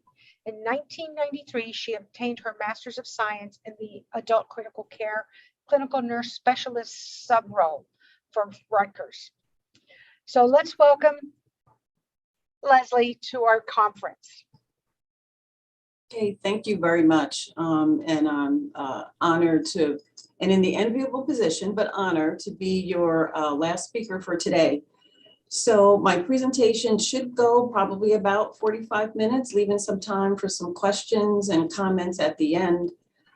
Feel free, I know there you have a system for placing questions in the chat so that we get to any questions at the end. I want to start off with, though, just giving you a little background in regards to my lens in this particular topic. So as the Director for Diversity and Inclusion at St. Barnabas Medical Center, it just so happens we do gender affirming surgery here. And I work kind of pretty closely with one of the plastic surgeons that does surgery. And many times, I think because we bonded, my nursing background and of course him being a physician, and my being a patient care advocate, we bonded from the perspective of sometimes, you know, I'll be transparent. We've had some challenges in providing culturally competent care to the transgender community. And many times we don't always get it right. And that's hopefully that's a take home message from my presentation is don't worry, you know, no one's expecting any of us to be perfect. We're not always going to get it right. So I have a lot of opportunity that actually spanned as of yesterday for 90 minutes, talking to trans patients about their experiences. Invariably, they really talk to me about their whole journey with transitioning. So I've gotten some unique insights that sometimes you won't find in a book or even articles unless the articles really address the unique experiences of the trans community. So I give you that as a background. I put a lot of information. I understand you're going to get a copy of the slides. So there's hardcore information you'll be able to take away with you. But I really want you to, as we kind of round out the afternoon, is hopefully to really be able to look at these intersections that I've outlined for us. And that is cultural humility, recognizing what we don't know, being very humble, being open to continually learning. Kind of, I don't want to say it's the antithesis of cultural competence, but we're not ever going to be competent in every single thing, but really having the self-awareness and insight to be willing to learn. Allyship, we're going to talk about, so what's important to this particular community? And again, from my interactions with them, it's allyship. And we're going to talk about, so what does that mean? And then we're going to put those two together and look at health disparities or health inequities within this community. So objectives, we'll define the difference between sex assigned at birth, gender identity, sexual orientation, you know, stating at least one health disparity, although I'll have a couple that are seen within the transgender community, and identifying at least two behaviors that demonstrating allyship towards the transgender community. I want to start off with, though, if we could in the chat box is, can anyone put in, when I say transgender or trans, anyone who's able to, if you're logged in, can you put in just very quickly, we'll just give it 20 seconds, just put in the first things that come to your mind when I say transgender or trans individual, trans person, trans community. I'm just going to give it a couple of seconds and I'll advance the slide. If anybody have any brave souls out there that are able to put in the chat feature, anything that comes to mind. It does take a few extra seconds to get through the stream to the audience. So oh yes, no one's answering just yet. So yep. Bear with, or I can hop in if you need to continue. Okay.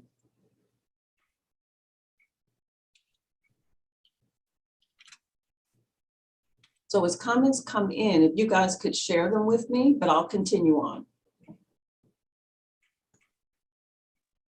I want to start off with this really will set the stage for today. And you may have heard this famous quote from Maya Angelou. I've learned that people will forget what you said, people will forget what you did, but people will not forget how you made them feel. And I want you to remember that and center yourself as we go through this presentation, that really hits home for members of the transgender community. Also, as a side note, if you see the light pink and the light blue and white, that is the colors of the transgender flag. So I'm going to start with a story because I think stories are powerful. So, and this occurred here. So we had a fully transitioned transgender male. So this is someone, when I say fully physically transitioned, he was a white gentleman with deep voice, brown hair, mustache, beard, in a suit.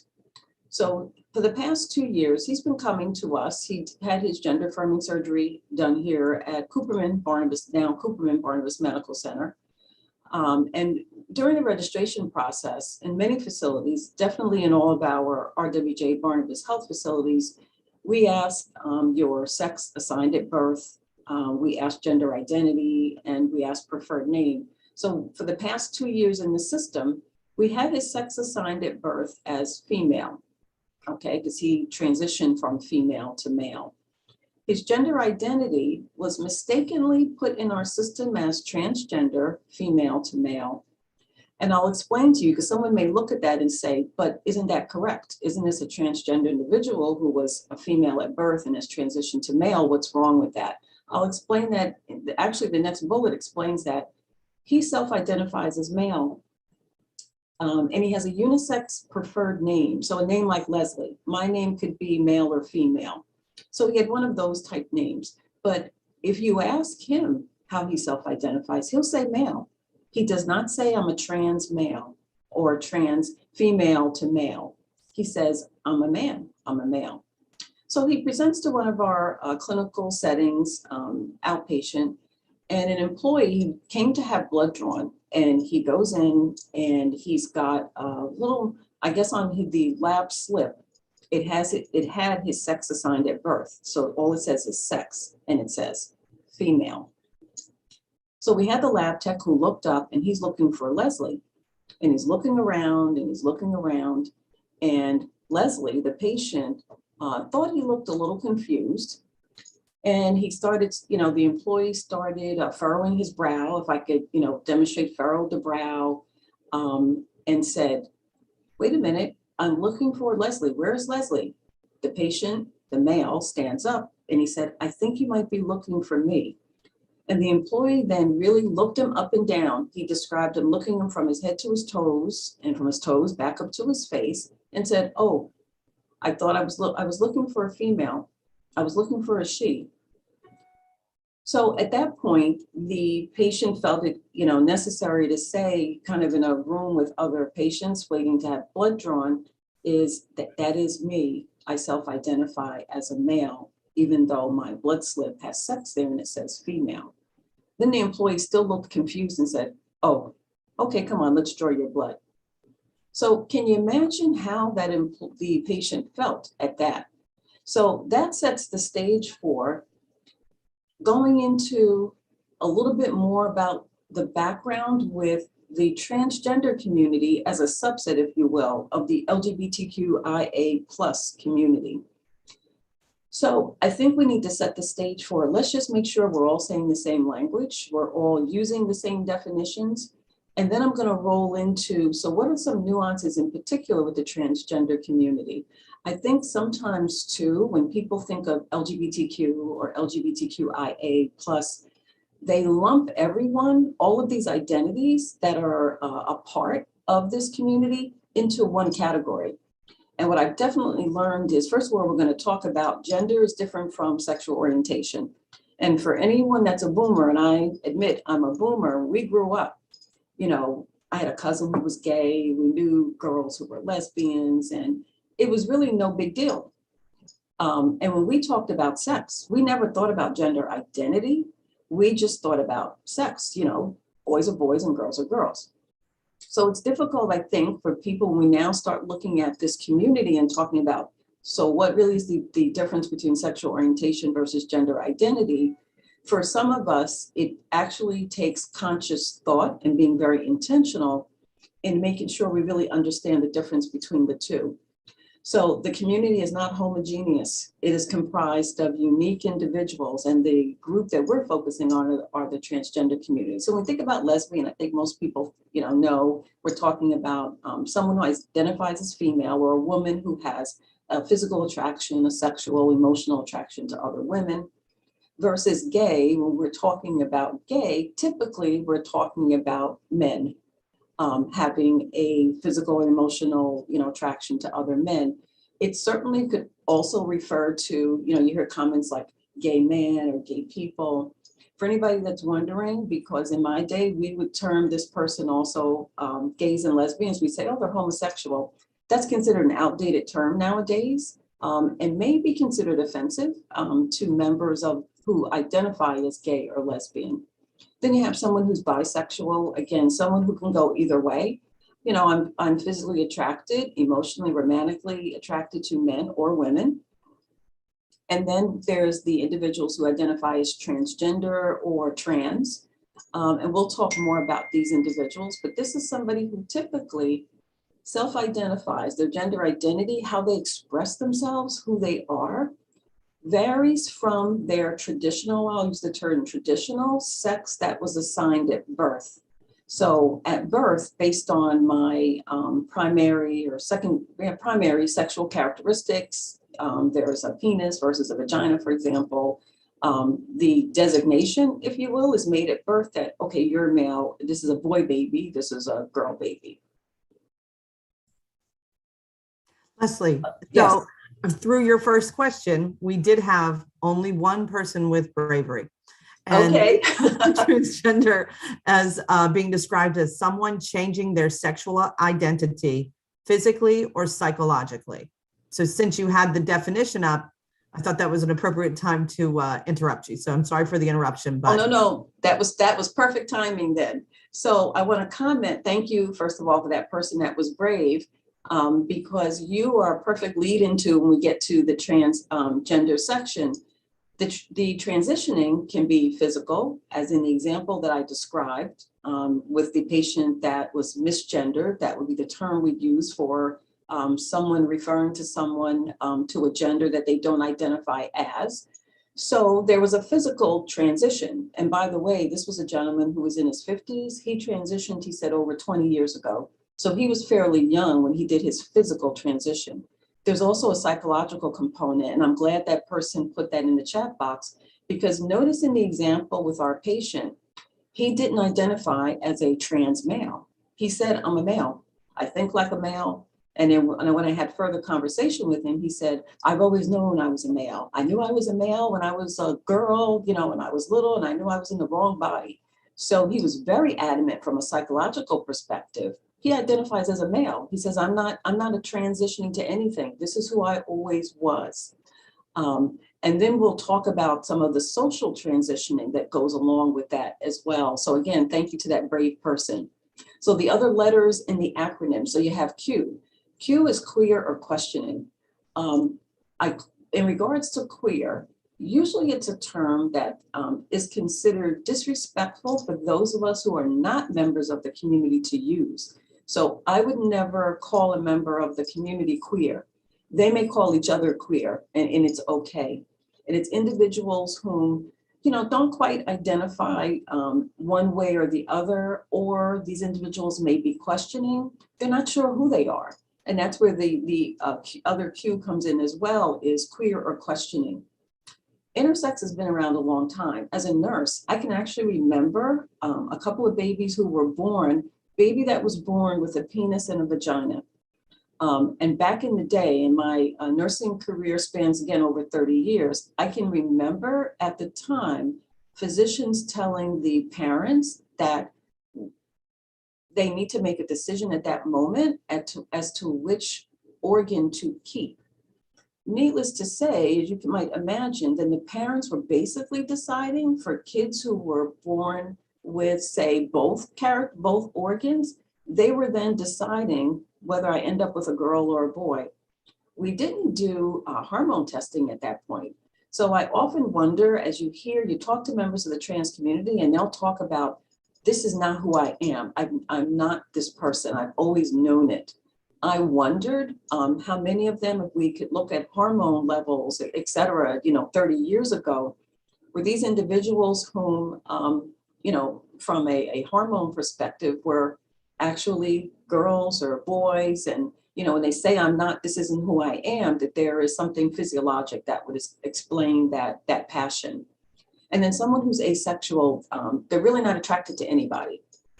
They're minus having any sexual attraction to anyone.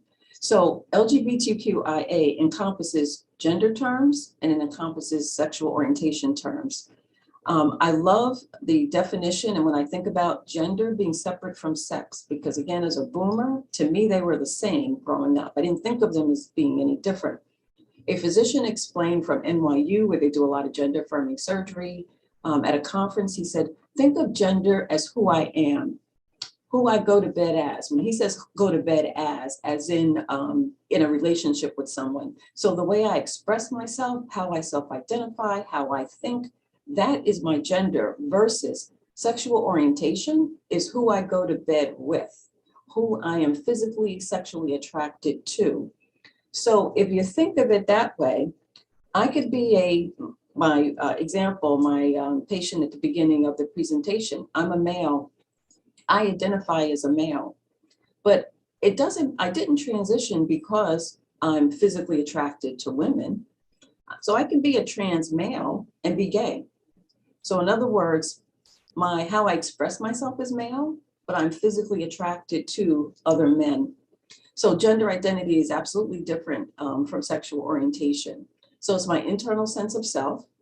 Cisgender, those of us who identify the same as our sex assigned at birth or gender assigned at birth.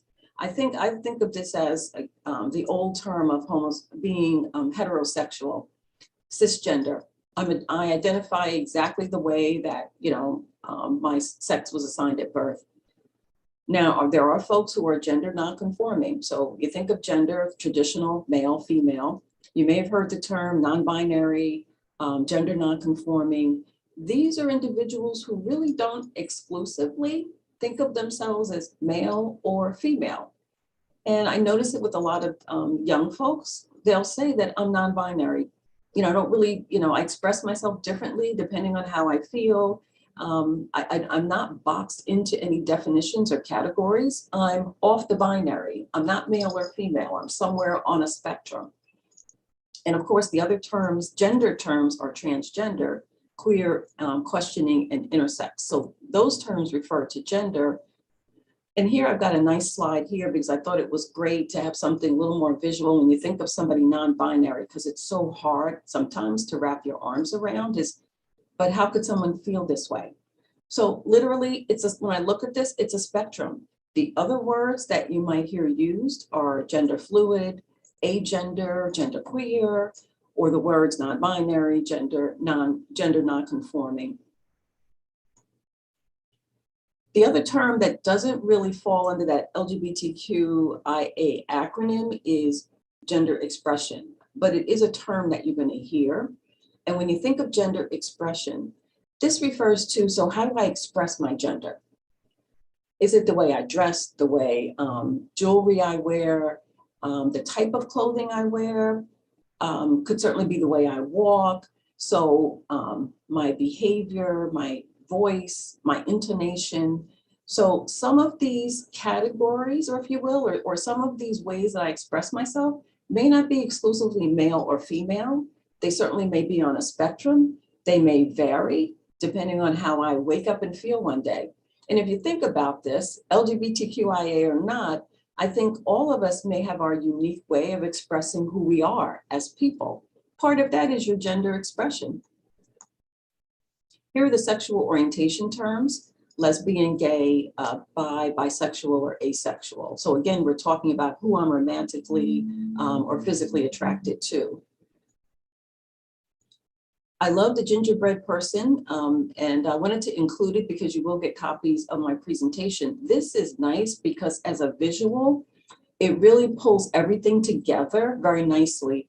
And some of you may have seen it before. So if you think about identity, if you look at the gingerbread man on the left and you see identity, well, identity is who I express myself as. So it really is cognitive. It's up here in the brain where, how do I express who I am as a person?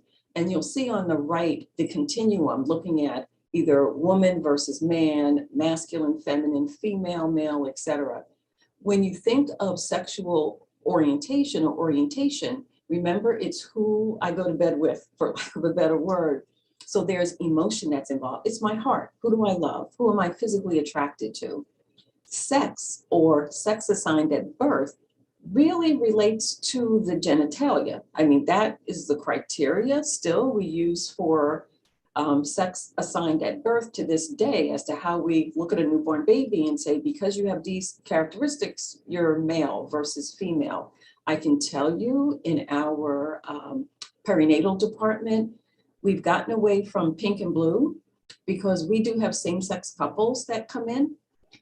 So sometimes I think we've even gone to just maybe like white or yellow or gender neutral colors.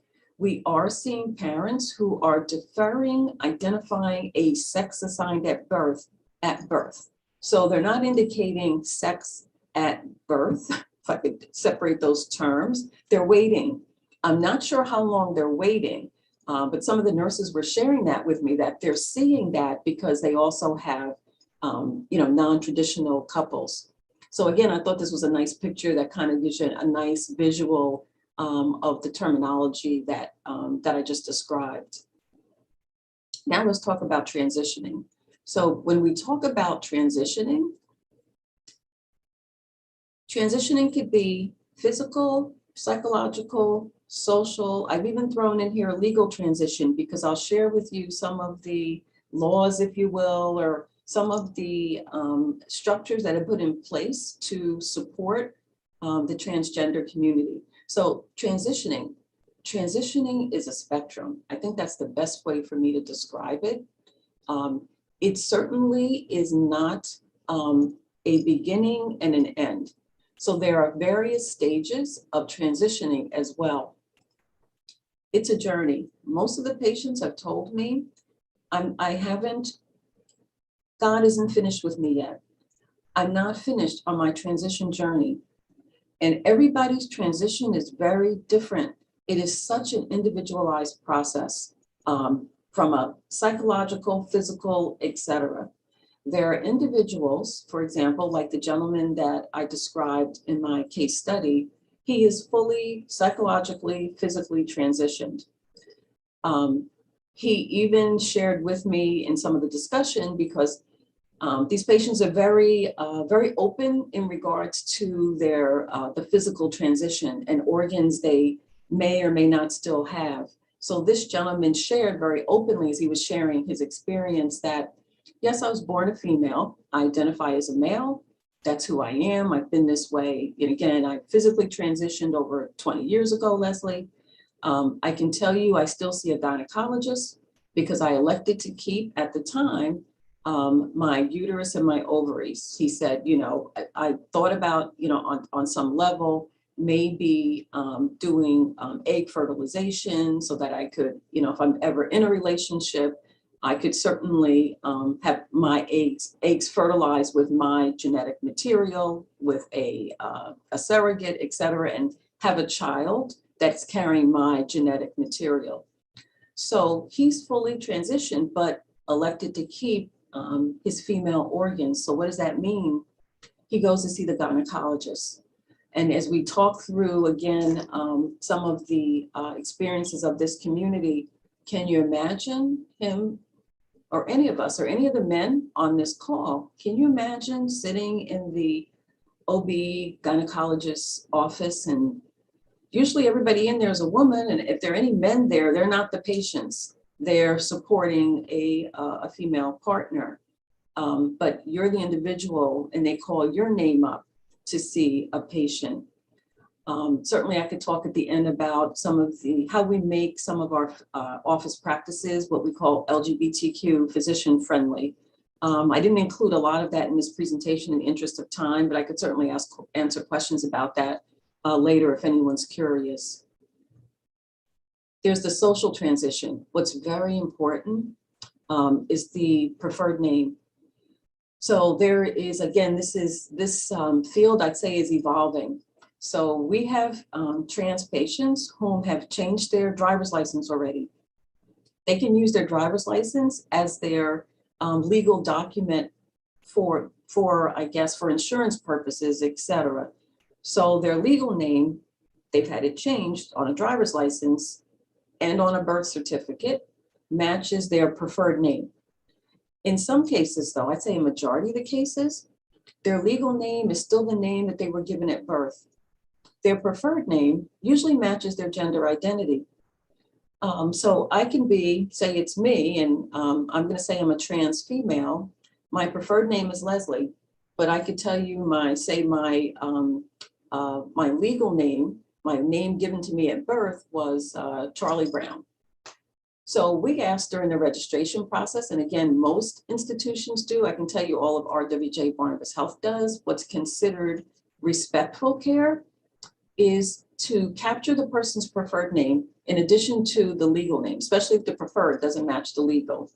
As an aside, when we started doing this in 2018, you know what we were surprised at is individuals who are not a part of this community were thrilled that we were asking their preferred name. So we almost got a chuckle out of the fact that when you do something like this, sometimes employees' perceptions were, so we're doing this to cater to a certain patient population.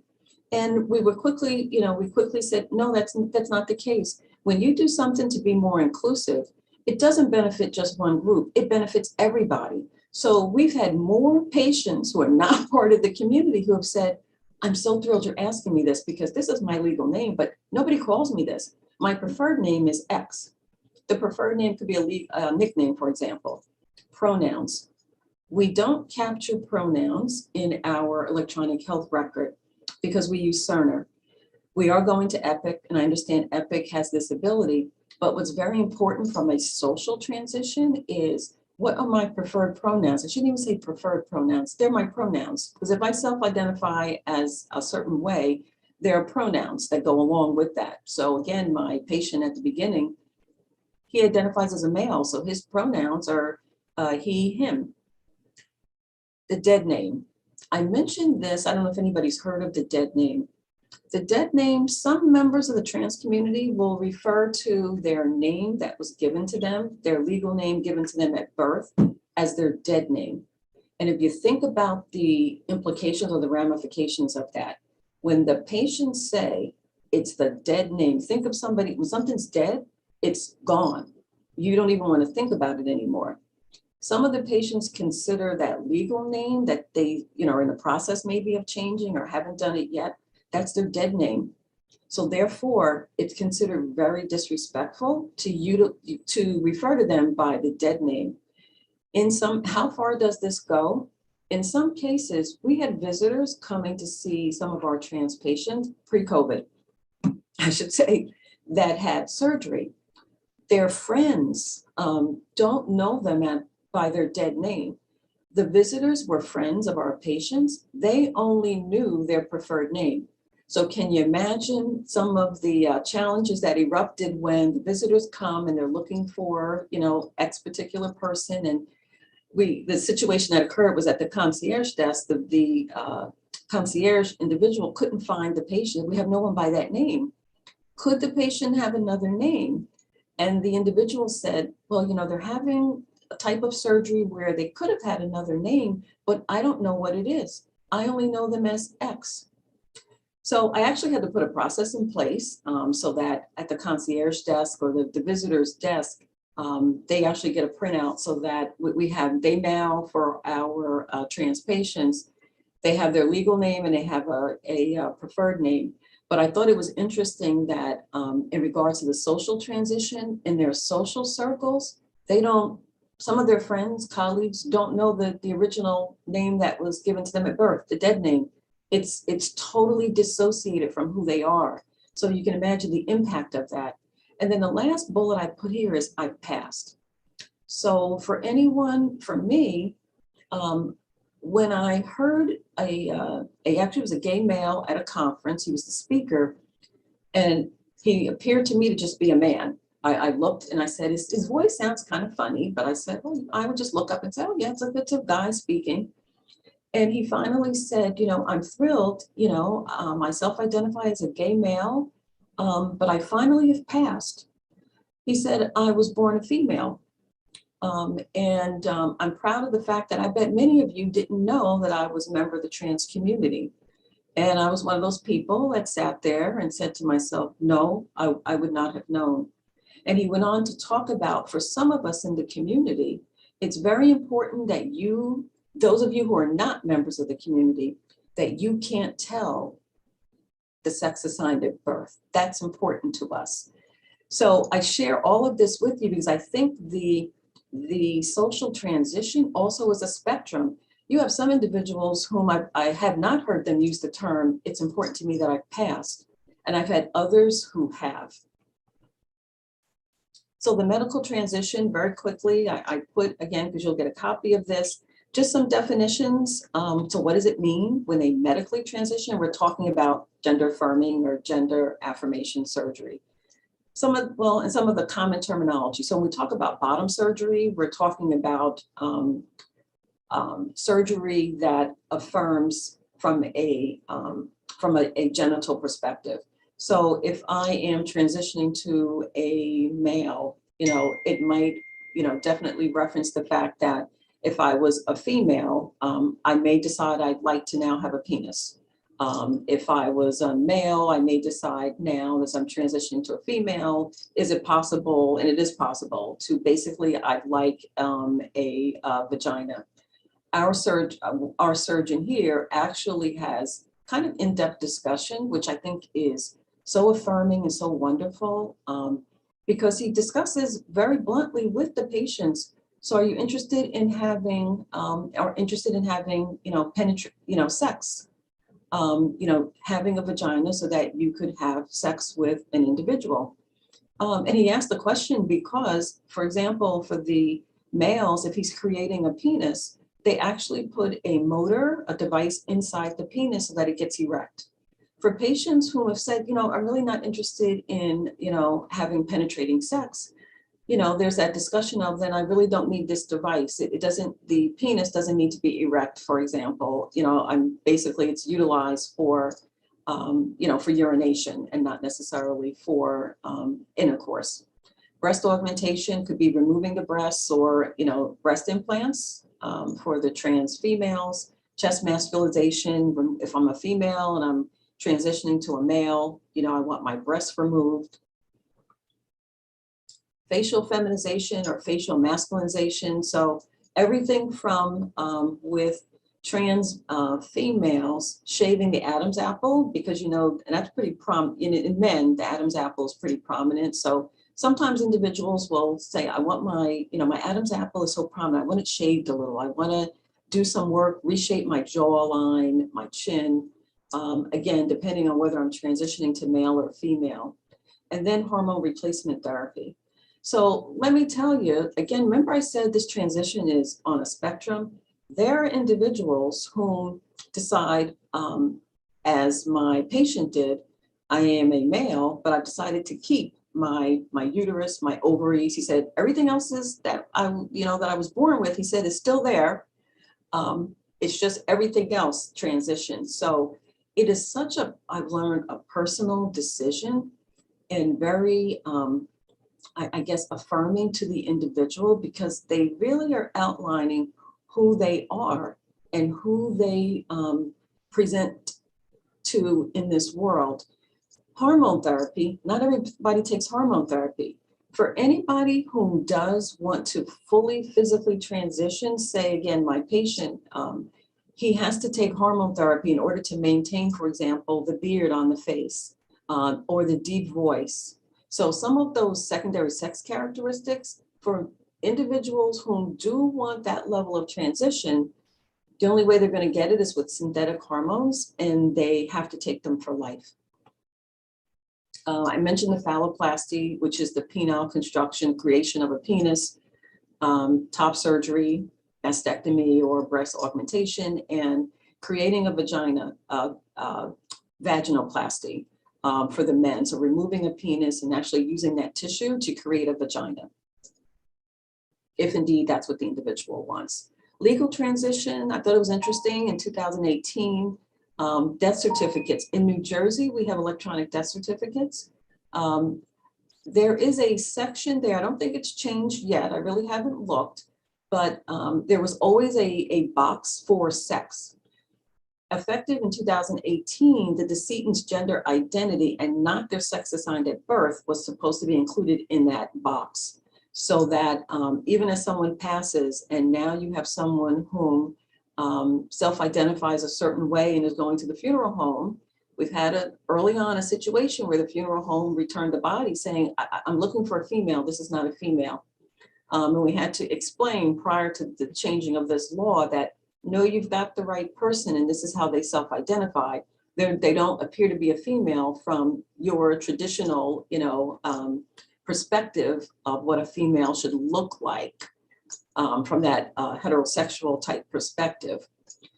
And then effective February 1st, 2019, the Babb-Saperstein law went into effect where individuals can go back and request a change in their birth certificate so that the sex on the birth certificate basically conforms to their gender identity and not sex assigned at birth. So doesn't mean everybody does this, but this law is on the books here in New Jersey.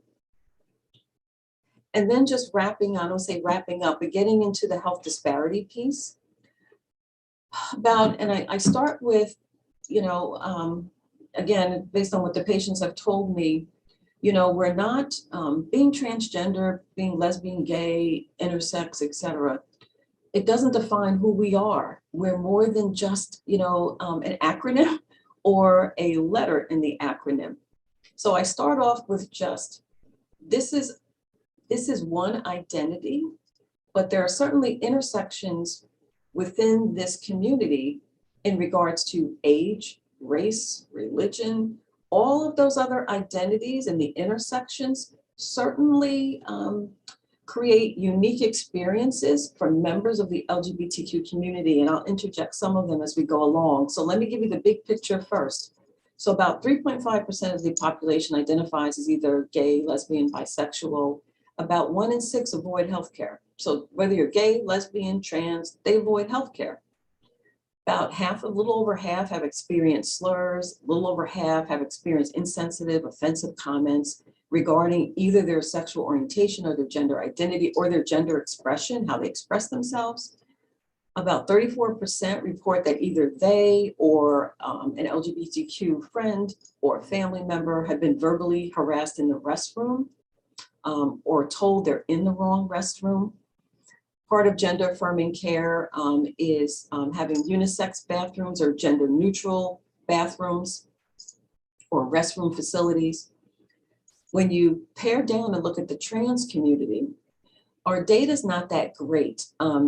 This study is always cited in a lot of literature. This is the 2015 transgender survey. So at that point, about less than 1% or about 1.4 million adults identified as trans, 78%, so close, almost 100 were harassed in school. Still a little over 50%, they experienced rejection by their families. Rejection to the point where when they come in for gender affirming surgery, the psychosocial aspects or pieces of the surgery are loneliness. Many of them have nobody, again, pre-COVID, no one comes to visit them. And in some of the patients I've gotten to know, it's because they said they've been disowned by family members. So as they are emotionally, psychologically transitioning, as they kind of adjust to the physical transition, sometimes there's no support system. It's very sad when I hear some of their stories. Some trans women have to resort to sex work in order to survive.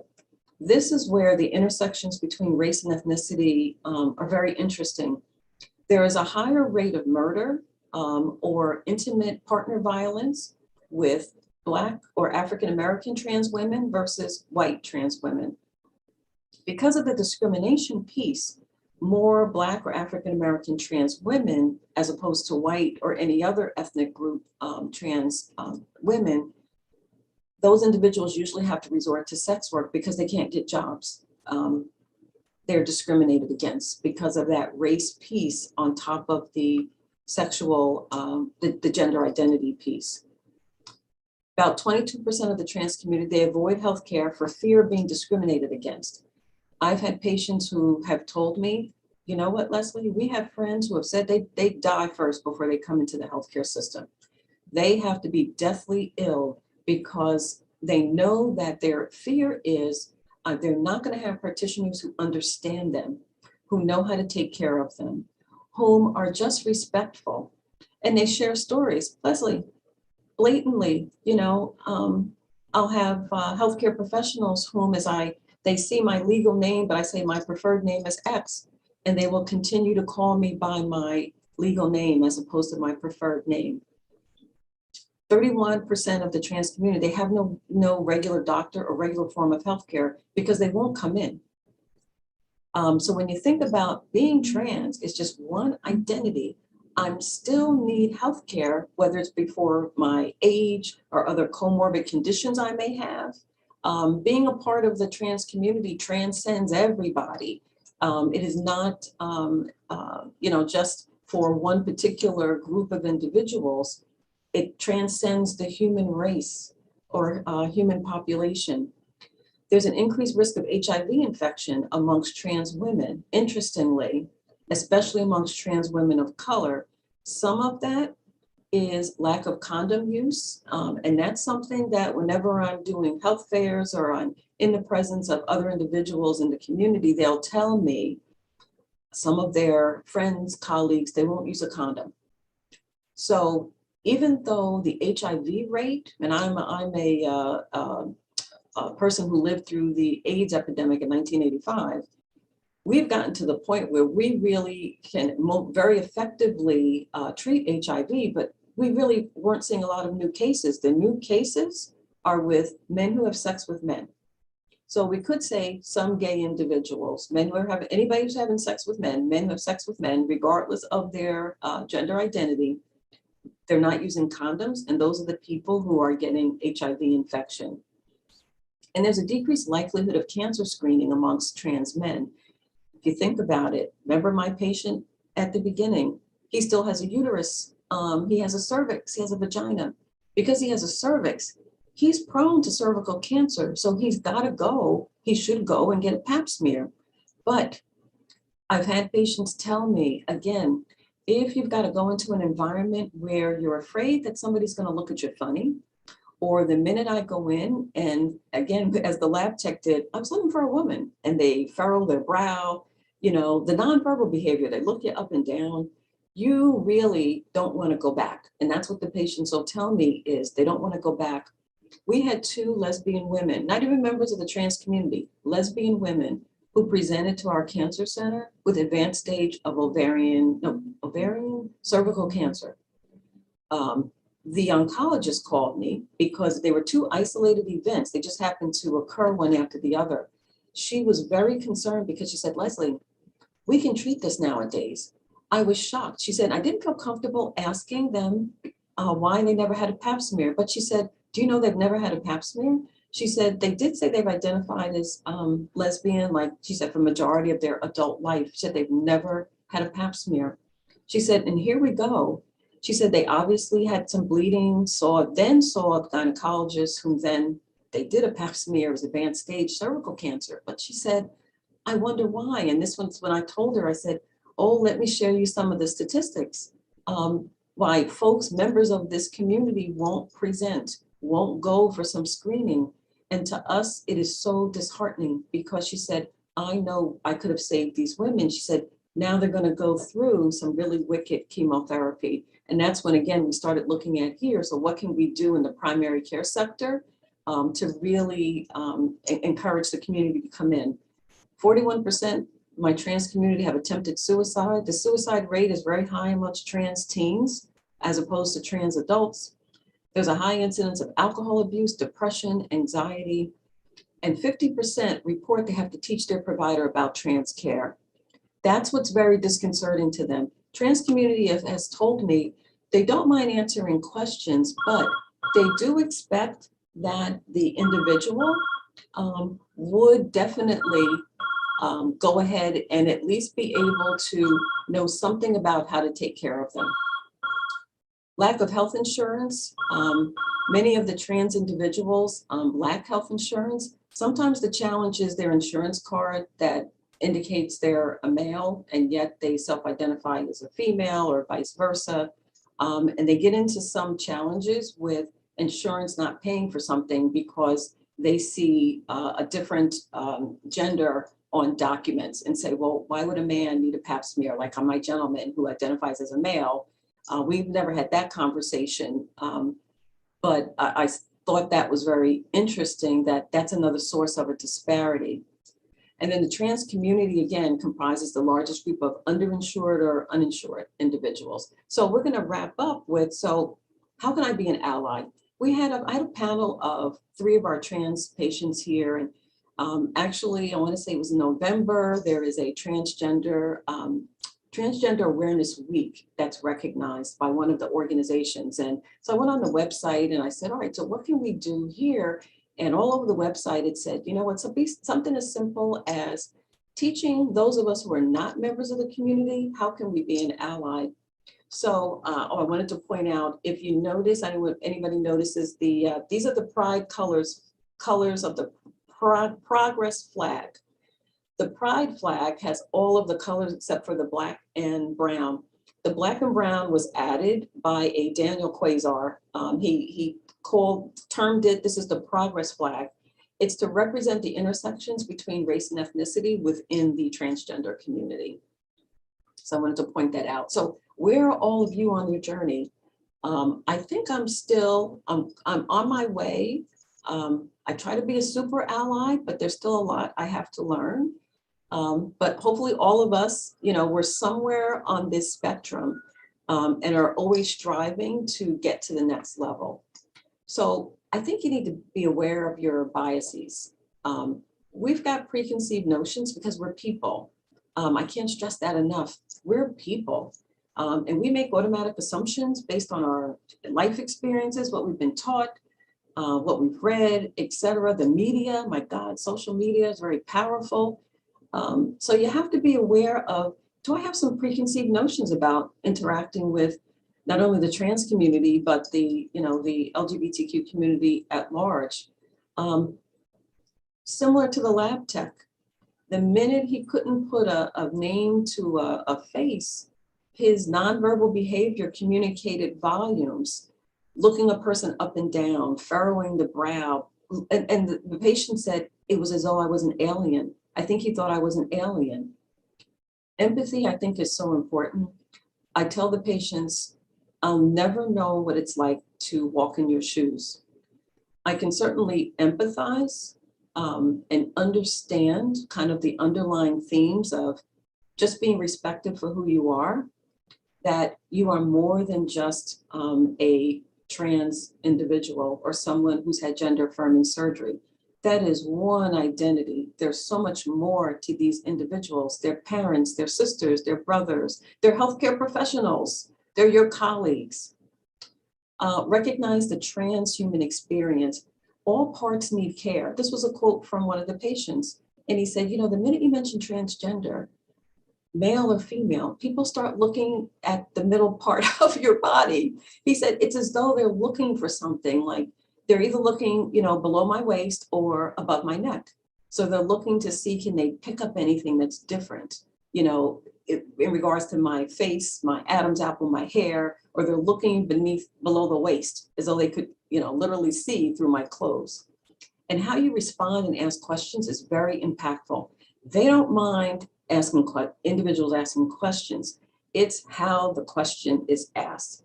Are you asking because, I'm curious? And we've had some of our healthcare professionals have literally said that, while you're here, can you tell me I'm curious. And immediately, again, can you imagine being on the receiving end? It's as though you're an anomaly. It's as though you're an alien or somebody different. So it's how you ask the question, come from a place of respect and sensitivity, cultural humility, wanting to learn. We're not going to go through all of this, but I included this in the presentation so that you have it. Alternatives to addressing patients. I can tell you it's been a paradigm shift for me. Again, I think being a boomer and being very used to saying ma'am, Mr., Miss, assuming someone at the bedside, especially in the perinatal area, is the wife, the husband, a mother. I became very gender neutral at this point, very neutral type communication. So these are just some examples here. How might I assist you?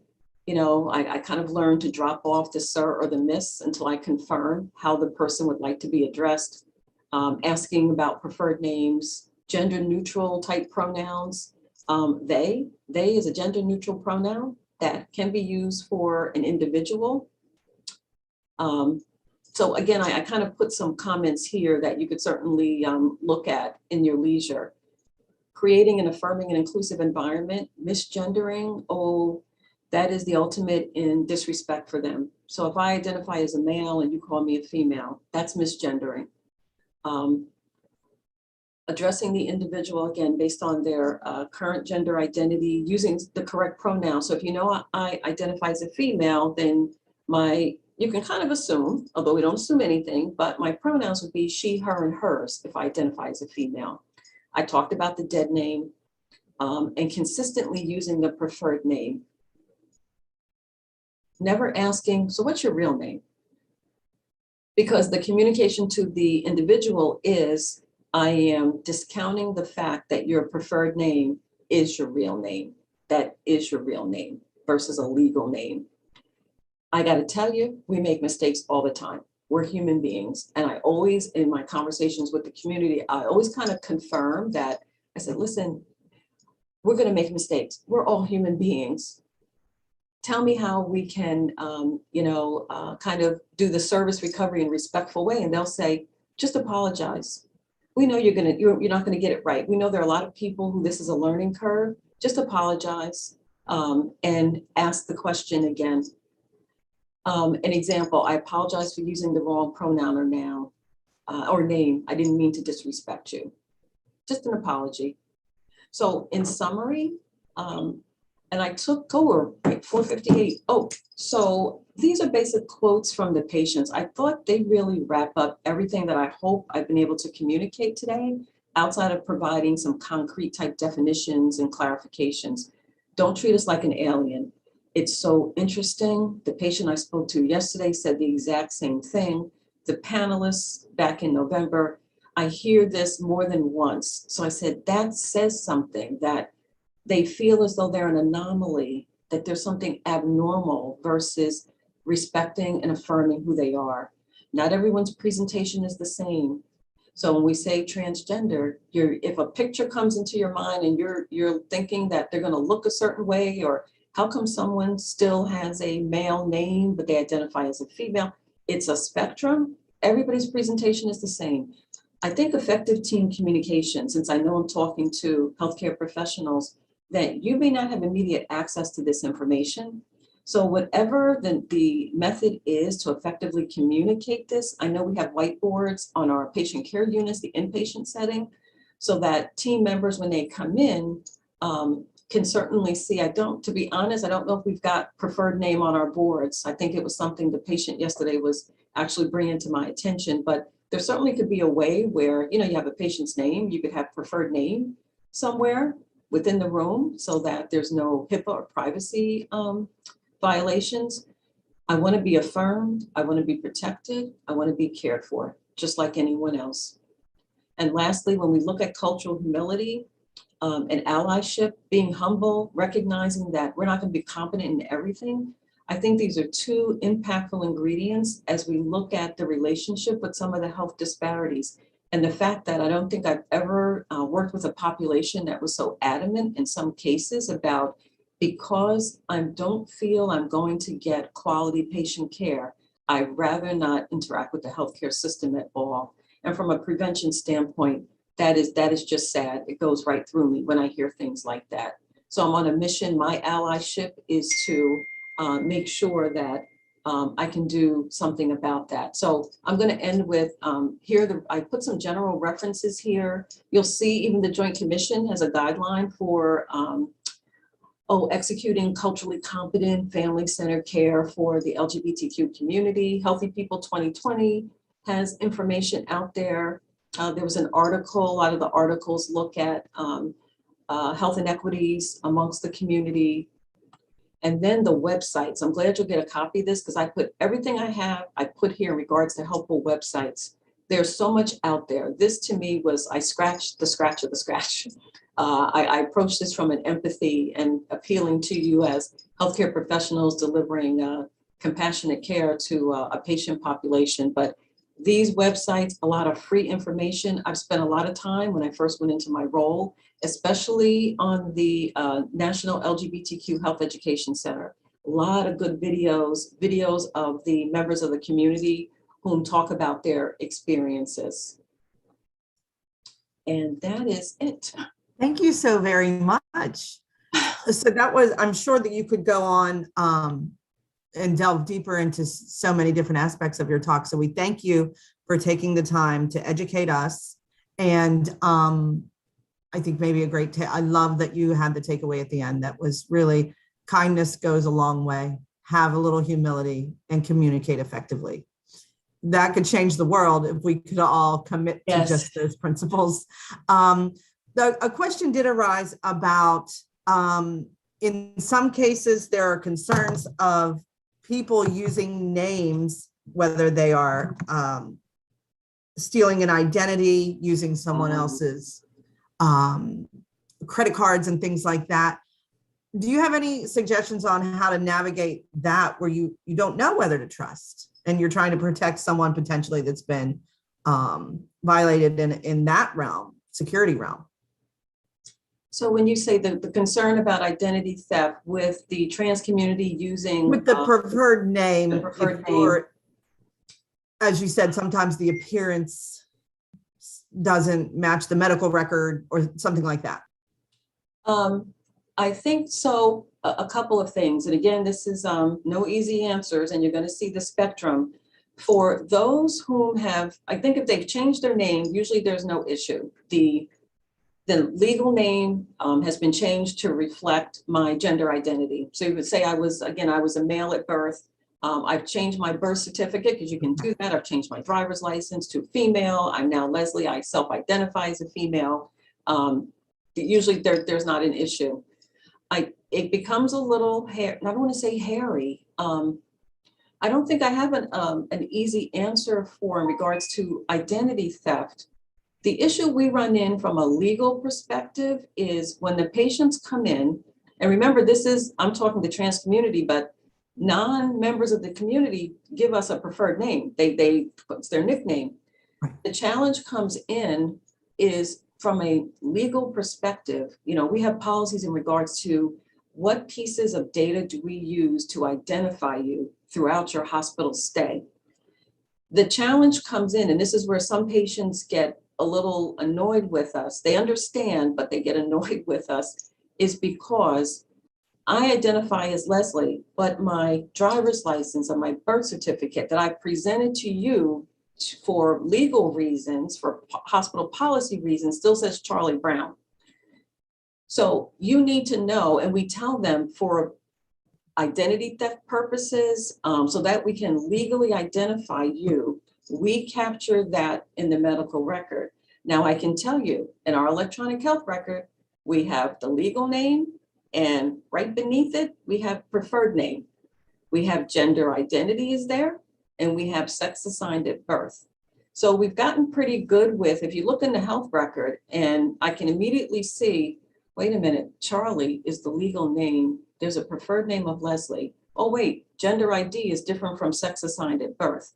So most of us are attuned to, I know I'm probably dealing with someone who's part of the trans community, and from a respect and sensitivity perspective, this is what I would expect. I wouldn't be surprised that the legal name doesn't match the preferred name because of the, because of this is a person who's part of the trans community. So I guess we do monitor for the identity theft because we follow policy. You need to show certain documents to identify you legally in the medical record. We just also capture your preferred name so that we can be respectful. Okay, and then, okay, that's great. That's a great answer. And then obviously the medical care team, does that necessarily follow with their record? It's just difficult because Right. some of that medical care team would have those key questions, especially in the case of an emergency, when the patient can't speak. Yes, so even though the information is captured at registration, when we started capturing the information in 2018, I immediately worked with our IT folks. So the information and registration immediately communicates to the electronic health record. So Does their any, insurance coverage factor into that record? yes, so we can see insurance as well. Okay. And that those policies tend to follow the patient in a way that changes within their system as well, or does it sometimes lag behind? Oh, it sometimes lags. And in fact, the patient I spoke to yesterday, I just haven't confirmed this. He's already, she's already telling me that the coding system called ICD coding system for diagnose. She said ICD code number 11 is changing as we speak. And she said there's actually going to be, although again, I want to caution, I have not confirmed this. I really wanted to find out for myself. She said there's going to be a designation of an administrative sex. And I said, what is administrative sex?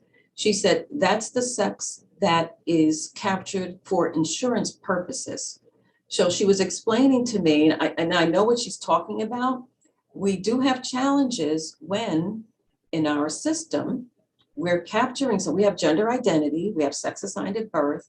The insurance companies will look, and sometimes if they're just looking at sex, they will assume that, well, why is this person whose sex is male getting a pap smear? Because this is a trans patient who has already transitioned. And then the patients will tell me, well, then it gets sticky because they'll deny me. They'll deny the coverage. Yes. So that's when the patient was telling me yesterday that she said, the codes are changing as we speak. I said, keep me in the loop. I haven't heard that yet, but it certainly would help resolve some challenges that we do have. That insurance piece is, it's a challenge. It's a challenge as we have to weigh that. We've got our legal, name and capturing that. And then we're trying to be respectful to the patients as well. Well, yes. So then I guess, maybe you could do the audience that service of when you do communicate with your patients and your organizations in these meetings that ask the same. It is a challenge for the healthcare community as well, where they are faced with some conflicting information, and sometimes it can be very confusing for them as well. But this was a highly informative and fascinating dive into some things that we probably don't often get to think about when dealing with medical issues. So thank you so much. And then I think I have to turn it to Heather. Is that correct, Heather? Or Linda? Somebody. Thank you. It's me. Okay. Thank you so much, Leslie. We truly appreciate Thank you. your insight and your expertise. Thank you. All right. Have a good afternoon. Yeah. I want to thank everyone again for joining us today.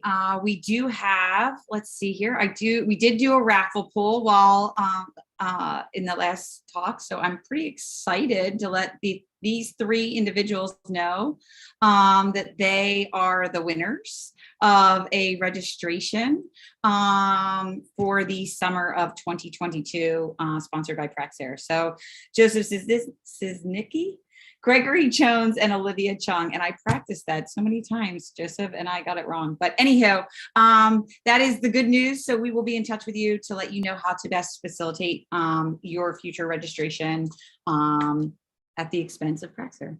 So again, many thanks to Maria, to Linda, to Tanja for their expertise, and again, for helping us facilitate this program and make this available to all of you. We could not do this without- Does Linda want to send us off? Oh, maybe. I see her there. I didn't know if she was unmuted. Sorry, Heather. No problem. Not sure if she does or she doesn't. I'm sure you had some words to finish anyway. Okay. Well, I will go ahead and finish this up. So look for, you probably already have received at this point your evaluation.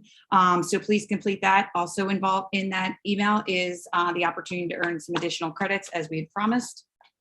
If you have any questions on that, please reach out to the solutionsx2@comcast.net email, and look for your certificates next week. Again, there's a lot of you in the audience today, so we do need to take that extra time to validate your attendance, and we will do that. And then you will receive your certificates via email that you registered with.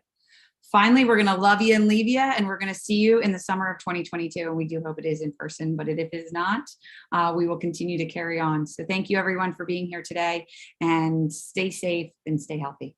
Thanks so much.